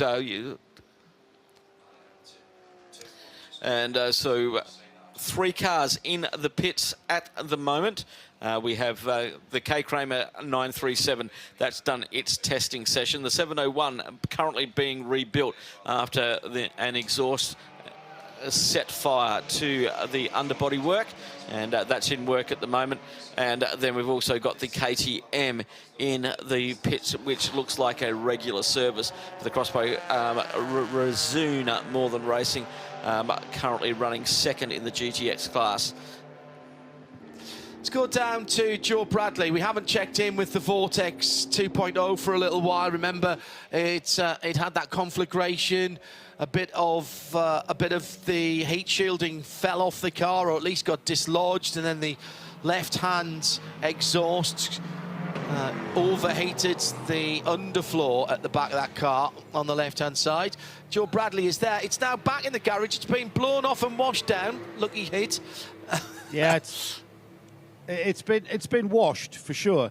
It's gotten a massive clean. The problem is the fire extinguishant literally gets everywhere, and you'd be foolish to just rush this job and get it out there. So they're going about their job of cleaning it down. They've got the new piece of rear bodywork, which is actually the diffuser section that goes underneath the back of the engine and underneath the gearbox, which is creating downforce. It's got new heat shields. I think what they'll be looking at is trying to maybe reroute that exhaust, which is not the job of a moment, but they're going to have to be very, very careful that that doesn't repeat itself. But this is the first major run of this new Vortex 2.0. So, you know, this is the sort of thing that you're going to find out, isn't it, over the course of what took them 6 hours to manifest. Clearly, the heat shield was missing when you were looking at that earlier on, and the other side, the heat shield was fine. So the question is, what happened to the heat shield? How did it get knocked off? Was it burned through? No, because you could still see the holes where it had been fastened onto.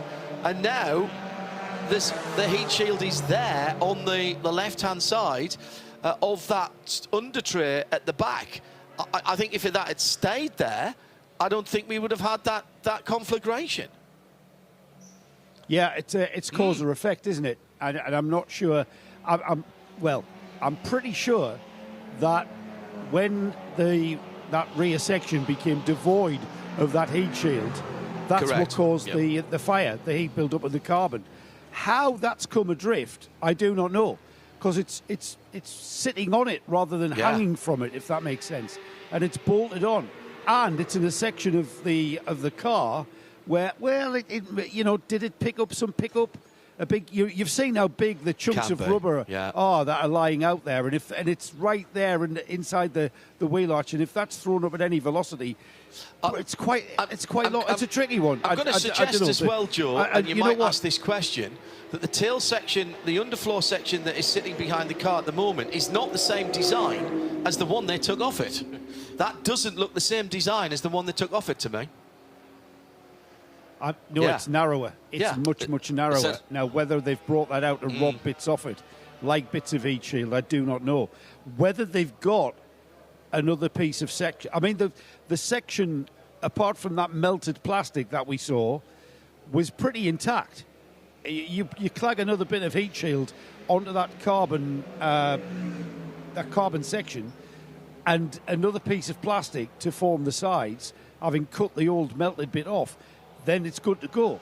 But that section that we were looking at there, that is not off this car. I think that's off the older model. Yeah. It may be, as you said, Joe, they don't have a new one, and they're going to make do and mend the piece that the mechanic is holding now. But that is not the same shape or design at all. There was a step up in the back of that isn't there from what we saw earlier on. And I'm pretty sure, I don't think I've ever kept spare heat shields in the truck. No. I'm pretty sure I haven't. I'm not sure I'd want to put the other one back on again, Joe. Yeah, I don't think I'd want to put the other one back on. That one's dead. Well, the other one's missing in action, isn't it? No, I mean the underfloor. Wherever that is. Oh, well, no, you know what? That looked pretty intact. The rear diffuser, you mean? Yeah, there was nothing wrong with that. Yeah, where it was damaged, you're gonna clag something, bit gaffer tape or something, clag something on there, then the heat shield goes Possibly. on top of the repair job, and I think you would be good to go. Not aerodynamic. Adrian Newey is crying into his Ovaltine at the moment. Oh, no, actually, it's not that late. No, he's crying into his... Yeah, we might see different aero figures, he's might we? crying into his notebook. Yeah, that's right. Damp pages in Adrian Newey's notebook at the moment. Well, for the aero figures. Smacking himself with a set square. Yeah, absolutely. Daniel Drexel behind the wheel of the delayed crossbow. Still second in GTX. That car sitting in 12th position. This is his outlap, so that car going again. They've had hub problems, amongst others. They've given the car a little wipe down. It's been off at turn 16A, the new section of the track at the hairpin. A couple of times it went off backwards, it's been off forwards. And there hangs the tail as well. They had a ABS sensor problem as well, which they sorted out. And good to see that red and white machine out there. About 30 laps away from the lead, so not doable in race time. Well, not if everybody else keeps running. Exactly, with just on pretty much right on 4.5 hours remaining in the second running of the 12 hours of Kuwait here at Kuwait Motor Town. And just keeping an eye on a few things that are happening out there and building a strategy towards the end of the session and the end of the race. Just looking at the aggregated laps by leaders. At the moment, Century's Motorsport have led 95 of the 223 laps. Manamari Energy by ABU Motors have led 91 of those laps, and CP Racing have led 33. So there is going to be, I think, John, a definite battle between the 22 and the 95 come towards the end of the race, even though they're running, and the 95 currently down in fuel for its 11th stop. I think that's going to be really interesting. The gap had grown out to 16 seconds between that and the 85 with Charles Espinal, who was just starting to clock in some very nice laps. As soon as the sun goes down, he comes alive. Interesting. And yeah, he was doing 143.881s. The fastest that car's gone today is 143.595. I think the real gap, because that would have been on his in lap, so we'd have already been in the pit lane for that. I think the real gap was about 8-9 seconds between them, and the rest is because he was slowed down. Cosimo was slowed down on the way in. What I don't know is whether he stopped at his pit as well, but you know, this is a standard pit stop, so he's going to lose probably 2 laps. He's been in for 2:15, so, and he's in fuel now, so there is the possibility he did get tyres. Well, keep an eye on that one, see if the driver does change when they leave the fuel station. You can see the exhaust there on the KTM as well. Another penalty being soaked up by the GT4 leader. 4:38. Got that at 18 minutes past 4 for their 6th offence of track limits. Heading down for a full service. Fabien Defieux on board at the moment. Driver change in action. Cleaning the bugs off the windscreen in the AGM-C Simpson Motorsport car. So 4.5 hours to go live from trackside. This is the first of 3 rounds of the 2023-2024 season for the Middle East Championship, part of the 24-hour series by Hankook. We've got Dubai and Abu Dhabi to come, and still plenty of racing to go here at Kuwait Motor Town. So that's AGMC BMW in the pit lane. No hurry here, there's no need for them to hurry. They've got plenty of time between themselves and the other G82 in this race. This is about race management at this point. No tyres for that car, as Joe Bradley notes as he heads out. Was that a driver change? Yes. We swapped drivers, but we didn't bother with tyres. Double stint. So the BMW must be really good on its tyres. Yeah, 12 laps of the distance between the two BMW GT4s, 206 versus 194 at the moment, as BMW in fuel. Only car in fuel at the moment, and an outlap for the 429. Ramid has been in the other in the second of the GT4, so both of them in the pits at the same time. As more cars coming into the pits now, and that's our leader, Lewis Plato, in the Century Motorsport BMW GT3, heading down to looks like a full service. Yeah, there's Hankook tyres there. We'll head to Joe in just a moment. That was a 35-lap stint. Joe Bradley? Yeah, just tyres. Lewis staying on board. Everything well drilled here at Century Motorsport, as you would expect. So, yeah, just working through. His two teammates standing at the garage door, just taking a watching brief. The tension's immense. They've just handed over the lead. And that's Lewis Plato getting back on it and back out. On the pit stop cycle, we'll just wait to see CP go through. And the last lap for Charles Esplanade, that car's fastest lap of the race. He's getting quicker. You said, come the dark. Yep, he gets quicker. They do their best work in the dark. Charles Esplanade then closing down the gap at the front of the field. He'll be due in next lap or the one after. Yeah. I don't think there's too much of an offset between the fuel mileage on those two cars. So 4.5 hours, 4:25 to go. Let's start to do a little bit of back counting. The leaders, for the sake of argument, they're doing an hour. Yeah. They're doing an hour between pit stops. Yep. 34, 35 laps. So let's call it an hour. So unless there's the intervention of a code 60, somebody is going to have to, well, both of those lead cars are going to have to do a half a stint somewhere. And it might come down, of course, at that point to whether they feel they can do a stint and a half on a set of tyres. As the track gets cooler and rubbers in, yeah, there may well be the chance. But when I'm looking at the stats at the moment, 98 lead laps for Century, 91 lead laps for Manamuri. Yeah. So that's going to come down to the end of the race. But the only lap that matters that you lead is the one right at the end. Exactly. The one where the bloke's out with the tablecloth. Yes. You know, that's the only one that matters. At RSL_studio, let's have your thoughts. People coming back in maybe in the UK and Europe after a Saturday afternoon of shopping or Saturday morning out, coming up to 25 minutes before 4 in Europe, 25 minutes before 3 in the UK. Those of you in the US may be joining us now on a Saturday morning. Still over there. East Coast, the West Coast getting up as well. Joe Bradley down in the pit lane. I didn't realise I was on. I was just going to talk football with you off air. Well, I'll say it if you want. It's a good result for us, that. 2-1 against West Brom. And Leeds United at home on Tuesday night. Yes. And then we've got Leeds on the telly on next Sunday, I think. I've got Leeds. No, Leeds Tuesday night. That's on the telly then, I think, as well.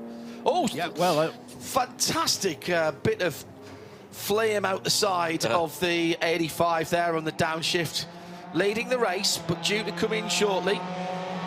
Just over an hour now into his stint is Charles Esplanade. They do get very good mileage, and it's not coming in this time around.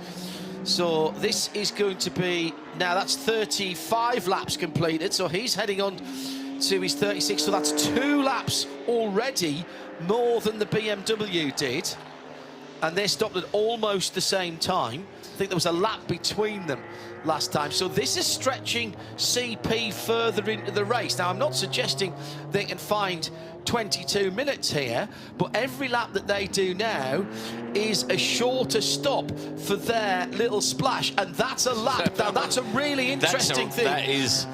That's the second place car behind the leader, having just come out of the pits. New new tyres, and we've seen this story before, Phil. This is the third stanza of this story, John, as they get it down to battle. Charles Esplanade, 227 laps, 225 laps on his outlap. Lewis Plato at the wheel of the 22 Century Motorsport BMW, and a little bit of traffic now starting to come into play in front of them. Now, let's not forget that Charles has been doing that car's fastest laps of the race in the last few laps. The Ginetta is right there. Does Charles take the chance? He does. He carves his way through. Oh, that was really nice. Got him at 12, 13 and 14, and the chasing machine of Lewis Plato can't get through. And so, now does he peel off into the pits this time, or has he got enough fuel for one more lap? But this is really interesting, because clearly now this comes down to the pit stops as to how close these two cars are. They were about 8 or 9 seconds. No, there's going to be another lap. Wow! This is 3 more laps that the AMG has been able to do. So I am not suggesting at all that these drivers are slow, but fuel management, lift and course, tyre management, traffic management, and at the moment you would say that is just gently swinging at this point towards Century Motorsport, away from Century Motorsport rather, and towards CP Racing. But what a battle we're going to have here in the next 4 hours and 20 minutes, Philip. Yes, indeed. The thing that I see is that both Century Motorsport and Manamaori are both on 11 pit stops. CP Racing are only on 7. Yes, but don't forget they bounced into the pit lane a few times. We had probably, I reckon there's about a pit stop and a half gap at the moment between the teams, which is only getting larger. When we talk about how long they're spending in the pits, 2.5 minutes, that is significant, especially now that he is 2 laps up. By the time you've done your stop and changed your tyres and driver and filled up, you're talking the better part of 2 laps. Yes. In fact, it is 2 laps because Century Motorsport were 9 seconds ahead when they came in. They're now 2 laps and 3 or 4 seconds behind. So it's 2 laps to do a full service. And now we wait again with bated breath. Joe Bradley's down in the pit lane waiting in the vicinity of the 85 pit. And no! Wow! Oh, this is brilliant. So here's what you've got to ask yourself. What did they do earlier in the race to bank up fuel? So were they doing those short stops and just not using the fuel? So if I look back, Charles is now on his 38th lap in this stint. Joe Foster did 40 the stint before, 38 for Charles Putman. Shane Lewis did a stint of 33 and then 5, but let's not forget there was some yellow in that. So that was 38. So they were playing the percentage game there. Now going past the LMP2, 992 Cup class leader. And that's another car between himself and Lewis Plato. So I reckon potentially another couple of laps here for CP Racing. Now, let's not forget that CP are in a slightly different class. As it stands, they're all GT3s, but they're GT3 arms, so they get a slightly different fuel allowance, don't they?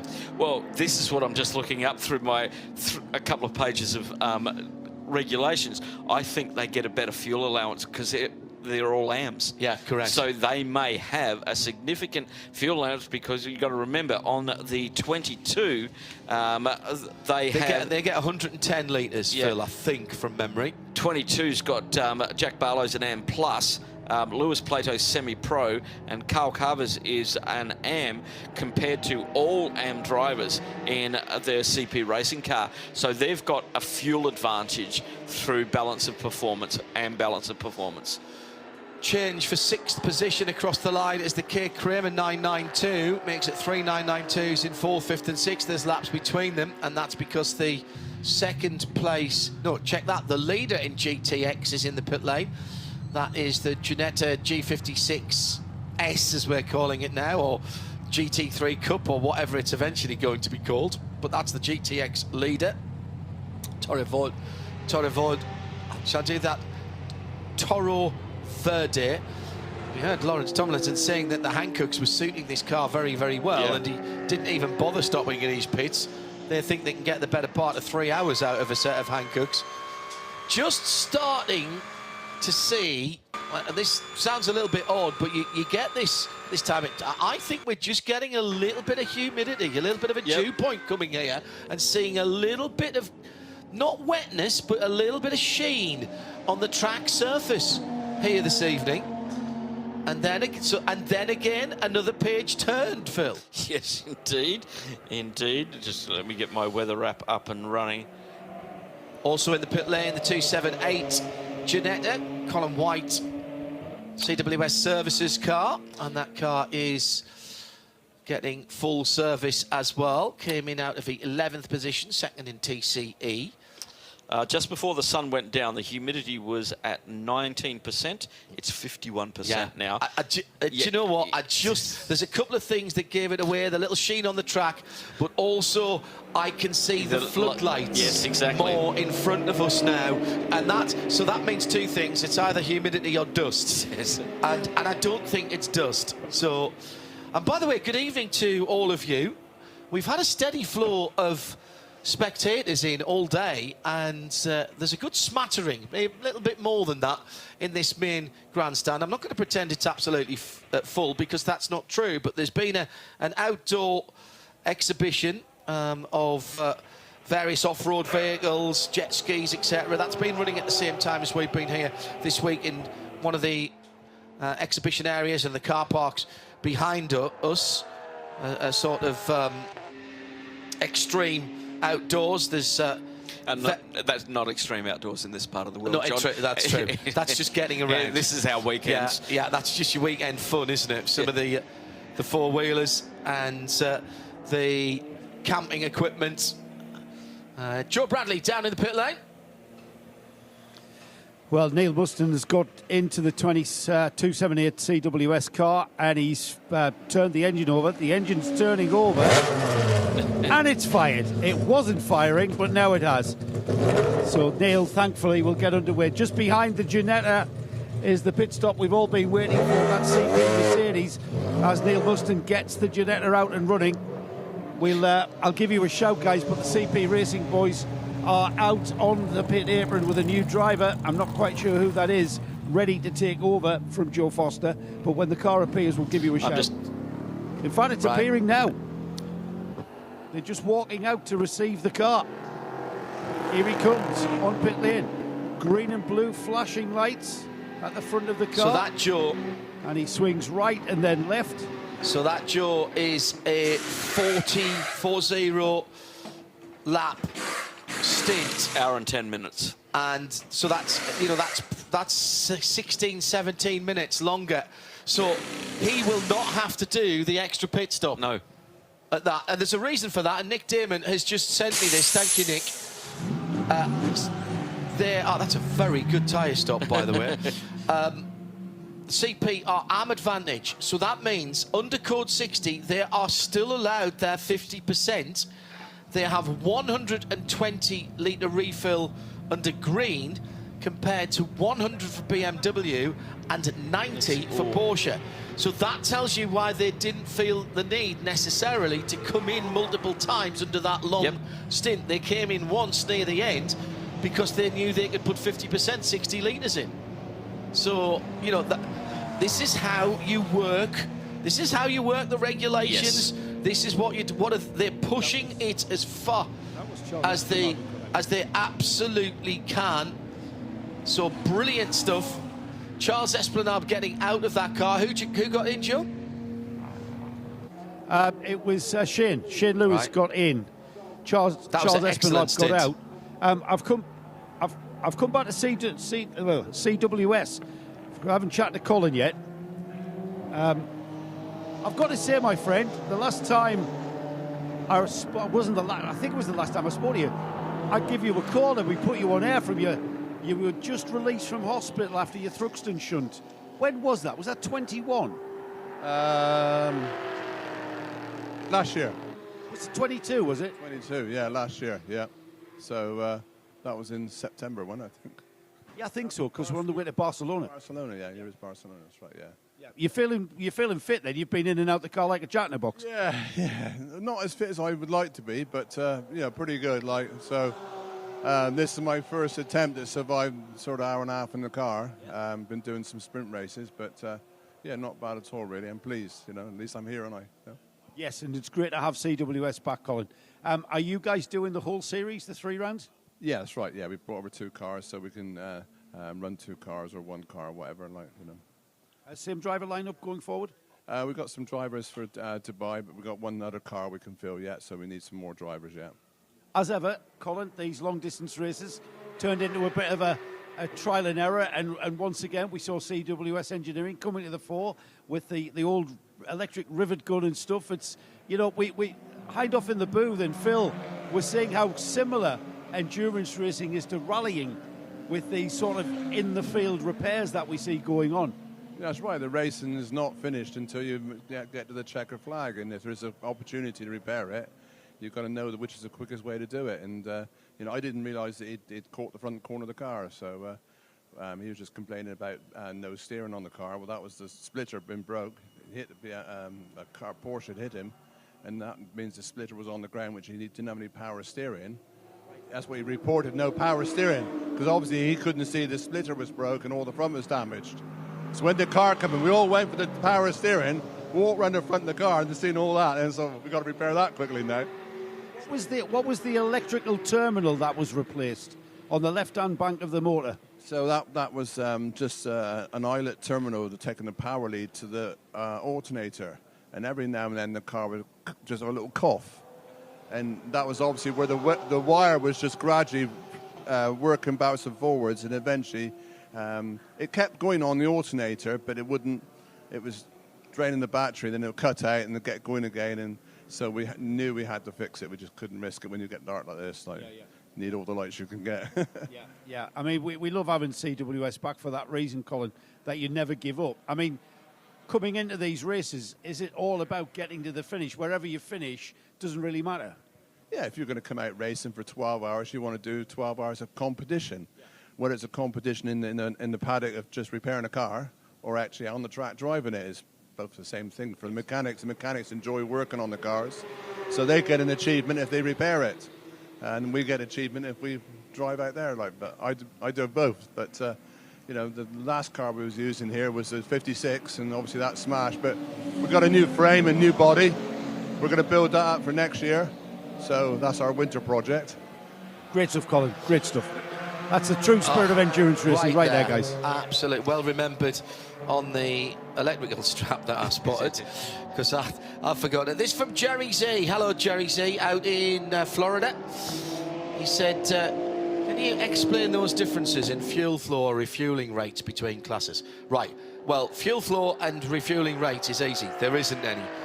At the end of the pit lane, when you see the cars pulling in, they are pretty much like the standard pistol grip gas pump, as you guys would say in Florida, you get at your local service station or your local supermarket or whatever.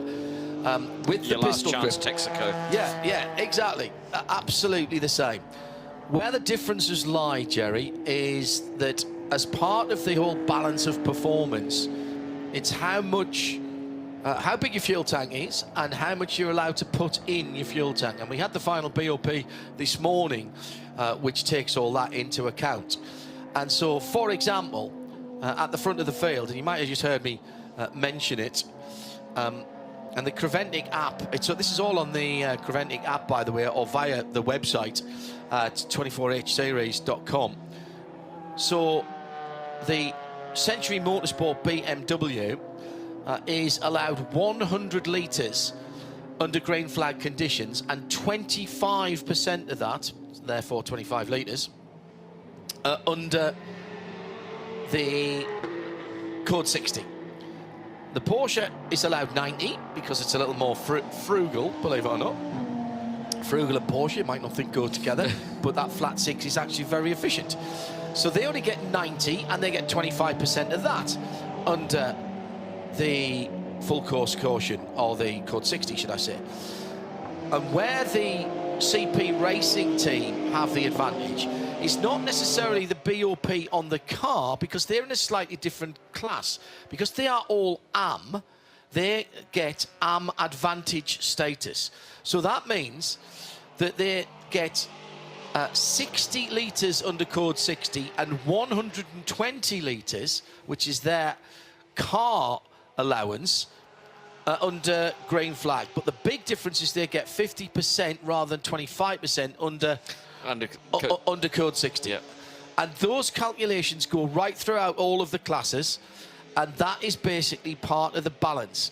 So what you've got, if you've got a set of good AMs, who CP absolutely have got a set of good AMs, all of their drivers classified as AMs, and if you can be steady, not make any mistakes, ring a few extra laps, maybe a couple or 3 extra laps out of what you've got, because the extra fuel is not necessarily to give you extra laps, it's to give you parity with the other cars on your fuel burn. And I'll come back to that in a moment, because we've got the 714 off just after turn 11, and this is once again the Milwaukee crossbow out in the darkness. Easy car to spot, Daniel Drexel, second in GTX, but he's moving again, so that's all right. Yeah, the extra that they've got, the 120 in that AMG, that would be a Merc thing. So any other Merc would have 120. All the GT3 Porsches would have 90. All the GT3 BMWs would have 100. The big difference is in that Code 60 refill. Because they're AM advantage, they're allowed 50% to 25% of the other classes of cars, and they have used that to their advantage in terms of how they've burned their fuel. They're clearly very good at fuel saving, because they're getting an extra 15, 16 minutes out of a tank. Yeah, 4 pit stops. That's a lot. And right now, that means when we were looking half an hour ago at what we had to the end of the race, the Porsche and the BMW have to pit every 55 minutes to an hour, depending on how much yellow or Code 60 is. But on a full green, you're talking about 55, 56 minutes. Whereas the AMG, the number 95 car in, the number 85 car in third place, they're only pitting about once every hour and 15 minutes.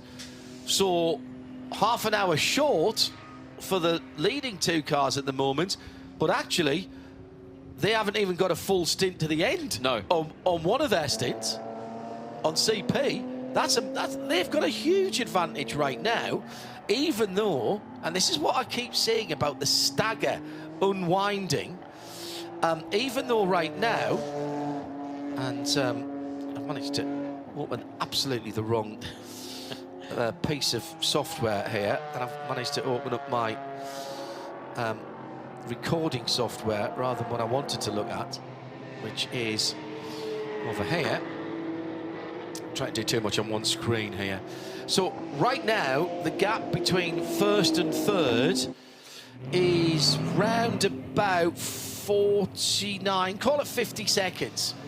50 seconds. But even now, I'm seeing CP Racing saving 1 whole pit stop, which is 2 minutes. 2 minutes, exactly. 2 minutes plus. So they've got a huge advantage now. If we had an AI program that was running that said, what is the virtual race right now, they'd be a lap and a half ahead. Exactly, yeah. On what your countrymen who call Repco supercars, what they would say on fuel-corrected positions. Yes. Brilliant strategy. This is why I love endurance racing. It's just, what do you pick to run? You've got 10 days before the event to tell CREVENTIC what class you want to be in, AM, Pro, and with your drivers. And they just did the right things. And yes, they've had this quadrilla of drivers for a considerable time, but they do the job. They looked into one good pit stop because they had a Code 60 just as they... I mean, literally, they were in a lap or maybe 2 laps of needing to come in anywhere. And so that actually saved them a bit of time. But other than that, they've executed. They've absolutely executed. You want more details, by the way, the CREVENTIC app. Go and search for that on the App Store, or go to 24hseries.com. All the timing linked from there, or go direct to livetiming.getraceresults.com and look at the area of that website for the Hankook 24-hour series. Thank you to Nick Damon, by the way, for pointing me in the direction of that. Jerry C, thank you for your notes. Hope you're having a good Saturday. I had to think where we were there. Exactly. The weekend has moved around in this part of the world since we first started coming. I find difficulty with it just coming here a couple of times a year. Those people who've lived here are still getting to grips. It used to be Friday is the holy day. Now that hasn't changed. It used to be Saturday was Saturday and Sunday was a day off as well for most of the time. Yep. But Sunday's now a work day here. Well, in this part of it, in Kuwait it is, in Bahrain it is, in Qatar it is, in Saudi Arabia, in Dubai it is not. We changed over. Remember when you came over 24 hours ago, guys, sorry, the weekend has changed. They announced it a month ago and changed your life, literally. It's all to do with business and, you know, running a country that is literally a business as well, that you need that. And it deals with Europe a lot. Yeah, it does. Of course. The It does. UAE in particular deals with Europe a lot. It does, and change is afoot in the region. Jerry Z, just come back. I like how you get the 25-50% code 60. It makes the race less dependent on taking advantage of other people's misfortune. Makes it more about strategy and on-track battles. And Dave Alcock says, can I just say thank you very much indeed for CREVENTIC for making their app freely available to fans. On the Kuwait 12-hour broadcast just been mentioned, it pulls you in the world of the teams. And hi to Blurfeen, tuned in live from holiday in Puerto Rico, listening and watching down there. He's got lovely weather as well. The sun hasn't gone down there yet. 4 hours to go. We're heading into the last third of the race. Here's how it stands. Century Motorsport have round about 27 seconds on the field at the moment. Manamauri Energy by EB Motors, excuse me. Sergio Nicolay behind the wheel there in second for Porsche. And in third position, the Stars and Stripes flying proudly over the 85 pit. Shane Lewis behind the wheel of CP Racing's GT3 Evo of AMG. But remember what we're saying about the corrected fuel there. That could easily go and change around. We'll see what happens in the next 4 hours. I am really excited about this. I think we're going to have a close finish. The 909 in fourth place, running under the flag of the Netherlands, and with 3 Dutchmen and Swiss. Fabian Dans joining the Breukers family outing. They are leading GT3 Cup for the 992 versions of that car by, well, actually, it's a little bit out because Rabdan are in the pits at the moment, but they were leading by a couple of laps at least. And Rabdan in second in the 971, and in third in the 992 Cup class is the 936. Between them is the leader in GTX, Toro Verde, Freddie Tomlinson, driving that car at the moment in 6th position. Then the K. Kramer Racing, as we mentioned, Michele Di Martino in 7th. 8th is the best of the GT4s, as we've got somebody off at turn 17. I'll come back to the moment. Best of the GT4s in 8th with AGMC. Then the leader in TCE, TCR, Vasily Vladikin brought the 138 Simpson Motorsport Audi in a moment or two ago. That car is now in fuel. Then it's Century, second place in GT4 in the 429 BMW. Colin White Engineering, with a bit of Colin White Engineering as well on the front of that car, with a properly tacked on piece of metal and a few pop rivets. Neil Mustard behind the wheel of the G56 Ginetta. Then the Crossbow, which is running again. Yes, it is. As is the Vortex back out. That one sneaked back out again after its fire What we don't know is what the underfloor looks like and which version they put on. The K Kramer car's been going in and out of the pits, doing a bit of testing. So with just under 4 hours to go, Century Racing and Lewis Plato leads by 28.5 seconds. They've completed 239 laps.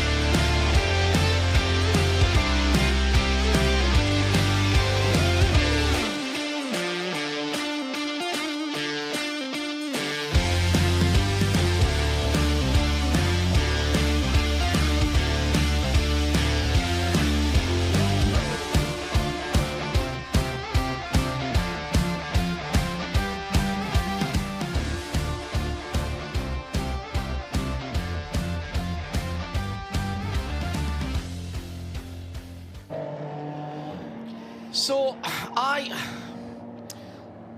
I'm now thinking to myself, what do the top two have to do to wrest back an advantage or try and square the advantage at CP? And I don't know what that is at the moment. I'll have a think about that in a sec after we say good evening once again to Nick Damon, who's rejoined us in the pit lane and who has the 992 class leader, the Red Camels, in the pits.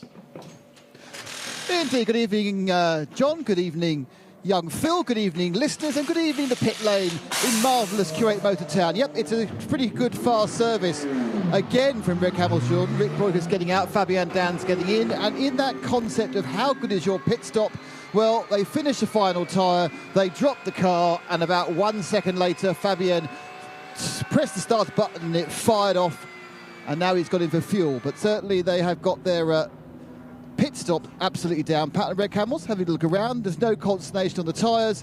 Brief conversation, and we'll go and have a quick word with Rick. Actually, Rick might be having a quick word with Rick straight away, actually.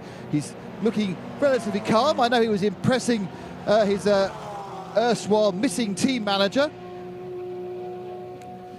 Rick, is Kuwait Motor Town even more enjoyable once it gets dark? Yeah, it's a different circuit. It looks it's quite dark. It's quite hard to find some of the apexes.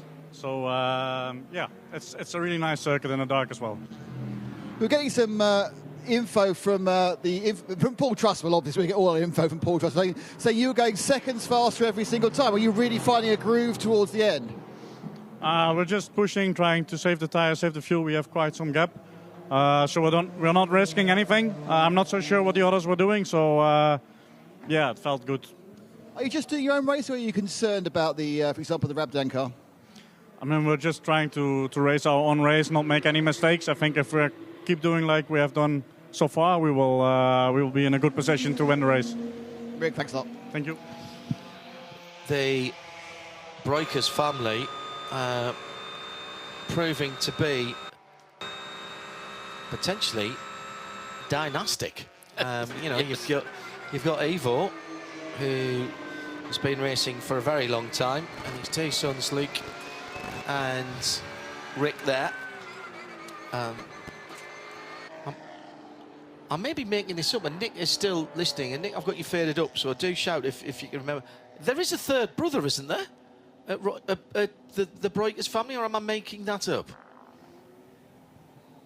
I don't know of one. Is there a daughter? Well, maybe I'm just thinking of the... There's a mum. Obviously. Well, maybe I'm just thinking of all three of them in the car together, actually. Maybe that's yes, what possibly. it is. next time I'm down there, I'll ask Evo about his. I want a complete list of your progeny, Evo, plus the class of license they have and where they intend racing in the next year. Exactly right. Thanks, Nick. Nick Damon back with us in the pit lane. Phil Anson, John Hindhaugh in the booth. Joe Bradley availing himself of the phenomenal catering. I'm actually, you know, it's been a quick in and out for this. Quick in and out for this one, and I'm going to miss the catering. Huge moment for the Audi front-wheel drive car, and the back. It's leaking fuel again. Now I think some of that is bouncing back onto the right rear tyre, and that's coming out all the time now, Phil. That's even through the right-handers as well. Meantime, the leader in GT4 is in the pit lane. Whoever's driving that Audi, that was a phenomenal save. That's only 12 laps from Toro Verde. Just 12 laps, Nick, and you've got the white Ginetta back in with you. Yeah, the GTX leader, Toro Verde 795 G56 Cup has come in, and there's a huge amount of smoke coming off the left-hand bank. Now, I'm not sure. Smelled quite... I'm trying to see whether it's actually... Maybe the smoke could just be brake, but they are having a very, very intensive look with an iPhone torch, yes, at the left-hand bank of this engine. Nick. V8, well, it's got 8 coils on it. Oh, Mike's here. Mike, any idea what the problem is? No, we've had a little oil weep all weekend, which isn't a problem, but I think we just lost the power steering belt. So it's super dirty offline. Freddie said power steering went, so hopefully we get another power steering belt on and we're back out. So it's not a nice job, though. It's quite with the heat around it. It's interesting, we've had quite a few auxiliary belts go here. Is that just a coincidence, or is there anything perhaps in the way the track runs that could load up these units? It's just debris. It's so dirty offline. I mean, the front of the car, you know, if you get a small pebble, anything there in the wrong place, and it'll just jump a belt. So, yeah, everything's well protected there. So, I don't think the belt would have failed, but we'll see. If it comes out in, if it's just slipped off, then it was down to a stone and it's jumped off.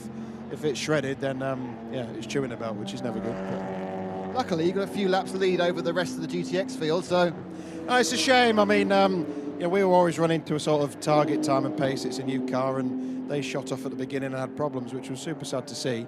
But no, yeah, it was all looking pretty sweet. So hopefully we'll be back out soon. I don't fancy doing a few hours without power steering. It's a heavy old girl like that, but yeah. Okay, Mike, hopefully it's a very short one. Thanks, mate. I think I may have misspoken earlier on, because the 56, of course, is the V8 engined car, which is why it sounds so different. That's why it sounds awesome. 500 horsepower V8. And it was something that Colin said, actually. He said, yeah, you know, they wrote off their 56. Now, the 56 that here is a development, an Evo of that, but it is a Ford-based V8 engine. And came out a couple of years ago, 2021 maybe. Certainly in the GT4 version of the car. And it's a phenomenal piece of kit. Always has looked good. But now in this revised format, shall we say, it's really come of age. 6.2 litre V8, 500 horsepower, 1,250 kilograms. Top speed, well, how fast do you want to go? That comes down to gearing, doesn't it? To be quite honest. Some substantial changes in that car since it's been launched with a bit of Tarantara a couple of 3 years ago. Described as a Ginetta 6.2 litre V8 dry sump racing clutch and a 60-hour Ginetta warranty, and with a FIA approved tubular chassis and integral safety cage, 130 litre fuel cell, power steering, X-Track transaxle with paddle shift, pneumatic paddle shift, and pneumatic air tracks as well. And you can have it with 5-stud wheels fixing and ABS. And the optional extras include an LED endurance light package, centre lock conversion, an unrestricted engine, and a larger rear wing, and what they call the Cup package. We shall find out from Lawrence what they think they're putting at. 500 horsepower, I think, is adequate, and something 1,100 kilos. Yeah, 1,200 kilos, absolutely right. Let's go back to the battles in the field, or at least check in with some of the leaders. It's Fabien Dans, who has replaced Rick Breukers in the Red Camel Jordan.NL 911 GT3 Cup car. Looking at the front of the field, Century and Manamauri both into the 20s, 21 laps by the leaders, 24 laps by the Porsche, 13 laps by CP Racing. So let's just, this is a bit of a piece of paper, back of a envelope type of calculation. But the last stint, or this stint rather, for car 85 started, give or take, 25 minutes ago. So they've got about 55 minutes to go, which will take them to where? It will take them to 7:10. Okay? Yep. Then the next one will take them to about an hour and 15 from that, so that's 25, 7:10, 7:25, 8:25. Then the next one will take them to 25, 30, 40, 9:40. They're going to have a 20-minute dash at the end. They're just going to have a splash. Whereas the other guys, they will be coming in around about almost exactly 20 minutes, 21, 22 minutes. So that will be round about, let's call it 25 to the next hour. That's 25 to 7, 25 to 8, 25 to 9, 25 to 10. So the last stops will be about the same time, but the CP racing car will have done one stop fewer between now and then. Which is 2 minutes. Which is 2 and a bit, it's nearly 2 laps. Yes. So they don't want any code 60s right now. No. They want this to run as clean as possible. Yes, they want it to be a very green race from here to the finish in 3 hours and 43.5 minutes. There will be, in that case, I can't work this out without more pieces of paper. But there will be a stint that CP do where one or both of Century Motorsport and Manamauri Energy by ABU Motors will stop twice within their one stint. And that's when it will all swap round. That's when it, yes. But I can't quite work out where that overlap will be. I think it might be the next stint. Not the one that they're on now, but the next one. But we'll see it. We'll see it change if it stays green. So the guys at CP are going, stay green, stay green, stay green, stay green, stay green, stay green, stay green. As you would, and once again, just brilliant strategic planning, the right driver lineup, going into the AM Plus and get the AM advantage, and it just helps them everywhere. Ian McCarthy says, I like this, it's endurance racing without a solid pit strategy, a fuel's errand, if you will. He's on his way to the cloakroom to get his coat now. Don't forget your hat. Thank you, Ian. Very good. Disagree, or did I get me sums wrong? I'm not sure. But shout up at Specutainment. I love this. This is why I love this form of... Look, I love racing. I I'd watch. You watch marbles race. I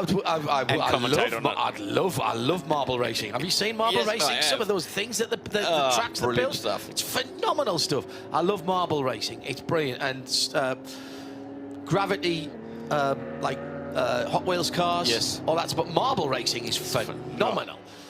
Yeah, absolutely. But there's something to me about the uncertainty of where we are now. There's always uncertainty in racing. Somebody can break down.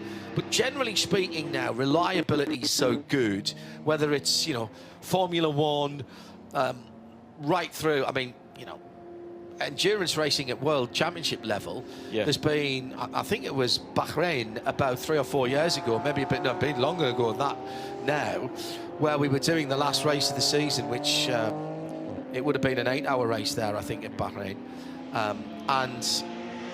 Paul Truswell was very disappointed because they all finished. Yes. And that's not what that's not what endurance race is meant to be. It's meant to be attrition, which I kind of understand it, but it tells you how far that's come. We talk about GT3 cars blithely. Now, they've developed and they've developed and developed. It's not that long ago that there were not much more than a street car with a cage, and certainly GT4 cars were. Most definitely. The Aston that I raced back in 2017. Now that's 5 years ago now. That still had a sport shift gearbox. So that was a torque converter gearbox programmed to work like it had gears, because that's what the road car had. Yeah. And GT4s have come on massively, and so have GT3s. But to have these cars that have their roots in street cars tells you all you need to know about the reliability of street cars now, and the tolerances of street cars, particularly in machine components like engines, suspension, etc., etc. You're running to tolerances that's not even a generation ago. Tolerances in a street car that a generation ago you would have been impressed to have seen in a hand-built bespoke race engine. Yes. What do you remember? We used to call, have you had your engine blueprinted? Yes, blueprinted. I remember doing that to my 186 Holden engine. And that means all the tolerances taken to exactly the manufacturer's specification. Yeah. And you'd be surprised how often those things were nowhere near on a street car. Not now. And it's repeatable. Christopher Zirkling back in the 971, clipping the curbs. You can hear the little rattle as he goes across them. Coming through towards this quadruple right-hander. And now he'll open out the steering wheel and come down through the gearbox to second gear for 16. Well, I'll tell you what, Phil, I didn't know how I felt about 16 here, the new hairpin, but it's added a different dimension. I'm still not sure how I feel about it, but it is distinctively different from the circuit that we raced on last year, and I think with this amount of cars, that's made a difference. Let's stay on board with Christopher Zirkling, listen and watch across the start-finish line, 1,000 metres from the finish, the exit of turn 20 and 19 as it is this weekend. That was flat through the kink at turn 1. Now down towards turn 2, drag strip is on the right-hand side, still flat. Now lift, down through the gearbox, 6th, 5th, 4th, 3rd. Third? Yes, third in the GT3 Cup car. Took a bit too much curb on the inside. He rattles the outside curb over the top of 3. Gathers it all back up again. Pretty neatly through turn 4, 5.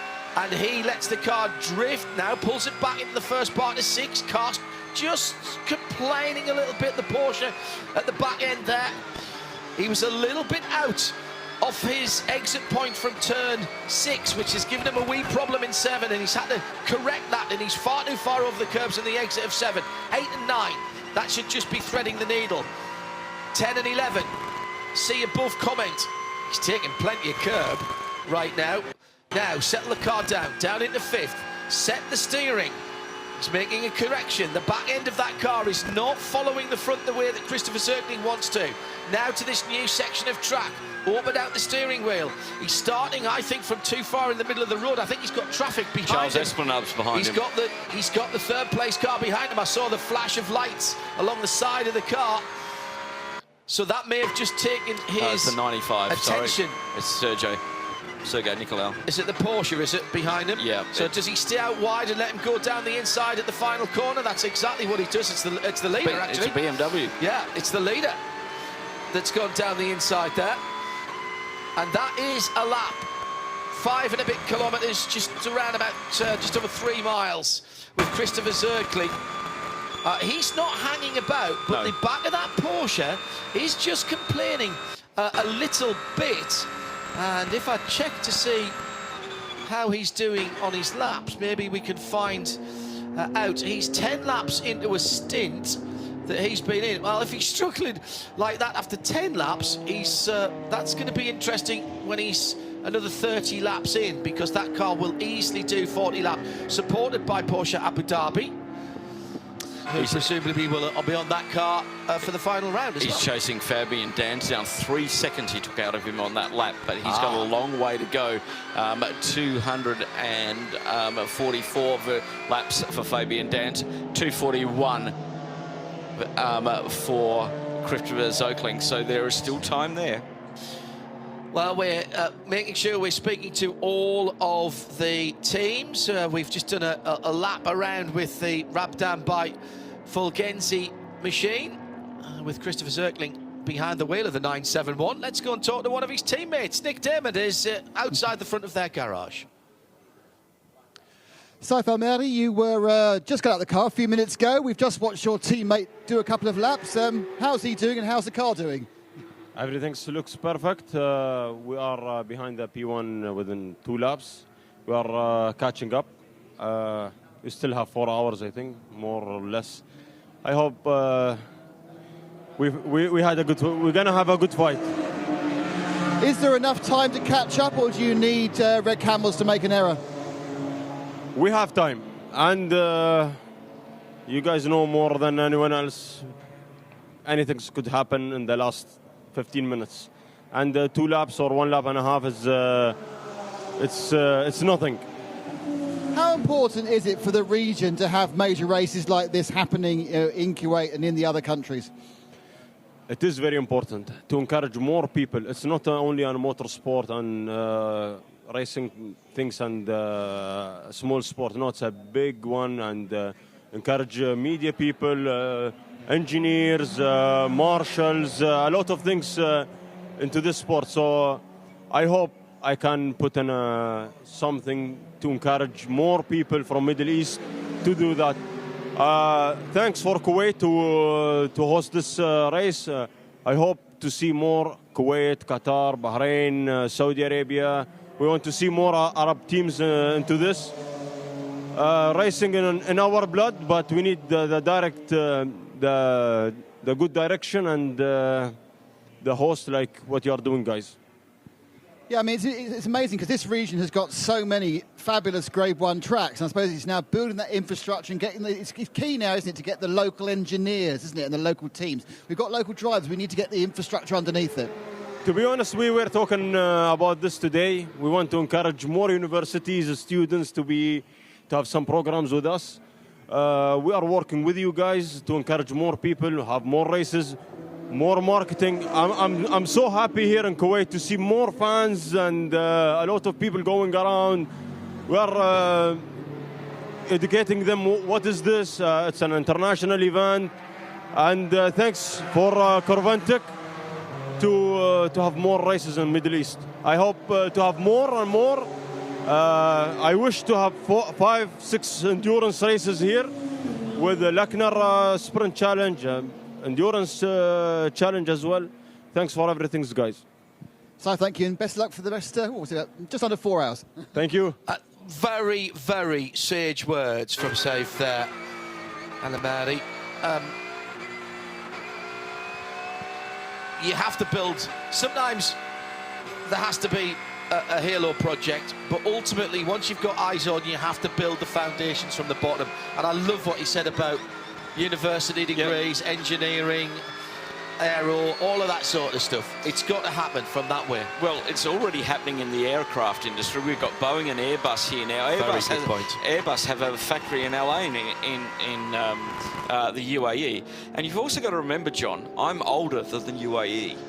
It's only 52 years old. Yes, good point. Okay. These things don't happen overnight, but with good management, like here in Kuwait, in Bahrain, Qatar, KSA, they see the advantage of having a business model that supports racing and having those things of engineers and technicians learning the craft. We've got some great young drivers. In other parts of the business world, in other parts of the walks of life, we have... It's interesting what you said there about Boeing, because I've noticed in the UAE that you have offshoots of very well-known institutions, whether that be educational institutions. We have the University of Wollongong. Yeah. Whether that be artistic institutions. Yep. With some of the museums, the Louvre and galleries. The Louvre is exactly what I'm thinking of. Medical, yeah, the same.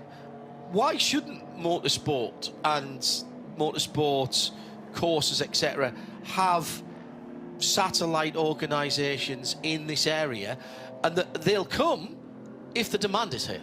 They'll come if the demand is here. They'll come if the right economic conditions that they come into the country. Oh, great, you're a new business. You don't pay any tax for 5 years. You know, those sort of incentives, which are starting to come now. I can only speak from the UAE because that's where I'm from. But we've changed a lot of things over the last, since COVID or pre-COVID, but since COVID, a lot's been changed. The visa status has been changed. Everything's been changed. That's a massive change. It's huge. Normally, in countries like this, in this region, it's a generational change. You have to wait for the old guard to move on and the young guard move in. But now you've got a lot of young people in governmental positions or in ruling positions who are making very clever decisions to attract and make it attractive for expatriate workers to come and live here, and also thrive. And you know, every country has suffered with labour shortages since COVID. Yeah. Okay, and that's put a little bit of it's just sort of squeezed the brakes on it a little bit.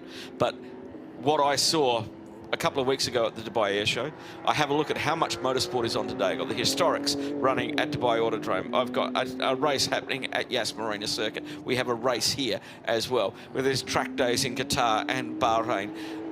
There's activity at the circuits. It will just take a little bit time. The motor park in Dubai. Yeah. You know, it's you go to that. It's about building up a base, as you said. It's starting. It will just take time. Well, I'll pick up this conversation in a moment. ABU Motors in from second position in the multicoloured Porsche. Nick Damon.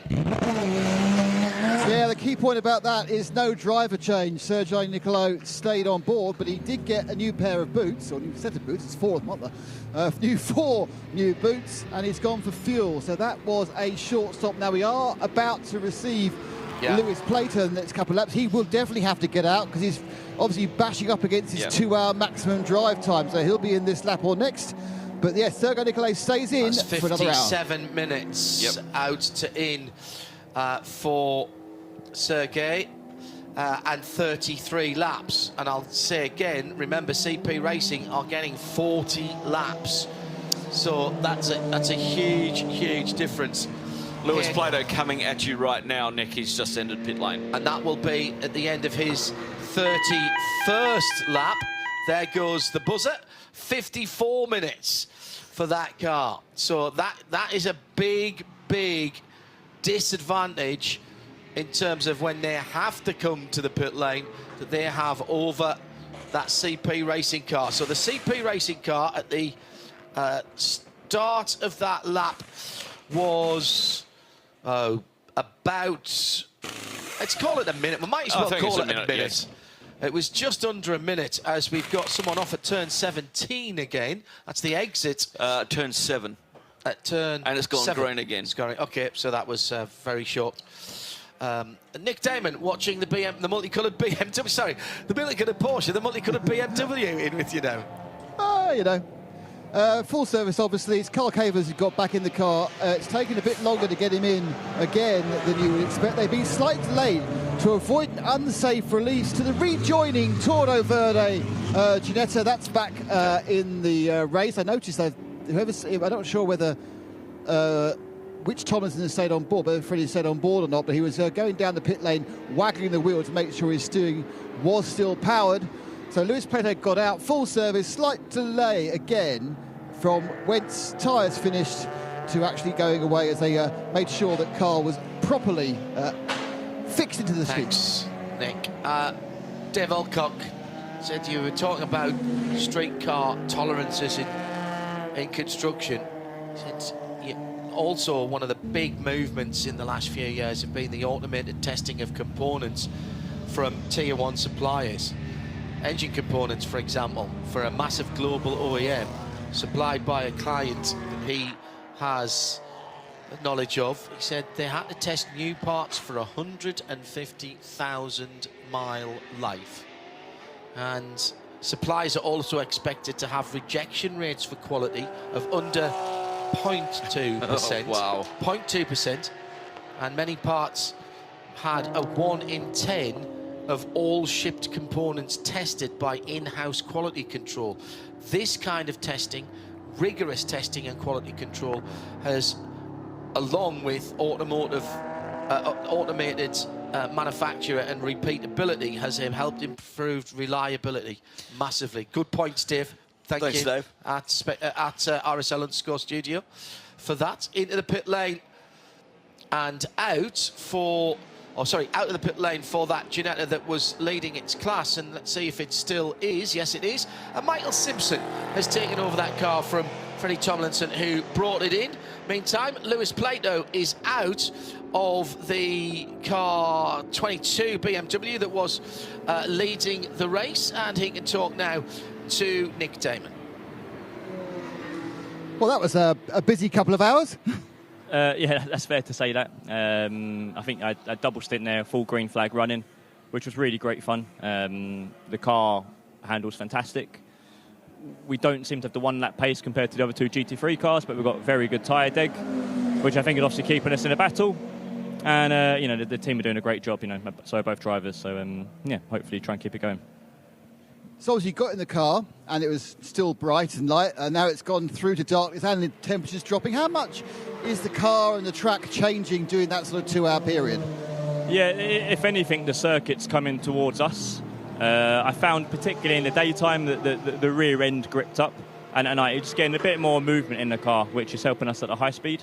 The track's really well lit, so there are a couple of dark patches, but generally speaking, actually, your visibility is pretty good. So day to night isn't too bad in terms of that aspect. And yeah, like I say, the balance does change a little bit, but not too much. I don't know whether you've raced in the Middle East before, but the sun goes down incredibly quickly, doesn't it?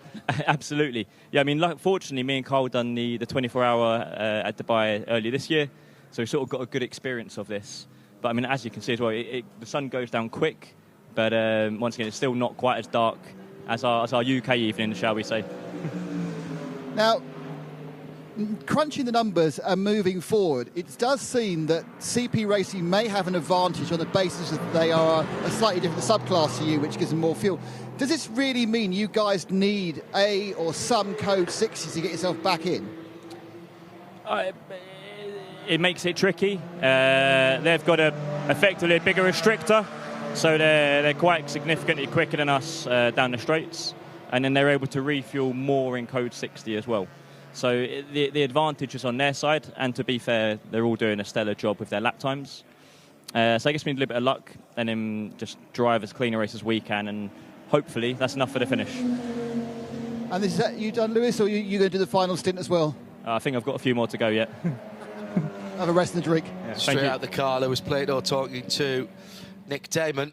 Just to follow up on what he was saying there in terms of those top three GT3 cars, one lap pace, it does not win you an endurance race of 12 hours, but just to say that the Porsche has got the fastest lap of those three, a 1:43.0, 1:43.2 CP Racing in second, and 1:43.5 for Century Motorsport, the third quickest. So the BMW that has been leading is spot on. That doesn't have the one lap speed, but we are talking half a second between the top and the bottom, with CP Racing right in the middle of that, almost exactly, actually. Now, you say that, of course, half a second a lap over 260 laps, which is what we're on at the moment. That adds up. Yes. And we've had a, dare I say this, we've had a very long period of green. I've said it now. Sorry, I've got to touch a lot of things. Hashtag Hindorf. We've now had 3 hours and 38 minutes of green flag racing. Now, the point we made earlier on, since the last full course purple, that is, about the advantage of being able to filter 50% of your fuel drop allowed under code 60 that CP have. Actually, that does work for them to a certain extent, but right now they don't need that. I don't think they need that anymore. No. I think now they just keep putting in an hour and 10, an hour and 13 minutes runs at the pace they're doing. They save a pit stop, and they are they're stationary for a bit longer because they're putting more 20 litres of fuel more than the Porsche and 10 more than the BMW. So that, that has a time effect. Yes. But other than that, 30 litres more than the Porsche and 20 litres more than the BMW. So that, remember, on a standard pistol grip pump, that's going to have a time disadvantage. So they save a stop, which might save them net probably 2.5 minutes. But they're only 41 seconds. They were only 40-odd seconds behind when this pit stop cycle started. Exactly. So that movement is already starting to happen. That flow from there. I mean, they have done 8 pit stops. The other guys have done 12. Probably 2 of those under the code 60s to do the 25% fuel. But that's still 2 pit stops up, which is 4 minutes. Yeah, I'm looking at. I think you're spot on. I think that there is a point, and we haven't necessarily seen it because of the code 60s early on, but there will be a point if you ran full green, where in each of the 4-hour stints, in one single CP stint, their 2 competitors will have to come to the pit lane twice. Yes. Not do 2 full stints, but they will be in the pit lane twice to 1 stop by them. Yep. And that's why they don't have to rag that AMG. They are doing exceptionally consistent times. Their fastest lap is a 1:43.2, 1:44.5 last time around. So, 1:44.2 last time around. So you're talking about within a second of the car's fastest lap of the race. Last time around for the Porsche, its fastest lap of 1:43.0, last time around 46.2. He's getting to the end of his tyre life. 1:43. No, they've just stopped. Which one? No, they're double stinting, of course. They're double stinting, yes. Yes. 1:43.5 by Century is their fastest. 1:48.5 for Carl last time around. So what you're looking at is a team that is well balanced in terms of its pace, very similar, and drivers who can get very close to the absolute performance potential. Now, performance potential is something that you've heard me talking about within the WEC. Yeah. And in fact, IMSA, with their new BOP solution and calculation, is going to a similar area. They do that with a lot of technology and a lot of testing and a lot of wind tunnel and onboard real-time monitors. So you've got torque sensors on drive shafts. Yes. So it's not about how necessarily even how much fuel's going into a WEC car and how big the engine is or anything like that. It's how much power's coming out of the back wheels And that determines, along with aero and a couple of other things, that determines a performance potential. After that, it's up to the team to get as close to 100% of that performance potential as possible. And if you don't, you won't win. You can shout and scream at the BOP as much as you want, but if you make mistakes, or your driver makes mistakes, or your strategy isn't working, or you make the wrong call under a safety car, you're not going to win. And the team that does the better job, which generally speaking will be the team who's been there the longest, which is Toyota Gazoo Racing, tends to have an advantage. Yes. Because they know their car very well.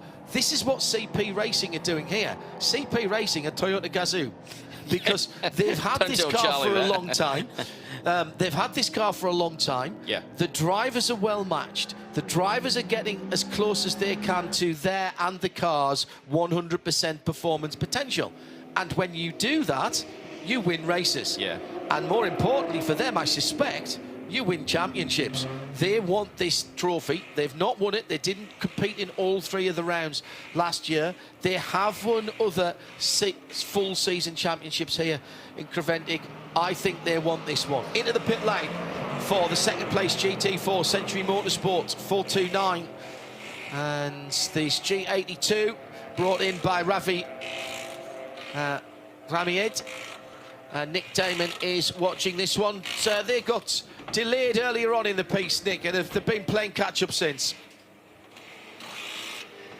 8 cars come in recently. We've had the Vortex came in for a driver change and got Lino Amarouche. They came in twice, actually. They were having an issue, electrical issue, where when they tried to start the car, by turning the lights on, it stalled the car.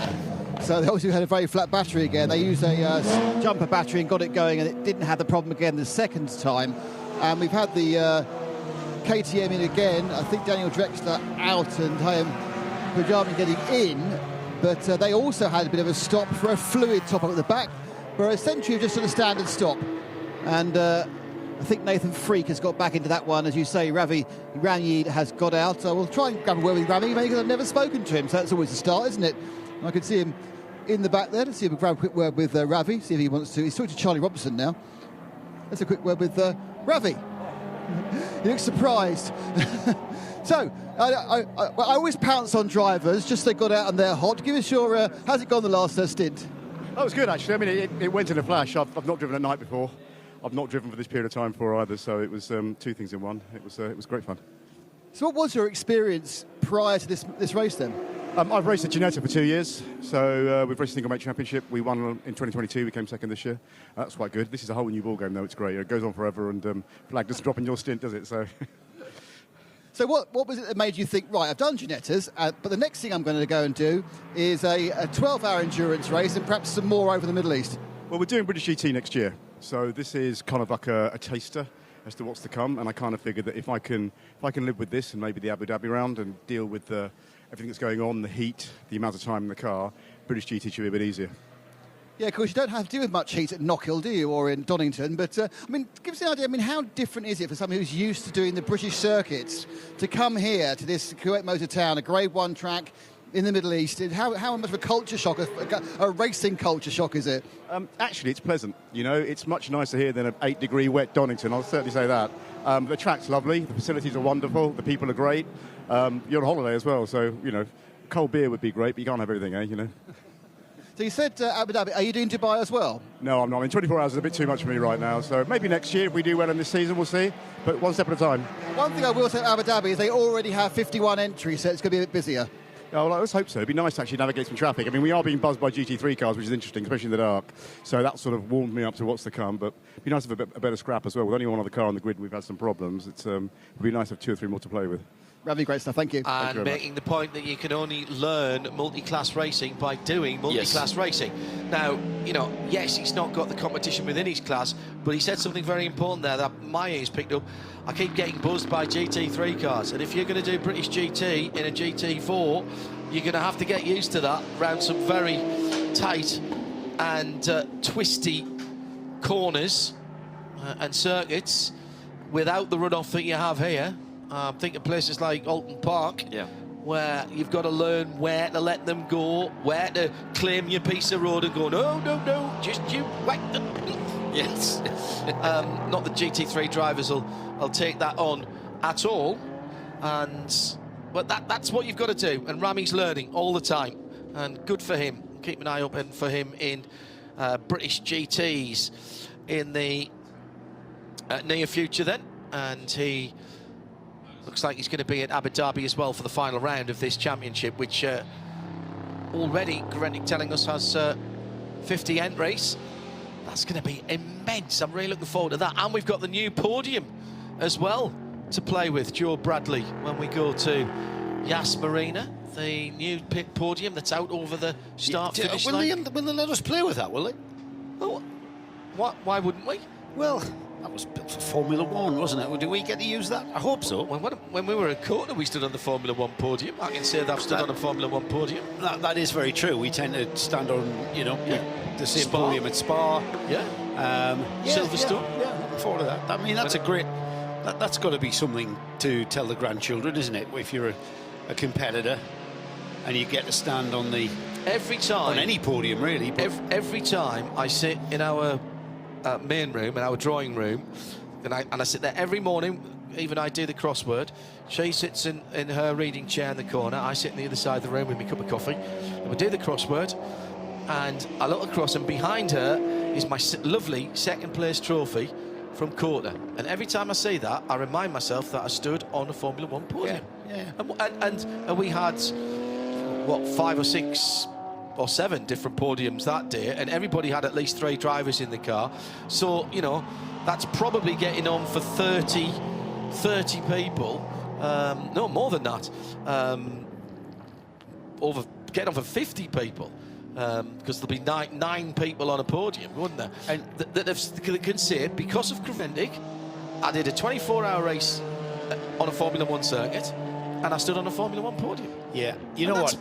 That's why we do this. You know what? No, the Formula One bit isn't that important. Standing on a podium, that podium moment, when all of that time and effort and energy, which hasn't necessarily just this event, but other, that other events that you've been doing since you started. Yeah, correct. And it all just loads up, and it finally delivers you onto a podium somewhere. I had a saying I used to say to the kids at college when I taught motorsport there. You're going to have to learn how to lose before you learn how to win, because you're going to do a lot more losing. Yeah. And it's true, and it's that makes those podium moments all the finer, the glory of it all. It makes it. That's why you never see an unhappy person on a podium, do you? Except in Formula One, funny enough. Please tell us, readers. In case you hadn't realised, it is we've now turned over this part of the programme to BBC Radio Sunderland, and Joe Bradley. Translations are available. Yes. Joe Bradley has joined me, John Hindhaugh, in the booth. It's Nick down in the lane, coming down to 3 hours to go in the last quarter of the race. I am exceptionally envious of anybody out here at the moment. It's dark, the track's rubbering in, the cars are starting to slide around, the drivers are starting to get a little more confident, and it looks like the front end's got more grip on these cars, and the drift in the back end, and the feel it's not as bitty. You can see people are much more controlled through the corners. It was very, very windy at midday here. Ah, interesting. And it actually was very, very windy just around the race start. And it, because of the thermal effect that we were having, it created quite a bit of fierce wind. The flags were really, really rocking. And of course, that's why we've had these clouds of dust that we've been able to see. The sand just coming across the track and making pretty much, in the early parts of this race, a voyage of discovery at every braking area, because the level of sand and dust changed. Well, that wind has dropped now completely. When the sun went down, or towards the sun going down, the wind has dropped, so we're rubbering in that racing line. And also, the drivers are you get into a rhythm, don't you? You get into a rhythm driving the track. Yes. And they're getting into that rhythm. I know they're breaking the rhythm by having to get out and hand it over to the teammate, but you know what I mean. And I think that's what we're seeing. CP Racing in the best position they could possibly be at the moment. They're leading the motor race. Shane Lewis has got probably another 5 laps before he brings the car in. That will put Sergei Nikolay on 15 laps. Carl Cavers on 14 laps. The next stint, I think... Sergio, by the way. Sergio, Nicola. thank you. Sergio Nicola.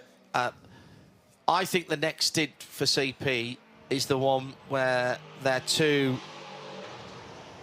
competitors will have 2 pit stops in their one stint. And I think that's when it all changes around. I'm just looking at how that's balancing in a moment. Joe Bradley and Hindhoff in the booth. Nick Damon watching the leader in GT4 into the pit lane. And representing the UK south of Watford as well. Mate, the UK south of Seaham Harbour, quite honestly. That's the south as far as I'm concerned. South of Hull, just next most to Hull, importantly. that's right. And congratulations on your victory. Our game was called off due to a waterlogged pitch, which probably meant for a better game if it had actually taken place. Yeah, so the leader in GT4, the very pleasant, sort of light blue, sort of almost turquoise BMW GT4, the car that hasn't been delayed, and we hadn't had that delay for the Simpson car. This is the Simpson car that's leading. Hadn't had the delay for the other car. It would have been the Century car. It would have been a very, very close battle, as they haven't really had much between them, apart from that unfortunate 5-lap delay for Century when they lost the tie rod. The 438 now has been dropped down. It's been a full service.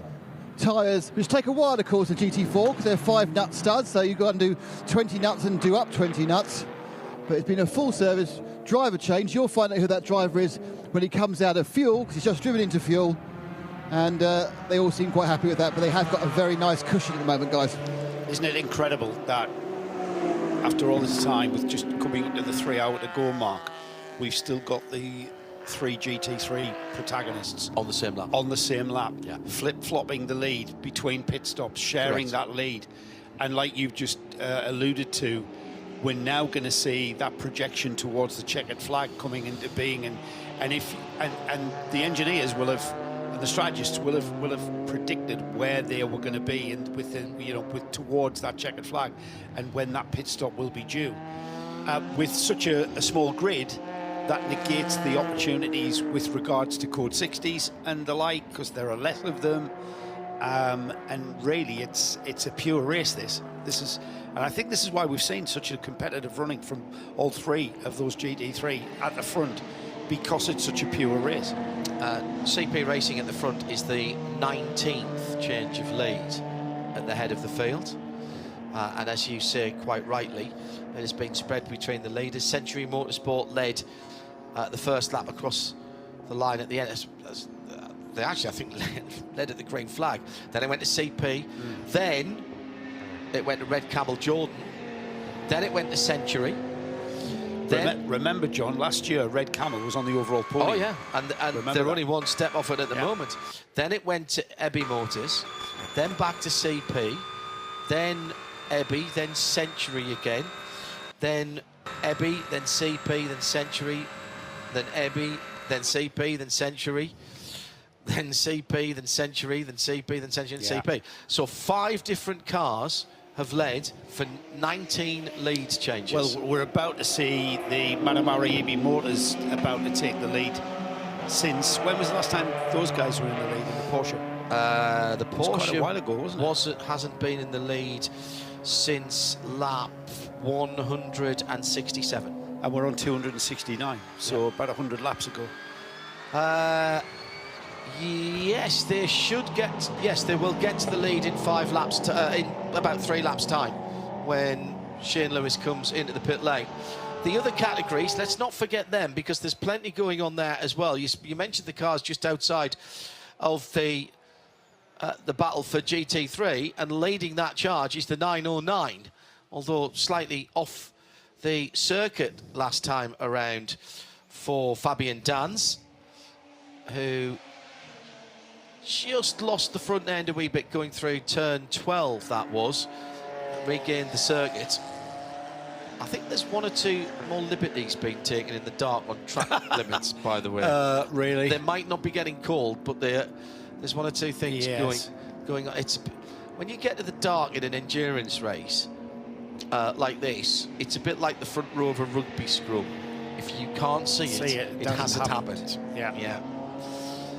We can see the residue of it happening, but that's, when you come out of the scrum. There are 2 laps between first and second in 992. That's the 909 Red Camel from the 971 Rabdan by Fulgenzi. And then another 3 laps between Fulgenzi and K. Kramer Racing. That was a hell of a drive by Rick Breukers there. Oh, he was at times again. slapping 6 seconds a lap. He was eking out 6 seconds a lap. But have you seen the way he drives the car? There's a lot of really good. If I was picking the driver of this race, it's going to be difficult. There's Henry Neal, just put in his and the car's fastest lap of the race on lap number 238 for an Audi RS3, which is now up to 9th position, leading the TCEs. And you know, still improvements to be found at this time of the race. Amazing stuff. The car's the front-wheel drive will prefer the cooler track temperature, much. of course. The tyre life will be... They're trying to do this on 14 tyres. I Not think 14 sets of tyres, 14 tyres. Three doesn't make... Yeah, I suppose if you... No, because they're not changing the rears. Not changing the rears, The rear tyres did 6 hours at the start of this race. You should have seen the state of those tyres that had come So off. they changed the fronts after 3 hours, they changed the rears after 6 hours, and then they changed the fronts and rears at 6 hours, I should say. Yeah. And then now, the next time they come in, they'll change the fronts again. Honestly, it's monstrous. What do we know about the new compound Hankook, by the way? It's working. Is it? Well, yeah. I mean, what a great test bed this is, because The TCR hasn't had that.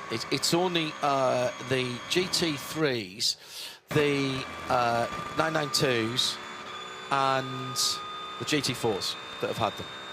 Okay. Right. What do we know about them? Are they softer? Are they? We harder? don't. Are they? We don't. We don't know. What we do know, however, is you don't have to use them. You can still use the old. So this is the first time we've ever had tyre choice. Also, there's a tyre compound choice. You mean? Tyre choice, yes. Yeah. Because nobody's ever had a tyre choice before. It's been one tyre for the whole field, Right. effectively. Yes. Got you. And also the new tyre has, whilst you have to stay to the homologated wheel size, diameter and width, you can play with the tyre widths. So you can over-tyre it or under-tyre it. Yeah. Depending on what your car suits. So maybe on a Porsche you might want to put them slightly, you know, a shade narrower because you haven't got that much weight on the front and therefore you don't want as much drag. Dial in a bit more camber. This is why we're hearing people, I think, talking so much about resetting their cars, because this is the first time they've used these new tyres. What we don't want to see, though, is it becoming a bit of a checkbook tyre war with regards to if you run a particular tyre, it will give you additional performance. This is the extra K. Kramer car. Selva's been out in that car, I think, for the first time. It's back in the pit lane at the moment. It's being used as an extra test car. And they're running again, and Nick Damon is down there. Carsten, we're watching your spare car, your extra car, go out again. Give us an idea of what you've been doing with that car, because it came in, parked for a while, went out, parked for a while, it's gone out again, and now it's got new tyres. Yes. So we will continue our test program, and we also decided that we want to finish the race. We need to do 50% of the leader in class, and so the guys want to go now for this. And what have you learned from running this second car? I think we have a perfect setup now for both cars. We are up to speed, what we saw, and yeah, I think we are prepared for Dubai now. Now, let's talk about the 936. How's the 936 race been going? Yes, at the beginning we had some issues trying to find the right setup, but now we are there, and so it's P3 in class. Looks like a podium, so we're happy. Now, of course, you've raced a few times before in CREVENTIC, and this race we have a new tyre, or the option of this new Hankook tyre. Are you using the new one? No, we never raced at CREVENTIC. So I'm sure you have, haven't you? No. Really? No, really not. No. I'm sure I've commentated. Nürburgring, sorry. Nürburgring, yes. We won the 24-hour Nürburgring in the championship. So, yeah, it's first time with this tyre, so I cannot compare to the other compound. But, yeah, I think they're quite good, and we're getting there. Carson, thanks for talking to us. Best of luck for both cars. I do notice our leader went past me and into the fuel stop. I take it that's a full service, and if so, it'll be Joe Foster, who was suited and booted 10 minutes ago to get in. So, guessing that Joe's got in. But, you know, things change in race teams. Yeah, Shane Lewis brought it in, and it would be Joe on the rotation, and that's another 40-lap stint for Shane. So an hour and 10 minutes as opposed to 53, 54 minutes for the BMW and 56 minutes for the Porsche. But they do have more, they are putting more fuel in the car because they're an AM Advantage category entrant, and they do get 50% of their fuel drop in code 60, whereas the other two only get 25. But as we've been nearly 4 hours of full grain racing, that hasn't had as big a effect in this second third of the race, if you see what I mean. We've just ticked by the 9-hour mark, actually, John. You mentioned Henry Neal. He's continued to put in faster laps, just proving that genetics are a thing, because he's certainly got his dad and his grandfather's genetics on board there. I do know from a very interesting source that Henry and Matt, on behalf of Henry, is looking at placing him in the British Touring Car Championship. So really? I do wish them very. So he doesn't want to do proper racing. No, I mean, yeah, that's just what I was thinking there. I'm only joking, you know where the BTCC fans. But you know, you go That's back where to the heritage is. Go back to grandfather Steve Nail with peddling those minis. You know, I mean, what a bloke. You know, God rest his soul. What a character. What a loss that was to the paddocks. And then Matt and his dad winning that independence. Yeah. What was it, $250,000 or something? Alan Gow still cries at night about that. Every night. Absolutely. Not the first to do that, of course, because David Leslie did that with an RML car, but there was no money for in a really? Cavalier. Right. It helped RML get the Vauxhall Works deal, but there was no money for it in those days. Right. Much to the chagrin, as you might imagine, of David Leslie. I'm sure David Leslie and Steve Nail are having a bit of a chat about that, actually. As you can imagine, David wasn't neither was Ray, to be honest, about that. Graham's son's here. Graham Leslie. David's son. Yes. Sorry, Yeah. David's son. Graham is here with Century. Yeah. He's the lad at the front of the car when the car comes in. He's the biggest lad. He is the biggest He's lad. the tallest I think if the car didn't stop, it would stop when it hit Graham. It would be like hitting a bollard, wouldn't it? Would be, yes. Let's have a word with Shane Lewis. He's just got out of the CP racing car after a solid hour and 10 minutes, and look, he's got enough energy to jog to Nick Damon at the front of the garage. Well, I hurried him up because he was getting a water, honestly. Shane, another great hour. This car is metronomic, and all of you are turning in the lap times. We're trying out there. I need your coaching. You know, you gotta keep coaching me out there, man. Like that. So yeah, you know, the car's kind of. We worked on a long haul ever since we got here, and trying to get a car that would work in the day and the nighttime is not easy because this track changes dramatically with temperature. You know, all the motors works well, but everybody's works well at this time right now. It's just a little bit tough to see on occasion, but yeah, it's coming along strong. Now, we have 3 GT3s. They're in 3 different subclasses, but it does look like you being in the AM Advantage is going to play out if we stay green for the rest of the race. Yeah, to be honest with you, if we had more cars and maybe more Code 60s, it would actually play a little better to us. But right now, I think it's going to be just an all-out fight. I mean, we're quick, but the pace of the BMW, and the pace of the Porsche with the right shoe behind it is really, really quick. Now we're obviously the sun's gone down and it's dark and it's cool. How's the tyre degradation now? Has that got significantly better? Yeah, so it is better. We're having to slowly play really careful with the tires on the curbing, though. The final curb last year, we learned that final curb coming on the front straightaway could be a real problem, and it was for us. My first stint in the car, they got out and said, man, you know, I had chunks of tire missing. And so I'll take full responsibility for that because I was up on the curbs a little bit.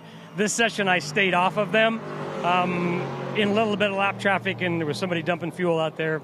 We know who that is. But I got a little wide and got up on the curb. So I'm really careful of the curbing. Outside of that, the Hankook is really phenomenal right now. Now, you say the Hankook. Which one are you using? Because the first time ever we've got a choice. Have you gone for the new one? New one? What? No, seriously. There's a new compound. I had no idea. Drivers, eh? Well, you may. Who knows? I'll find out. But you could be on a completely new compound, but who'd know? I'll take it. I'm going to try it next time. All right. Right, Nick, your mission, should you choose to accept it, is to go and speak to the guys. Everyone. And find, and also see if you can find one of the Hankook guys and to tell us actually what the difference is in that new, I think it's called a 54. 54H is the new designation. I stand to be corrected by that. Phil has read the full regulations, sporting regulations, a couple of times. He was sitting waiting for his flight down from Dubai. Is this Joe Foster's first stint, by the way? No. No, Joe did a cracking stint earlier on. Yes, I remember Joe getting out of the car. Yeah, he did. He was in been twice actually. He was in at just about 3:30 this afternoon. Yeah. For an hour again, an hour and 11, an hour and 12 minutes. That's what we're getting out of that. We are getting towards the point in the race, John, where even you and I, with our tiny brains in comparison to the ones on the pit wall, can kind of project where we will be in the pit stop phases with our 3 leaders. I was doing that with. I was trying to do that with 4.5 to go. Yeah, 4.5 hours to go. It gets tricky. 2 hours is usually the mark. I think, despite what Shane is saying, I think Shane, I don't think they want any code 60s right now. They would have to fall perfectly for them so they could get in and out and get their 50%, which is 60 litres. And the other guys either not get in at all or it be at the wrong time so they couldn't get enough in the tank. Because I reckon both ABU Motors and Century, I reckon they've got around about 20 to 30 minutes. They're about 20, 25, maybe 30 minutes tops short of getting to the end. And the CP car, that's pretty much virtually half distance on the 2 cars ahead of him. Well, the thing about that halfway is, through their stint, I mean, is when they will. This is the stint that I think. So Joe Foster now has come out. By the time that Joe Foster comes back in again, certainly the ABU Motors car. What are they on 20 now? Oh, maybe not actually. Maybe it's not this one. It might be the next one. But there will be a stint where they come down the pit lane twice to CP's once. Because they get so much, and they've got such a big offset. Joe's on his 3rd lap out. ABU Motors, 21 laps. They're only doing 34 laps, so they've got 14 laps to go. And then they'll do another 34 laps. 19 laps to go for Century, 19 laps gone, to call it 20 laps for Century. They're only getting 33, 34 laps, so they've got 13 laps to go. That'll make it 16 for Joe. So they're going to have a pit stop in hand. They're going to have a pit stop in hand. I reckon they'll all end up somewhere near the last half hour coming into the pit lane for the last stop. But it will only take CP Racing 1 fewer stops to get to that point. Yes. So which for them is about a 2-minute advantage, because they stand still longer. They're pumping 30 litres more than the Porsche and 20 litres more than the BMW. So from that, we're getting to the point where lap time is going to be quite significant. You've still got to have a decent lap time. You cannot be throwing away 2, 3, 4 seconds a lap, and that's the key. I was saying this to Phil just before you came up. CP Racing, their fastest lap of the race is a 1:43.2. Now, disregard Joe's last lap because that was an out lap. That's right. Okay, but they are lapping within a second or a second and a half. He's just coming towards turn 20 now. Let's see where he is in comparison to so a 1:44 for Sergio Nicolai, a 1:40.43. Oh, there's a 1:47. So hang on. forget the times they're doing. Look at their times compared to the fastest lap of the car. The fastest single lap by those top three goes to ABU Motors and the Porsche, 1:43 flat. 1:43.2 is next. That's the CP racing car. 1:43.5. The BMW is actually on one lap pace the slowest of those cars. But here's the thing. Sergio, 2 seconds away from the car's best time. Carl Cavers at the moment getting on for 5 seconds away from the car's best time. Joe Foster will come round and he will be lapping within a second and a half or so once he gets up to speed, waiting for that time to come through. That's the difference. They've got 4 drivers who are lapping within a gnats of each other and are consistently lapping within a second to 1.5 seconds away from the car's fastest time. And monitoring gaps and over your lap times every time by, it ebbs and flows depending on traffic. Shane might be pulling our leg when he says that he didn't know about that new time. When Charles Espenlaub was in there and he was being caught and it came down to 4 seconds in the first part of his stint, by the end of the stint, his gap back to the Porsche had gone out to nearly 10 seconds. They are managing the tyre wear and the tyre deg and the stint pace really very well indeed. They're outstanding through traffic. And then they're still getting 10 to 15 minutes longer because of that extra fuel drop. And this is great. So, you know, all the supercomputers in the world, BOP, IMSA's doing the latest GT3 BOP tests at Daytona. Yesterday and today, they're doing long stints, short stints, new tyre, old tyre stint. They're putting that into the big supercomputer and working out what 100% performance is for each of the manufacturer cars. And here we've got CREVENTIC. Working things out and balancing things out without having to put ballast in the cars, just on fuel fill, and how much you're allowed and when you're allowed to put it in. And I really like it. It's a different way of doing it. I'm not saying one's better than the other, but I really like it because you're not rock-aping the cars by putting ballast on them. You're not changing the restrictor every other race and therefore needing a remap on the engine and that sort of thing. I think it works. It saves money. I was about to say it saves money. It saves money, but it certainly works with the variation of driver capabilities which we see in a series like this. Whereas in things like IMSA and WEC, you've got hot shots filling all 3 seats. Yeah. There's very little variation. Correct. You're sharpening a razor blade at the front end of an IMSA grid. But that comes back to CP again. You don't have to have every driver as a hot shot if you've got a good balance within the team and everybody can get in with. We were talking about the move away a few years ago, 20 years ago now probably, in endurance racing at Le Mans from, what was my fastest lap in that stint? As the drivers jumped out of the Works Audi or the Works Peugeot or whatever, to going, what was my stint average? Yes. And then from that you go from stint average to variance within the stint. What percentage am I varying lap to lap? That makes the utmost sense because we're talking about... And they don't care about how many cars you've passed, by the way. You might only have done a 1:43.5 once out of 20 laps. The others might have been 1:48. Yeah. What good is that? Correct. Oh, you were great over one lap, mate, but I need you to do that every lap. I'd rather you did... Not 5 seconds slower. Yeah, I'd rather you did 44s all the way through. Absolutely. Do 45s even if you're going to be, if you're comfortable with 48. If you keep losing 3 or 4 seconds a lap by making a mistake or going for or worse still, making a bad decision. What was it that Dan Binks of Corvette Racing used to say? The Pratt & Miller team consistently won the pit stop challenge in IMSA back in the days of the American Le Mans Series. And Dan Binks ran a tight ship, and Rocket Ron Fellows, lovely bloke, once said to me, we were at Oschersleben, funny enough, we were talking about Oschersleben today, about tracks we've been to. We were doing a GM experience day. In Oschersleben? Yeah. And I was there. No, but I've seen racing there. I've seen a race at Oschersleben. So, and Ron and I were talking about this, and he said it's risk versus reward, all of that sort of stuff. And he referred back to what Dan said. They're the best in the world, those guys. But if I have to wait 2 seconds and lose 2 seconds, one lap, no matter how good my pit lane team is, there is not one thing they can fix in the car in 2 seconds. Yes. If I make a mistake. Yeah. Even if all I do is have a puncture.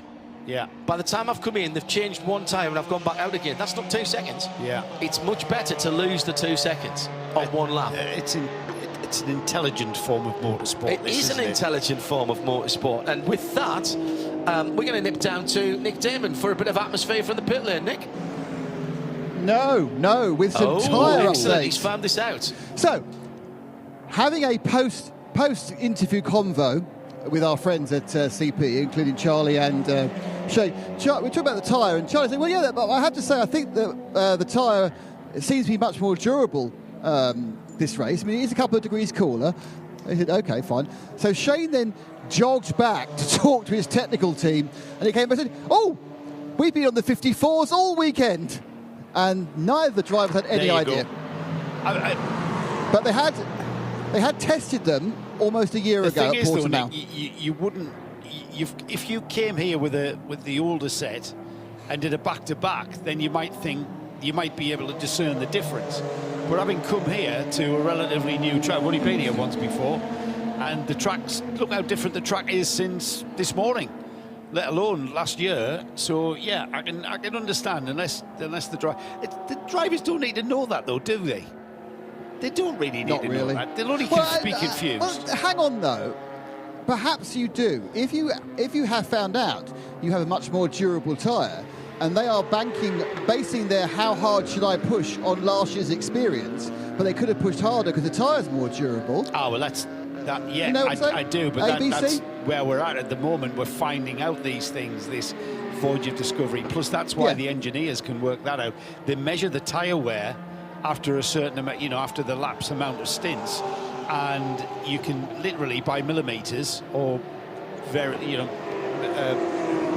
grids thereof of millimeters, and they're able to work out how, and that's where you get this, the engineers telling the drivers, I need 45s from you, I need 45s, because if you push to 43s, the tyres aren't going to last. Can I ask you a question, Joe? I ask you a tyre question, Joe, and the tyres. On these sort of more general endurance tyres, do you see much drop-off from 1% to 90% warm? Is it only the last 10%? Obviously, we know you get constant degradation with F1 tyres, but it doesn't seem that's the same with this sort of tyre.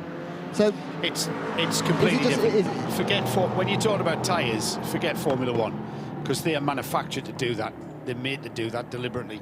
A more conventional tyre, which is what I would call this, and a tyre that you will say use on a Clio Cup race or a Porsche Carrera Cup race or something like that.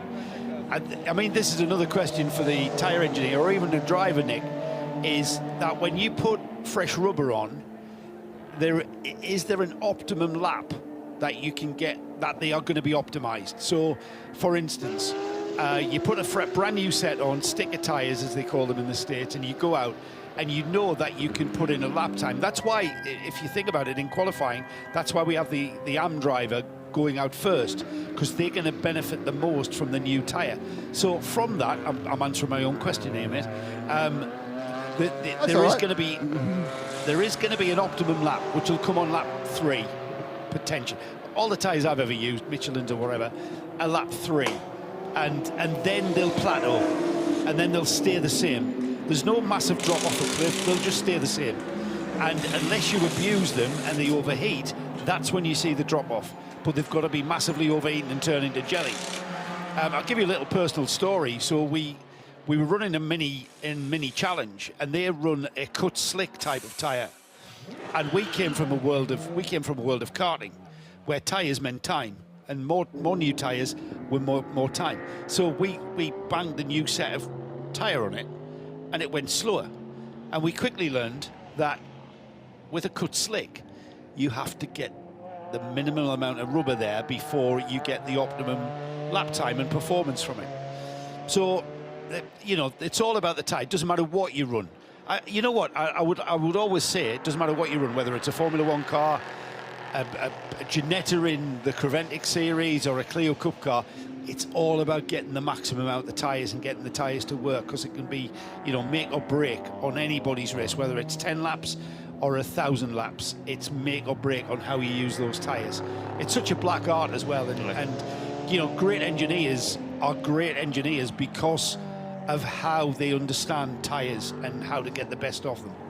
And your karting experience, Nick, the past couple of years working together with me, you've learned that, haven't you, about how the tyres, you know, it's all about getting the tyres to work when we talk to drivers, even at that level. It's exactly the same out there. Oh yeah, I mean, it's in any racing sport, be it two-wheel drive, two wheels or four wheels, the only thing that keeps you going, the only contact you have with the ground are the X number of patches of rubber. And nothing will overcome what they can give you or what they can take away from you. And interesting, with 4 new patches of rubber, it's the 971 Rabdan by Fulgenzi car. That's a car that's currently running second in the 992 Porsche 911 GT3 Cup class. Christoph Jochling has got out. Not quite sure who's got in, to be honest. It's not Saif Al-Mehdi, so it may be Mr. Fisto, I'm not sure, but you'll find out when they come out of the fuel stop where they are at the moment. But yeah, I mean, it's we joke about it, but the tyres are always the most important part of any vehicle. Nick, I'll leave you to that. But Christopher Zockling is probably an ideal candidate to ask that question because of his experience. He'll be able to tell you what lap these Hankooks are optimised on, and then, you know, I'll leave you to that, Nick, because I've got Phil back now, and Phil's done some racing in his time. And we used to send drivers out, Phil, and you're a driver yourself, and you know what the pressure is. Right, mate, your tyre is going to be optimised on lap 3. How you drive the out lap, how you drive the second lap, you know, you drive it harshly or whatever, but on lap 3, if you mess it up, that's it. You don't get that tyre. Because on lap 4, it's not coming back. The tyre's never coming back. You don't ever get that tyre back. And that is always going to be an issue, especially if you get traffic. You can't get your pressures up. You know, you get traffic, you can't. And we've got the Gianetta. It's stopped at turn 2. It's on a CWS car. Yeah, 278. It's getting it mobile again. Has he got a flat right rear? No, it looks like it's okay. It's that's turn 2, Phil. Just on driver's right. Yes, it's just got to get across that curbing to get the car back on the track. The car is moving, but it's kind of wobbling on the back end up and down. It's a right rear. That's a right rear puncture. Yeah, it's a puncher or something. Or something more severe. Yeah, as it's moving around in the rim. That's the 278. So quite aptly, talking about tyres, the tyres do have to have air in them. Yes, they do. He's way off line at the moment, just getting that car mobile back. And yeah, Christian Bromberg at the wheel, and he's got a long way to go. He has. Let's head back to Nick. Nick. Yeah, with the 138 Century Audi TCR, Henry Neal has just got out of the car, so I'm going to accost him. Henry, given your lap times, you're obviously really enjoying that. Yeah, it was a good crack, that was. Nice to do your last stint out with a bang. But yeah, car felt really good. The track feels pretty quick. You know, the temperatures have dropped a wee bit, which has probably helped us have a wee bit more grip. But yeah, it felt good. So effectively the car sort of comes alive as it gets darker and more cool. Yeah, definitely. It's one of those things, it's darker so you can't really see where you're going as much. But yeah, the track's actually faster, so it's sort of judging that. But yeah, great stint. Just got to bring it home now. And you're climbing the overall classification as well. You're sorry? You're climbing the overall classification. I know, what are we now? P9, so exactly. Top 10. I'll take that. Great, thank Henry. That's the challenge, isn't it? Getting inside the top 10. Especially in the TCR. Especially in a TCR car, yeah. Unbelievable stuff. But just getting back to the tyre thing, Joe, the black art is the variables. Track evolution, temperature, weather conditions. Everything changes how those tyres react with the surface. From my time driving Radicals and touring cars, the Radical had a very small window of good operation because it was so light. You had to get those tyres right in their window to get the maximum out of them. But the Clio Cup was completely different. You never put new tyres on the rear, always the old tyres on the rear. New tyres on the front, you try and get them out in a practice session just to scrub the mould release off them, because then you don't get the understeer on that first initial corner. So yeah, it is a black art, tyres and tyre development. I lived through it in Formula One all year, and we have meetings with Pirelli every month. I was right in what I said about how they're deliberately manufactured to degrade after a certain amount of time, aren't they? Yeah, and you can see that this year very clearly in the Formula 1. We had cars that were great Saturday cars, like the Haas at bits and pieces, whatever. Yeah. But their deg was so high on race day, they just destroyed their tyres completely. Mercedes were the total opposite. They couldn't qualify well because they couldn't get the tyres in the window. Yes. But they could make them run long all the time because they weren't degrading with that body style and the drag that they had. So that tyre design, the Mercedes was very gentle on them. Yes, they were. Ferrari were a knife edge. They were either really good or they were in the wall, right?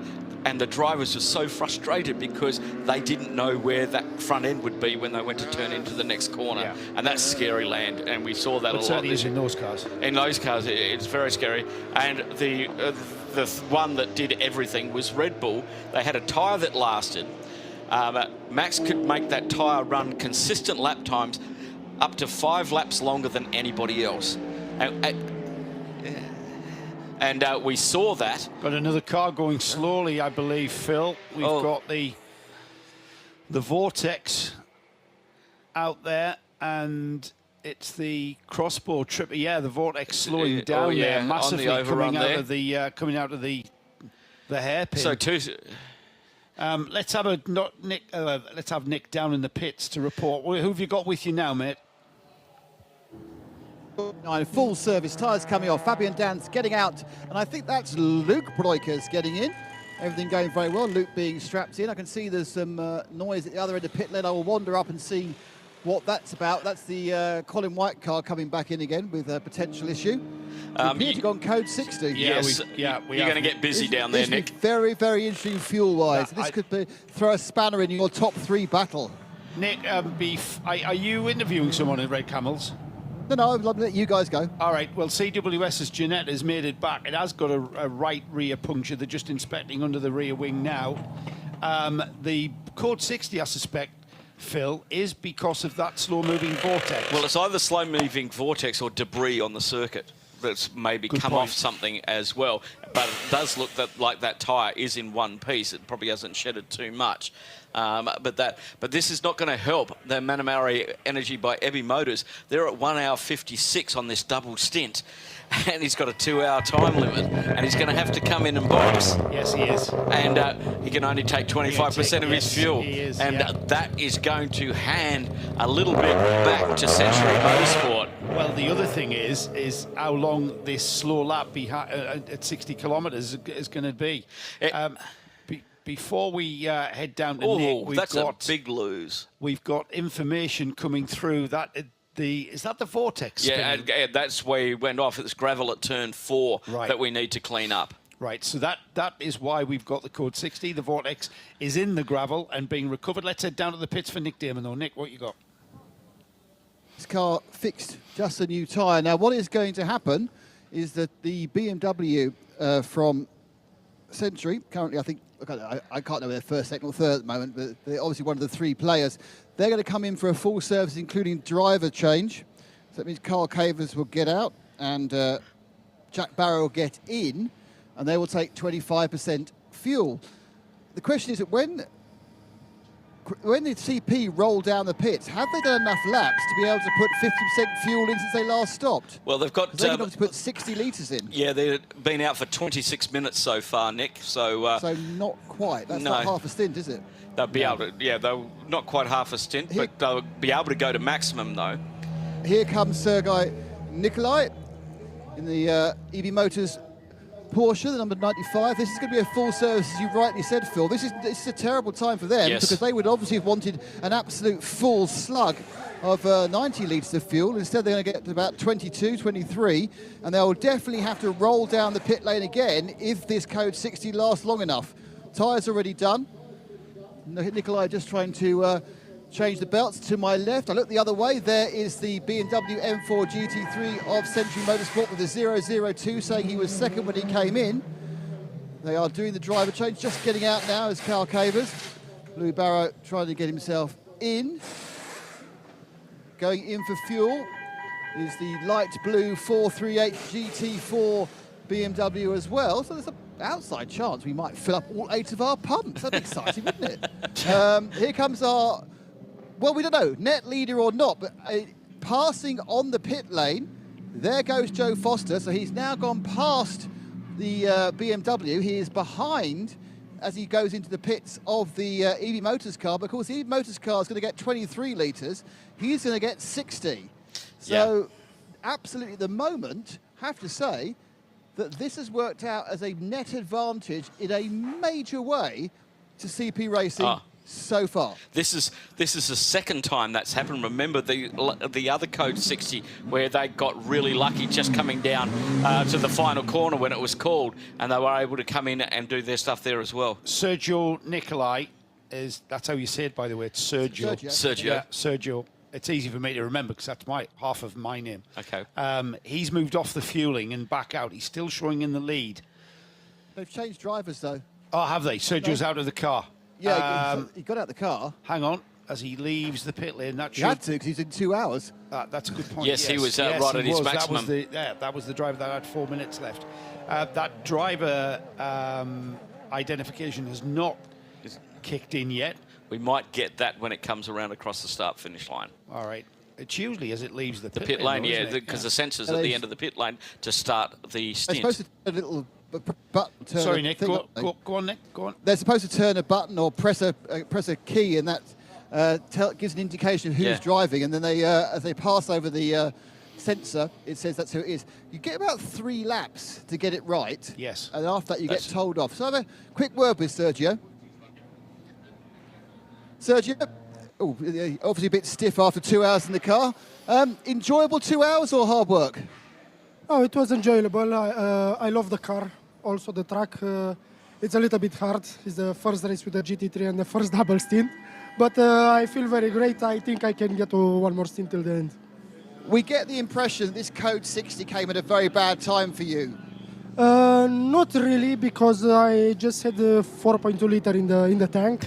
It's coming very good, but because of the Pro BOP, we can get only 23 liters. It's not helping so much, but it's good. Okay, so you save some time in the changeover, but you're going to have to come down again to get more fuel. Exactly. If the Code 60 is long, we can get more fuel. You must be very pleased with the speed and the competitiveness of the car, given it's the first time any of you guys have driven it in competition. The speed is... It's amazing. I can't describe the speed on the corners because we don't have inserts. My back is hurting a little bit on the corners, but it's okay. I love this car. Sergio, well done. Thank you. Thank you very much. Thank you, Nick. Really good run here. What I think the winner out of all of this, well, certainly this Code 60, is us, Phil. Yes. Because it's, once again, it's flip-flopped that sort of situation where we had them swapping the lead, and it's kind of, I think, given us a bit of a level, especially if the Manamauri Energy by EB car gets in again and tops off. Yes. And can come in again. It changes the dynamic quite a bit because it puts those two back on a level playing field. CP Racing still have the upper hand, I believe, just with this, they can run longer. But if it is a long Code 60, but we did see the vortex out of the gravel, and whether it's towable, we're not sure at this stage. But if it's towable back, it's probably going to be another 2 laps under Code 60. We do have some corner work going on, getting some gravel off of the circuit with just on 2 hours and 24 minutes to go, and they are going to be able to tow that back to the pits. So at the moment we've got a recovery vehicle just backing up to the front of the vortex and a tow hitch about to be applied to it. We're sweeping gravel off, well, it's the tarmac access road on the outside of the corner.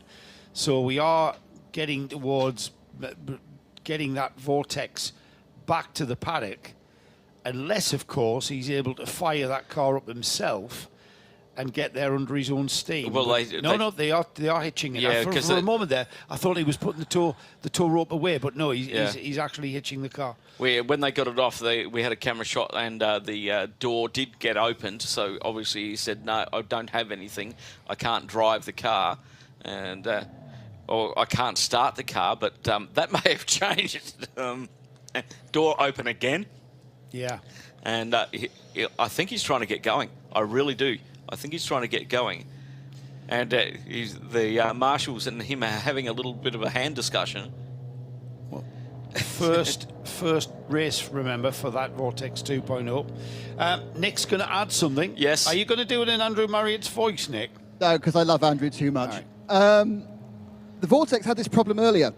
Battery. Restarting after a spin, it would kind of chunter, sort of run, and then as soon as you turn the electrics on for the lights, it would stop again. And the way they managed to fix it last time was actually plug an auxiliary battery in, and then it started. And that was 2 stops ago. Last stop, when it came in, it was fine. It started its own.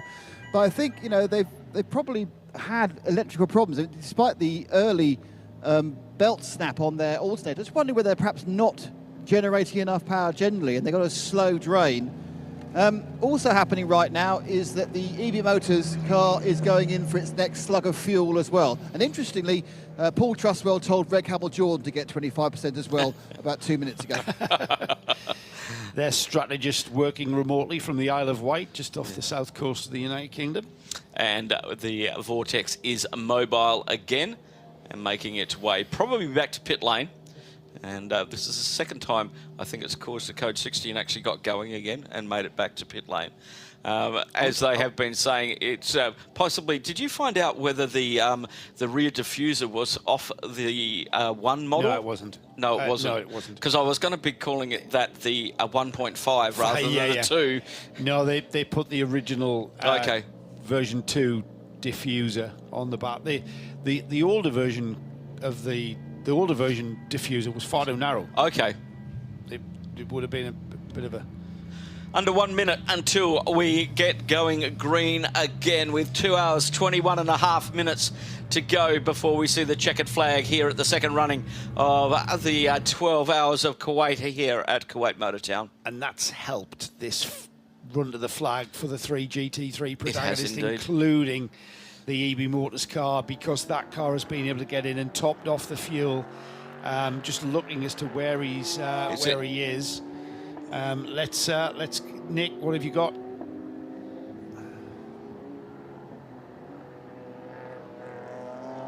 Fuel, just 25%. Track went green. Oh. They're losing a lot of time. Oh, so they're losing track time now. Jack Barlow at the wheel of that. Was that correct? Yep, Jack Barlow there. I'm not sure. I'm not sure there. It's Sabina De Castro's got it onto the 95. It sits there. It sits there getting fuel, and everybody whizzing by on the main pit straight. And that must be very, very frustrating there for Jack Barlow, who needs to remain calm.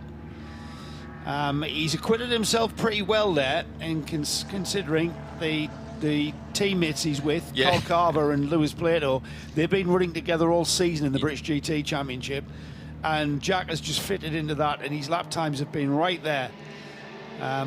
Hopefully we can do some more deals and continue in the series. Might even see him at Dubai. And did he say he was coming to Dubai with Century? I'm not too sure. Yeah, I can't remember now.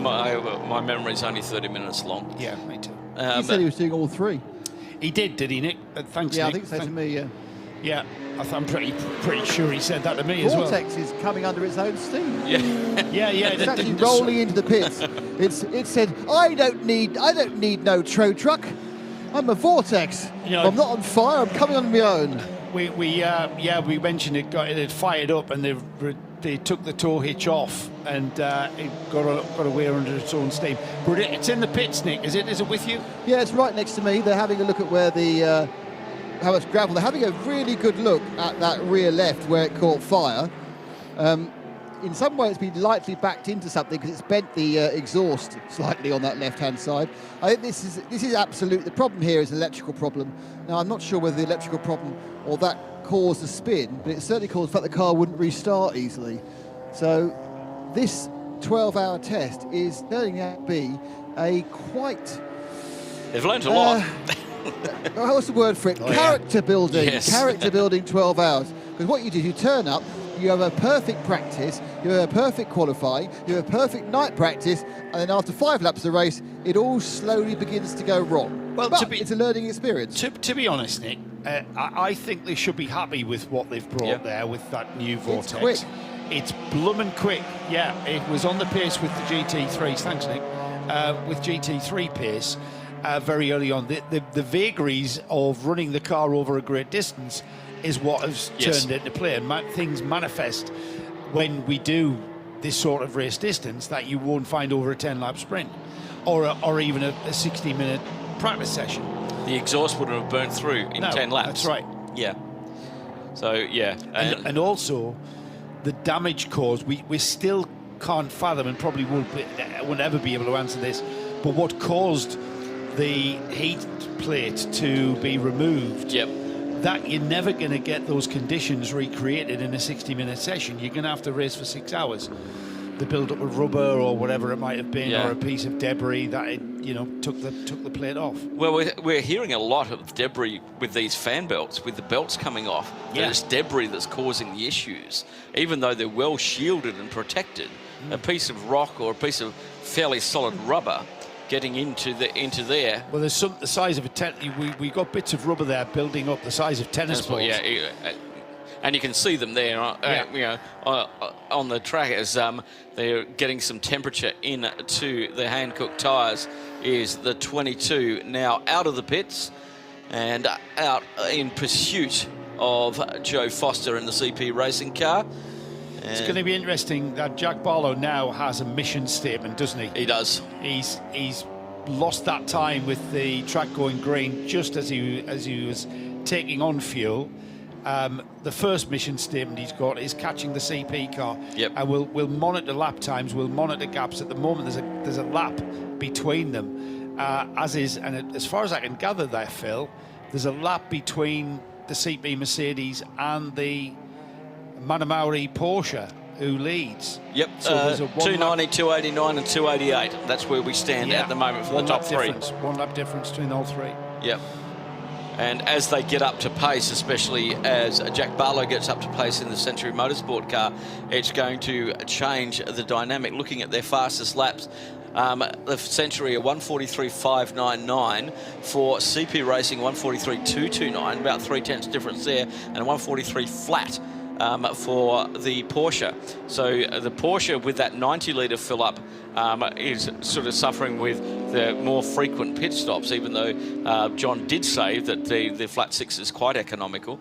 I'm yet to see the data on that. But yeah, it really is. How do you go now? Because we're at 2 hours 15 minutes to go. Okay, maximum stint time is 2 hours, so they're going to have to do. When I'm looking at that, how many more stops they have to do with 2 hours to go, given that they're getting 55 minutes before they have to come in and pit for fuel. So that's going to be interesting to see if anybody goes into lift and coast mode to try and stretch it out to stop that. What John was saying before is that half stint that you may need to get to the end of the race, and he'll have his abacus back in the commentary box a little bit later on to try and work that out. Well, we're about just under 15 minutes away from that golden 2 hour to go mark, and that's when we can start. The reset happens. The fog begins to clear. And you're able to, well, certainly for my size brain, Paul Truswell can see the sort of thing I'm about to say with about 8 or 9 hours to go. But for me, it's like always been in the last couple of hours where you're kind of aiming for that. You're always aiming for that final fuel window, aren't you? Yes. And you're aiming to stretch the fuel window towards that final one, and it doesn't matter whether it's a 6 hour, 12 hour, or 24 hour. That's what your target is. I remember when we started doing endurance racing here in the Middle East around 2006, when we first had the 24-hour race. And it was, back then, it was a full endurance race. You just had to nurse the car. These GT3 cars now, Joe, it's 24 sprint sections. It is. Literally. Because, I mean, you have a look at that AMG Mercedes. That AMG Mercedes has got a massive understress lump at the front of it. And another one going off down at 14 and coming back on to the circuit. And that's the 971. That is Enrico. No, 977. 977. Is it 977 or 971? I think it's 971. You're right, Phil. 971 is Enrico in the second place, 992. A few laps behind, 3 laps behind Luke Breakers in the Red Camel Jordans.nl. Significant though, Phil, because he's second in the 992 class. Yes. And Enrico Fulgenzi is the driver. And around about 4 laps ahead of the K. Kramer Racing 936 car with Moritz Kranz at the wheel at the moment. So quite a gap happening between the 992s. As you said, Joe, when we get to that 2-hour mark, then we'll start to see where they are on pit strategy. Or the 992s at the moment, the leader has 8 stops. Battle at the back there, because we've just seen the Razzoon Racing crossbow overtake the Ginetta, Christian Broberg at the wheel of the CWS car, and he's put that crossbow onto the same lap as the Ginetta. They are both on. They are both 41 laps off the lead. They are now on 252 laps completed next time by. So now we will see whether or not that crossbow continues to regain position. And at the moment, that's looking on target. So 1 for the Gianetta, 148 for the Gianetta. And that's a GDX class battle, remember, Phil? It is indeed the GDX class battle. Both lapping in the 48s at the moment, and keeping it that V8 in that GDX. My goodness, that sound that comes out of that Ford V8. And I love their ethos about racing series, something that's equivalent to a 992 Cup car. You know, big thumping V8 in the front of it. Well, that's a business plan, though, isn't it? It's a business plan. Yeah. How many? It is a business plan. I support it. I think it's a great idea. Well, like Lawrence said, if we had a grid of 5 or 8 of those cars in amongst the 992, if they're on the same sort of pace as the 992 Cup cars, I'm pretty sure Creventic would create a class. The 992 class, very popular for obvious reasons, but I think that's what Lawrence Tomlinson was on about. That's exactly what he was meaning. Yeah. You know, there's healthy Carrera Cup championships. These cars are all over the world. A little bit of variation on a theme by bringing them here and racing them over these longer distances. The cars are great. Yes. I don't know, have you ever run a Carrera Cup? I've done both. I've done a Gianetta, but a G20, so a little bit. But I've driven a GT3 Cup car, the one with the stick in the middle of it. Yeah. And I can't drive Porsches. The engine's in the wrong spot. Okay, and we've got 2 places we've got 2 places at the Autodrome, and we've got Porsche Tree and Porsche Wall, and that's all from lift-off oversteer. Yeah. Okay, but I've driven the Porsche. And I can understand why people love them. Well, yeah. The other thing is, I've helped run Porsches in Cup cars in endurance racing in the UK, and the customer support is there. Yeah. They are very robust, and I think when Ginetta gets developed, or the new Ginetta gets developed, that's a key factor. The reliability factor, the robustness of the car. And as well as the pace of the car, that's important. But you know what? That's a great vision of Mr. Tomlinson's, to have a grid of those Ginettas on the same sort of pace as a Carrera Cup car. And when I hung up my driver's hat and before I put on my commentator's hat, I had to do my stewarding just to repay all of the misdemeanors I did while I was a driver. And I was a steward for Porsche Super Cup. Okay, with Steve Stringwell and as our chairman of stewards, and Pete Roberts as a race director. And I did the races at Yas and Monaco and a few other races as well. And when you sit in the drivers' meeting at that sort of level with Super Cup, with the support and what comes to the track and what you have to buy, and then you ramp that down, that you've got Super Cup, then you've got massive amount of Carrera Cup racing going across everywhere with earlier model cars, etc., etc. It's just big. There's the Century BMW just unlapping himself from Joe Foster in the CP Racing Mercedes, putting that Century BMW onto the same lap now, so he has to come all the way around and get back on the tail of the CP Racing Mercedes to regain that second place. So that recovery drive after being caught out by this code 60 and the refueling is on target. These mission statement tick the first box, catch and unlap yourself from the Mercedes. Now box number 2, build up a space of 1 lap. That's not going to be an easy task. No. It's going to take a lot of time, and we are only 8 minutes away from clicking that box of 2 hours to go. Yeah, on that last lap, Joe was on 48 and Jack was on 45. So there's only a 3-second differential at the moment. That's going to take a long time to do that. Once again, we've got to start understanding where the race is going to play out in this last 2 hours to see who has got what left, looking at times that people have been behind the wheel. And doing the stuff. Joe's Foster's been out there 47 minutes, 13 minutes for Sabina De Castro in the 95 in the lead, 18 minutes for Jack Barlow. So they're off sync at the moment. The two 95 and 22 are the ones that are more on sync. He came in a lap later, and hence to the code 60 ending. But yeah, it's been evenly balanced. I was looking at this earlier on. Century Motorsport have led 122 laps. Manamura have led 114. It's been bouncing backwards and forwards on pit stop strategy. The guys who just get there when these guys come into the pits, 56 laps from CP Racing.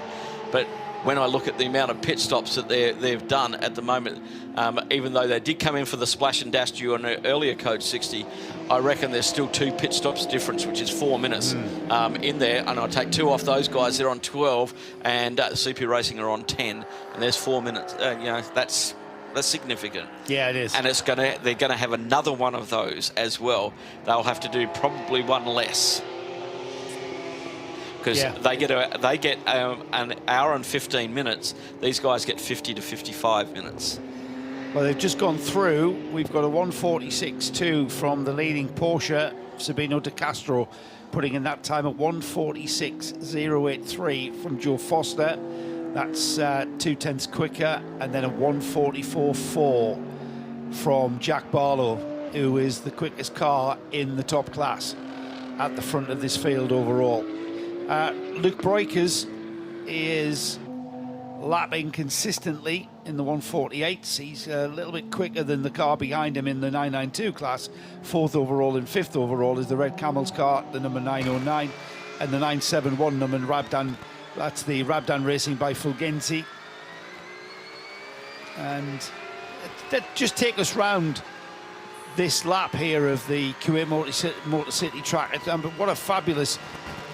What a fabulous facility this is. And that first corner there, Phil, don't lift. Phenomenal, phenomenal. Lift. It's that's shall I, shan't I?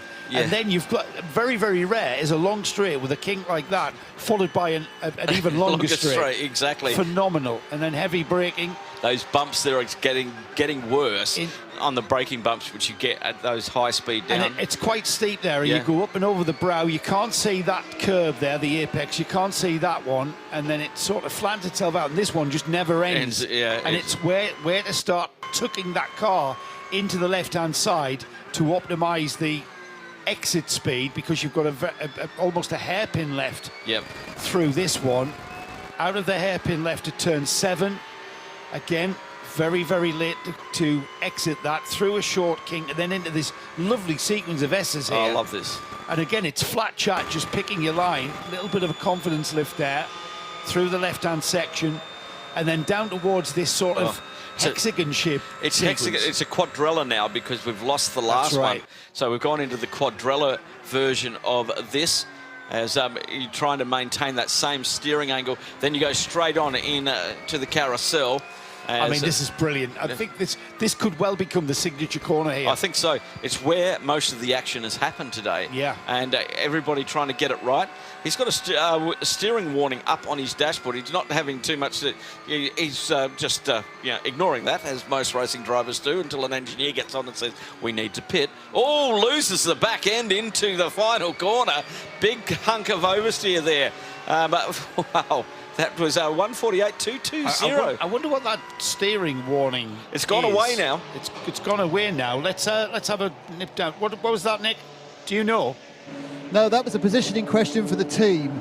But what I will say is it's very, very quiet down here, as it often is after a Code 60. You have that kind of storm and then the calm. I need to talk to you off air, Joe. All right, I'll fade you down. Phil will talk, and then you can talk to me. Michael Simpson is first correct. in class and in P8 in the Gianetta G56 I'll just leave Cup the mic car. and the clipboard and the stuff in the garage. 0.3 seconds behind the cage on the table. the BMW GT4. Different classes, leading that class by a considerable amount of laps, 272 laps on that. And then we are on around about 256 laps for Haytham Kwarajuli in the Razuna More Than Racing car that's had its fair share of issues as well. And still in the pit box for the Vortex, Lionel Amarouche was at the wheel of that one when it went backwards into the gravel at turn 3. Made its own way back to the pits, but still some work to do down there.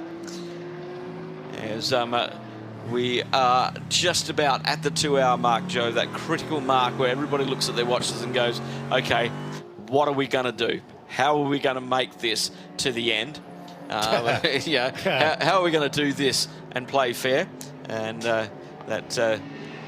this is what, when we went green at 10 a.m. this morning, this part of the race now, at that 2-hour to go mark, is what everyone is aiming for. Yes. Can you remember, I think it was Shane Lewis, it might have even been on the grid when he spoke to Nick, or it was certainly very, very early on, and might have even been Charles Espinlaub.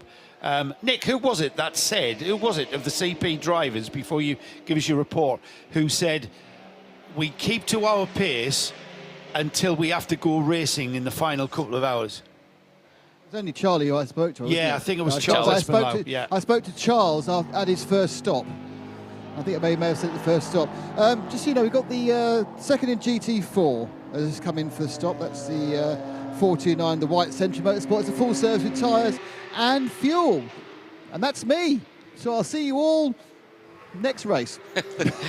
Yes, Nick is done for the day, as I'm taking over down there very, very soon, and taking us to that all-important podium presentation at the end of the race. We've still got a little while to go, and also as we click into the final couple of hours, it's our Spirit of the Race Awards. Indeed. Thoughts on that, everybody? Yes, indeed. We'll have our thoughts on that as we continue on. As Mr. Heindorf returns from his possibly lovely arrayas, if there were any left. There were a couple. Yes. There were a couple. There'd been enough talk about food, because everybody in the grandstand was looking around to see where Nick was when he was telling everybody he wasn't going to get fed, which is quite interesting. You're listening and watching live coverage of round 1 of 3 of the 12-hour of the Middle East Trophy. It is the 12 Hours of Kuwait Hankook 24-hour series. The end of 2023 becomes the start of 2024. There are 2 hours to go. So let's have a quick look at the standings. It's now 2 minutes at the head of the field between the Porsche and CP Racing. Joe Foster behind the wheel there. But remember, CP Racing have an advantage when it comes down to fuel. Some of that advantage that they had in terms of their stint lengths has been wiped out with the full course purple that we had. But the advantage that they've had is that they were able to put twice as much fuel in as everybody else. So that is going to play out again. It delayed slightly the opportunity for them to do a single stint whilst everybody else was doing 2 runs down the pit lane. But what it will do is that means that they can still, I reckon they can still save a pit stop on everybody else. possibly. They're 56 minutes into their stint at the moment. We know they can run out to around about an hour 10, hour and 15. The two other cars are only 5 minutes apart from their stints, but Jack Barlow was in the fueling zone when it went green. So put more fuel in the tank than Joe Foster is in 56 minutes. He's only been out 13 laps since he was in the pit lane. Yeah. So it's going to come down to, I think, that played into CP's hands, the Code 60, and possibly disadvantaged Century Motorsport, as they were in the pits when we went back to green again. So we're waiting to see how that plays out. It will come down to how much ABU Motors played it very well, because clearly they came in twice. Yeah. So they came down the pit lane twice under the Code 60. So they got the same amount of fuel under Code 60 as CP got, as did Century Motorsport. But they had to come down the pit lane twice. But because we were under Code 60, it didn't really cost them a huge amount of time. So I'm not sure that that was a huge advantage. Shane Lewis did his 40 laps, and Joe Foster has now done 28 laps, split into two 14-lap stints because of that Code 60 in the middle of that situation. But it's balanced, of course, it's balanced everybody up. Yeah. So what you've got now, instead of having all the cars sitting on the lead lap, you've got a lap between each of them. Yes. As they stand at the moment. And that means that CP Racing have to save a pit stop. Yes. To have a chance, because they don't have the extra speed at the end of the race over the other two. They've got quick drivers, but they're so closely matched. They will not make up the gap on the Porsche by pure speed alone. So they will pit in the next 15 minutes, which means they will have to do a splash and dash to get to the end. Who's the Porsche? No, the CP Racing. They're at 58.9 minutes at the moment, so they're going to have 10 to 15 minutes. No, but don't forget they've put an extra fuel in half there, a tank of fuel in. Yeah. They put another 60 litres in. So the only thing that's stopping that's giving them an issue now is Joe Foster can do in 1 more hour if they want him to. Yeah. And Joe's averages are pretty good. So it will be, if I was them, what they're running, there's an hour and 55 to go.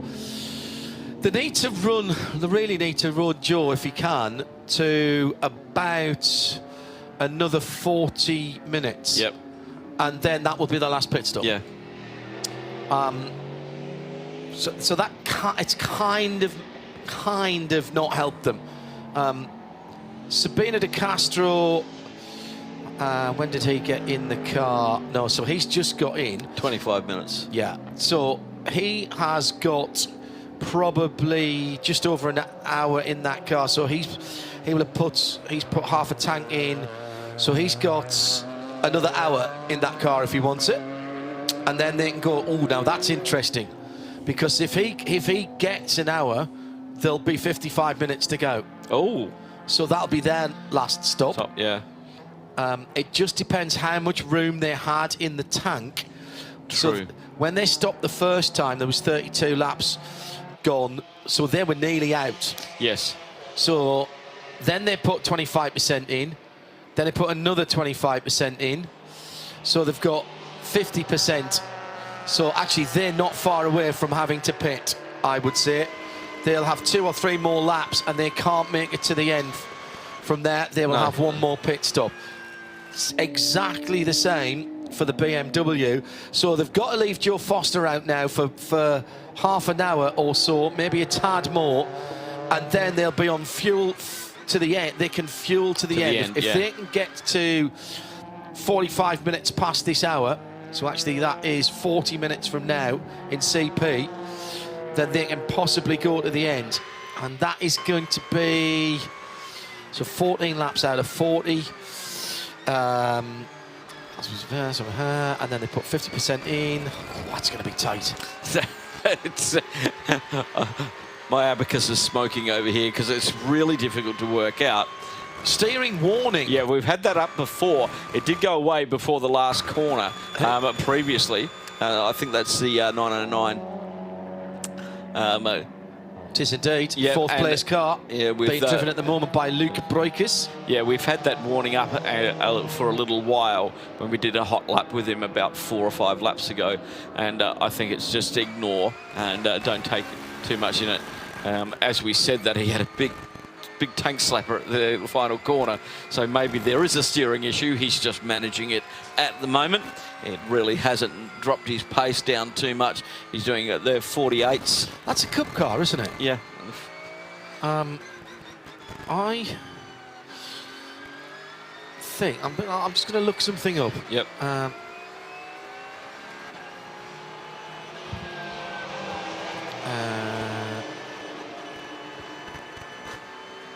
He's doing a nice job at the moment if he has got a problem. Leading the class by around 4 laps from the rubbed down by Fulgenzi car, and then another 4 laps back to the 3rd place in the 992, the K. Kramer Racing, with Maurice Kranz at the wheel. So those 3 have stayed together on the leaderboard in 5th, 6th and 4th, 5th and 6th overall.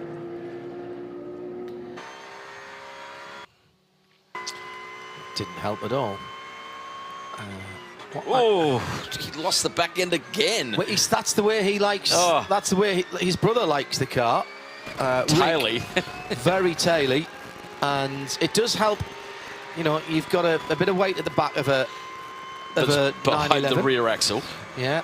And therefore it helps to rotate the car, but it is knife edge to how you get the setup. See, as he comes through the 4 right-handers, he's a bit smoother than his brother, but he is lifting off a lot earlier as he goes down through the gearbox now into turn 16A. Let me have a look.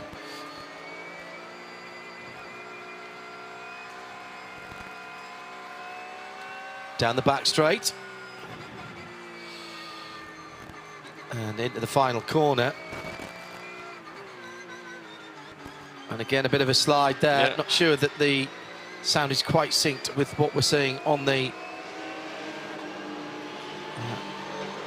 video, but it's clear from his movement on the steering wheel. Leader into the box. Sabino De Castro pitting now from the lead. He had about a lap over Joe Foster in the CP racing car, and that is at 1 hour 50 to go. So one more stop for them. Yes, yeah, 1 hour 50 to go. One more green flag, full fuel stop. They can get to the end from here. And we've also got Fabian DeFeo in the AGMC racing team by Simpson Motorsport, leading the GT4 category at the moment in the pits, running 8th overall on 278 laps, 10 laps ahead of Nathan Freak in the Century Motorsport BMW M4 GT4, running 2nd in the GT4 category.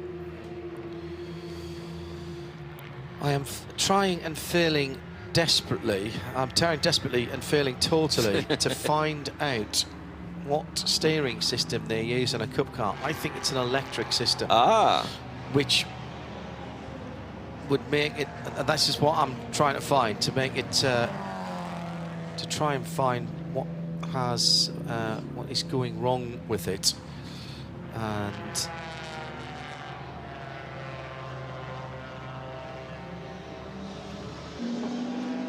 see some information.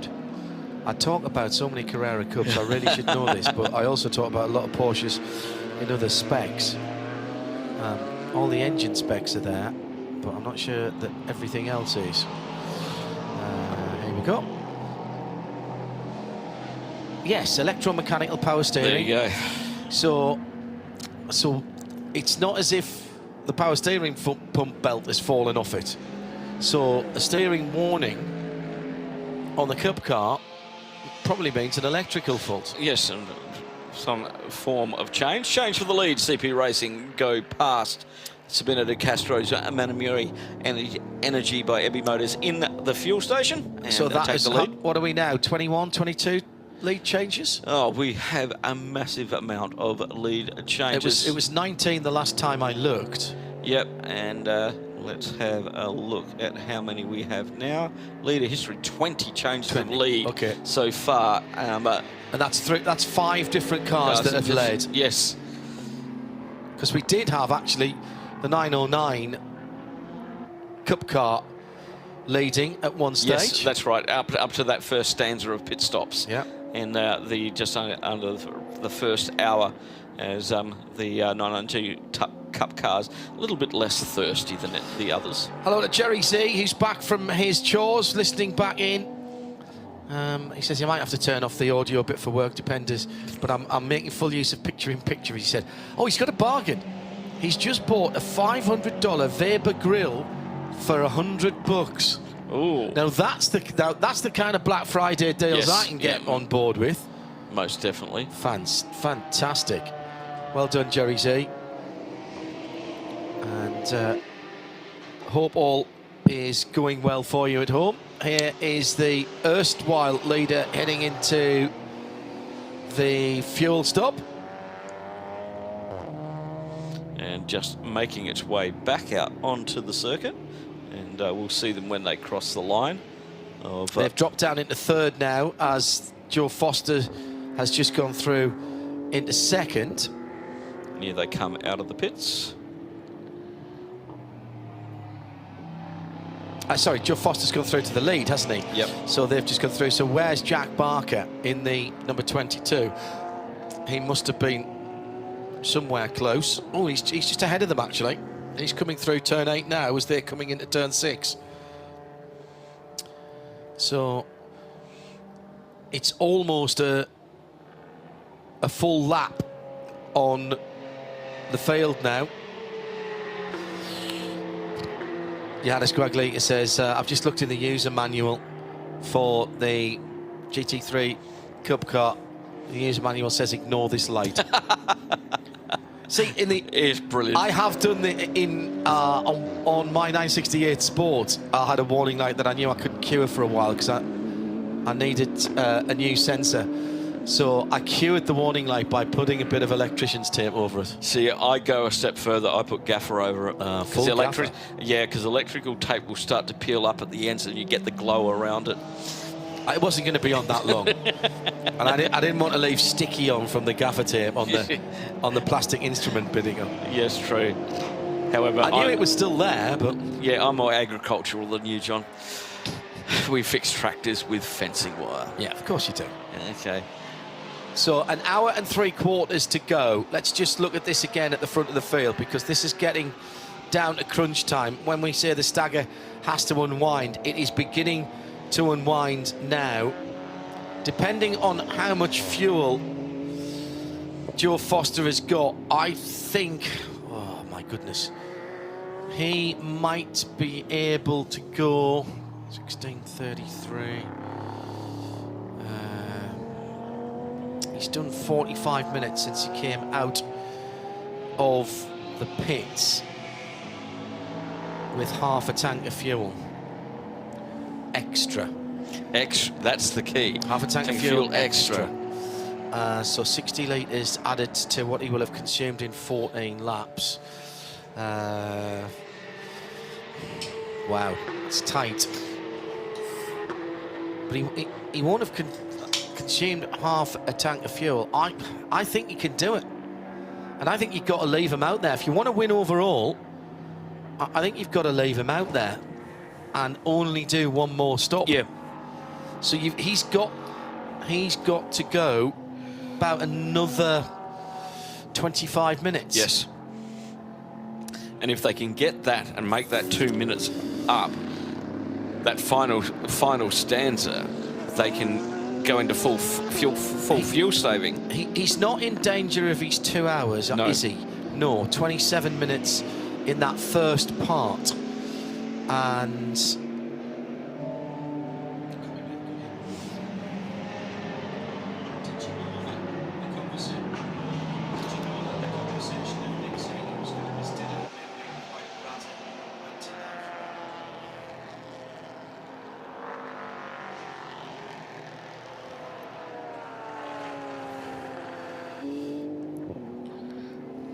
So,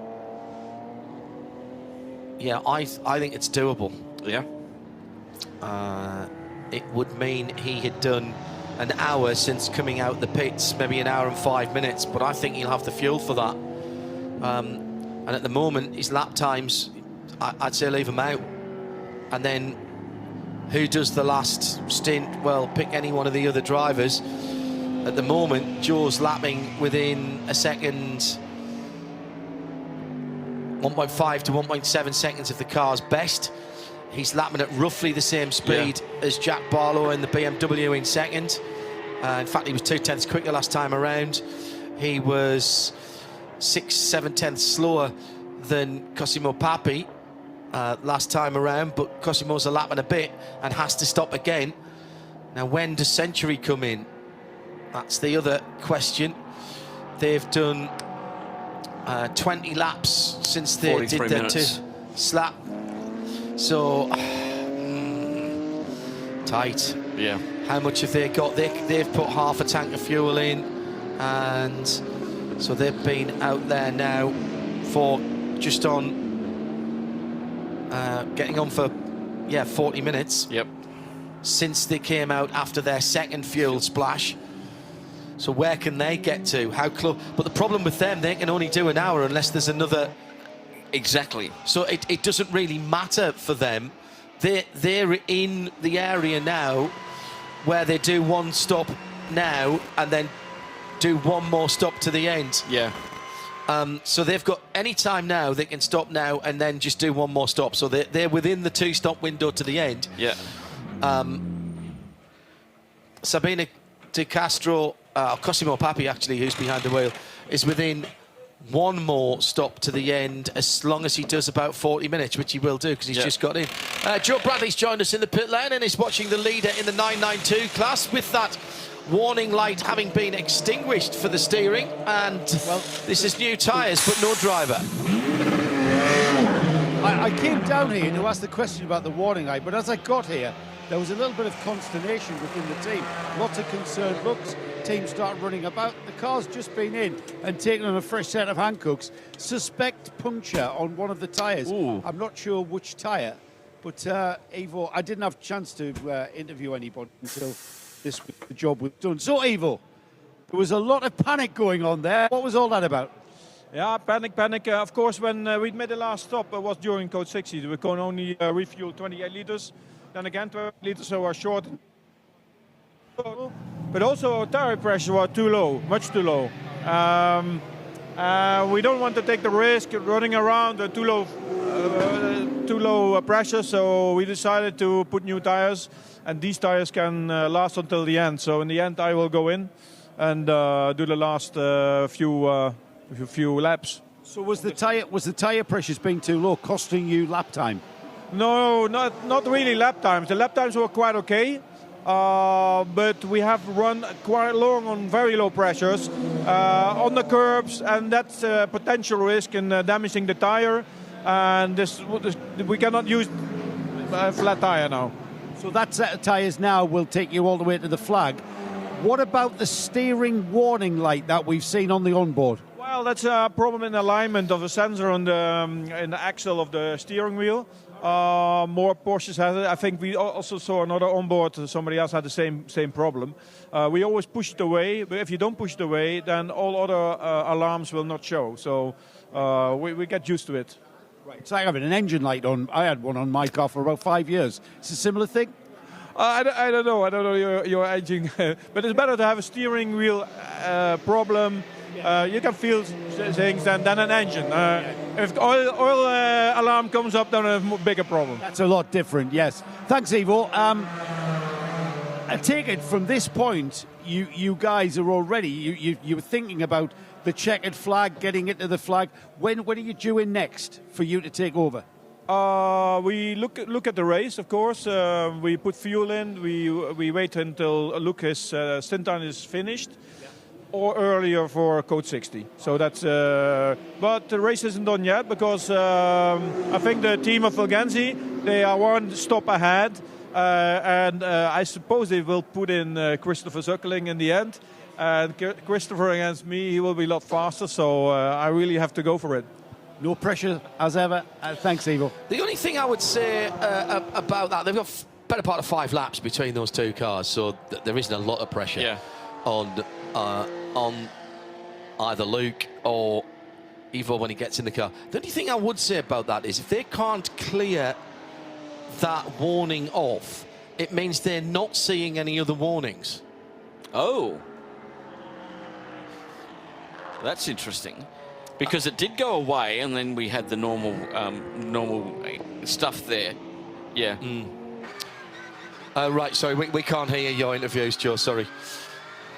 Yeah. Oh, right, really? Oh, right. So what Ivo said was if you don't clear it, you can't see the rest of your dash. So there's obviously a clear button on the steering wheel. Actually, that's disappeared now, so that's cleared. And here it comes again. And then it's just popped up again, as I said that, sorry. As he's steering. If I remember rightly, on the Porsche, the clear button is, I'm trying to remember which side it's on. I think it's on the bottom, on the right-hand side. Because I always thought that was odd. I thought it would be one of the top ones. Yeah, true. To clear. But they're for things that you use more often. I think underneath that is his delta times. Yeah, correct. And that's what he would be looking for. But with a 5-lap lead, do you really need to look at that? And I'm sure that the radio's still working, so they can tell him what's going on. Exactly. And there'll be bits to car telemetry. So if there was a tyre pressure warning or something like that, actually, he's still got that on the left-hand side. Yeah. So that's all right. And also, you can configure even on the Cup car, you can configure the dash in several different ways.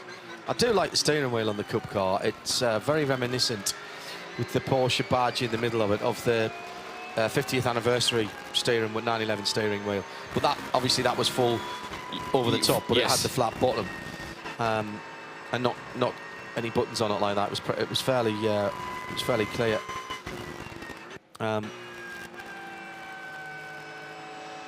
Just having a look to see what else I can glean from his dashboard at the moment. But I'm not sure what radio station he's listening to, quite honest. Coming down to 90 minutes, 96 minutes still to run, and still to be resolved. The top 3 spots on the podium and the overall winner of the race. Yes, I mean that, because we do not quite have a clear picture yet. CP Racing lead, and we are getting down to it's 20 minutes still, I reckon that car's got to do to get somewhere close for Joe Foster. I think I know what he's doing. He's out in the 45s now. He's saving fuel. I think he has to be. Yeah, because the other 2 are now 2 seconds a lap quicker. And Cosmo Pappy's now within 15.5 seconds of Jack Barlow. There is still a lap or 1 minute and 8 seconds between Joe Foster and Jack Barlow for first and second. So here's how it stands. CP Racing, maybe, possibly, can stretch this stint long enough to go to the end on 1 more stop. Yeah.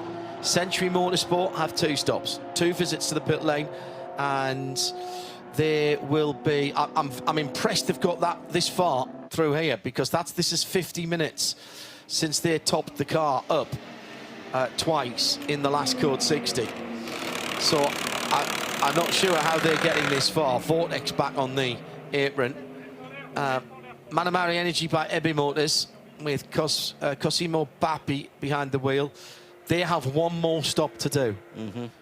They've got to do another 30, let's say 40 minutes. They've only done 12 minutes at the moment, so they'll get that, because they've got 50 to 55 minutes on a tank for that car. Yeah. And being the Porsche, it's a little kinder, but only holding maximum capacity of 90 litres. Their advantage is when they stop to fill it back up again, they're putting the least amount of fuel in. Yes. Because they're only putting 90 litres in. The BMW has to stop twice and put 100 litres in each time. CP Racing, the Mercedes, ideally would only stop once, but they're putting 120 litres in. Yeah. And that's the key to where we are. And and we still haven't got that full picture. I was kind of wishing it would go green all the way to the end. We had a super long run of green, which was over 3 hours and 38 minutes before. Actually, that's 4 hours and 28 minutes. So we had just a yellow flag in the middle of that. So 4 hours, nearly 4.5 hours of green flag racing between the third and fourth Code 60s. Code 60 has taken 12 laps, and it's about 5 minutes a lap, so just over an hour. Yep. An hour and 6 minutes, actually. So, not bad. The longest of those Code 60s was 28.5 minutes when we were trying to get the KTM crossbow onto a flatbed when it had that right rear suspension and hub issue. It couldn't be towed, and they wanted to be very careful of how they lifted it off the side of the track and onto the flatbed. Well, we saw the engine cover up, and that's where the attachment points were for the crane. At that end of the car was right above the engine, probably at the suspension pickup points. Yeah. In there, so they had to have that up, and then the crane didn't almost make it. The truck didn't almost make it around. That's one of my moments of the race. There. Yeah, exactly. He got through that very, very quick, very cleanly, but albeit very, very slowly, getting that car back. To the pits. I'm told by Marcel Duke, who's a doctor of engineering and runs with Mueller Motorsport in the Nürburgring. Hello, Marcel. Thank you. The steering warning is a common issue when you driving a cup car in the heat of the day and you're pushing the car, so no worries. He says it happens in the 992 Cup regularly with the cars that they run, unless they're driving in the cold at the Nürburgring. Well, he said, I think if that came up for me and I was on the Nordschleife, I'd be on the radio straight away. And I'm not sure that, that happens all the time, just ignore it, Hindhoff. I'm not sure that would work, to be honest. Marcel, best wishes for the festive season for you and Mulder. I know how hard you guys have been working this year. Thanks for tuning in and spending some of your downtime away from racing, watching racing. Yes. Good man. Good man. We have the same illness. Yeah, of course we do. We all do. At RSL_studio if you'd like to be in touch. Dave Alcock saying that the dash is very sophisticated in terms of information, and astonishing that the onboard footage is so good we can clearly read the dash and warnings.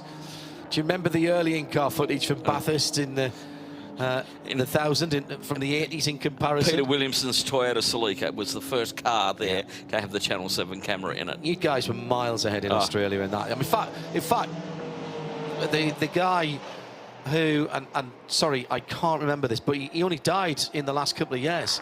The tech who invented it, and it went worldwide. Yeah, his tech went worldwide, and it's probably the thing that it's done as much for motorsport and coverage as anything else has. Let's be honest, it must have done it much, if not more. If you want to have a look at one of those laps early on with Peter Brock talking you around the mountain with his elbow on the window, across skyline on 3 wheels, and talking to the and the camera, in-car camera, just showing the master at work. It's amazing to see. We were all mesmerised by it in those days. It was witchcraft, wasn't it? It was. was. Then, do you remember, not only did you have a camera, the camera could move within the car. Oh dear, yeah. When overtaking other cars, you get the wave. We only used to see Bathurst 1000, James Hardy 1000, whatever it was. Yeah, Hardy Friday 500. Hardy Friday 500 before that. Yeah. When it stopped being a multi-class race, which it was right at the very beginning, and had 1 litre cars, a distant relative of mine, Bruce Hindhoff, won when his class in a Toyota 1 litre, and in fact, of course, built the Hindhoff Gowan built the engine for Brocky when he was having one of his fallouts with the factory team, and won with the Tirana. I think it was 76 in the yellow and blue Tirana. It had Gowan Hindhoff written on the front. Yep, XLR. But great car. But I remember we used to see the highlights of that round about January and February when there was no motor racing on. Yep. Because it happened in October. Of course. And it was on an ITV programme, an afternoon programme called World of Sport, when you used to have the full afternoon of sport. So you'd have some live horse racing, you'd have a bit of wrestling on at the end of the day, they'd have some pre-recorded stuff, and somewhere around about the middle to the end of January, usually, sometimes just before Christmas, but normally in the next year, you would have a 45 or 50-minute highlight programme from Bathurst. And the one I remember, I mean, all of the onboards blew my mind, but I remember a link-up between, and I'm guessing it was probably, would it have been Bob Hawke, who was the Prime Minister then? Probably Brocky on the Mountain and the captain of the Australian America's Cup yacht. Yes, John, yeah, I know who you're talking about. Big personalities, yes, all of them. And they had them all talking together live. The yacht was on the water, Brocky was on the mountain, and Bob Hawke was in. I think it was Bob Hawke that was, and they three-boxed it on the screen live at the same time. Yes. And I thought to myself, well, obviously we were watching it in highlights, but imagine watching that as it happened. Yes. And you just no, they've got it. This has to be pre-recorded, but Brock's going down Conrod Straight that didn't have a Caltex chase in it. No, flat out. That was flat out down there. And if you missed the end corner, you ended up at the university. You were past Charles Sturt University. That's right. You were halfway down to the Oxford before you pulled it up on the outskirts of downtown Bathurst. Oh, brilliant stuff. Yeah. At RSL_studio, GC says, interesting the teams allow their onboard cameras to display that kind of info on a public broadcast that's freely available to any and all competitors. It's out there, you're doing it. What are they going to learn from it? I know other series, for some reason, Formula E are the ones that blank it all out, which is really odd. I know iRacing do it as well, so if you looking at somebody else's onboard on iRacing, you just see a lot of zeros, which is very interesting as well. Nick Damon told me that. So, coming down now, under 90 minutes. We are predicting 361 laps. John Bertrand. Yes. Well done. Yeah, the skipper. Good keyboard skills there, Mr. Anson.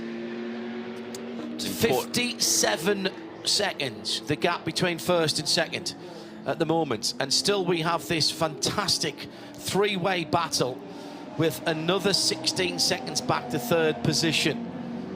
Raz, how about this, by the way? 277 laps in for this car. They've just come back out again. No, I'm right. I was just contradicting myself. So Haytham Karajouli, who had problems in the KTM Crossbow GTX early on, has just done that car's fastest lap of the race. 1:45.997. Well, he's a Kuwaitian. It's about the time they're getting up now. Just getting away, but very experienced around this circuit. And being loved his comments earlier on, by the way. It was brilliant, wasn't it? All good. Great to see local drivers supporting these events. Might not be the normal type of racing they're doing, but they come out, they know it's important to have the local identifying flags on the side of the cars being shown on the TV, being talked about on the PA. Well, him and Khaled Al-Madaf, who has done a staggering job here. I just can't say. And Khaled and I used to race together back when he was a radical racer. And the effort that and time that he put into Haytham as well is just amazing of where they've got to. And there's Luke Breukers just put the fastest lap in for the Red Camel Jordan.NL 992 Cup car. So he's still pushing along. They've got... Did I say they had 5 laps? I apologise. They have about a lap. Oh.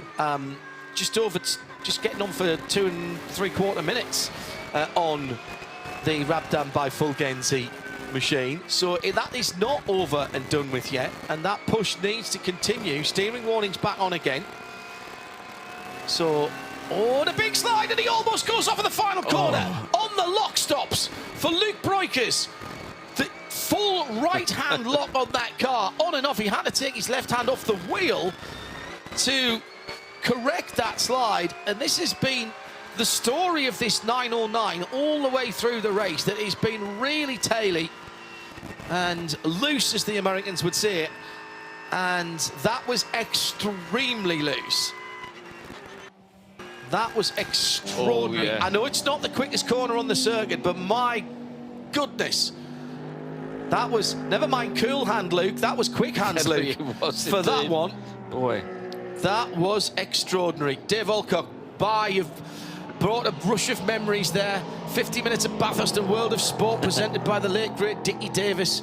Australia seemed light years ahead of us, and even of F1 at the time with the onboards. Was, mate? Invented onboards, absolutely. At RSL_studio, 55 seconds at the head of the field. 15, call it 16 seconds between second and third. Pit stops still to play out. How are we sitting for those pit stops? Oh. This is so tight. Century Motorsport are playing themselves into this, but I don't think they've got another 22 minutes in that car. CP Racing need probably 12 to 15 minutes. Let's get some interviews from the pit lane. Joe Bradley is on duty for us at the moment. Janetta in. I take it from the body. Oh, hang on. Wait for that to go away. I take it from the body language of you and the team. Was that the last pit stop for the car? Yeah, that was the last pit stop. We had a few issues with the Code 60. Sorry, language. It messed with our schedule we wanted to do. So now we had to do 2 shorter pit stops because we weren't going to match with 1 long. So it's a bit of a problem, but we're here to enjoy also and have fun. So it's great. I enjoyed myself. Did the daytime when it was pretty hot, and now nice and cool. You actually can see the GT3s come from far along, so it's easier to get out of the way. And yeah, it's nice racing, and everybody respects themselves out there. Just you can see they're very professional, very competitive, and very respectful at the same time. The race has had some moments for you, especially that puncture that you encountered. How tricky was that?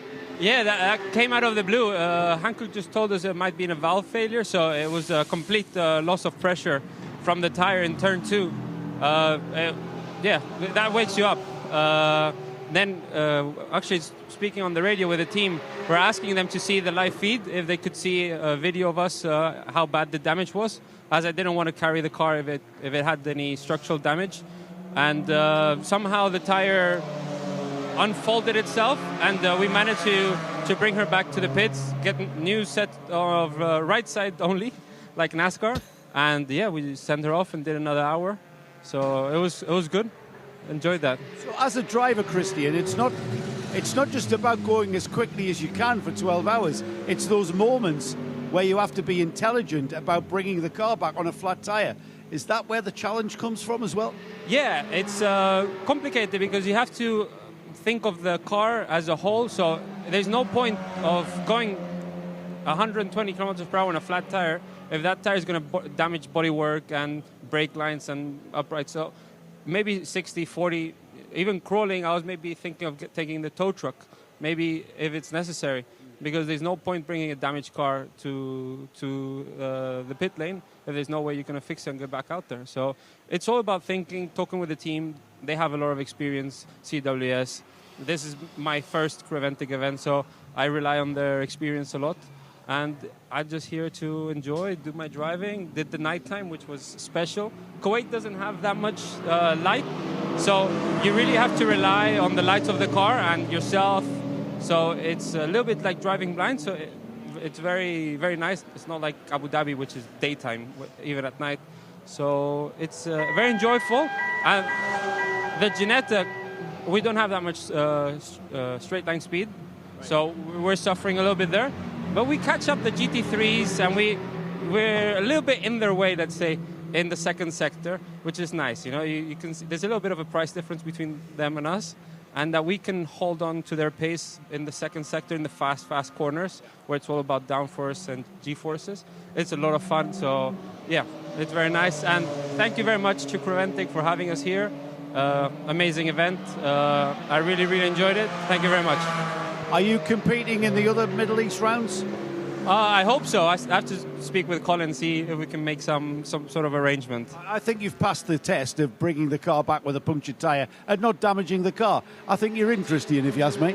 Thank you very much. Thank you, everybody at home watching. Once again, apologies for the language there. Christian apologised for himself as well. Sim Racing Bar Stewart, it might not be the biggest field, but this circuit races well, and we've seen some good races today. SRBS, you're absolutely right.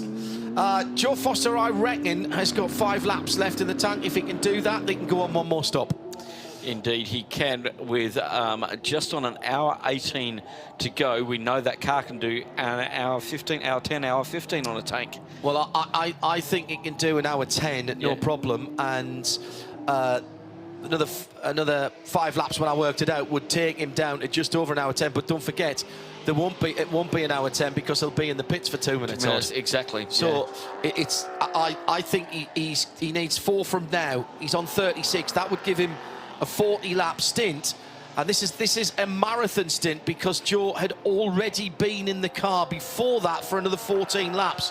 So this is effectively a stint and a third, a little bit more than that for Joe. And this last 36 laps and him getting to about an hour and another 5 minutes, really, an hour and 12 before he pulls into the pit lane, an hour and 13, something like that.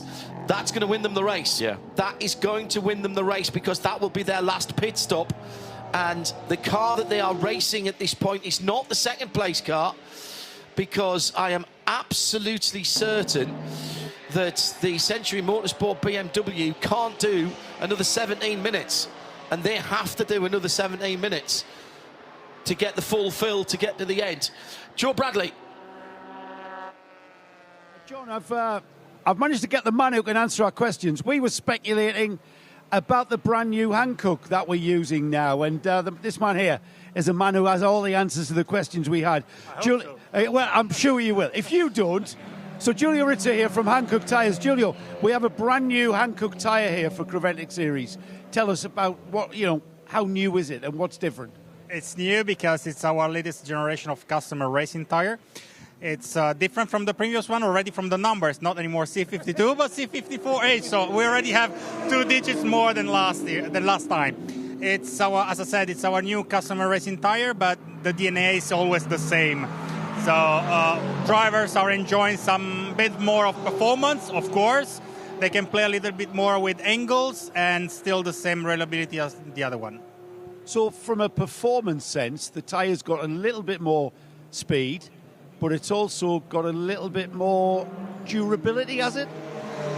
Durability is the same as last tire, because what we're looking for is a tire that should be reliable for the whole stint, which with this car it's up to 120 minutes. It depends from the truck, of course, and depends from the car, but we say a full stint has to last with the tires, and for sure it's faster than the previous one. How dependent are you as a tyre manufacturer that the engineers listen to you? Because, all right, I've worked behind the garage doors and I know how much engineers, you tell them no more than 5 degrees of camber and you can bet they're going to put 6 or 7 on there. Do you find that the people on this pit lane follow your lead? That's challenging, but it's challenging for everyone, everywhere, not just here in CREVENTIC. Of course, we do assist them with on-site support. Engineers from Hankook attend every single event, not just CREVENTIC ones. And we strongly recommend some setups and some parameters to look after. Of course, some engineer thinks they know more than us, which is also fine because at the end it's their car, but sometimes they learn the hard way. So, Giulio, if I wanted Hankook tyres on my road car, I'd drive a Mercedes CLS, for instance. How much of the technology that you are discovering on the racetrack will I be able to put on my Mercedes? The two families are strictly connected, the road legal tires and the racing tires. The R&D has a section for motorsport tire, but it's all in one building. So at the end, the minds behind tires are all the same. Right. So there is a lot of know-how coming from the races in our everyday tires. They are different, of course, but even the road tires are a very unique, high-technology product. Just think about that in every tire that you use every day, there are more than 100 different materials involved. So it's a very special product. Yes, it's moved on from just plain old rubber, hasn't it? Thanks, Julio. You've answered the questions. Basically, we wanted to know what you passed with the differences between last year's tyre and this year's tyre, and it's an evolution, isn't it? It's constant. We continue to push in all areas. Never ending, of course. Yes, it's constant, and especially in CREVENTIC, where we have so many different cars, so many different driving styles. It's also important for us, and we're learning a lot from them. Thank you. It's a sign of the technology that Julio was talking about there, that Hankook now are original equipment for performance manufacturers all over the world, including Porsche. They do an N-rated tyre for the new Cayenne and Boxster 718. And I know from experience, and I didn't get given these tyres, we bought these tyres for Eve's Boxster, and I won't say what they replaced, but it's a superior tyre in every single level, every single area that you would judge it. It's quieter, it's exceptional in the wet, it has a better rolling resistance, so you actually get a little bit more mileage out of it. I mean, that's fairly subjective, I suppose, depends how you drive the car as well. Right foot dependent. Yeah, very right foot dependent. They're back to lift and coast again, aren't we? Yeah, we are. And it's, as I say, Porsche are very particular. They have a special rating. Like BMW, like Mercedes-Benz, they have what's called an N for Nordschleife or Nürburgring, apparently, is how they describe it. And every brand new Porsche car has to have tyres from a manufacturer that has an N-rated tyre. And they have to pass homologation from Porsche. And they like you to stay on those tyres. And having spoken to people who do a lot of tyre testing, I was fairly sceptical about it. They told me there are differences between one size of tyre from a particular manufacturer that has an N and doesn't have an N. And Hankook, the Ventus Evo that we have on Eve's Boxster, and it has performed very well indeed. Been on just over a year now, and it's very resilient, has a good feel. It's transformed the car from what we had on it before, and they are learning in the toughest laboratory in the world on the racetrack, and some of their knowledge being applied to this new tyre. I also like his spinal tap, first of sort of logic there. Well, we've gone up 2 numbers and added a letter, so it must be better. It goes up to 11. Yes, but it's at the same place as the one that says 10. No, but it's 11, so it has to be better. Very good, Julio. Very good indeed. Thank you to our tyre partner for CREVENTIC for, well, a long time now, supplying tyres for the whole field. It hasn't been easy for them. They have that big fire in their factory as well. Yeah, good and they've point. been able to keep all of these, everyone that, the racing series that uses the tyre, they've been able to support them. It's been quite amazing how they've resourced that out. At the front of the field, let's get back to what's going on. We have got 70 minutes left, and I reckon Joe Foster has driven that CP Racing Mercedes AMG GT3 Evo into the best possible chance it can have to win the race. He's now done 40 laps since it last fueled. That's as long as the car had gone. But remember, they topped up with half a tank of fuel once in the Code 60, and they'd only done 14 laps before that. So they've got slightly more than what their 120 litres. But my goodness, that has been an extraordinary run by Joe Foster. He still leads the motor race by 45.5 seconds. The man on the move is catching second place Jack Barlow. That's Cosimo Papi. He's down to 9 seconds. Barlow is getting close here to getting to the end of the race. He needs another 9 minutes. If they've done that, where have they found the fuel from? Flat 6 interrupts, and that's fine by me. The Century Motorsports car has now done 40 laps since it last splashed. So they are there or thereabouts, but they need to get to an hour. And Jack Barlow into the pits. They're going to have to fuel 108. save. Oh. So they're going to be out at about 106, 105 and a half. What's the maximum they've done so far? Would it be 55, 56?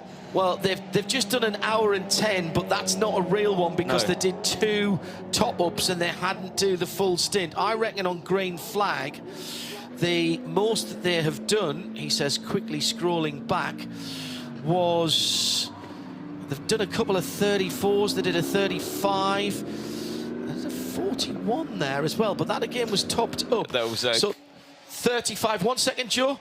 Just 1 second, Joe. So they did 35, which is an hour and 1 moment, an hour and 1 minute. So there'll have to be some fuel saving. In the battle in 992, second place car into the pit lane. That will be the final stop for the Fulgenzi Rabdan car. And the man with his name above the door and on his race suit has just done a fantastic 43-lap stint. So they'll go to the end from here. Red Camel need one more pit stop. So this is all good. Now this is clever by Paul Trustwell and by Red Camel, because they will not need anywhere near a full fuel fill. Yeah, and that's so it. that means they'll not be standing still as long as the Fulgenzi And they won't car need is tyres now. as all. It'll just be a splash and dash. I don't think they'll put tyres on. They'll go straight into fuel. If there is a code 60, then they'll come in. When was Luke in? Luke's going to have to get out of that car before the end, I think. He started 16, 36, I mean 18, 36. Yeah, he can't go to the end. No. So he's going to have to get out with about 25 minutes to go, and they don't want to get too close to that in case you get a code 60 and all of a sudden you're 5 minutes away from the pits when you thought you were a minute and 43. So yeah, let's not push that one to the very end. Now, the 936 has just been given a penalty by using headlights at high beam in the refueling area. Oh, a 10 no, second, that's a no-no. 10-second penalty for Carsten Kramer in the K. Kramer Racing, number 936, currently running third in the 992. They're not going to lose that position, but yeah, it's a big no-no. Phil Anson, John Hindorf taking you to the end of the race, 66 minutes to go, and still Joe Foster. Where's he getting this from? This is outstanding stuff from the car. Here he comes. And it must be time now. Surely this is 46 laps. There's a new set of Hankook tyres. Joe Bradley is down on the pit lane. 43 laps for Joe Foster. That might be a race-winning stint from Joe. Cracking stint from Joe. Just eked that fuel out, didn't he? We've got a change of driver. Charles Espenlaub, look how sharp that was.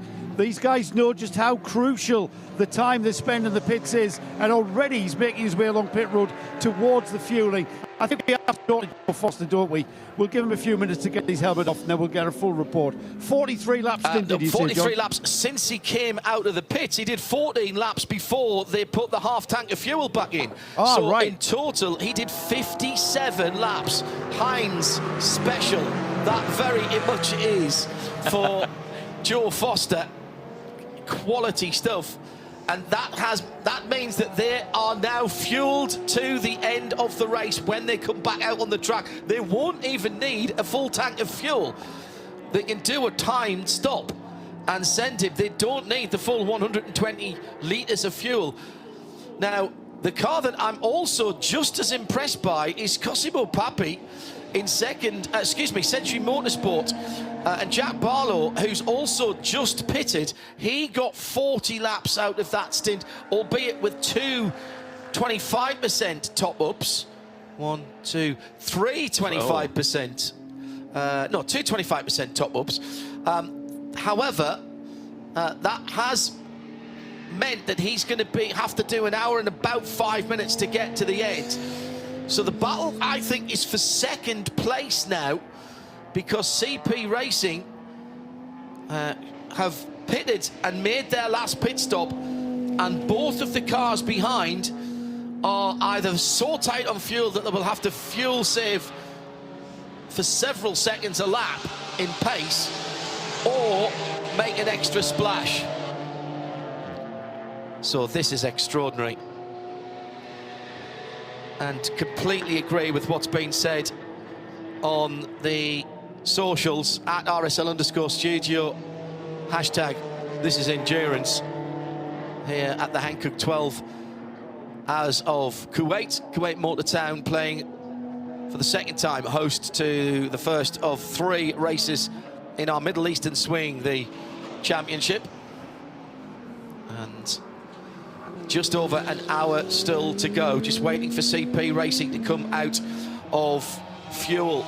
Cosimo Papi back in the lead. That is now the 22nd change of lead. Thank you, Joe. Go ahead. Joe Foster, we counted 14 laps into the pits, out again on a fresh set, was it? No, it wasn't. That was part of the strategy involved, as we did not change tires. That was the same set the whole time. So 14 laps, same tires, took on fuel, and another 43 laps. Some sort of rubber magic, was that?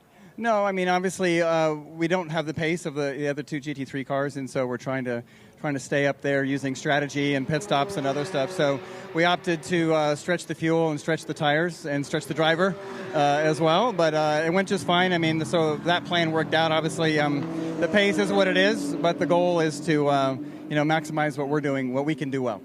Well, you've certainly done that. I mean, it's all right. I'm praising you, Joe, for that effort. That was a mega stint, and John Eindhoff and Phil Hansen have been doing likewise as well. But it's been a team effort right from the green flag. You guys have been thinking in this way, haven't you? Well, yeah. I mean, we know where we're good and where we're bad compared to the other cars. And it's a super fun race. Obviously, it's very back and forth and seesaw, and everybody is doing different things better than the other. And so we're working at the strategy side and managing the tires, managing the fuel, and see where we end up. And we estimate, or we calculate, that you guys can now do a time stop with a stopwatch on how much fuel you need? Actually, I don't know, to be honest. You've just got out of the car. I'm not sure, but hopefully not. Hopefully, I mean, I actually stretch the fuel quite a bit, and I know we'll see what happens. Yeah, but it's definitely... the math would say we need a splash, but we'll see what the gods say. Yeah, I mean, there was 64 minutes left when Charles took it out. Yeah, that was about right, I believe. But I admit I don't actually know how long it will go. Okay, man, great stuff. You're far too old to be doing stuff like that, by the way. Oh, it's fun. It keeps me young. Joe Bradley and Joe Foster down in the pit lane. That might be a race-winning strategy and stint from Joe. Well inside what they can do. They've been doing an hour and 10 to an hour and 13 minutes, adding 120 litres of fuel, which I think they've probably done. They've dropped down to second place only because Century Motorsport made their stop with about 56 minutes to go. Absolutely stunning run for Century. Now, Cosimo Papi has 3 minutes and 20 seconds in hand, but I don't think he can get to the end on his fuel. He has been out there already 27 laps. Now, in fairness, so we're talking about 45 minutes.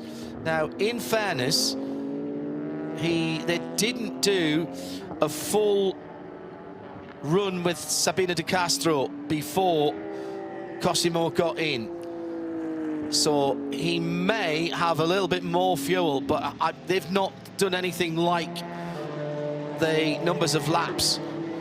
With 27 laps under their wheels at the moment, we are still looking at another 40 laps, and there's not that in the tank. There's not that in the tank. Gary Phillips has joined us. Made his way up with the Sherpas and the oxygen all the way up to the top of the grandstand. Gary, there's an old saying in motor racing, and you've been around motor racing a long time, that you only need 2 cars to make a race. I know we would have liked more cars than the 14 that we had. But my goodness, at the front of the field, we've still got a battle between the top three. We've got battles in classes.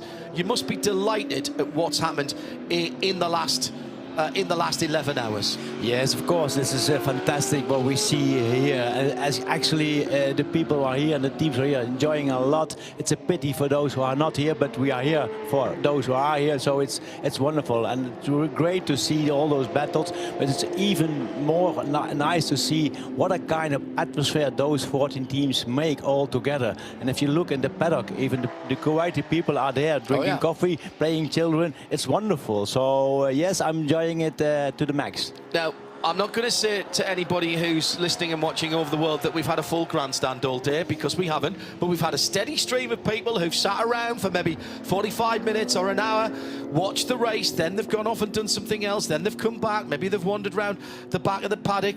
Khaled and his team here at Kuwait Motor Town, once again, they've welcomed us with open arms, they've made everything so easy, and clearly the word is getting out about this event. That's absolutely true, and we are positive surprised with the progress they have made within only 1 year, and it looks like this track is doing this for many years with the team of Mohammed. It's wonderful, and look in race control, it's going fabulous, and yeah, it's exciting to be here. So I enjoy it from the beginning and hopefully follow to the end. We're coming to the end of our 2023 year. This effectively starts off 2024. Correct. CREVENTIC always ahead of the game, Gary. Very, very good. How would you assess what's happened in 2023? It's been a difficult few years. CREVENTIC were at the forefront of making sure that we got back to racing in Europe under the right conditions, under safe conditions when we had lockdown and COVID. Are you hearing from your competitors, from your circuits, that things are, if not back to normal totally, certainly moving in the right direction? Absolutely, absolutely. If you see at the entries from Europe, you can definitely see that. And if you're looking to the entries from Dubai and Abu Dhabi, definitely. So we are really grateful for all those teams who have supported us in these difficult times. And now we're back on the grid, and yeah, the rumors spread around, and more and more are coming. So we are delighted. So we see it as a privilege that they come still to us, and that's wonderful. For CREVENTIC, this region of the world effectively is where it all started for you, with the next race we go to, with the Hankook Dubai 24 hours. The Middle East Trophy, a championship on its own, is still very young. The entries that we'll have for Dubai and the huge entry that we've already got for the Abu Dhabi 6 hours proves that you were right to show faith in the area, and that the area was show faith in you.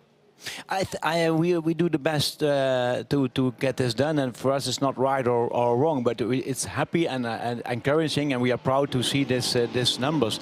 For instance, to give an example, if we go to Dubai in January, it's the 19th time, but remember, if we go in March to Mugello, it will be the 10th anniversary. Yeah. Absolutely. Now, and you're talking about already 2024. We don't want to wish away 2023. It's been brilliant. A couple of little off-track moments for the Simpson Racing Audi RS3, leading in TCE up to 10th position, that car at the moment. We don't want to wish away 2023. We've still got some prize givings to go this evening. Dave Alcock, speaking for the fans, he says, will you please pass on my thanks to Gary and the team for great racing and great coverage that we've all been able to watch for free this year. Best wishes for Christmas and 2024. You're already again ahead of the game. The new calendar for 2024 has been announced, and some real excitement there. We're adding another 24-hour race in Europe. Yes, that's correct. We go back to Portimao in 24-hour in Europe. So yeah, two big 24-hour races in Europe, Portimao and Barcelona. I loved the 24-hour race the last time we did it at Port. It was very, very hot. We're going there earlier in the year this time. Yeah, we're going in May. Correct. Yeah, I think that will be great. And the races you've already announced, that's not the end of it, is it? No, I've heard Peter in the driver's briefing. We have a new race. The date is clear. It's 5 and 6, or 6 and 7 September, 1 week for Barcelona. A 12-hour race in the legendary circuit of Spa. But more, I'm not allowed to tell. However, the 14th of December there will be a big press release about this new race. Right. So an extra event. An extraordinary, wonderful event. Right. Will I be happy? Yes, you will be happy. Okay, that's all I need to know. Gary, we often talk to you or to Peter, but behind the scenes, there's a big team of CREVENTIC wearing the dark blue shirts that aren't just here at the track. They're working right throughout the year.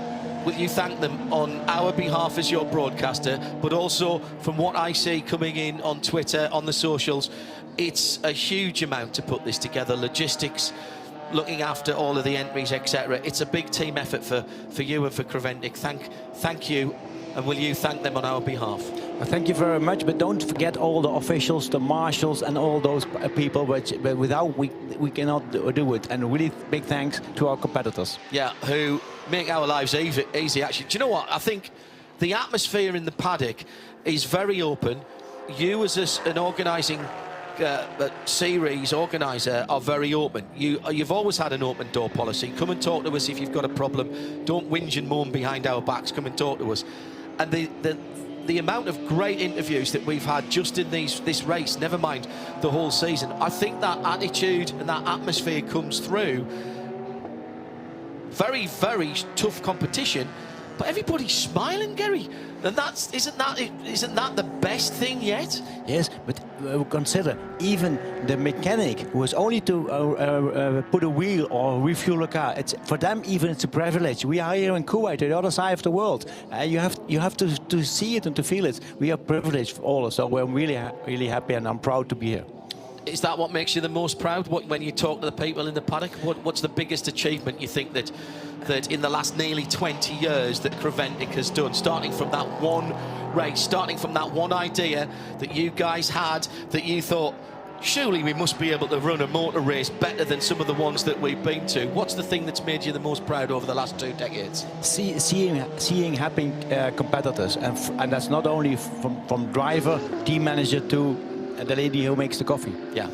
Gary, thank you very much indeed. Okay, you're welcome. My friend, thank you. Always a pleasure to come and work here. Gary Willems, who is here on behalf of our organisers, CREVENTIC, and what a job they've done again this year. And no slowing down. It's top gear flat out for 2024, which is starting right now with the first round of 3 in the still relatively new championship for the Middle East, the Hankook Middle East Trophy. Dubai coming up in the middle of January, and then the penultimate weekend will round it off at Yas Marina. Full coverage, live, free, no breaks, no blocks, the way it should be, the way it's always been for the coverage of CREVENTIC. Just a really joyous place to be, quite honestly. Every time I come to a CREVENTIC paddock, and I don't do all of them, Nick and Joe, Johnny, Bruce, Diana, Peter Mackay, thanks to all of those and everybody else who has been with us this year. And they've all had as good a time as we have.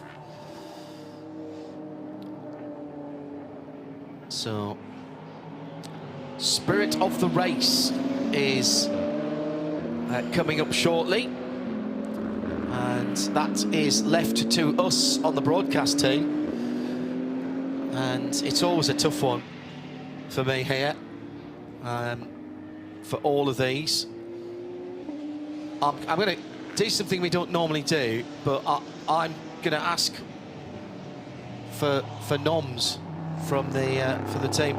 I think mine's probably Vortex again, to be honest. They brought a stunning looking brand new car which managed to set on fire through really no fault of their own as they're developing that car. CWS, well, you can certainly say they've had the spirit of endurance, with Colin coming back after that horrible accident, and a bit of a bit of sort of battlefield maintenance on that car. Even the guys at Crossbow again as well. Phil, what would you be? I mean, frankly, just getting the Vortex here is part of the spirit of endurance for me. Indeed it is, and the other one I've been thinking of is the CREVENTIC team. Once again, a new car, the G56, a test bed for something bigger coming on. Brave to bring it on at a 12-hour race and trying to get it working, and have they done that, leading the GTX cars? I would say yes, the Vortex, having a fire, having all of those issues, getting that car back out there again, making it work, it just shows the level of commitment that they're taking into their next evolution. Well, and I think that's very important. For you to think about that, we'll have the presentation in just a few minutes. And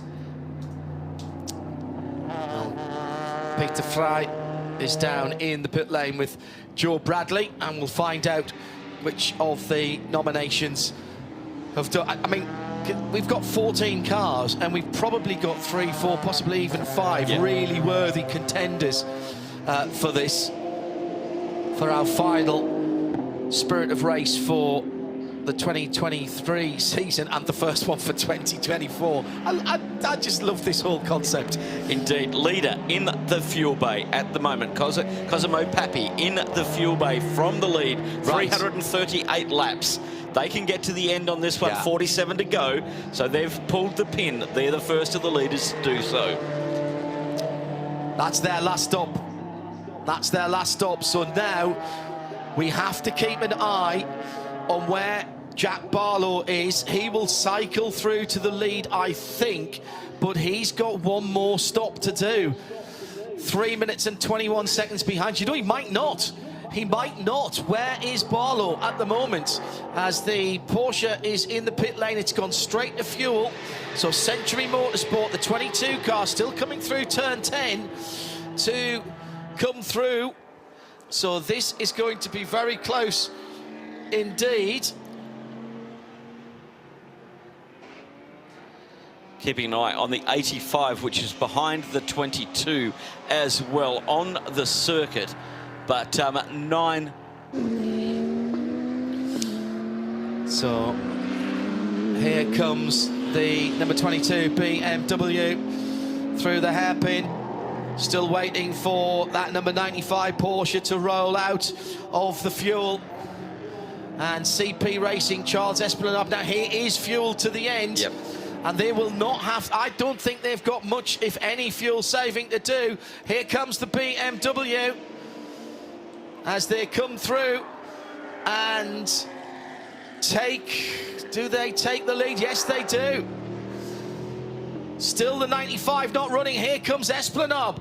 Esplanade goes through, and there's Sergio Nicolai rolling now. And he's going to come out right behind CP Racing. Oh my goodness. Wow. So this is now the true fight. We said it would not be till the last pit stops, till things actually unwound in terms of the stagger. Unwinding. And the number 95 Porsche went in the lead, comes out in third. It's BMW from Mercedes-AMG, from Sergio Nicolai. CWS, Colin White, their trials and tribulations continue. They've not got a real light on that car. It's got to be done now. I think they're going to hang the mechanical flag out for that one. And they've got the technical flag, the black and orange. I reckon the top 3 are within 10 seconds with 45 minutes to go. So wow. who has got the right driver on the right tyres at the right time?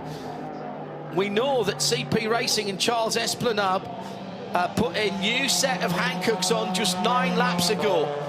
Jack Barlow was in some... Oh, now. Jack Barlow... Barlow can't go to the end. He'd go over his 2 hours. He's an hour and 41 at the moment, so he must pit again. Oh, my goodness. He must. The 2-hour rule is gonna take the Century car out, even if he's got fuel to the end. he can't make the end of the race on his drive time. Wow. Am I reading that wrong, Phil? I have to know. I've got 1 hour 41 minutes on him at the moment. And there's 44.5 minutes to go. That's over the time. 20 minutes. My goodness. They may have to just, and it's a driver change. So it's a driver change plus a bit of fuel. If you're going to do a driver change, you might as well throw a new set of tyres on it. Of course, yeah. And splash a bit of fuel and then send them. So surely you do that the sooner the better. They can get to the end. They can easily do an hour. They came in with about 1 hour and 7 or 1 hour and 8 to go. And they came in with 1 hour and just on 1 hour and 7 minutes to go. Oh my goodness, is there any more drama to go? So now it's Charles Espenlaub who is fighting for the win with Sergio Nicolai. Now I'm going to check Sergio's timing as well. He's just got in the car, hasn't he? Because Cosimo Papi was in before him. Exactly, yes. he goes to the end he's now. fine. He Charles goes to the is end. okay to the end. Yep. So this is the fight, and between what is now second and third on corrected, there's 4.3 seconds. 4.3 seconds for the motor race, with Jack Barlow not able to take that BMW to the end of the race. He'll have to stop. And when will he stop? That's the question. Is he going to push as far as he can? But it doesn't help them. It doesn't help them unless there's a code 60. And then they do the driver change in the code 60. Yep. Yeah, all right. They can only take 25% fuel, though. I think that's probably all they need. Exactly. I think they were probably 10, 15 minutes tops away from what they needed. So I think they'll stay out as long as they can keep him in the car. And pray for a code 60. And pray for a code 60. Yeah. So they're doing the maybe, the wishful one. And the change has happened. Has it? No. Let's just... Oh, the timing tower gave me a bit of a shock there. It did.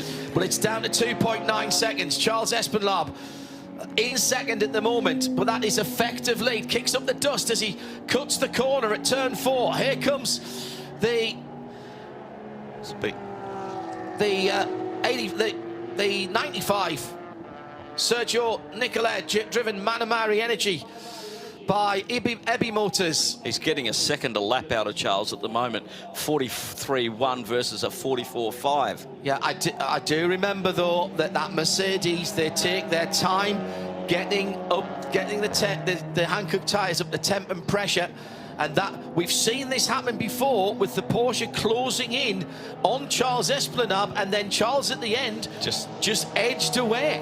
But this is getting very tight indeed. Are they just suckering the car in? Is this the old, hey, float like a butterfly, sting like a bee? Yes. Are they making that car push too hard on its tyres? Possibly. Man, this is high risk, high stakes poker for the first win of a 3-race championship season. The 85 AMG defending the win that they captured here. Yes, the last year, under exciting circumstances, they were leading, they were controlling the race. Then there was an accident at the ultra quick turn 1, ended up in the gravel. It looks like it'd gone, and then the GPX Racing Porsche that had gone through into the lead mysteriously with a transmission. When did you last hear of a Porsche with your transmission? Having a transmission problem? And it ground to a halt just opposite us here, and it couldn't get going again. And the lead just disappeared. Battle for second place, which will become the lead when the Century BMW comes into the pit lane. 40.5 minutes to go. 40.5 minutes to go. Unbelievable. 2.3 seconds the gap at the moment. The 273 gets out of the way. Now the 273 has a tail light at one side of the tail light and 2 brake lights. I think that'll be all right. Well, they've been told that they must repair it now. They have to repair it now. They're getting the technical flag, so they're going to have to bring that in. So they have to have both tail lights, not just one side. They won't lose second place over that. I've said already. I think, as Joe said, they're on the pit wall. Freddie Tomlinson has just exited the pit lane in the leading GTX, 7th position for Toro Verde in that 6.2 engined Ginetta G56 Cup, the highly modified car. Talking to Lawrence Tomlinson earlier on, whilst I was grabbing a bit of dinner. Only the engine block is the LS3. They get a bare engine block. All the jewellery, as he called it, is all designed and manufactured by Janetta or by Janetta suppliers. Wow. They design and build their own oil pump, for example. I mean, wow. And so that is why it's called a Janetta 6.2 litre V8. Yeah. Sounds fabulous. Here we go then for the effective lead of the race. It's for second at the moment. Porsche down the inside to turn number 2, the first of the heavy braking points here on this Kuwait Motor Town circuit. Charles Esplanade just doing what he needs to do again. 45.1 last time around. 44.4 from Sergio Nicolai, but it's still 1.6 seconds. Now, how close can he get? Here comes the leader in Red Camel Jordan. Luke Breukers has to get out the car. This is a similar situation. Yes. He's running out of time, so they've backed him up towards the 2 hours. A wipe of the windscreen for Ivo Breukers. Already 10 seconds stationary. I think they'll throw a new set of Hankooks on. They might as well. They've got 5 laps over next place.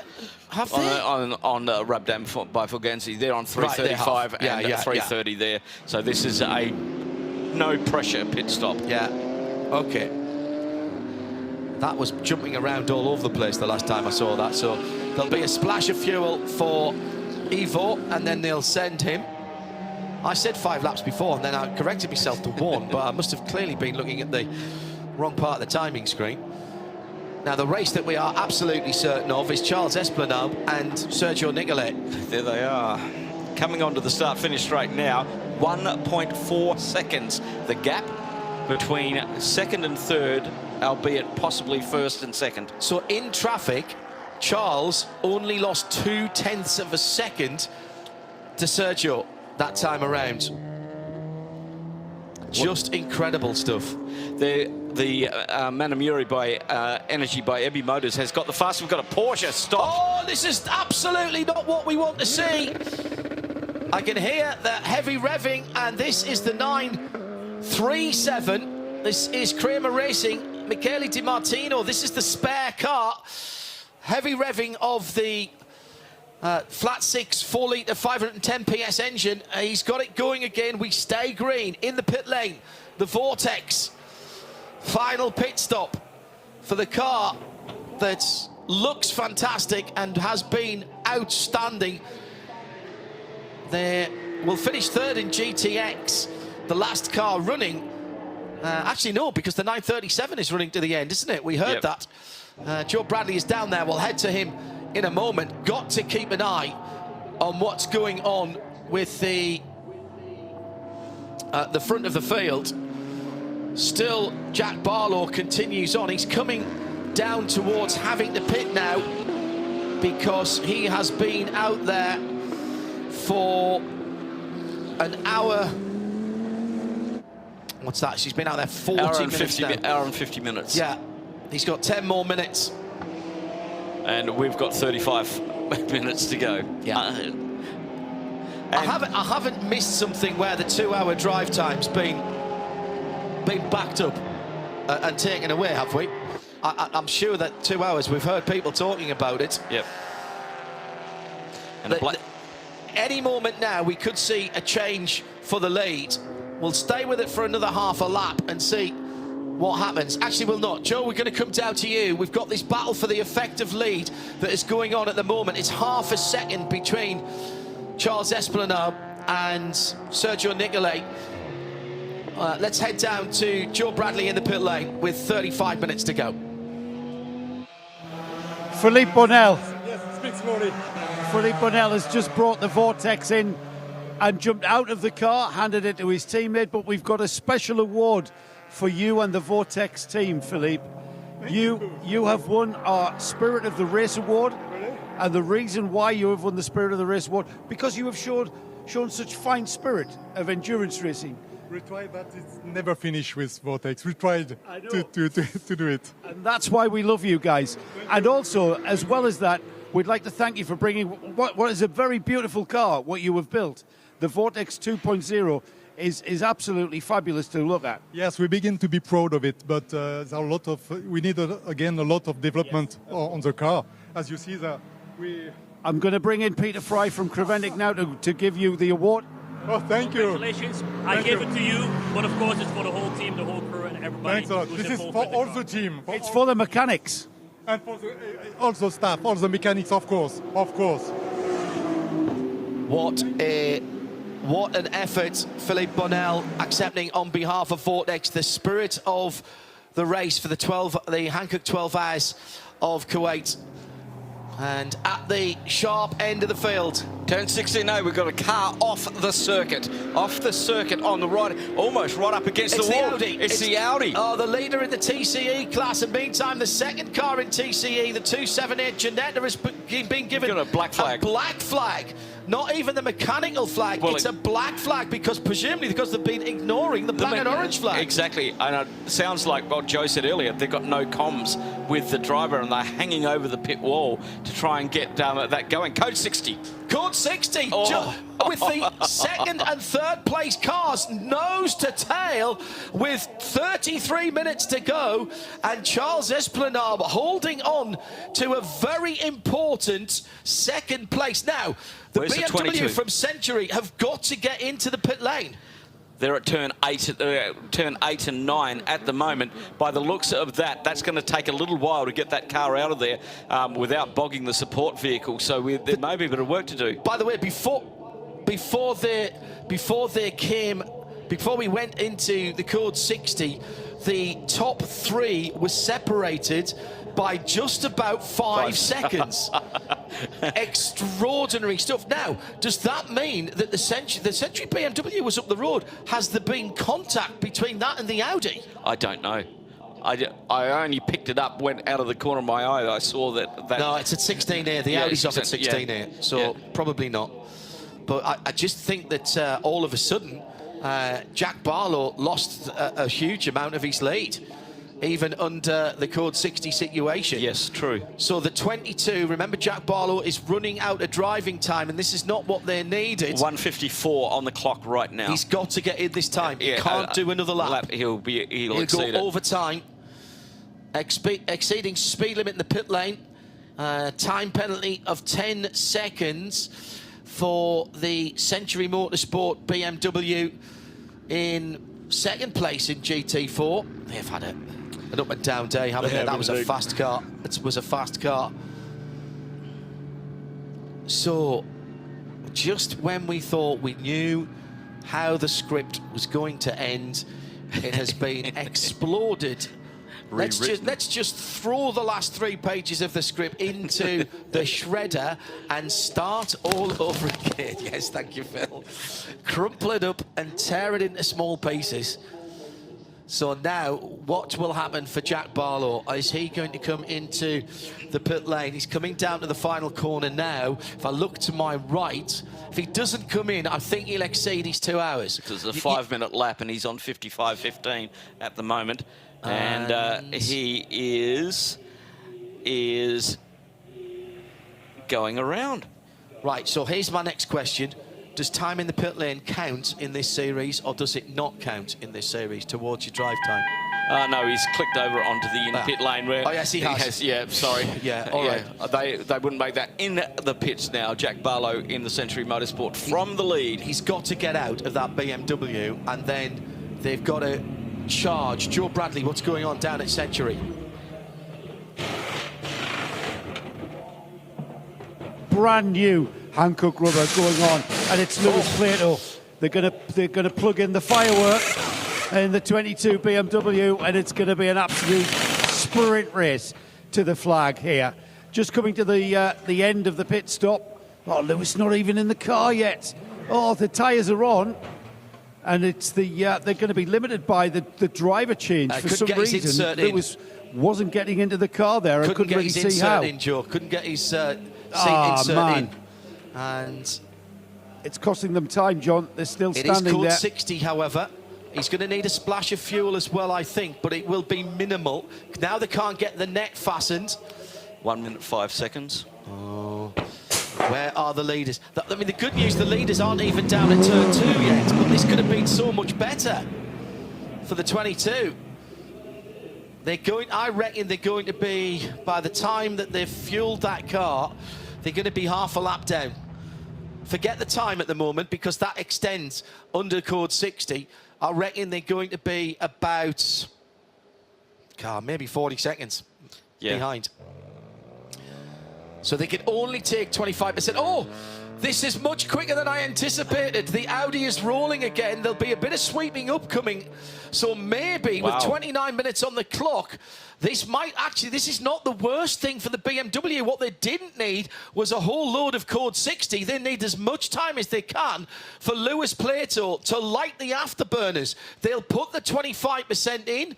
That's all they need.